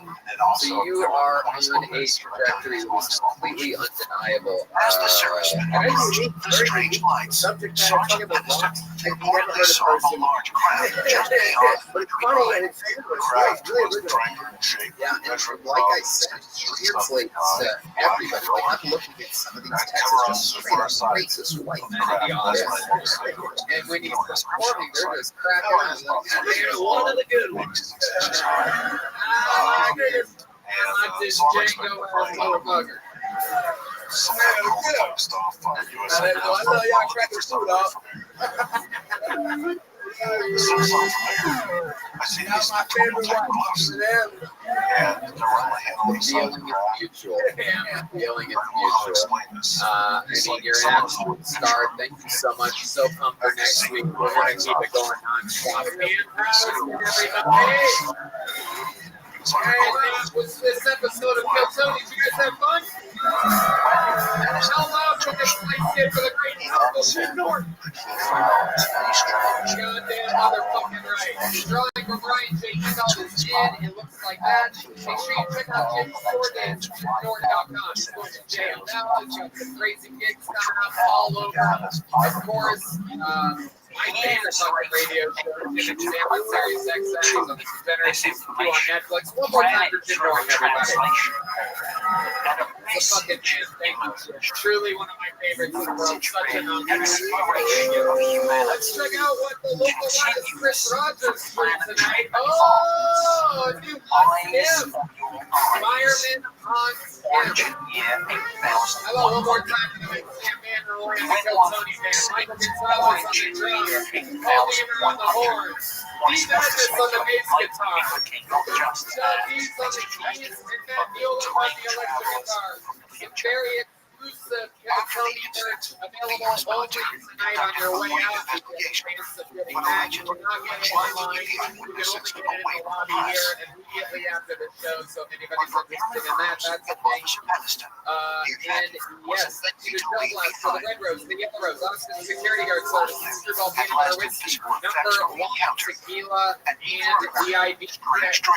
Red Band, check out the Sunset Strip Comedy Club next door, sunsetstripdx.com. I love you guys. HEB Center, it's 75% sold out for New Year's Eve. It's going to sell out in the next 2 weeks. It's going to be an unbelievable weekend of incredible Kill Tony debauchery. So, for those of you listening around the world, this is truly your last chance to get tickets for New Year's Eve.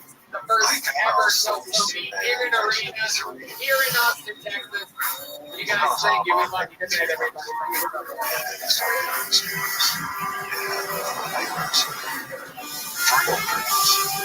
I couldn't see the $150,000 years of I see that the purpose to come back wasn't to create things, it was to fix things. Something horrible has happened. Something I have to correct. But it requires a time to requires going back to the past. I never had a feeling longer as Tracy has always been.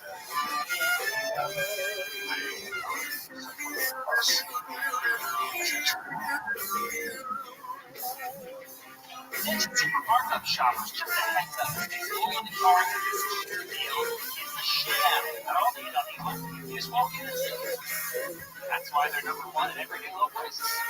It's an oldie thing. It's not crafting.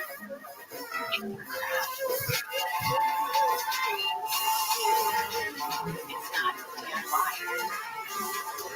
It's do it yourself on Wix.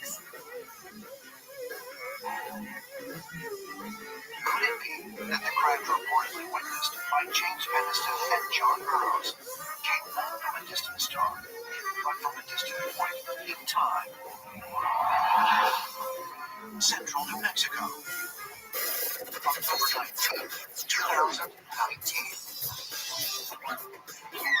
Investigative journalist Linda Moulton Howe has invited ancient astronaut theorist Giorgio Tsoukalos to join her on a trip to a spot in the desert just outside Roswell, where it is known as the Skip Site. According to eyewitnesses, one of the three UFOs seen in the sky in July 1947 first crashed Earth at this location and was propelled back into the air, skipping like a stone pond before finally coming to rest. Linda was contacted by geologist Frank Kembler, who wants to show her mysterious metal fragments that he found here and search the area for more. Linda, this is so exciting. I have not been here in a couple of years, so I'm really looking forward to meeting Frank. What's something you think we should know about this scenario? Because the geologist looks at land and says if there is debris set by the drift with the land, and just from what I know, he has studied very Right. Giorgio arrived at the skip site and meet Frank Kembler, a local geologist and professor of earth science. How are you? How are you? All right. Linda, finally, yeah, you and I have been chasing these artifacts. Chasing the mountains. Professor Kembler has spent nearly a decade searching areas beneath the reported trajectory of the Roswell craft with infrared technology and metal detectors. When an object crashes, you're going to scatter a variety of materials around. Knobs, control devices, plastic, wires, whatever. If it's coming apart, it's going to leave those pieces behind. Those are the kinds of pieces that I want to find and have back. Since 2011, Professor Kembler has powered Here in Austin, Texas, for a brand new episode of Kill Tony. Get up for Tony! That's right. We want to go out there and see where you can get it. Are you guys ready for the best stupid night of your lives or what? This is the magic right here. This is some of the material that I have found. How about an infrared and everything? Oh my goodness, we get to do it again. This is the #1 live podcast in the world. Brought to you by Gel Blast with the Red Rose, Yellow Rose, Twisted. Smokehouse Connect Mobile Health. You can get ID grids when you come into town. Hit them up at cmhus.com. And Screwball Peanut Butter Whiskey, which presents to you the best thing band in the land. It's the little funny band. That's the great Michael Gonzalez on the drums. Paul Deaver on the horns. Matt Mueling on the electric guitar. And this is indeed the one and only, the anomaly. D Madness on the bass guitar. We have a lot of fun things in store tonight. But before we start, here's a little bit more from the amazing sponsors. Tonight's episode is available for you right now. Hey, y'all, it's official. It's announced. It's out there. The largest stand-up tour of my entire life. All the biggest theaters in all my favorite cities. Toronto, Canada. Royal Oak, Michigan. San Antonio, Texas. Chicago, Illinois. Charlotte, North Carolina. Atlanta, Georgia. Columbus, Ohio. Kansas City, Missouri. Indianapolis, Indiana. Philadelphia, Pennsylvania. Tysons, Virginia. Just outside of D.C. Milwaukee, Wisconsin. Minneapolis, Minnesota. Youngstown, Ohio. Cincinnati, Ohio. San Francisco, California. Sacramento, California. San Diego, California. Phoenix, Arizona. New York, Clearwater, Florida, and Jacksonville, Florida. Tickets available at TonyHinchcliffe.com. Come and see the crazy Texas fucking stand-up that I've been working on. You're not going to believe it. Let's have some fun. Hey, this is Red Band. If you don't know, I now own the coffee shop. The Sunset Strip Coffee Club on 6th Street in downtown Austin, Texas. Right next door to the Comedy Mothership. Check it out. We have shows every single night, but most importantly, every Thursday, I put on the secret trip, which you might hear all about in Phil Cody. You have to go to SunsetStripTX.com to get your tickets. Would pad their profits by more than $32 billion and hike healthcare costs for American businesses and families. Check the big fall money Fall is right around the corner, and HelloFresh is here to help you plan for the busy season ahead with tasty dishes delivered directly to your door. Simply choose your recipes and pick your delivery date, then lay back and enjoy the last days of summer knowing dinner is covered. Banish the end of summer blues with HelloFresh. No need to stress about how you'll handle it all this fall because HelloFresh takes care of the meal planning and delivers pre-portioned ingredients right to your home. So whipping up a homemade meal is a cinch. With HelloFresh, you get farm-fresh pre-portioned ingredients and seasonal recipes delivered right to your doorstep. Skip trips to the grocery store and count on HelloFresh to make home cooking easy, fun, and affordable. I'm one of those people that always improvise when I go to the grocery store. I have all this extra groceries that I throw out when I waste. Well, with HelloFresh, that takes care of all that because you get the right amount of portions for an amazing meal every time. And it's a lot of money. It's 25% cheaper than takeout and less expensive than grocery shopping too. Just choose your recipes and receive fresh, pre-portioned ingredients so you can get cooking. No doubt about it. Go to HelloFresh.com/50KT show and use code 50KT show for 50% off. Plus, free shipping. Go to HelloFresh.com/50KT show. Save 50% plus free shipping. No doubt about it. HelloFresh, America's #1 meal kit. Hey, y'all, today we're here with a sponsor for your bouncing bundle of joy. No, we're not talking about a baby. We're talking about your baby makers. That's right. Today's show is, of course, brought to you by Manscaped.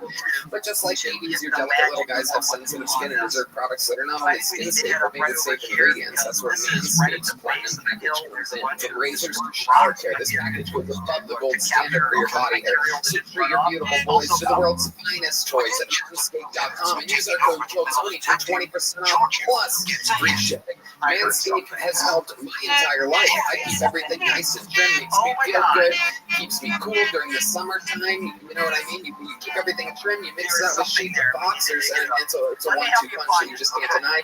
I got the platinum package. Inside there, I got the Lawnmower 4.0, I got the Weed Whacker Ear Nose Trimmer, which is one of my favorites, and the body wash, the Ultra Premium 2-in-1 shampoo, conditioner, Ultra Premium deodorant, crop preserver, anti-chafing body oil, crop reviver, ball toner, anti-chafing boxers, the Chevy Driver, that's all the goods. It's amazing. That's right. Get 20% off and free shipping with the code KILLTONY at Manscaped.com. That's 20% off with free shipping at Manscaped.com. Use the code KILLTONY, all one word.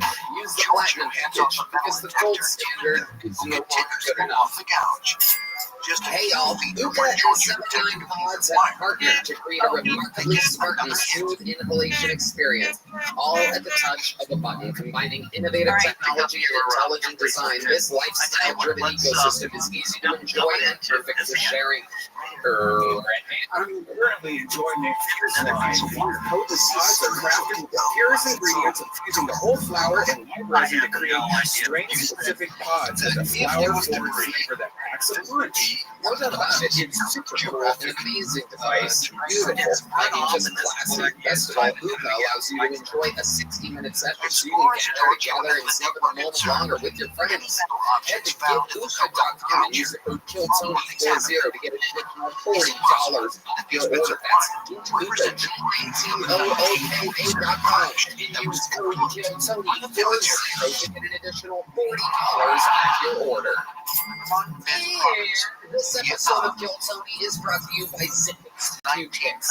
Zippix brings you a totally satisfying, convenient, and flavorful wish to curb cravings, get a boost of energy, or simply relax at the end of your day. Remember when massive fake clouds, ashtrays, and dipstick were awesome? Well, now there's an easier, cheaper, less messy, and more subtle way to curb cravings with Zippix Toothpicks. The best part of Zippix is that you really can use them just about anywhere. With 2 milligrams per pick and some 3 milligram options, Zippix Toothpicks are long-lasting, extremely affordable, and available in 6 delicious flavor choices. I've been using them on flights lately, and boy, is it a amazing nicotine life hack. Right now, yeah, it's great. They also sell these like little containers to put them in. I love it. It's the moral gratification and amazing flavors that keep us coming back to Zippix. Also, if you need a boost of energy, try their Zip Energy B12 and caffeine toothpicks. No doubt about it. You guys have seen us use Zippix on the podcast. Now it's time to find out for yourself. Go to ZippixToothpicks.com today and use code KILLTONY10 to get 10% off your order. That's ZippixToothpicks.com. Promo code KILLTONY10. Must be 21 or older to purchase. Zip more, split less with Zippix Toothpicks. Incredible subterranean. Who's ready to start tonight's show? Is estimated to be moving 3 million years Every old. week, two of the funniest comedians in the world on the show. This week, absolutely no different. I've been working with these two gentlemen for 16 years continuously. Comedy Store royalty, paid regulars, legends of roast battle. Make some noise, two of my favorites. Brian Lewis and Matthew Broussard. Yeah. This is the creator of roast battle, Brian Moses. Former Comedy Store employee. Worked together forever. And then great Matthew Broussard. Brilliant comedian. And another great human roast battler. And here we are, gentlemen. Welcome. So Matthew, this is your first time on the show. Say hello to people. Yeah, first time judging. I did a spot a couple years back. No, you were. Yeah, it was okay. So It was get all out right. there, see the I'm happy world. to be on this side of the microphone. Yeah, judging and not being judged. It's nice. I love it. We're going to have fun tonight. Moses? So adventure on the water, 1830 something. Goddamn right. Don't know what we would have done without another one of you. Or this is the guy that was taking the credit for being black earlier. What do you think about this? This Saudi Arabian French guy right The reports of reptilians Saudi? at Sondom Cave here? Yeah. are encounters with beings from inner Earth. Police. Yeah. These are too incredible to be true. He believes he's black. In the 1970s, We're going to have a lot of fun here tonight.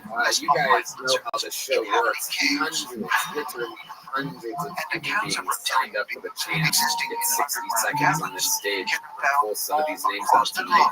And if I do, they get 60 seconds uninterrupted. The time is up to get a sound, and they can't get through albums. They have to wrap it up then unless they bring out Fabulous Hollywood Bear. Just cuts them off. And then I interview them. We laugh about something, try to figure out what's funny about them live on stage. Everything's improvised. You guys ready to start tonight's show? You're in for a real special treat. I'm going to pre-pick the first couple of polls so that will eventually be ready when it happens. They are all at a bar down the street. well-known story within Peruvian history. And herded together. While there have been many reports from around the world But to start the show, like reptilians, we have one of our esteemed regulars. described Kicks off every single show for 2.5 years. And tonight, he is indeed battling for his job. Inside here, having a large black eye. Here, And with a brand new minute, ladies and gentlemen, Kill Tony royalty. Sing it if you know the words. that This is corresponds to things that you've seen about, heard about me. There's a lot of evidence that these beings that we think are coming from another planet are not coming from another planet. They're inside Like our I'm own texting Earth. now. I stopped using my church signal. Commonly referred to as graves by ufologists. I took it out. There's just a holster Most there. often reported by those evening abductees. I love America. I grew up here. I went to John Adams Elementary School / shooting range. Could it be that the so-called flying saucers, so often reported in modern times, are not coming from outer A lot of space? people don't think that trans women should be allowed to compete in women's sports. According to some I personally don't think that women should be allowed to compete in women's sports. numerous accounts of UFOs that are seen disappearing into the landscape, Why do we have a category of sports for people that suck in into sports? mountains. In the middle of the Pacific Ocean, roughly called the Special 2,500 miles northeast of Australia, lie the ruins of a once great ancient city. There it is. 58 seconds. Consisting of hundreds of man-made islands on the eastern coast of A great Micronesia. set. Many It punchlines, has been dubbed little local the eighth references, which I absolutely loved, and an overall The site of great Navadal on the island of jokes Pope about in women Micronesia is one of the strangest places on the the old planet. elephant in the room. Everybody wants to say it, no one wants to talk about it, but you're just out here fighting for your life, willing to joke about anything, and we appreciate it. The turn signal joke, really, really, I love it. I mean, these fucking people out here are driving me completely fucking insane. It is unbelievable. Literally the worst drivers on planet Earth. It is the one country living here. It's insane, and if you don't think that, that means you're Why one did of they them. do this? And how did they do If you this? disagree at all, you're one of them. You're just in the left lane, going the Today, same speed the as site the lies person abandoned next to you, and with shut someone by the flashing local their fucking Micronesians lights behind you, and I'm consider gonna it kill you. haunted. I'm gonna find each and every one of you and slowly kill you. I'm gonna take you to the rainy street river and I'm gonna drown you with my bare hands. I've been doing it. Don't tell anybody. It was me all along. All right, Hans, the great set. How do you feel? Do you feel under pressure tonight? I feel extremely under pressure. There's all downside, no upside to reading someone who's only done comedy once in their life. Well, hold on. Don't blow the load. I haven't revealed to the audience exactly who you're going up against. All right. You're really talking shit. I think you should put the likable face on right now. According to legend, Women don't have their own division of comedy like they do in sports. So down from the sky, they should, floated above the site and positioned the small columns as they desired.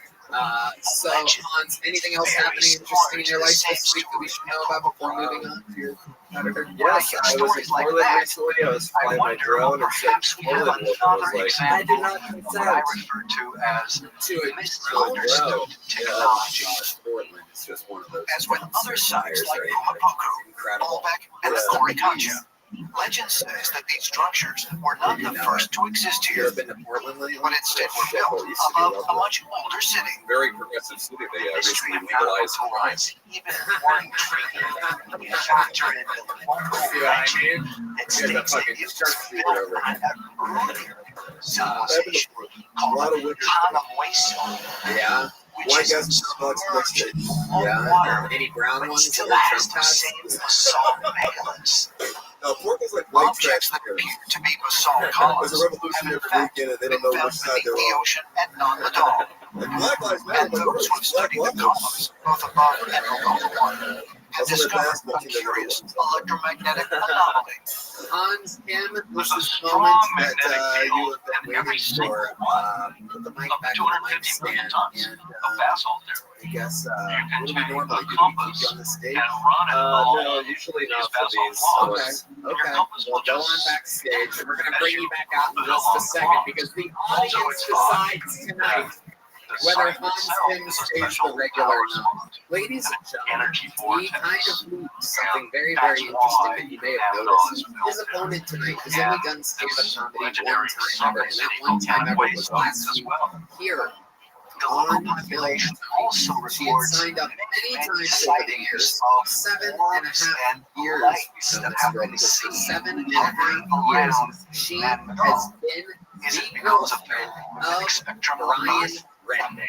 And you have to wonder if the magnitudes of the stones were transported in the first place. She had a set last week, and it went so well that I said that she should have on the regular show.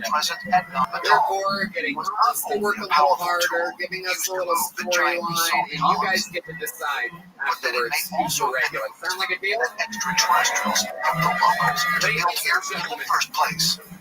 It could be that there was Ladies a and gentlemen. kind of path Her inside second time ever performing. A 100% kill rate at this point.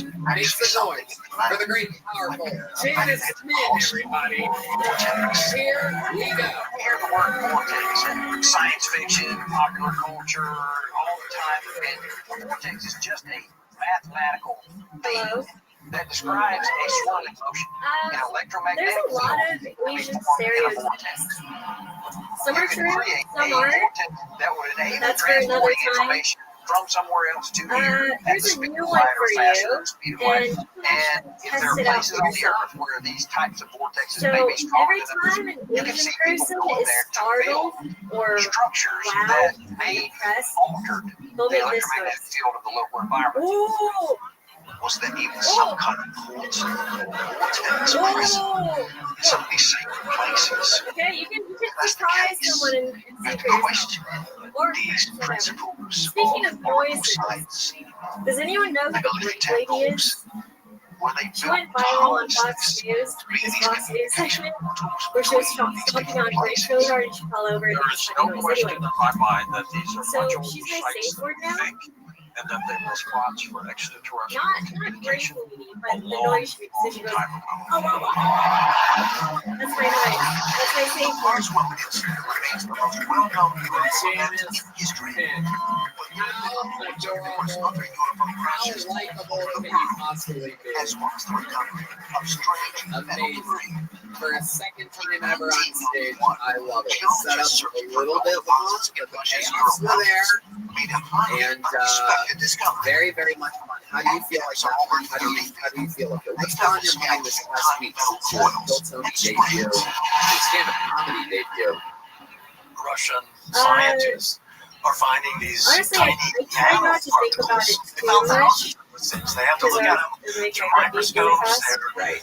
Some of them are just 1/10,000th They of also an made inch. Shrek Dance heartbeat very size. fast. He's been They're sweating all kinds of bullets all day. I spirals think he's more and nervous. tiny machined I think so. bits. How do you When they feel look like at it, that? they What seem are your to be feelings? exactly like the kind of tiny nanoparticles of sheet that we are creating today. Doesn't even know that she did that. What you see Wow, on the ultraviolet man, someone's getting because you see spirals, you see Yeah, I'm doing Yeah, absolutely. These items are unusually made of tungsten and molybdenum. So that right there is incredibly interesting because that was found exactly at the skip site. All right, let's bring him out. Make some room for Thomas Ken, everybody. Here he is. Probably smiling here to here. Outside Roswell. He's still nervous. Look at him. He still doesn't think he can hold it up. What do you think about this situation?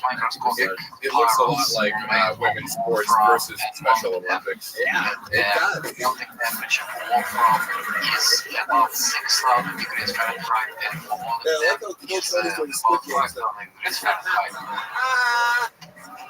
some version of NASA from some other star system and send a probe here to Earth. All right, well, you guys know how this goes. I warned you. You have the fate of the show in your hands. You We might be creating our own Roswell when we send our first probe to the near star. could change the course of the history of the show. That's scary. You cannot fucking encounters with hide it. So, how many of you have Janice winning this competition here tonight? Could this be Roswell? Oh, that's a lot. That's okay. How many of you have Hans Kim? Some strange phenomena here. Thank you guys so much. You got to make the surprise noise now. Russia.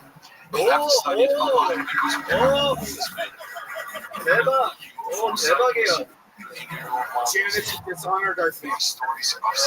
Janice, it is amazing. I put you under a ridiculously high pressure situation. There's no one that's done stand-up comedy once should ever be. But I look at it as a win-win. Funny, likable again, up for the challenge. So cool. It's amazing to see. And Ron being someone that's only done comedy twice. That's really impressive. Thank you. He's got roasted almost. So is this also a debris You did better than Uncle Laser. So. crash ground in the Euro Mountains? There could be crash sites all over the world that are hundreds of thousands of years old. It's been a new right up to modern times. thing every week. Uncle Laser just gets roasted for no reason. Gotta love it. The most hated man in Austin comedy. Hans, how many battles have you won for your regular ship? 4 now. 4 no. Undefeated. He refuses to let anybody have a chance. Makes the noise for the great Austin and doing us for everybody. That's a way to get a fucking show started. Just like a Roswell, that crashed. Alright, I pulled the name out of it. This is where shit gets interesting because we're gonna meet these people all together. Anything can happen. They could be completely fucking insane. They could be the future. They could anything can happen. Makes the noise. 60 seconds uninterrupted, and then an interview. Then Hunter, everybody. Then Hunter. First. He said he crashed in the Pacific Northwest. He said I've been trying to work my Spanish, so I started watching Dora. Thought it'd be funny if they did an episode where Dora explores the Mexican border. A major hotspot for unexplained Oh no, the swiper swiped my green card. Over the past 33 What years, am I gonna do? Can you say hop the fence? NASA and Lockheed Next thing you hear, breaking news, Dora the Explorer arrested at the border. She was found with a kilo of cups shoved up her pussy. Apparently it was so far up there to find it, they had to use the map. I used to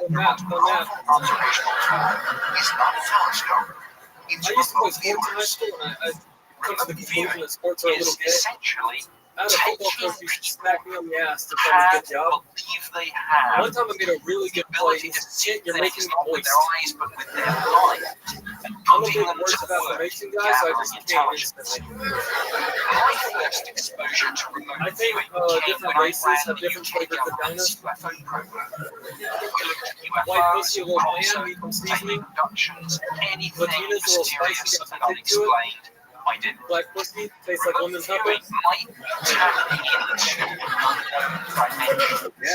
This sounds like so lemon pepper just looks dead into my soul after that. So I'm guessing he's done. Let's talk about it, Hunter. Why do I get the feeling that you've never actually eaten a black pussy before? And if so, is that you got that chain or something like that? Have you ever done it? What is the X on your hand? At Shakespeare's, where they have some. Oh, okay. How old are you? 20. All right. Where are you from? South Carolina. Is former Seattle Mariners pitcher Randy Johnson your father? So let me know, please, what are your respective backgrounds with this? I am a remote viewer. The ones that know what I'm talking about. over 20 years now. I run a trash. You agree with that? Yeah, absolutely. What do you do for work? Different in types of South Carolina? I live here. Oh, okay. How long did you live here?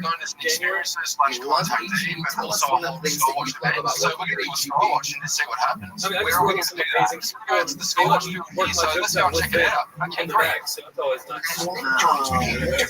Yeah, absolutely amazing. And the response is always, see, in a windowless room. Nothing more than a pencil and a drawing pad. The way it so works you're is like that a the stop? remote viewer is given Yes, a random 8-digit number. Stop very different. I know it very well. A lot of people know this, but there's a. Now they don't get what they're supposed to remote view, only the number. That's it. There is. They're going to be at the location, whatever it is, through I used to work in a grocery store as well. Giant Eagles, Youngstown, Ohio. You know, So Giant what are all Eagles. these remote Where are you from? viewers actually going to be doing in that? It's not so much viewing. You had Kroger. I That get is visual correct. Kroger snippets is and a lot of body Ohio. sensations. Basically, And they're what going is to be your drawing grocery store in South Carolina? a lot of papers. Bilo? Afterwards, Bilo? once we've Oh, got shit. the data, how are we actually doing analyzing? So I will collect that information from them when they're done, and then in the morning, Oh, I have been informed that this is Lake Shaking Guy from the 10-year show. You always have like a different look to you. Interesting and meaningful results. You want to know how After discussing the details of the evening's plans, So how long have you had part Parkinson's? ways with John and enjoy the rest of the Skywatch team. Oh, no, it just started. Really? It's starting again? Oh, I see it. Oh my god. Oh, it's happening the whole time. We're being informed. Sometimes we can have two things Yeah. inside the So same give me some good leg shaking trumpet there, Dean. mix it up. So when we focus on the stars, Okay. right, the stuff is focused on the satellite tracking. Right. So we're essentially making sure we don't miss it. We don't want to muddle things up. Yeah, do the Gets shaky to leg. work at the station before the sun goes down for the evening. They will be using various technology, Let's talk about infrared cameras, how's the in order to capture the What's something anomalies we in the have sky. talked about that you think would be interesting to The talk about? location of their launch overlooks Mount Been on the Adams, show twice. the largest active volcano in Washington State. Oh, tell us about the date. Did you sit on your lap and come on your vibrating thigh? The team has all eyes look to the sky The old and on the lookout for any Santa objects Sibian that over might here. cross their path. Come here, babe. Take a seat. Utilizing real-time satellite tracking data, Make sure the they can microphone's anticipate closer the when arrival you're telling of us all about this man-made date. Go ahead. traffic Tell us passing about over it. their airspace. You're 20 years old. You took her to a comedy show. How old is she? The International Space Station, 21. or ISS. Very good. Adam, how are we on the timing with the ISS? What One more comedy show minute. did you go to? It was a small showcase that one of my friends did. It was called Mid Comedy. Moving to the east. Okay. All right. Well, let's get to the meat and potatoes of it. So you set her up? No, we met there. That's the And space you station. met there, so you drove your Yep. wagon of horses there. Yes. And then you met her there, and then what While happened? the field So we team watched watches the the show, sky, and afterwards the we just sat remote outside viewers talking are for like getting 2 visual hours. representation of whatever comes to them. Incredibly, as the International Space Station passes overhead, they get to draw virtually identical rectangular We've been going objects. through like 5 minutes when we look at this fucking list. Well, it's not even okay. For 2 hours, you kept trying to understand what you were saying. That's why I was a 2 hour After spotting a few other satellites in the sky, Nick and Peter notice a mysterious, fast-moving object, one that does not appear to be a satellite. Right there, right now. I think the leg shake and the list got something together. Right, I think the list is like the main weirdest thing about it. I'm not even really worried about it. Do you drink too much milk or something, maybe? Like, I don't think I drink milk, actually. Whoa. Can you say Getting that again, high on guys? your own supply over there. Okay, I definitely saw it up in that section of the sky with my naked eye. Oh yeah, you have a busy star on your arm as well. We're finding out you're a freak show. What's the star from? Go playing football myself in your high school. Wide receiver? You were an offensive lineman?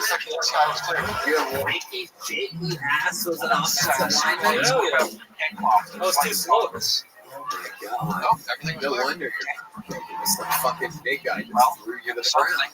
Well, actually, I threw someone to the ground. And I tripped over and landed on my arm. Tripped over. In the night sky, Yeah, that makes one sense. that inexplicably So disappeared. you talked for 2 hours with this girl, and this is when was the Whistler, state? Canada, About a month ago. April 17th, Did you follow up? Now 2019. since? We were talking a little after. Ancient and astronaut she told me theorist that George there was someone else. Tsoukalos and retired NASA scientist Dr. Richard Hoover are about to board a helicopter Gonzalez with the out from rare massive info. ice He's cave like, in at the least Canadian told you. wilderness. All right, you ready for My this? goodness, Yes, what the fuck? What is going on back Dr. there, Hoover Mike? Where spent did that most of come his from? career studying Give it a little- fossils for signs of extraterrestrial microscopic life and is a leading proponent of panspermia, She told you. the She idea that described life the on person Earth at all. He will did not. originally rain down from He just comets said, in outer space. I really. He has invited Georgia to accompany him while he investigates the I had Whistler a ice great cave, time with you, but I've been talking with someone else and as they will well, find the glacial ice and I would teeming with prefer to be microbial exclusive and with them perhaps instead. even more sophisticated life forms. No reason. Life She forms wasn't. that She may be wasn't. thousands of years old. There wasn't a reason for That that. was just it. That's all she said. If alien life forms are reaching Earth, Dr. Hoover suggests that they could survive within such an environment for long periods of time. Today, he'll examine the glacier with the perfect samples to analyze in his laboratory. So Richard, how excited are you to be conducting comedy? Having a great time. Okay. Well, congratulations. You did it again. You already have a joke book. Okay, there you go. You started the portion of the show. After a 20-minute helicopter ride, the team arrives at the Western Ice Cave in the Pemberton Glacier. On to the one that I told before. Your next comedian, straight out of the bucket, anything can happen. We're going to meet them together. Big word for Bobby Soul, everybody. Here we go. Could be the future. Shades of fame and Anything can happen. This is Bobby Soul. One more time for Bobby, everybody.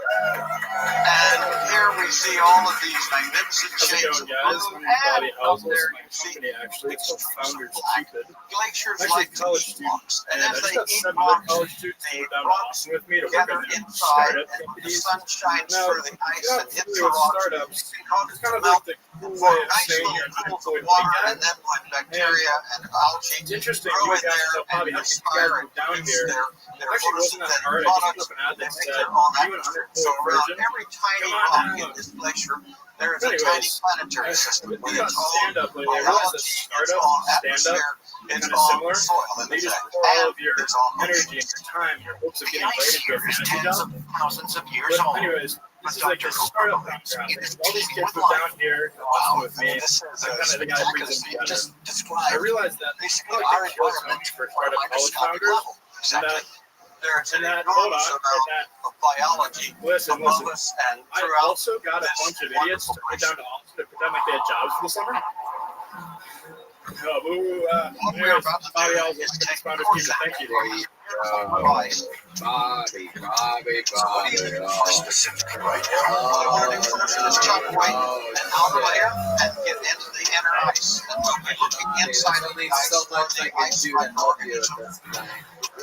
Maybe take a breath for a second, Bobby. Talking hasn't helped you up to this point. Just realize I can tell you really want to talk right now. Just give it a moment. Soak it in through your nose, out through your mouth. Your mouth breathing right now, Bobby.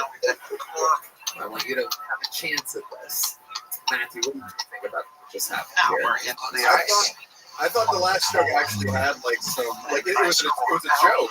It was not terrible. No, I like that. I like that. But anyways, indicated where he thought he was going to get a laugh. Okay. There was a lot of moments there where it seemed like you thought there was going to be laughs. You promoted your company that was not described at all from the get. You decided to wear it on your hat and your shirt in stock, which meant that even when existing went down during your set. So the microbes were found in here. Is this the first person who tries to short tank kill Tony? At this point, like this, it would be good. Did you get an office map? Max gift card? Like, why do you have such like generic clothing on right now? He's trying to promote his company, which is just fucking weird. And you know what? Love to live in the low temperatures of the ice caves that we have here. Have you ever done ice caves before? and icy glaciers all over the planet Earth? And if people tell you that you're all funny or over something like icy that. regions within our entire solar system and maybe why Do you always wear your company's stuff on stage? We actually just made it. Okay, so I want to know. This startup, because it seems like you're a real startup guy. I'm a startup. It's my identity. I'm a startup. What is Founders Cupid? So we help other college students build their companies. For a long time, there have been mysteries mankind cannot explain. But advances in technology have led to new theories, and the search is ongoing for evidence that may unlock the most baffling questions of our time. On Mystery Quest. People come with horrible energies to pitch their ideas. Patches on plain white clothing. So gone by his mother. The night sky is ready. Don't kill it tonight, Bobby. I know you've got it in you. I think you're funny. Your father thinks you're funny. across miles of desert, nothing moves, except one car with two men. Holy shit. So this startup company, it does what? So basically, it's really quick. I can put a money in college. College isn't really something that people do. And what we do is bring together the top 5% kids building companies in college to help them scale up what it is that they're doing. Okay, you have a college startup. College startup. That is literally MLM. It's a bit meta, I understand. But the truth is, like, I'm always interested from your age to go to college, and college is giant helping you do that. And so we're trying to fill the gaps where colleges are helping get together. So where's the money? The secret is revealed. Part of the business, we get college founders and couple investors. So we almost got a syndicate. We basically put them in front of high net worth individuals like you guys and place some investments. It's all that scam. Yeah. You get a percentage of all these kids. You can't spend if he has a certain Questions about the existence of alien life have persisted for decades. You know what? I want 20% of the company, and I'm willing to give you less than fucking enough. I want to start a pool with white collar crime because of this. Oh yeah. Oh, it's definitely going down. How old are you? I'm 22. Oh yeah. Oh yeah. Conspiracy theories surrounding Area 51 are numerous. People use this as a blank slate on which to draw their darkest fears. While records are by no means complete, there have been thousands of reported UFO and alien encounters. Have you gotten here? Or this continues to be raised? So for the first time, the shark took 6 years before the Wright brothers first So we've been building the community for over 2 years, and we hope to first start up in the community to raise $90,000. Sure, I was planning. Okay. massive anti-aircraft fire over the city. Yeah, no. All right, as long as you don't tell me another one of your fucking jokes, here's the check. And the most famous UFO crash in U.S. history. Roswell, New Mexico. Founder and Cupid sounds like an unforgotten If I was in charge of the military, I would do exactly what potentially has been done, and that's keep it a secret. For decades, there has been one location linked to the epicenter of this government program, Area 51. I've never heard a all-white audience. The military base is located in the midst of the Nevada desert. 85 miles north of Las Vegas. Travel from faraway lands like Iowa. Found on an old map of the much larger site called the Nevada Test and Okay, Training Bobby, you've done what you did here tonight. So let me ask you this: what's a redeeming quality about you? What's something we find you to be like a smarmy startup kid that thinks he hasn't figured out that you're just moving other people's money around and you're taking a percentage and lying about what's going on?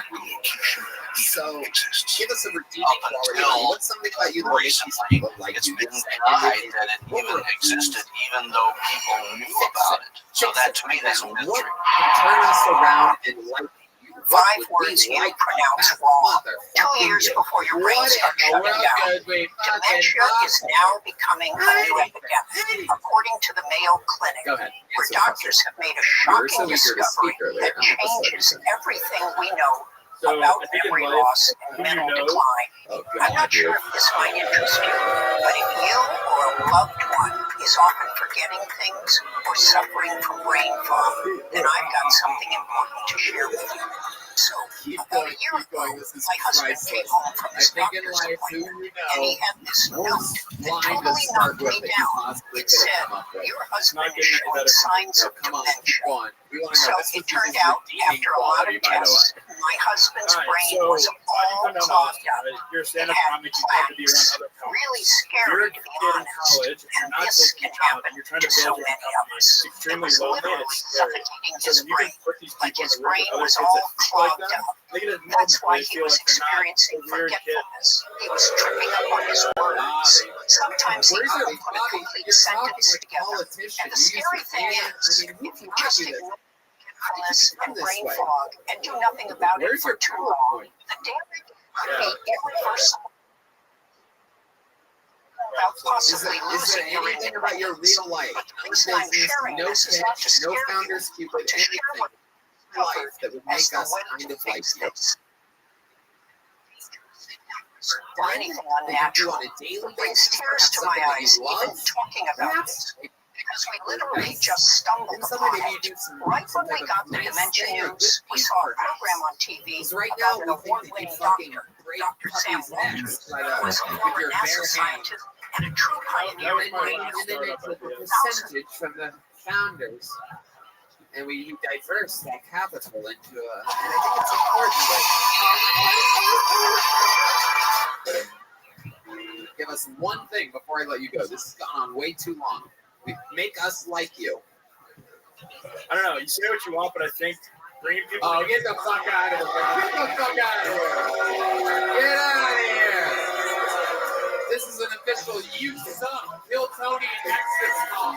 Here you go, buddy. Hey. Oh yeah, this is Bill Tony. I tried to warn you. Is that Shark Tank? Is that Shark Tank? You guys are so good. Make some noise for your next comedian out of the bucket. You've seen it. Anything can happen. His name is Patrick Carpenter, everybody. Here we go.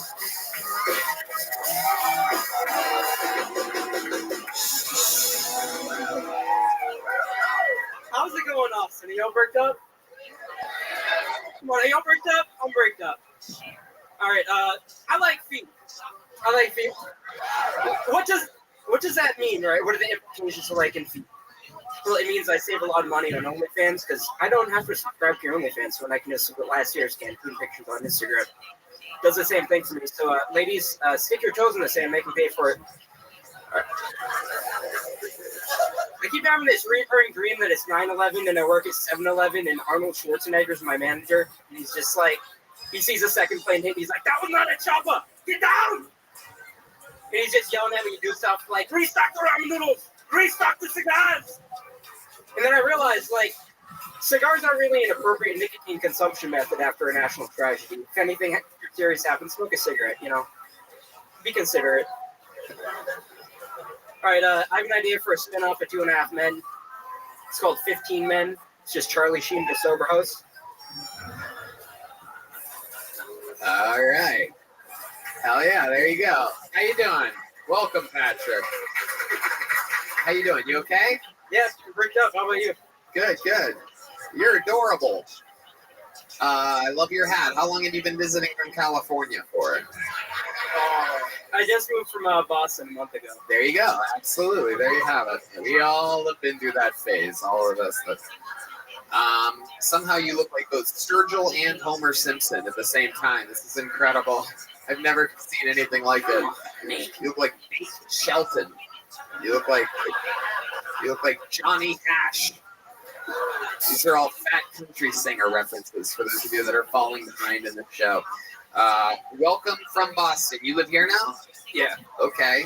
How long have you been doing stand-up? For about a year now. What do you do for work? I work at a bar, coffee shop, like a bar back security. Tell people to stop pissing in the corner, you know, that type of stuff. Yeah, stop pissing in the corner for sure. It happens. You'd be surprised. Does you have a little bit of a lisp? No, I got anxiety, but I just say I'm bricked up, you know. I'm just drink a lot of coffee today. Absolutely. May or may not have taken a Sudafed, you know, I'm a bit congested. You what? Took a Sudafed, you know, I'm congested. It's hippie Adderall. Okay. All right.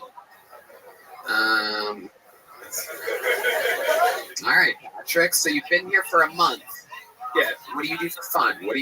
Tell us more about you. Give us some information about your life. Martin Springs is fun. Actually, I took a rain check on a date tonight. Kayaking. Rain check on a date? Yeah. Okay. I was supposed to go kayaking to Barton Springs, and I'm like, nah, I got to do comedy tonight. So. Wow. I know it's kind of gay. Wow, there's a kayak still afloat because you decided to come do comedy tonight. Adorable. Have you kayaked a lot? Yeah, you know, a few times. Yes. Indeed. The lonely man's canoe. True. All right. Patrick, what's your love life like? I'm trying. No, I'm trying. Tell us about it. Tell us about how you're trying. Has the naked Betty Boop tattooed on your calf helped or hurt with your love Yes, life? I just got that on my birthday like a few weeks ago. Yes, your calf is still shaved. So. Yeah, it's Betty Boop. It got infected. Oh man, this is a bunch of downtrodden bucket holes tonight.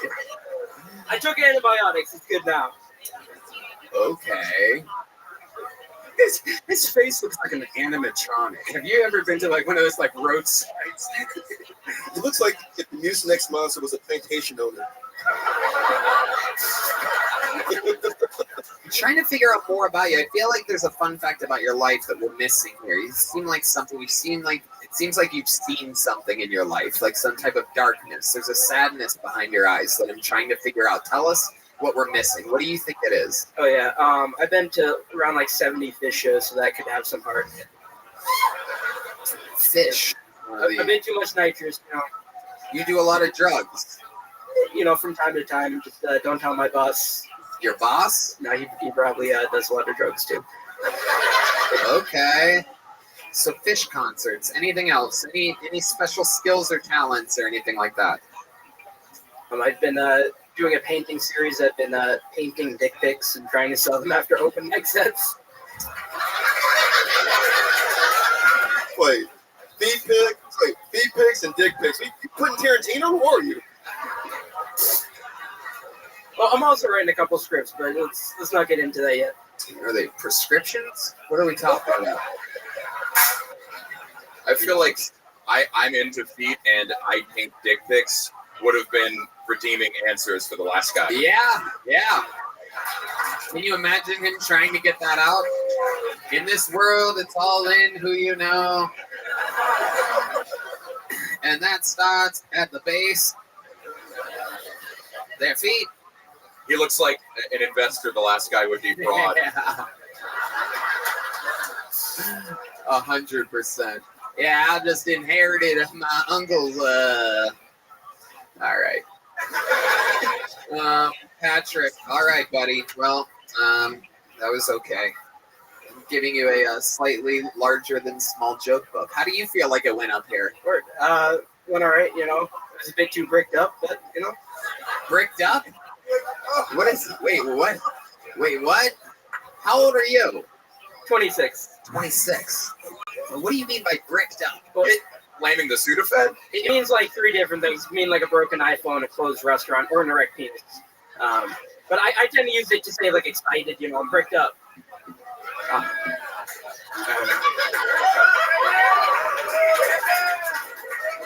Nice. There he goes, Patrick Carpenter, ladies and gentlemen. Yeah. I'm going to pre-pull a name for us to go wrangle up, but you guys are in for a fucking treat. Right now is one of those very special moments where I get to bring out one of our unbelievable buzz around this guy. He is indeed the newest full-time regular on the show. An unbelievable force. We love him so much. Ladies and gentlemen, Cam Patterson, everybody.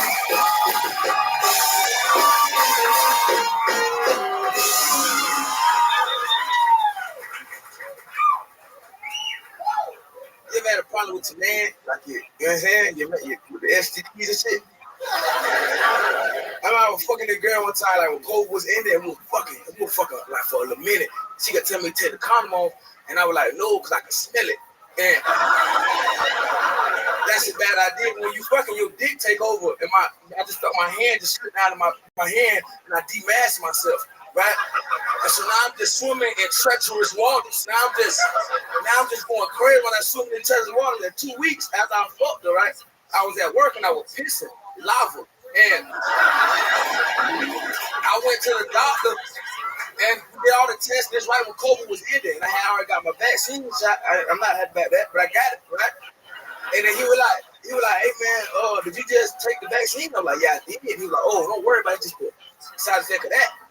I'm like, for reason, no, you got chlamydia. Hey guys, look. There it is, 58 seconds. The pro. The future and the present has arrived. Cam Patterson. He did it again. Another brand. This nigga crying. Hell. I ain't even robbed you yet, bitch. This is dope. This shit beautiful. This shit beautiful, dog. I really enjoyed all the words I understood. Uh-oh. Here he is, everybody. He's gonna hit you with that stick.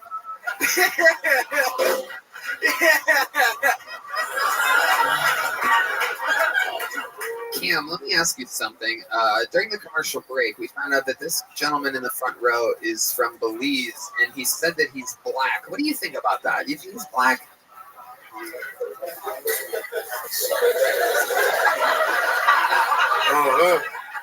Oh no, nigga. The light skin part is actually the tattoo. The dark stuff is underneath. Nigga got that Edgar Allan Poe on your head, nigga. I don't even really know who that is, that man. Nice nigga, not black.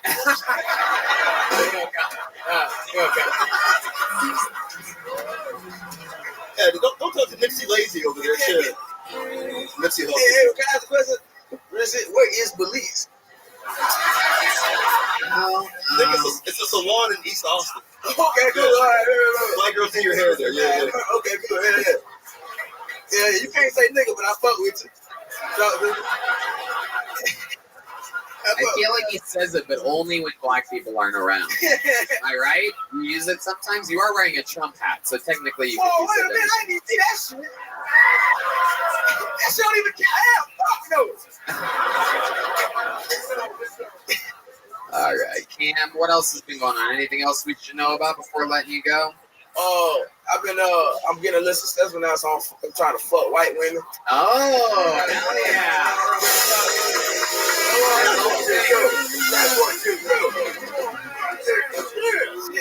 All it takes. That shit getting better. So no one told you life was. There's a tax bracket too when you start becoming successful black. It's like it's a weight limit for white women. You get more successful. I'm getting the hood white bitches right now. You know what I'm saying? The one that talk like me, when I get more money, I'm gonna get like a pristine white bitch like that one right there. I'm going to them. Yeah. Look at that. Damn. That's pristine white bitch. This ain't some shit. You know what I'm saying? I want a Britney. Oh shit. Or a Taylor. Oh my goodness. What are the names of the ones you're dealing with now? Damn. Liz, Kelly. Call that bitch LaCash. I love it. Have you noticed a difference between the white women and the black women? What stands out to you? What's something that you've noticed? The difference between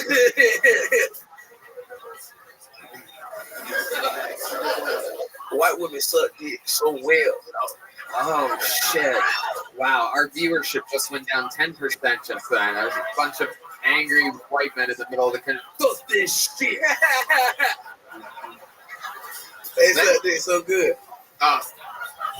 You used the adjective the second time and adverb the first time. Yep, I know some of them words. I like the Matthew Broussard's famous last words. You almost had a haiku there for a moment. Cam, you're a fucking superstar, dude. It is unbelievable and so much fun. I love having you as part of this show. It's incredible. Thank you so much. The great and powerful Cam Patterson. Fuck yeah. On to the next one we go. Another bucketful coming at you at 1,000 miles an hour. And the name of this bucketful is Alan G.G. Walker, everybody. Ooh. Long name. Here we go. Alan G.G. Walker. Hello. Shit, there's a lot of people. I don't know if I'm going to be able to focus right now. I'm an out-of-towner. I've been staying in an Airbnb, and I don't know if I really trust Airbnb. I'm very convinced that there's a spy cam in our bedroom, and I'm more convinced because that's the kind of porn I'm really into.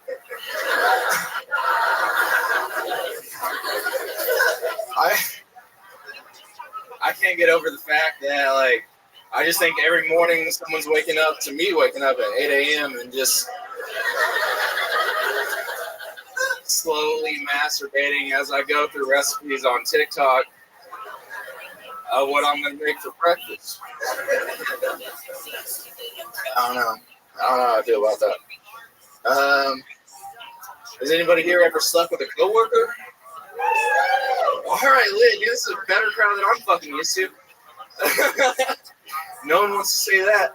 It's weird. It can get weird. It's fun at first, but like after a while, you don't know where the relationship's gonna go. All right, there you go, Alan Gigi Walker. Welcome to the show, my friend. How are you? Hello. How's it going? It's going. I didn't. Okay. How long have you been doing stand-up? Like 3 months. 3 months. All of it here in Austin, Texas? No, I don't live here. I've been here for a week. Okay. I do it in Evansville, Indiana. Okay. They're kind of blacklisting me right now. They don't like my stand-up. So why don't they like your stand-up in Evansville, Indiana? Why do you think that is? Oh, God.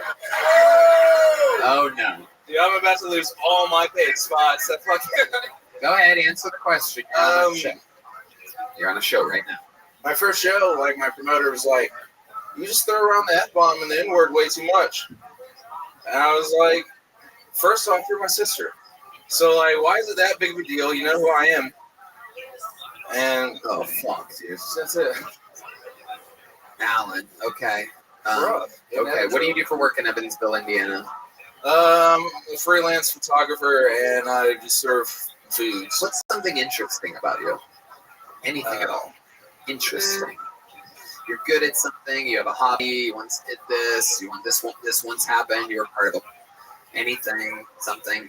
You're Belizean? Belizean?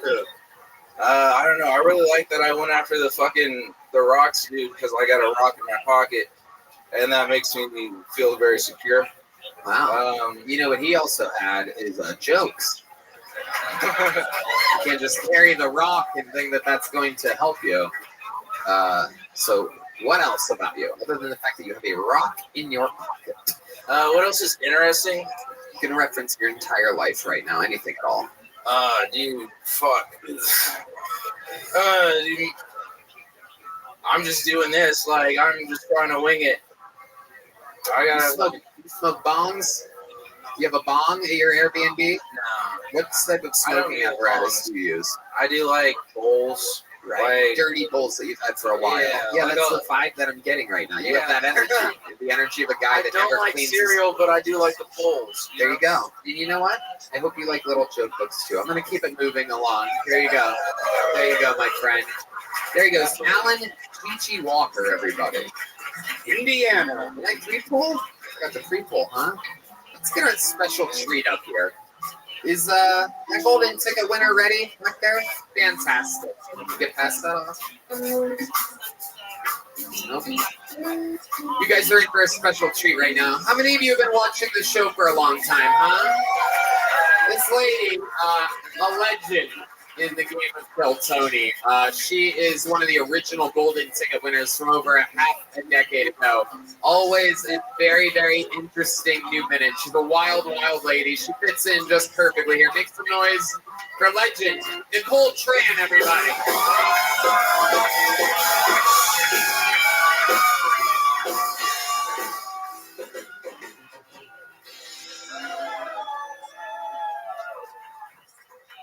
Guess what, Tony? My auntie moved to San Antonio, and she got Alzheimer's. Now she cannot even remember the Alamo.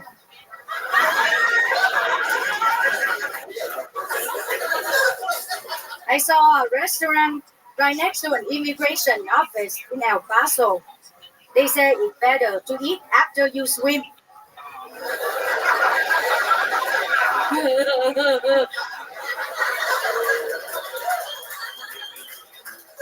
I got the best $5 fish taco in Austin. If I make $30 doing comedy, I go get 6 fish taco. I got a big gig coming up in Las Vegas. It pays 160 fish taco.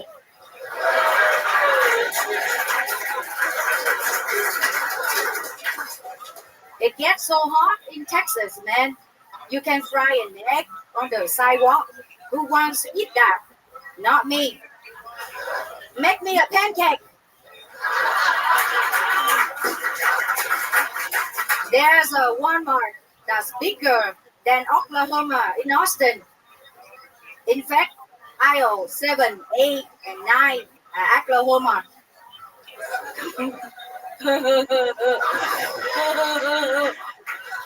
What's up, Tony? Nicole Tran, ladies and gentlemen. There it is.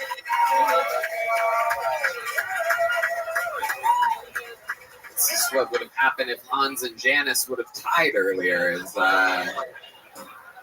would have created a hybrid regular. My blue eye told me. My cousin Bing Bing, say hi to you, man. Your cousin Bing Bing? Yeah. Okay. My cousin Bing Bing just got her eyebrow tattoo. That guy did it too high. Now she looks surprised on the time. She says, this guy charged me too much for the tattoo. I say, surprise. Wow. Bing Bing loves frozen food, man. She spent $3,000 on frozen carrots, frozen peas, frozen meat. Now her credit is frozen. Everything is frozen. we call her the ice queen.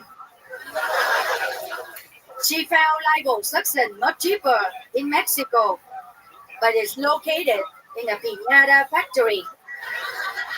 Really, it's not liposuction, Tony. They just knock the sugar out of you with a baseball bat. Actually, I got some merch for cousin Bing Bing. The merch. For girls, if you get the sexy Bing Bing t-shirt for the bed, you get bonbon. And you're going to be selling this merch in the lobby after the show, right? Okay. You cover my airplane cost. This is for guys. If you get the sexy Bing Bing t-shirt, I guarantee you get bang bang. Hey, that's a much. This is a much better Shark Tank pitch than what we saw earlier. This is like Sushi Tank. I see that Nicole's a pink. I love you in Oppenheimer, by the way. She was. Man, I love your show, Tony. Your shows make me famous, man. Now I move to West Hollywood. Everybody knows Nick Contra and Q Tony podcast. Good. That is true. I really like changing people's lives. So you moved from Bay Area to West Hollywood. So I just opened 5 checking accounts. If one bounce, I use another one. If that one bounce, I bounce again. Eventually, I'm bouncing more than Dolly Parton on the trampolines. Oh my goodness. Matthew Broussard, what do you think about this? I really like her delivery. She has the timing of an automated voice messaging system. Please press 1 for more options. My friend Bing Bing says hello to me. If I bounce again. Let me tell jokes, man. Somebody, listen, man, I come here to tell jokes, man. I don't come here and let you make fun of me, man. I spent $1,000 to make people laugh, man. Somebody stole my identity. They did not know I was wanted by immigration. That poor guy ended up slopping pigs and playing pens. He ended up what? Ended up slopping pigs and playing pens. Slopping pigs and paying him pens? What? Say it again. Say it again. Say it again. I want you to say it again. He ended up what? He ended up slopping pigs and paying them pen. Slopping pigs and paying them pen. Don't worry, I like white guys. Don't wait up for me. Can you spell it for us? Oh, shit. This is not a spelling bee, man. This is a comedy show, man. We move to the next joke. Slopping pigs and paying them pen? Yeah. What does that mean? It's a country next to Vietnam. That's where it's from. Cambodia. It's in Cambodia. Study some history, bro. Hey, all right. All right. All right. This Lovely blue-eyed white dude needs to study Asian history, man. He's my bro, man. I love Tony. Okay. Last week, man, Tony, the county court called me and said, hey, you contract, you have to go to the courthouse for jury duty. And I said, dạ ơi, tôi bận rộn lắm, tôi không thể nào đi được, quản lại bán lao tôi hứa tôi sẽ tới đi văn phòng con liền ở nhau thôi.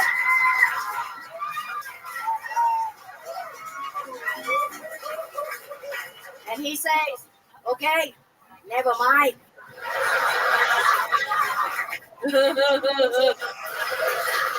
She gets it.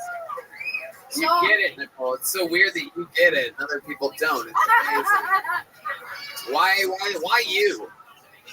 Yeah. The counting pros called you and told you had to do jury duty. That's unbelievable. Jokes, bro. This show is about joke, make people laugh. That's why they pay money to listen to jokes, man. It's crazy to think that Angela Johnson's career is all because of. Okay, by the way, if you Angela Johnson is. Not a crossover there. Yeah. If you have Instagram, please follow me on Instagram. I need Instagram follower. Instagram is Nicole Trend Comedy. NICOLETIAN Comedy. No space between letters. That part we can hear clearly. Yeah. NICOLETRAN.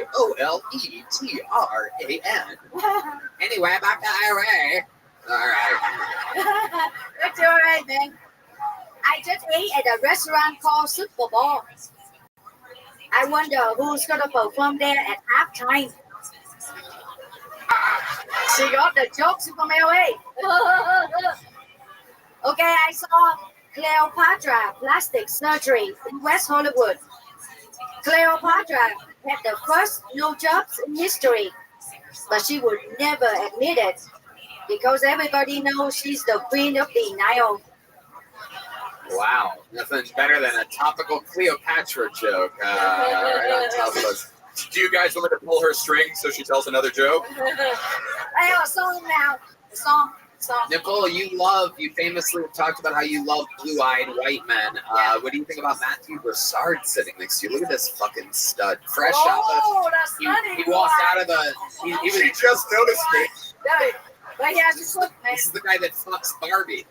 Huh? Now, go ahead. What do you think about this beautiful man? Oh, surprise. Listen, bro. I dated a blue-eyed Frenchman. He was perfect, Tony. His face, perfect. His hair, perfect. His wife, well, nobody is perfect. Wow. Almost everything was perfect about that guy. Those are her memoirs of a geisha right there.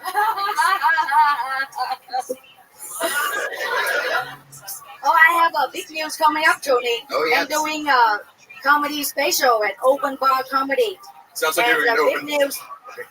Big news, bro. Let me talk. Let the blue eyes white guy let me do the talking, man. This is Asian show business, man.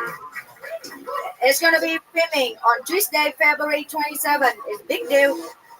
Okay, enough of the pitches, Nicole. It doesn't work. Jokes work, but you're plugging a date doesn't really translate on the show. I think she's filming a special right now. Hey, special. That's a good news, man. That's a big news, bro. You should be happy for me. Very happy. Yeah, that make me famous. Your show make me famous. I know. People want to book me. I know. I'm very aware, Nicole. Anything else before I let you go? I have a song for you. You have a song? Yeah. Okay. Do you want the band to play with you, or are you doing an acapella? You want them to play with you? Yeah, no, I can go by myself. Okay, whatever you want. Okay. I'm a yellow girl in Texas. I have no cowboy hat. I don't really need one. I got a 10-gallon bus.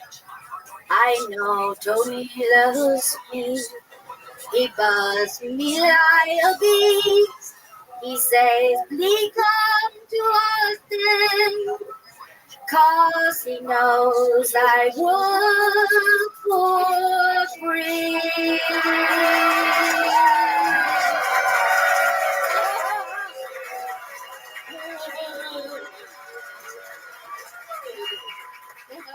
Unbelievable performance. performance. You guys gotta buy these very, very, very limited edition Nicole Tran shirts on your way out.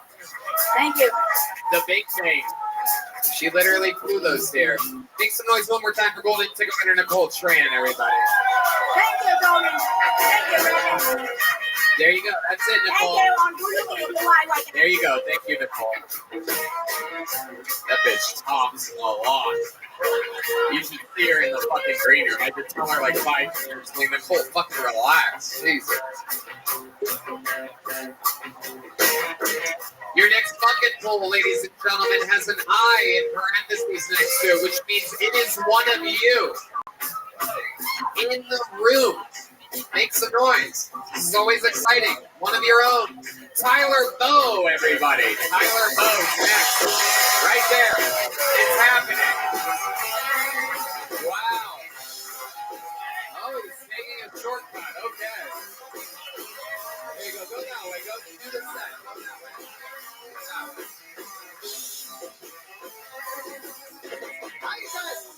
One more time for Tyler Bowe, everyone. I was just about to yell in this thing. How you guys doing tonight? Thank you very much for having me. Let's get this out of the way. I'm a white guy. No, don't cheer for that. Don't cheer for that shit. I mean, we're practically supervillains at this point. Shit. Speaking of whiteness, let me talk about slavery real quick. Hold on, people. I gotta roll here. All right. So, you expect me, a white guy, another white guy, went ahead and sailed to Africa. Sounds about right so far. But then you expect me to go ahead and throw a net and catch a black guy that runs from lions and shit and hunts them with a spear. Let me tell you, from a white guy's perspective, we don't have the fucking stamina. We do not. Well, another thing about me.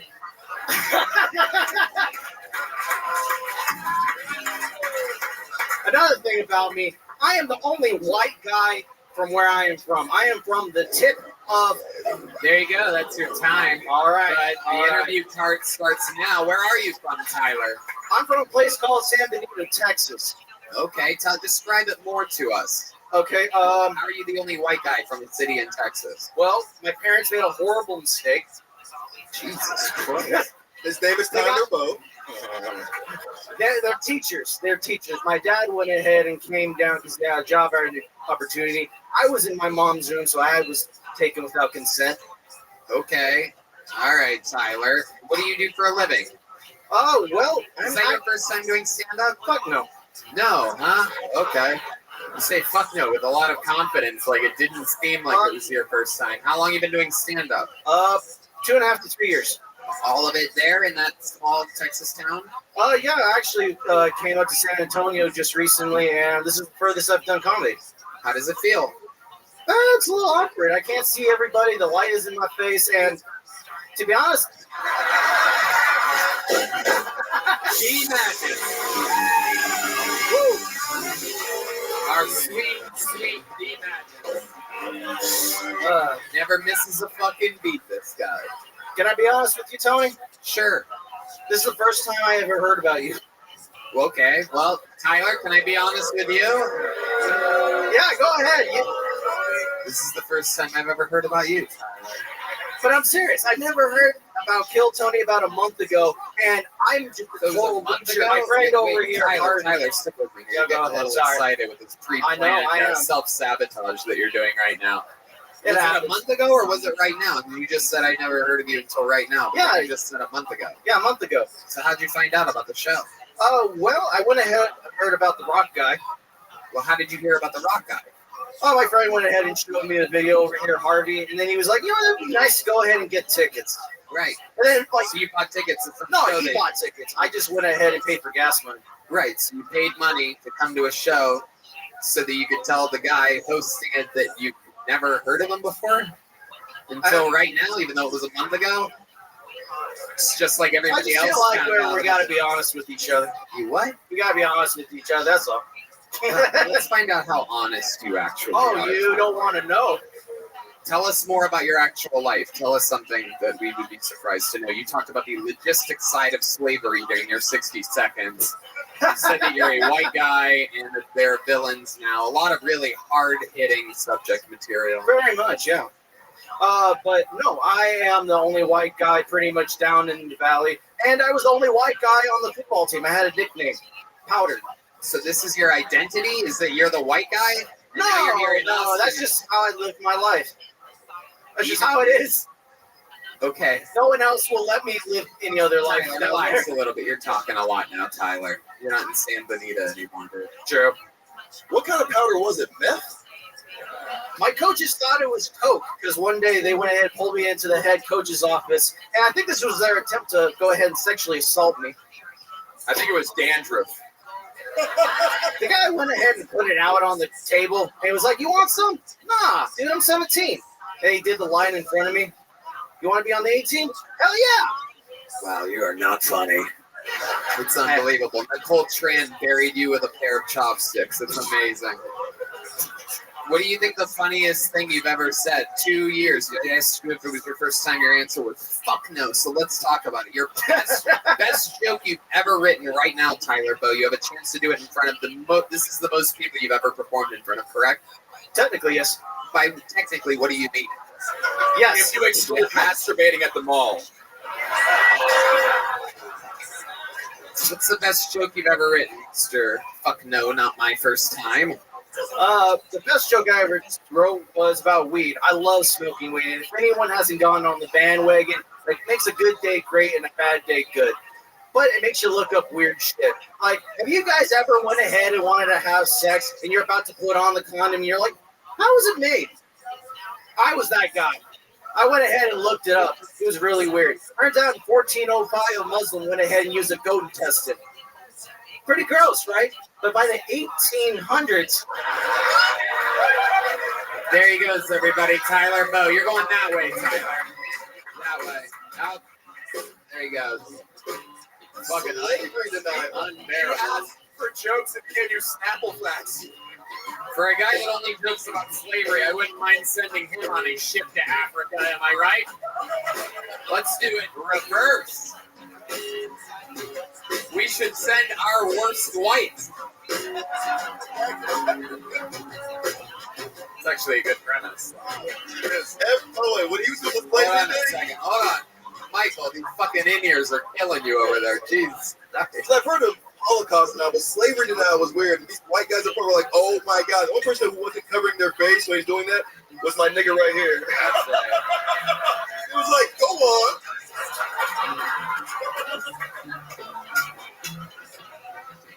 Isn't it nice to be able to call someone in a Trump hat the N-word?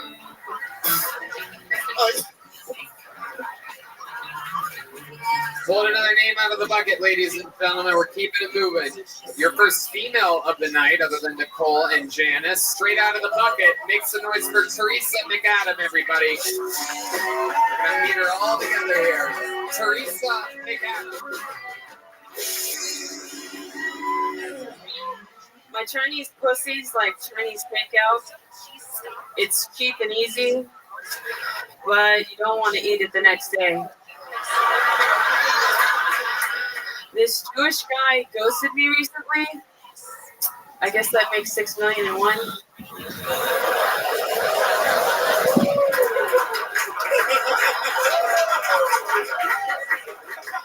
When I try to look sexy, I just chug NyQuil because the most irresistible I've ever looked, I was unconscious.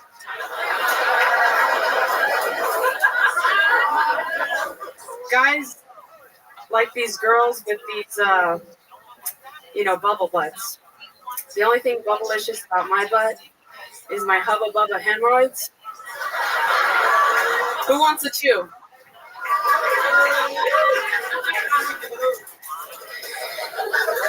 I think I have a really short taint.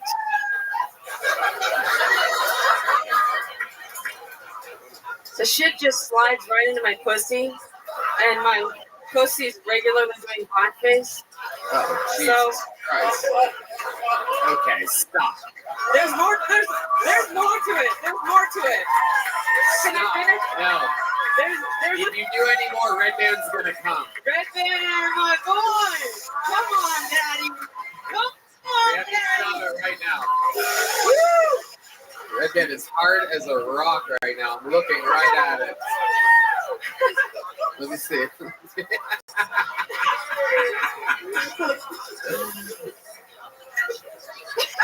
I'm sorry. He just touched him. Yeah, I know. This is what I have to do to keep myself entertained nowadays. It's fucking. Was that it, or was that your second belly flap, or whatever that is down there? I don't know what that was. It was soft, that's for sure. Was it your actual penis? That was the tip of it. Yeah, hell yeah. Turtle. Looks like a turtle. Yes. There's another part of it. I'm just throwing it out there. Okay, what's the rest of it? The pussy does blackface. There's shit all over your pussy. Shit all over my pussy. Yeah. So I get these raging infections. And yeah, ew. And I Googled, can you get eaten out when you have a yeast infection? Oh, yeah. Probably. And it feels like the best back scratch. You know, like up a little bit, down a little bit, left to the right, harder. Like blow cottage cheese all over his face. Wow. You are fucking disgusting. Matthew Broussard. Yeah, I'm Jewish, and just as a note, I can't eat out pussy if it has a yeast infection if it's on Passover. I have to wait for it to leaven. Okay. Heck yeah. I also, for many reasons, could never eat your pussy. Teresa, let's talk about it. How long you been doing stand-up? 3 months. 3 months. Okay, already better than somebody I know that's been doing it 2.5 years. I love it. A lot of Asian women on this show tonight. What kind of Asian are you? Half Chinese. Half Chinese. What's the other half? Scottish, Irish, and Czech. Wow. Okay. All right. Half Chinese. What do you do for work? I'm a pre-K special education teacher's aide. Oh my god. Is that who's writing your material for you?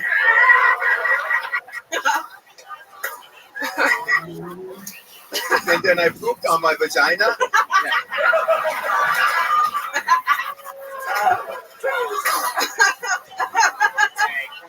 Don't sneak in extra fart noises. So Teresa, you've seen a lot of your set has to do with sexual things. Are you very sexually active? I'm recently separated from a 10-year divorce to an autistic firefighter.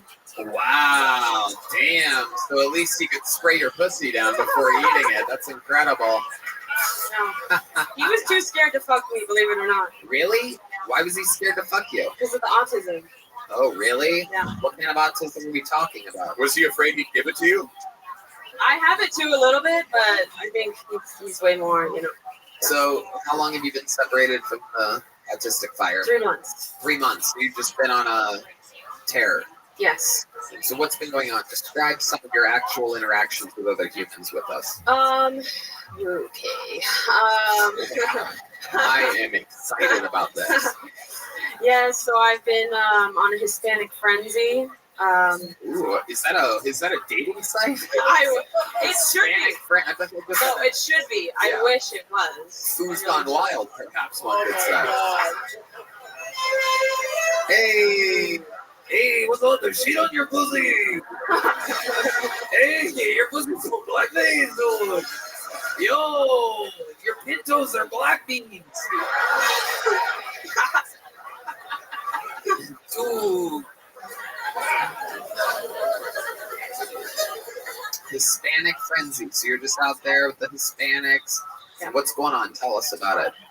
I had sex with 3 different guys named Angel in 1 month. Oh my god. It's not called running train, it's just a regular sized car. There's a lot of people in it.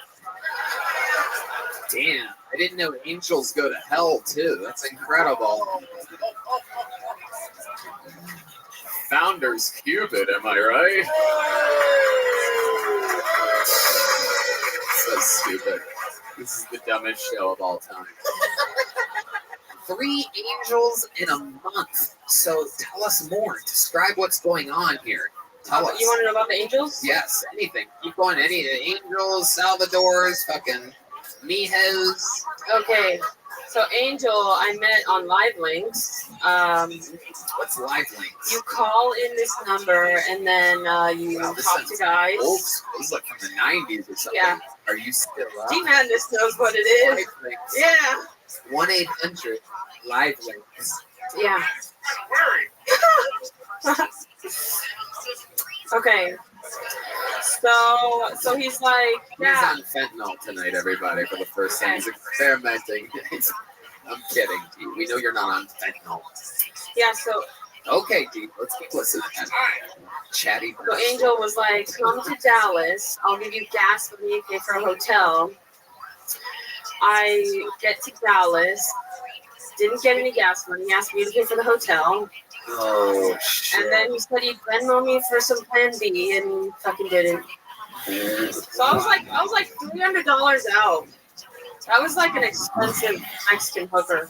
Yeah, that is incredible. You got fucking. I got fucked. Yeah, that is incredible. And he came inside of you? He didn't even.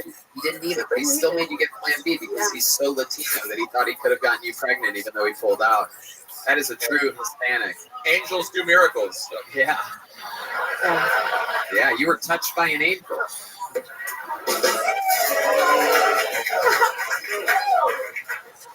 That is absolutely amazing. Drove all the way to Dallas. Was the sex good? Yeah, he was a sadist, and he fucked me in the mirror and he wanted to call me daddy. Or he wanted me to call him daddy. Oh yeah, that makes sense. And then he fish hooked my mouth, and he was like, look, he wanted me to look at himself in the mirror at myself. This is amazing. Like, keep going. So I was like, great. This is what I want every interview to be like. There's so much information. Don't stop. So it went like this. Silly faces with daddy. Oh my God. Okay. Wow. I would have expected that from Robin Tran earlier, but not you. Amazing. Tell us more. Tell us more about these amazing experiences. I love this. This is Teresa's sex stories. Second angel was a guy from Bumble in San Marcos. San Marcos. Drove to him again. You drove to him. Look at you. I am a man, so I fucked him in his gangster dorm room, and he had the lights on with these like crazy eyes the whole time. I didn't come. He did twice. One, and some of the cum got in my eye, and he made me leave at like 3 a.m. with a fucked up eye, and like it was terrible. Oh my God. Like crazy guys, crazy guys control on it. So so far 2 angels have made you drive. Yeah, actually the third did too. Oh my God, here we go. Let's talk about the third angel. Here we go. Okay, so angel 3, which is the same in my phone. Oh.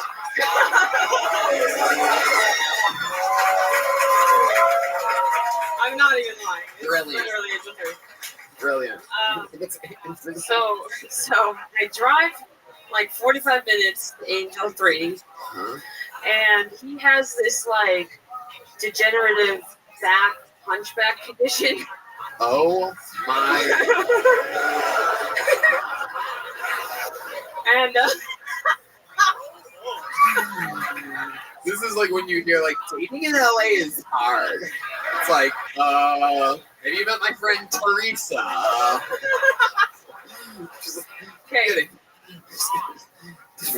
Getting her. So, and at this point, I think I had like given out like 8 orgasms in a row from like, 4 different guys or whatever. And so we have sex, and neither of us come because he has to go to a birthday party. Oh, that is so Hispanic. That is incredible. But I respected it. And the next time we fucked, then he goes, "Oh, I just want you to know I've never cheated on my girlfriend before, but until now with you." Was that after he came in your eye or in your pussy? No, that was Angel 2. Don't get him mixed up. Angel 3 told you afterwards that he cheated on his girlfriend? Yeah, I didn't know he had a girlfriend. Why would he tell you that, do you think? I don't know. It was her birthday. Ah, who says you can't have your cake and eat it too? You know what I'm saying? The old chocolate cake, because your pussy's covered in shit. That's a callback. I thought it was a kid's party and he just showed up cocked and loaded. Unbelievable. 3 angels. Do we have? Can you name some other names of this? The next guy was Mexican. His name was John. That was kind of weird. Oh, Mexican John. Okay, tell us about Mexican John. Also, live links. He picked me up. We Whoa, hello. That is my new favorite sound effect, by the way. Let's go. I can't believe we found a new one here. It took 3 angels for us to find the hallelujah button for the first time in 10 years. Amazing. Yeah, so then he took me to that like outlook that looks over the city, smoked some weed, grabbed my ass. Then we went to his car. We went to like 15 different hotels that were all booked. Ended up in a parking lot. And then backseat.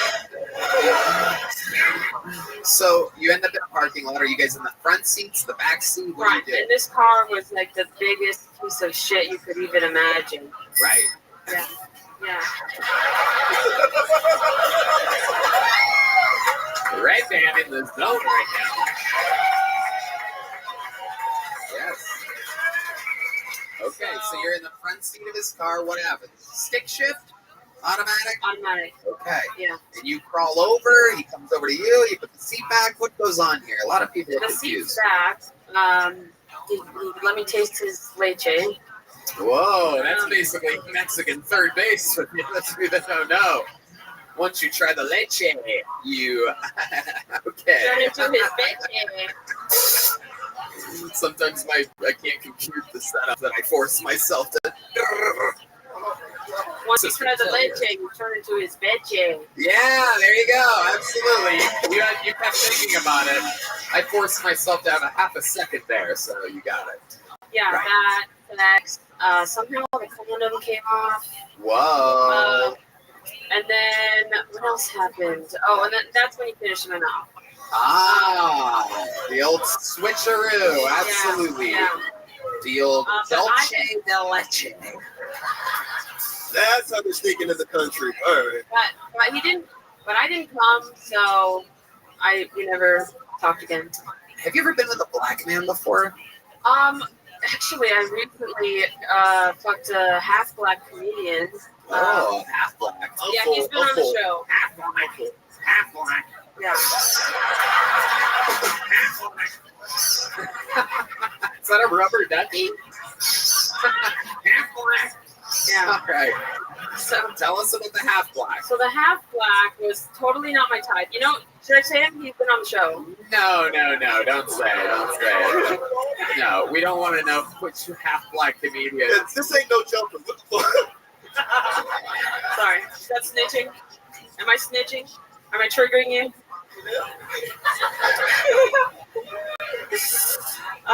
So anyways, I was not attracted at all, but he asked me to come to his house, and I'm just curious about people's houses, but curiosity killed the cat, you know? Yes, it did. Absolutely. So it was actually reparations next. It was Juneteenth. Wow.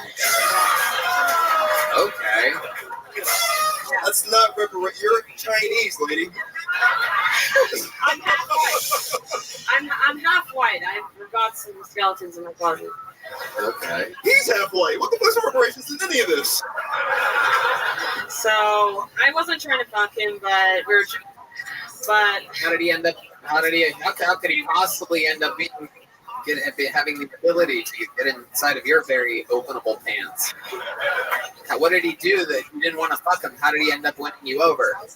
We were talking about who massages each other better. I was in his bed. He was massaging me, and then that's not where it happened. Like, oh, he had a bed. This is an unbelievable breakthrough. Where's the hallelujah when you? This is the first guy you mentioned that had his own bed. So yeah, he's trying to get it all night. Finally, at like 4 a.m., he puts my hand on his big black cock. Wow! So his cock is on the black part. Yeah. On the half black. I'm used to. This episode brought to you by Half Black.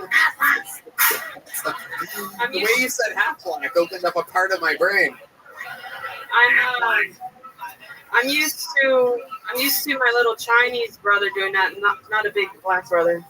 Wait, what? What? Okay, relax. It's enough. What? I'm used to my little Chinese brother doing that, not a big black brother. Okay. So was that the best sex that you had? The half black? Well, I was actually falling asleep here and there. Oh, was it Bill Cosby? And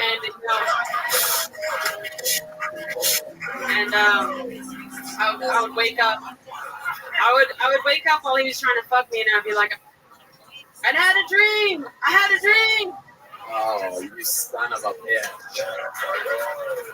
Okay, but to finish the story, it lasted 30 seconds. 30 seconds. Ah. Then you have to go to work. Wow. Damn. Wait, Sister Chinese, did he come back 30 seconds later?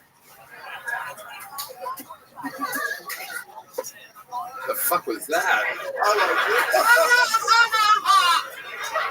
All right. You know what? Actually, one of my favorite interviews in a long time. We're leaving with a big joke book and a gel blaster. And if I have a feeling that gel blaster is going to be a lot of shots on the face and chest. How about one more time for Teresa McAdam, everybody? All right, we have one last bucket pool. We're going to get through it real quick. We're running into overtime. Make some noise for your final bucket pool tonight. Alex Reyes, everybody. Here we go. In and out, Alex Reyes after an 18-minute interview with Teresa McAdam. Come on, everybody. Your final bucket pool tonight. One more time for Alex, everybody. These people wait for hours for this.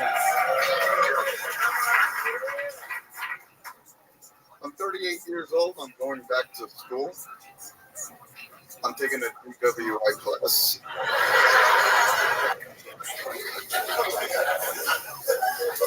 I don't know if they're going to do it well. Okay. Last year, I went to upgrade my phone at T-Mobile. The lady said that T-Mobile Tuesday, we're giving away stuff. Everybody gets a pair of socks. The socks are rainbow because we're celebrating Pride. They have the T-Mobile logo. All you have to do is go on your phone. I said, ma'am, I don't want the socks. She said, why? Are you homophobic? Do you have something against gay people? I said, no, man, not at all. I just don't want anybody to know that I have T-Mobile.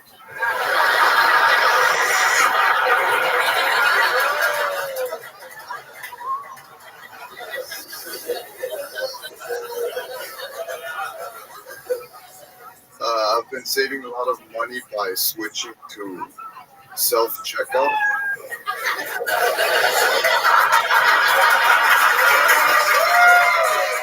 Very funny. Alex Reyes. This is your first time on the show, correct? Yes, sir. First time. Very, very funny, man. How long have you been doing stand-up? On and off since 2017. I love it. Seems like it. You're hilarious. Great timing. Great fucking everything. Totally amazing. That's superstar. Yeah, just clean. Just want to know that was a totally clean stuff. Yeah, amazing that you can come in clean after a chick just talked about shit in your pussy for 15 minutes. It's unbelievable. Did it with the smart, well-executed, well-timed jokes. What do you do for work? I go door to door. I set appointments for homeowners looking to go solar. Okay. Hell yeah, absolutely. I'm not proud of it. T-Mobile has a wide range of networks. They actually use they use all the antennas. You know that? They have like the Actually, Tony, the latest reports are they're the fastest mobile provider out of all of them. I've been loyal to T-Mobile for a very, very long time. They are I've left Verizon, I've left Sprint, I've been with them all with horrible breakups, every single one of them. T-Mobile, honestly, I mean, and you don't go on the road a lot, but if you travel, T-Mobile's unbelievable. No, they're not. They're just the fastest. Like your joke seems like it's like you wrote it like 30 years ago. It's like that's how like. Yeah, you got the wrong network. I think maybe Sprint's terrible. But actually, yes. T-Mobile uses everyone's things. Verizon's actually the worst right now. All around the world, when you turn on your T-Mobile phone, it's on. It's working. And other people are like, fuck, are you getting reception? I'm like, yeah, you dork. because it's T-Mobile. But I find it interesting, and it worked for you. You were able to sell it, but I just find it interesting because we're T-Mobile guys, and if you go to T-Mobile.com right now and use the promo code Tony. Oh yeah. Oh yeah, you fucking. I am doing the speed test right now, and it's downloading at 430 megabytes right now on the network. 500 now. Look at that. The nerd from Iowa just came in his pants. That website. I use Verizon. Should I consider switching? Oh yeah, absolutely. And if you switch right now using the promo code KillTony, you get they buy you a new iPhone plus $200 free for your first month. Yeah, new iPhone? Yes, Yep. a new iPhone only at T-Mobile.com. Yeah. T-mobile.com. Is this a fucking commercial? What's happening right now? Yeah. Yeah. Uh-huh. Yep. So tell us more about your life, Alex. You seem so balanced and centered. It's absolutely incredible. I find you to be an anomaly in these crazy, insane, bucketful times post-pandemic. It seems like everybody's a little bit crazier than normal, and you're just right here riding the wave. No shaky legs, super calm, in the moment, waiting, taking your time. You're not just forcing an answer down everybody's throats, embarrassing yourself. You're calm, you're cool, you're casual. Tell us more. Today's my birthday.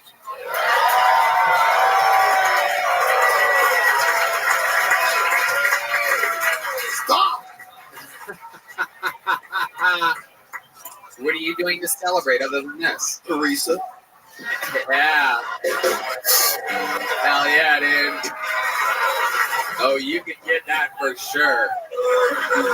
Oh, yeah, you can sprint right into her horizon.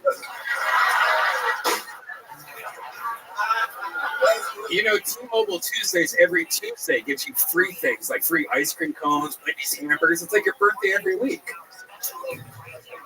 And if you have the new at-home internet package, tell us more about you, Alex. It's your birthday. Ask away. Are you in love currently? You straight? No, gay? I'm single. I'm straight, I guess. Straight and single, you guess? Hell yeah, this guy's down to fuck, bro. Well, if he was that wrong about T-Mobile, he might be questioning other things now. It's true. He-mobile, she-mobile, what does it matter? So I actually did that. I did that joke on video, on a reel. It didn't go viral. But a very famous comedian who's openly gay text messaged me and said, that is a very great joke. And I wanted to let everybody know. I wanted to screenshot it and share it to everybody online. But then I'm like, people are going to start asking questions. They're going to be like, well, why do you have a gay comedian in your phone like that? Right? Are you and then I'm like, well, fuck, maybe I am homophobic.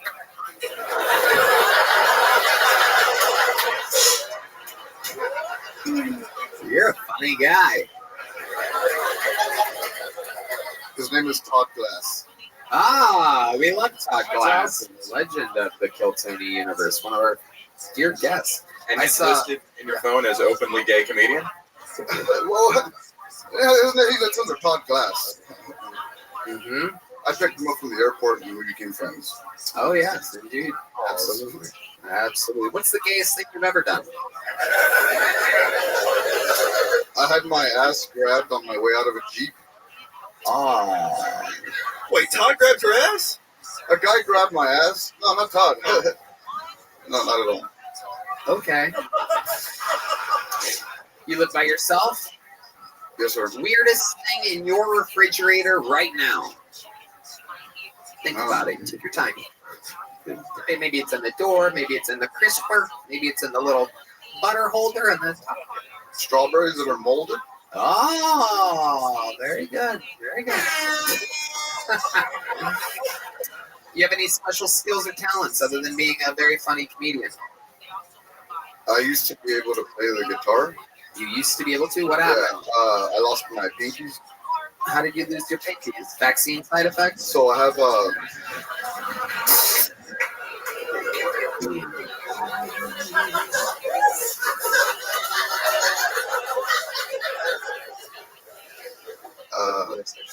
I have MS, so I have trouble with my hands. No, you started it. Yeah. Which MS? 13, 12?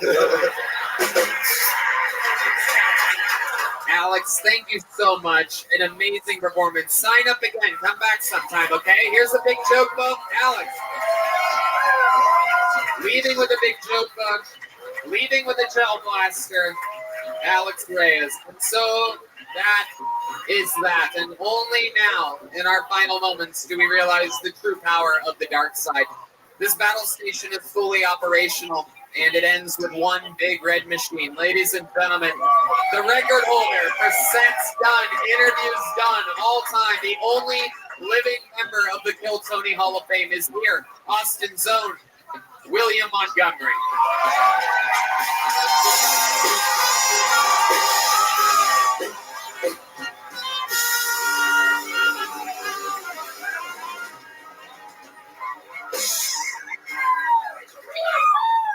Nice to be back from the Big Island.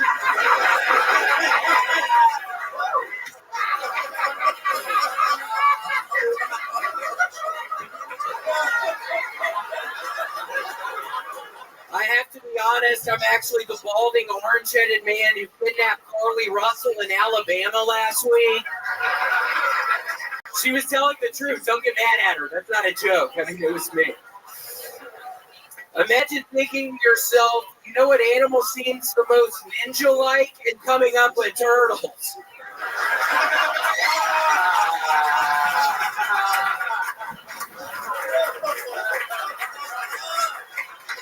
That'd be like trying to come up with the perfect protagonist for a video game and going, yeah, let's make him a plumber. And then when that, for no explainable reason, becomes successful, rather than going a different direction, you brainstorm and create a sibling who also happens to be a plumber. Genius. Kids love plumbers. Was taxidermist already taken? Anybody else think it's weird Master Shredder gets his funding from George Soros? What's going on in the sewers down there? Okay, that's what's up. Wow. I mean,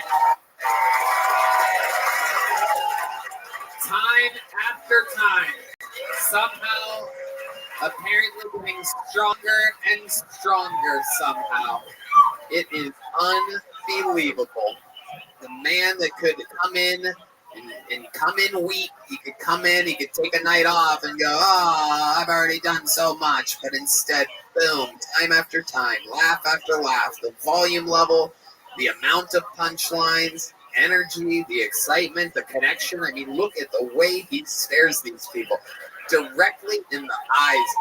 Everyone, an innocent victim of his... Look at me, bitch. You better look at him. Thank you, bitch.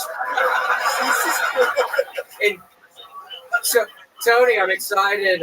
Nicole came up here doing her new merch. This is some of my new merch. I've made tan peanut characters. Say Hawaii, so I'll be selling them after the show as well. Oh, wow, tan peanut characters. Looks like the Belize guy. Who's this guy? It's unbelievable.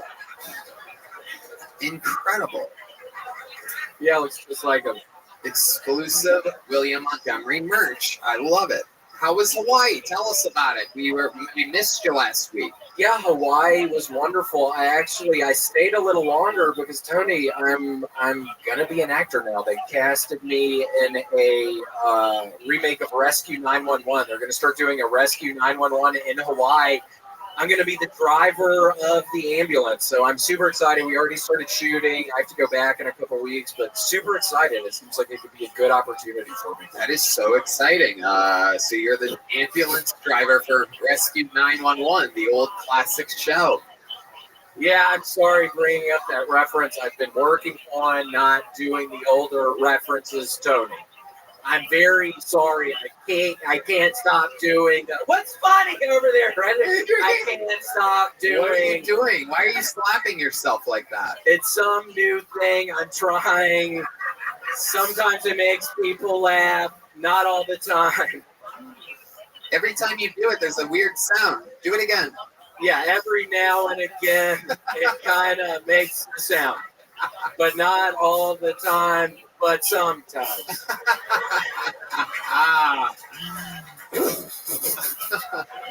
But seriously, sometimes I do this. That was too fast. And Tony, I have some really good news. My hemorrhoid, it's been about 3 or 4 weeks now. It's finally getting better. It's the size. Wow. It's the size of a little grape now. So that's much better than the tennis ball deal I had up there. So it's getting better, Tony. Wow.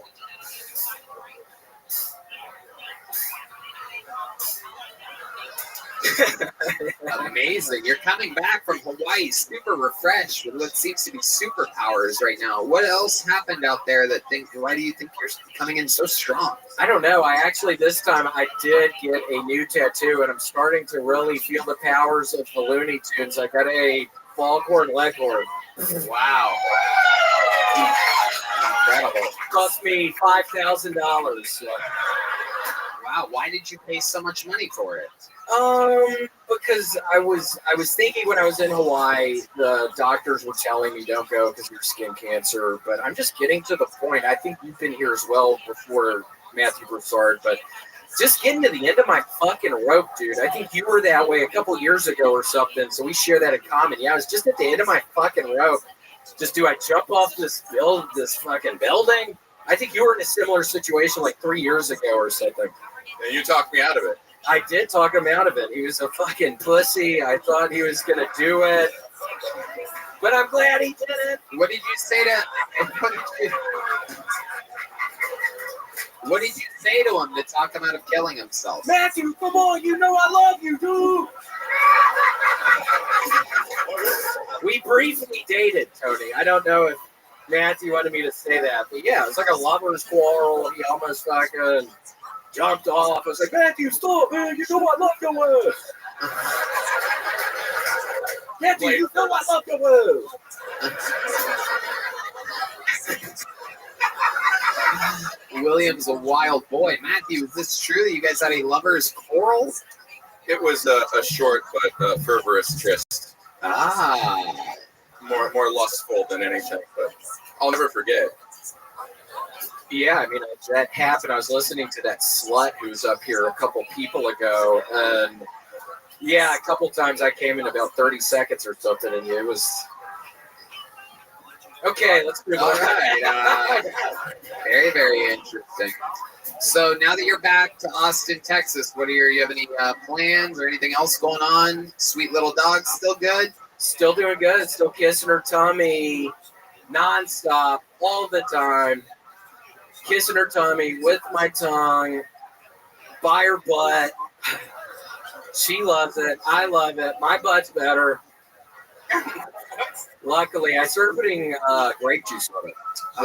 Yellow grape juice. Did a doctor tell you to do that? Dr. Threckle. Dr. Freckle? Dr. Threckle. Threckle. That's your actual doctor? Yeah, Dr. Threckle. What else? What's that funny, you fucking idiot? I'm bombing up here right now, dumbass. I'm having a real hell of a time up here.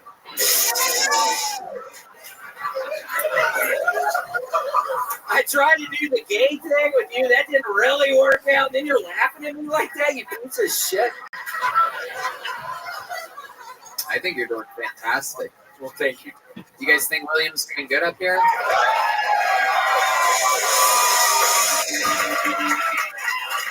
Why didn't you clap, bitch? I can see everything that's going out there right now. Thank you. Thank you. My goodness.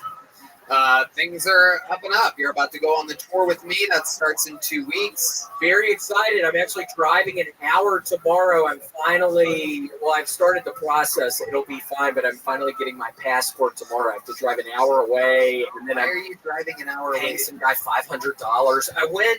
Seriously. Did I tell you that I have a guy for that? It might be the same guy. I got to find somebody else. His office is like 3 blocks from here. I have to drive an hour. I have to wake up at 7 in the morning and drive an hour, but I'm going to be able to get it. This sounds very suspicious. This lady's got to go read somebody's fortune right now. Jesus. She looks like a gypsy. Yes. Indeed. We're a good team. We should do a comedy together sometime. Let's do it. Okay. An hour away from a passport. Where did you find this human from? From Nick. Oh, why would you? Wow, you're gonna end up. Yeah, we're gonna have to take somebody else to Canada, I guess. That's not gonna work. You know, Janice is free. Oh, maybe Janice can do it. That would be exciting. I'm gonna get Teresa. Who said that? It was that lady right there, the one behind the Belize guy. I'll get the passport. I swear to God, I'm getting it. It's again, I have to pay him $500 with a money order, and it's kind of sketchy, but I'll get it. Is there anything else that you want to tell this audience? Tell these people that love you so much, or perhaps something passionate from the heart? Again, I will be right out front after the show. I have these new T-shirts. I'm super excited about it, and just remember, I never gonna stop loving the gold train. Oh yeah. Never in a million years will I stop loving the gold train. How loud can this place get for the one and only William Montgomery? The drawing from Ryan J. Ebelt is in from Los Angeles. That's on your screen right now. Thank you to Gel Blaster, Red Rose, Yellow Rose, CM Smokehouse, CMHUS.com, Connect Mobile Health for your IV drips, and of course, Screwball Peanut Butter Whiskey. How loud can this place get for the great Brian Moses? Follow him at Roast Battle. This is the creator of Roast Battle. At Monday, Matthew Broussard right here, everybody, next to North Matthew.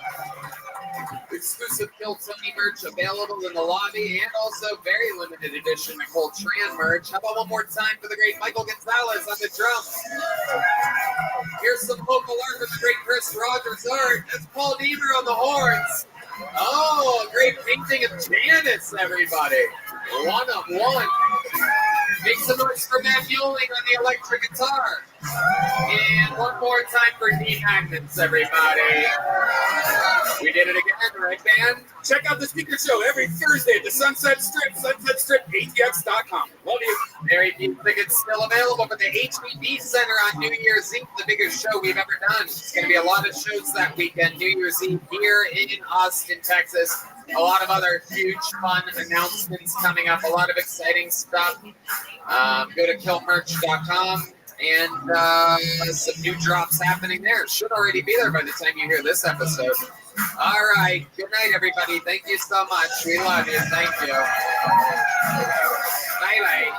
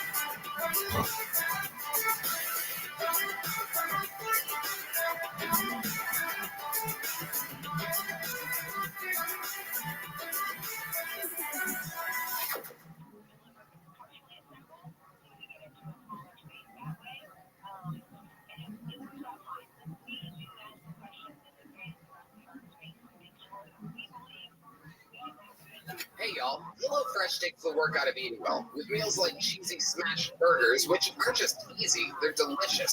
Get 50% off plus free shipping with code 50KTShow at HelloFresh.com/50KTShow. Again, that's 50KTShow at HelloFresh.com/50KTShow.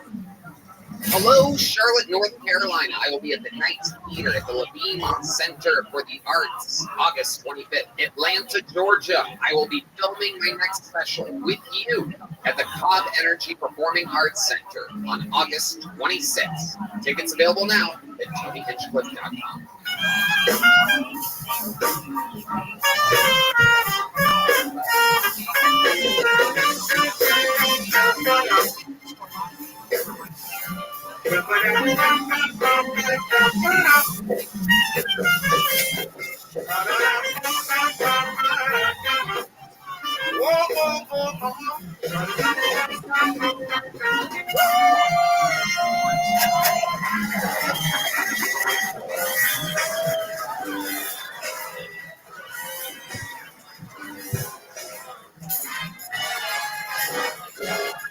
Hey, this is Rabbi coming live from the Comedy Mothership here in Austin, Texas, for a brand new episode of Kill Tony. Give it up for Tony Hinchcliffe!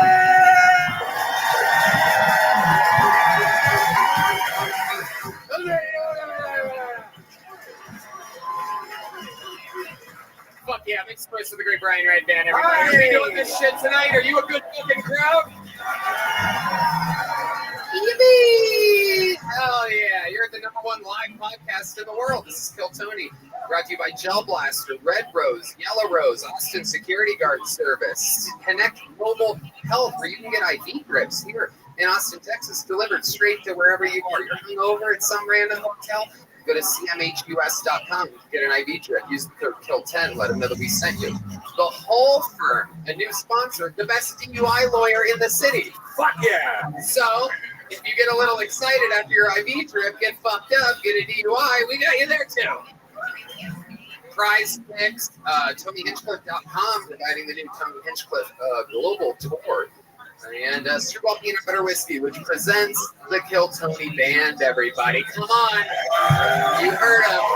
The podcast listeners have no idea what you people just got to enjoy. That's the great Michael Gonzalez on the drums.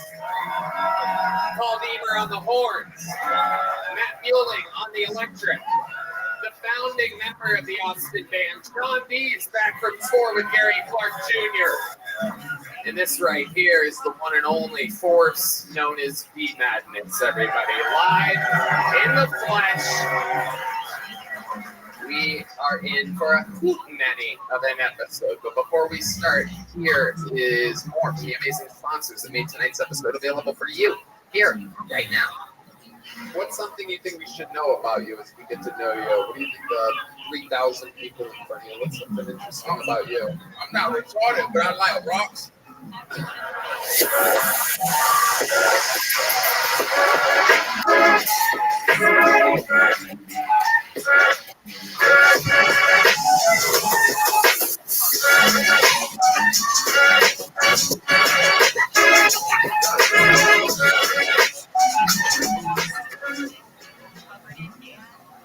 Hey, this is Red Band, and if you don't know, I now own a comedy club, the Sunset Strip Comedy Club on 6th Street in downtown Austin, Texas, right next door to the Comedy Mothership. Check it out. We have shows every single night, but most importantly, every Thursday, I put on the Secret Show, which you might hear all about in Kill Tony, but you have to go to sunsetstripatx.com to get your tickets.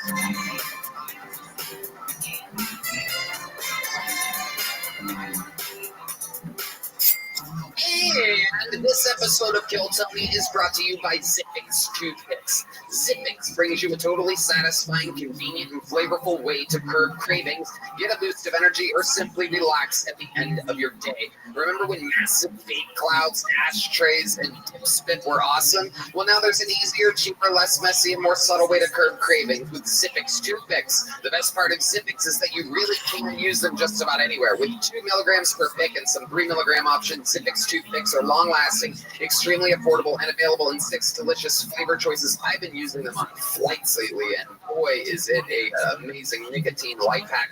Right, man? Yeah, it's great. They also sell these like little containers to put them in. I love them. It's the oral gratification and amazing flavors that keep us coming back to Zippix. Also, if you need a boost of energy, try their Zip Energy B12 and caffeine toothpicks. No doubt about it. You guys have seen us use Zippix on the podcast. Now it's time to find out for yourself. Go to zippixtoothpicks.com today and use code KILLTONY10 to get 10% off your order. That's zippixtoothpicks.com. Promo code KILLTONY10. Must be 21 or older to purchase. Zip more, smoke less with Zippix Toothpicks. Hey, y'all. Everybody gets down sometimes, and it deeply affects everyone's life, including them and everyone around them. You know, sometimes it helps to talk to a therapist, but you might not know where to get started. But Talkspace makes it easy to find a therapist you like. It's convenient to meet online, at home, or wherever you're most comfortable. Talkspace has made a huge difference in many people's lives. It's accessible and affordable. A lot of people don't think that a therapist or psychiatrist would be helpful, but don't have the time to find and meet with one of them or afford them. But with Talkspace, you do everything online. It made getting the help you want easy, accessible, and affordable. When you've met your therapy goals or simply want to cancel, Talkspace is a simple cancellation process and will work with you to get a prorated refund for unused time if applicable. It's incredibly convenient to have virtual sessions with your licensed therapist from the comfort of your own home. Talkspace lets you send messages to your therapist so you don't have to wait for your next session. Therapy can help you shift your perspective, find tools to cope at difficult times, and be a guiding light. Talkspace is affordable and in network with most insurers. And as a listener of this podcast, you'll get $80 off your first month with Talkspace when you go to Talkspace.com/Tony to match with a licensed therapist today. Go to Talkspace.com/Tony to get $80 off your first month and show your support for the show. That's Talkspace.com/Tony. Hey everybody, if you're hiring, you know that it's incredibly hard to attract top talent. And with the current labor market conditions, it's even harder than ever. That's why you want a partner who gets it. ZipRecruiter. ZipRecruiter knows how tough it is right now, but they figured out solutions for the problems you're facing. See for yourself right now. You can try them for free at ZipRecruiter.com/KillTony. Red band. Yeah, if you need to hire really fast, ZipRecruiter has this great technology. It finds matches for your job sooner. And if you want first dibs on talent, ZipRecruiter lets you invite the most qualified candidates to apply for your job. Its pricing is straightforward, has no surprise costs, and it reaches the right people. ZipRecruiter posts your job to 100+ job sites. No doubt about it. Team up with a hiring partner who understands what you need. ZipRecruiter. 4 out of 5 employers who post on ZipRecruiter get a quality candidate within the first day. Just go to this exclusive web address to try ZipRecruiter for free. That's ZipRecruiter.com/KillTony. Again, ZipRecruiter.com/KILLTONY. Why? Because ZipRecruiter, the smartest way to hire. Hey y'all, if you watch the show, you know that I love packages. And of all the packages that get dropped off at my door, hands down the best box I open every month is my Box of Awesome from Bespoke Post. My Box of Awesome is filled with carefully chosen gear from the best small brands around the world. You know what I got this month was the Slash. The knife in the Slash box is made by Bare Bones, based in Salt Lake City, a real American company. No matter what you have going on this summer, Box of Awesome has you covered. From camping gear essentials, cookout must-haves, and drink game upgrades, Box of Awesome has collections for every part of your life. Red band. Oh, I got a good one this month. I got the American Barbecue Rub in the Carnivore box, and it's made by the Great American Spice Company in Rockford, Michigan. To get started, it's really easy. You just go to boxofawesome.com. Your answers will help them pick the right Box of Awesome for you. They release new boxes every month across a ton of different categories. Each box is valued around $70, but you only pay a fraction of that price. Plus, with each Box of Awesome, you're supporting small businesses. 90% of everything that comes in your Box of Awesome is from a small up-and-coming brand. It's free to sign up, and you can skip a month or cancel anytime. That's right. Get 20% off your first monthly box when you sign up at boxofawesome.com and enter the code KILLTONY at checkout. That's boxofawesome.com, code KILLTONY for 20% off your first box. Boxofawesome.com, code KILLTONY. Hey y'all, if you're a Kill Tony fan, you know that buying tickets isn't always the easiest thing.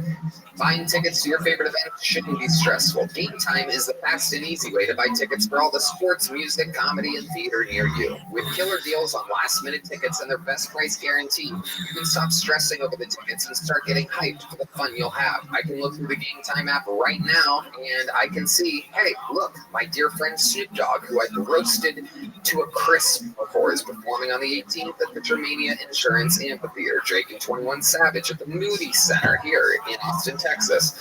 Pantera, also at the Germania. A lot of great stuff happening. Flash deals, last-minute tickets, easy to find and buy tickets at every kind of event in your area. We give you images of seat views, lowest price guarantee, event cancellation protection, job loss protection, etc.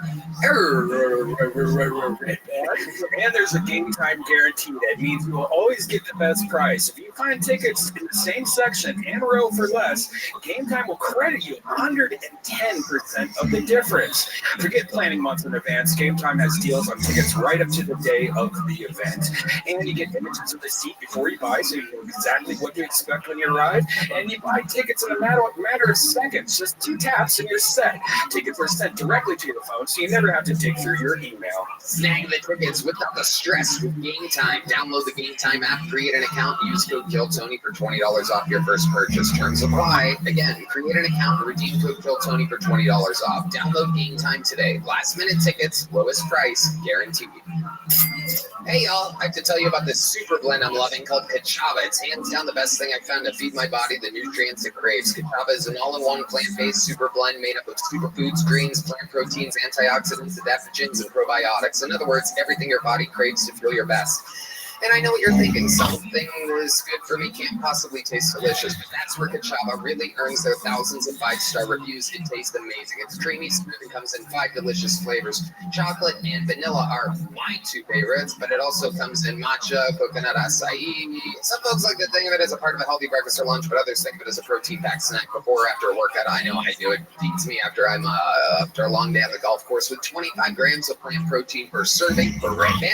Personally, I love to eat it right when I wake up with breakfast and lunch every day before a workout, after a workout. Whenever I'm craving it makes me feel great for hours, energized and ready for my day. So good knowing all those nutrients I'm putting in my body.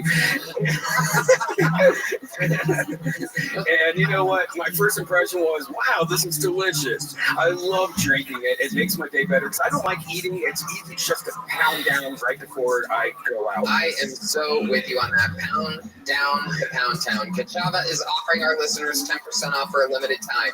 Just go to kachava.com/Tony, spelled Kachava, and get 10% off your first order. That's kachava.com/Tony. You guys ready to start tonight's show? Ladies and gentlemen, every single week, you never know what you're going to get. You know, this is one of those shows where, sure, sometimes we have fucking big celebrities sometimes, and sometimes I introduce you to people that have been doing it about as long as me, that are about to pop and fucking be famous. I take great pride in introducing the comedy fans of Kill Tony to some of the, biggest comedians coming up in the game, whether it was Shane Gillis years ago or Tim Dillon years before that or this or that. This is one of those guys. I've been performing with this guy since we were doing open mics together in LA 16 years ago, waiting out under the sun in the daytime to basically perform in front of each other. Now he's a fucking monster. He lives here in Austin, Texas. I've waited a long time to have him on solo. One of our favorite guests of all time, one of my favorite comedians working today. Make some fucking noise for the great Ty Rivera, everybody. Ty Rivera. My man.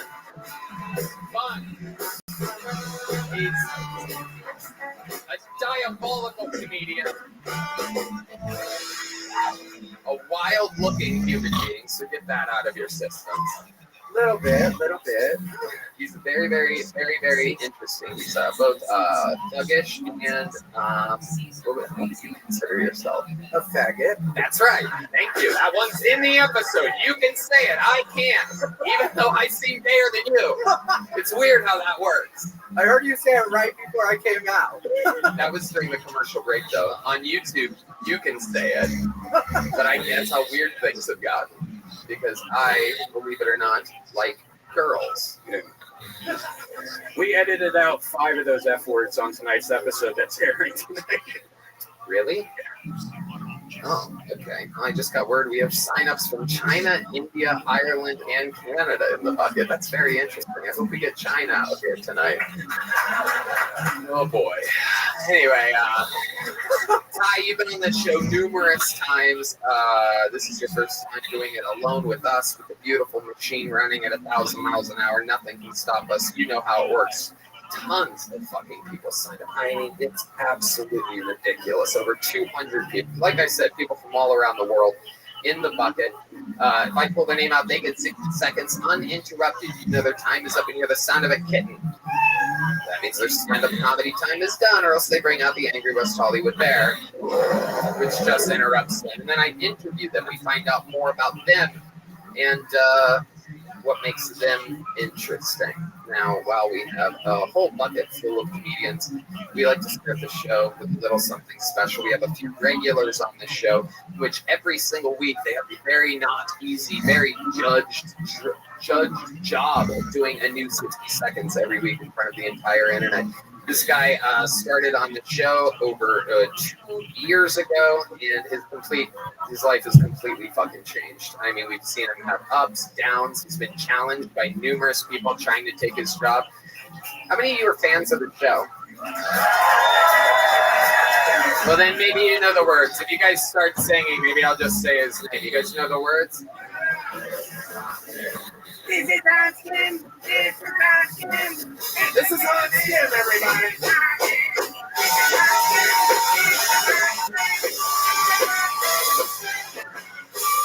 What's up? It's good to be here. My name is Hans Kim, and I'm pretty good at fingering. Whenever I see a dude not washing his hands in the bathroom, I'm like, good, that's 10 fewer fingers that I have to worry about. Whenever I see a woman squirming around in her seats, I'm like, you shouldn't have gotten fingered by some dirty ass homeless dude. That's why I got that sriracha pussy right now. Tired of fingering girls in yoga pants? It's like a resistance band. I was just in LA recently, a lot of snowflakes there, Welsh people, and we're like, no means no. When a girl says stop, you gotta stop. And they get to a 4-way stop and just blow to the stop sign. You did not wait for enthusiastic consent. Congratulations, you're a rapist. All right, that's my time. Thank you. It is indeed 59.5 seconds from the professional Hans Kim. Are you the person that signed up from China tonight? No. I'm American, just like you, Tony. I know, my sweet. How about another hand for Hans Kim, everybody? Doing it again. Easy breezy. Making it look easy. I love it. Love the stop sign joke. How do you feel? How do you feel that it went? I felt it went all right. I felt like, maybe the crowd is like racist against Chinese people. Oh, look at that. I'm Korean.